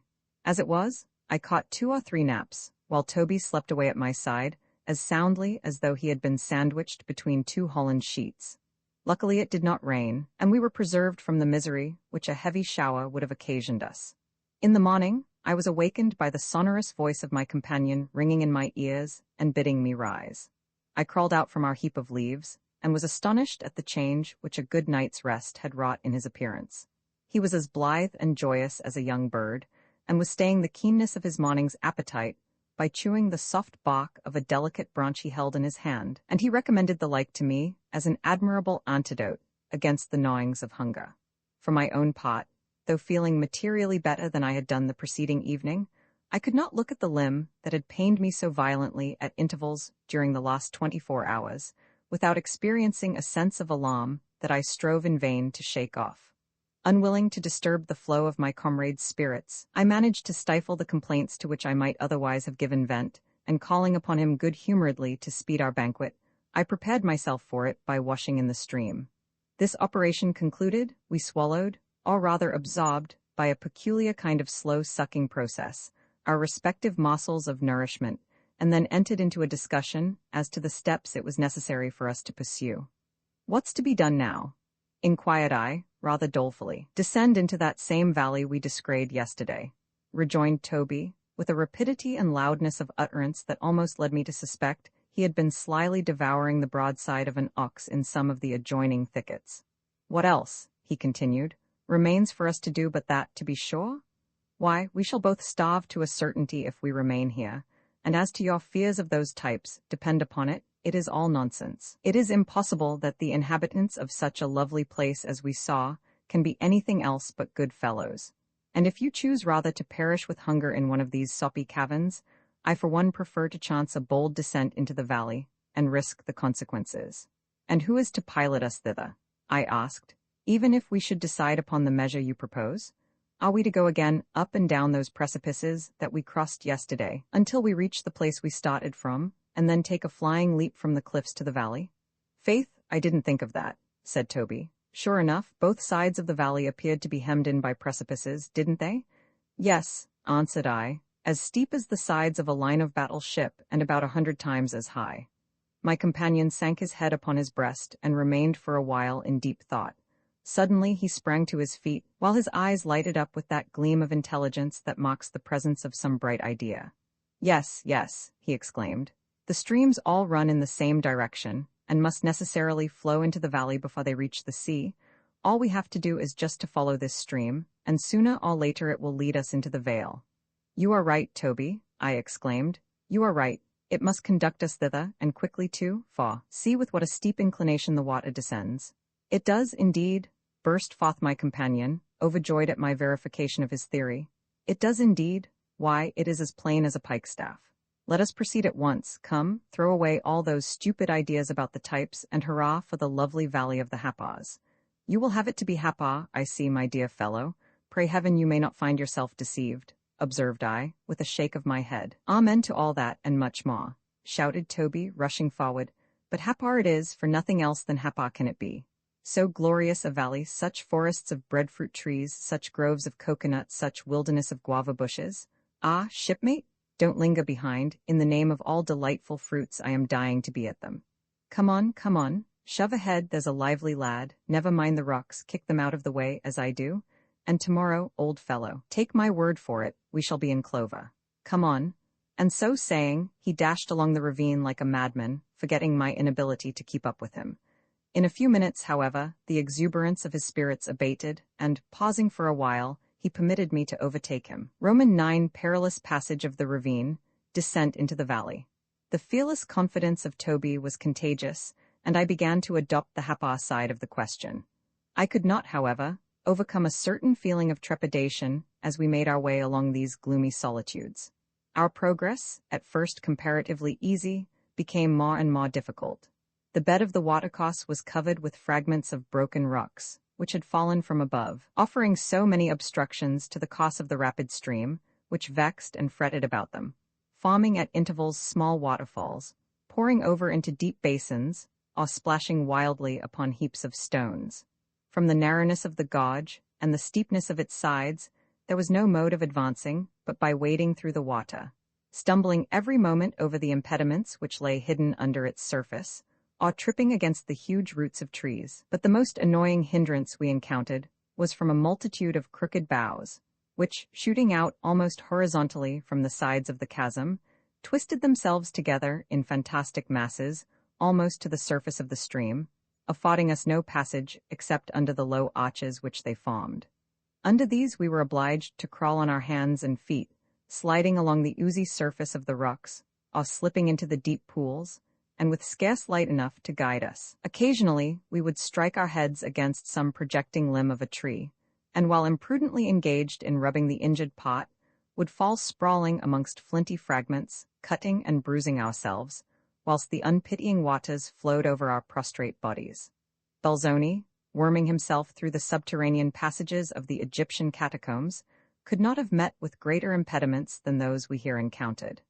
But we struggled against them manfully, well knowing our only hope lay in advancing. Towards sunset we halted at a spot where we made preparations for passing the night. Here we constructed a hut in much the same way as before, and crawling into it, endeavored to forget our sufferings.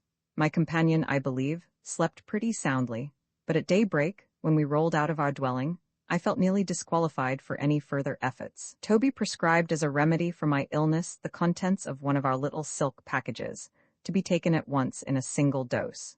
To this species of medical treatment, however, I would by no means accede, much as he insisted upon it, and so we partook of our usual morsel, and silently resumed our journey. It was now the 4th day since we left Nukuheva, and the gnawings of hunger became painfully acute. We were fain to pacify them by chewing the tender bark of roots and twigs, which, if they did not afford us nourishment, were at least sweet and pleasant to the taste. Our progress along the steep watercourse was necessarily slow, and by noon we had not advanced more than a mile.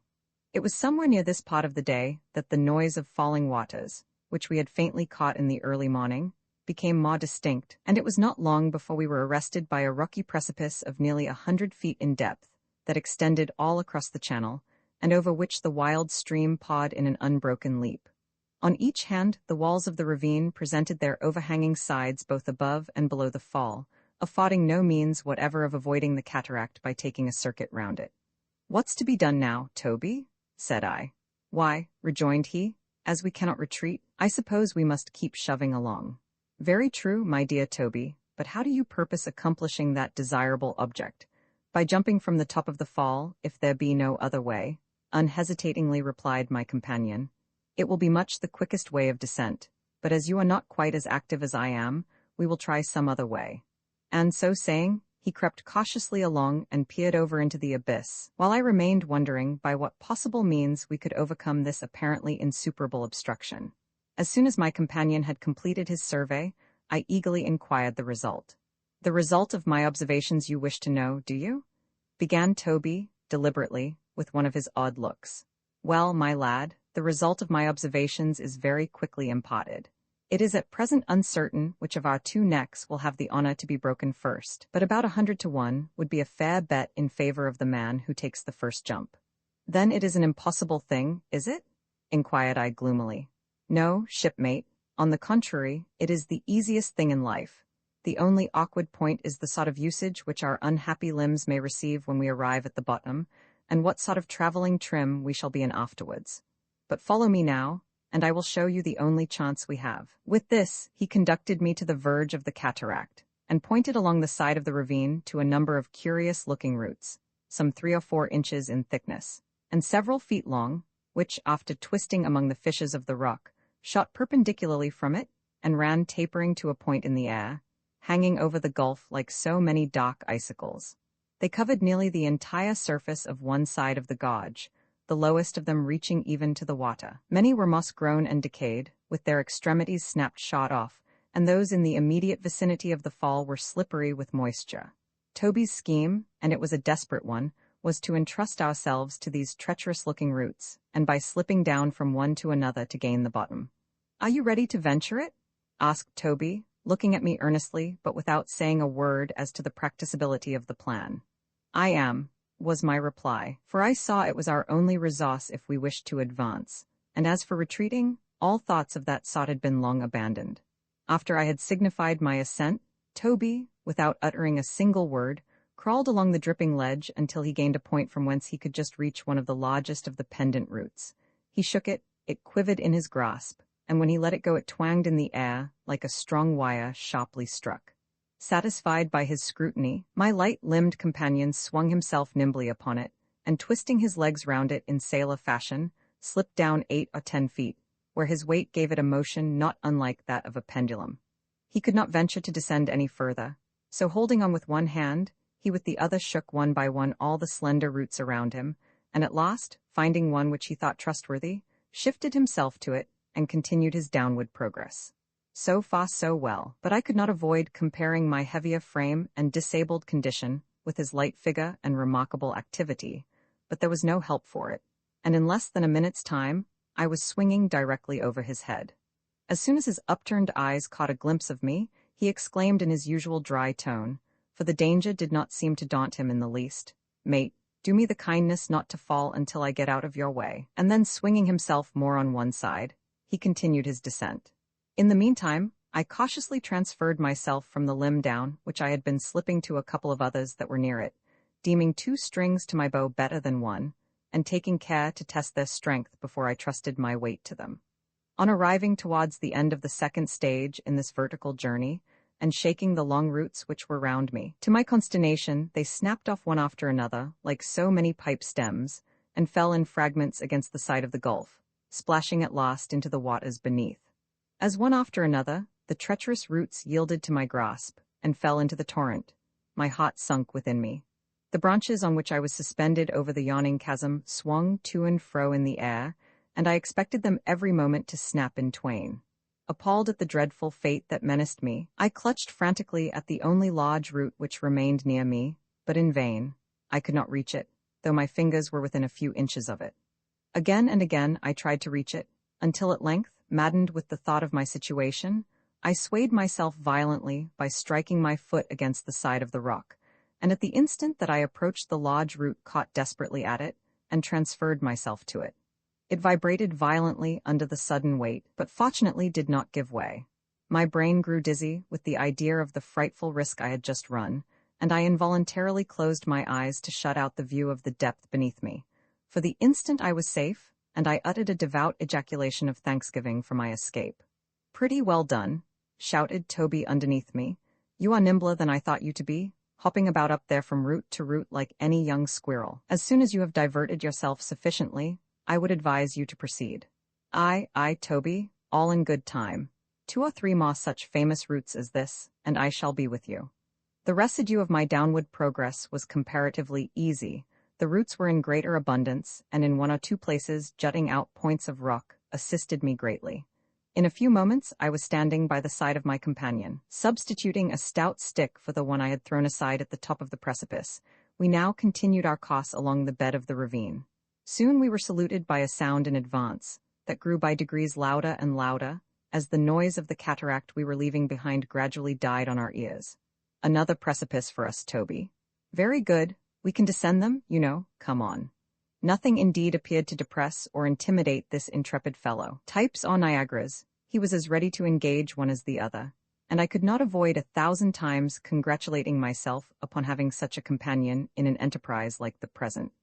After an hour's painful progress, we reached the verge of another fall, still loftier than the preceding and flanked both above and below with the same steep masses of rock, presenting, however, here and there narrow irregular ledges, supporting a shallow soil, on which grew a variety of bushes and trees, whose bright verdure contrasted beautifully with the foamy waters that flowed between them.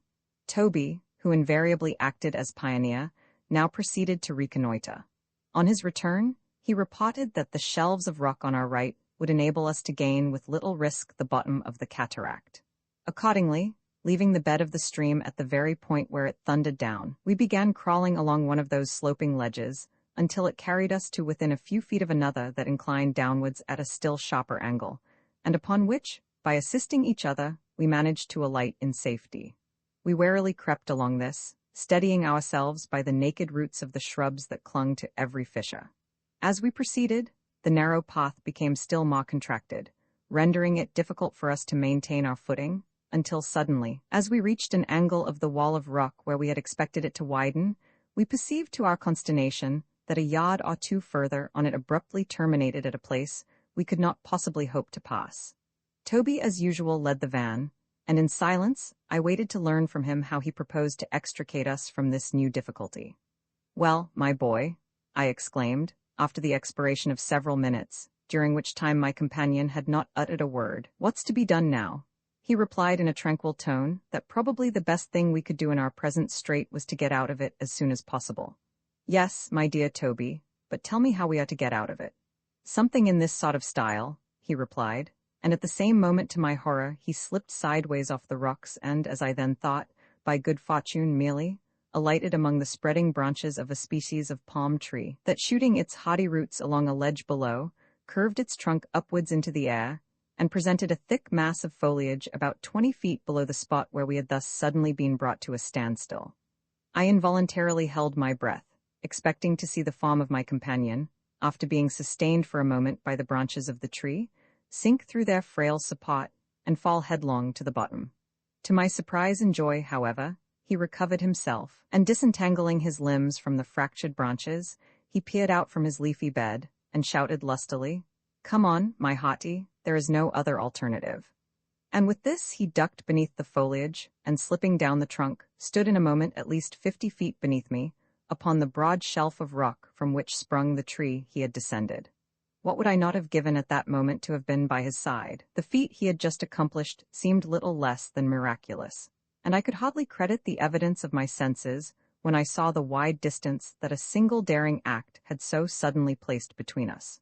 Toby's animating "Come on" again sounded in my ears, and dreading to lose all confidence in myself if I remained meditating upon the step, I once more gazed down to assure myself of the relative bearing of the tree and my own position, and then closing my eyes and uttering one comprehensive ejaculation of prayer, I inclined myself over towards the abyss, and after one breathless instant fell with a crash into the tree, the branches snapping and cracking with my weight, as I sunk lower and lower among them, until I was stopped by coming in contact with a sturdy limb. In a few moments, I was standing at the foot of the tree, manipulating myself all over, with a view of ascertaining the extent of the injuries I had received.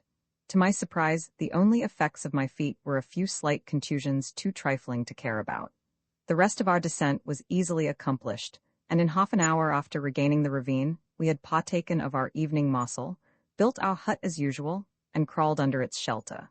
The next morning, in spite of our debility and the agony of hunger under which we were now suffering, though neither of us confessed to the fact, we struggled along our dismal and still difficult and dangerous path, cheered by the hope of soon catching a glimpse of the valley before us, and towards evening the voice of a cataract, which had for some time sounded like a low, deep bass to the music of the smaller waterfalls, broke upon our ears in still louder tones, and assured us that we were approaching its vicinity.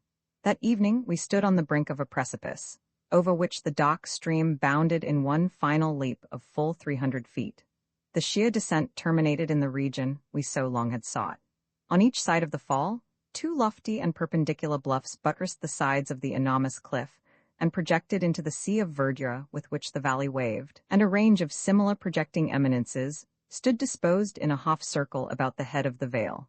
A thick canopy of trees hung over the very verge of the fall, leaving an arched aperture for the passage of the waters, which imparted a strange picturesqueness to the scene.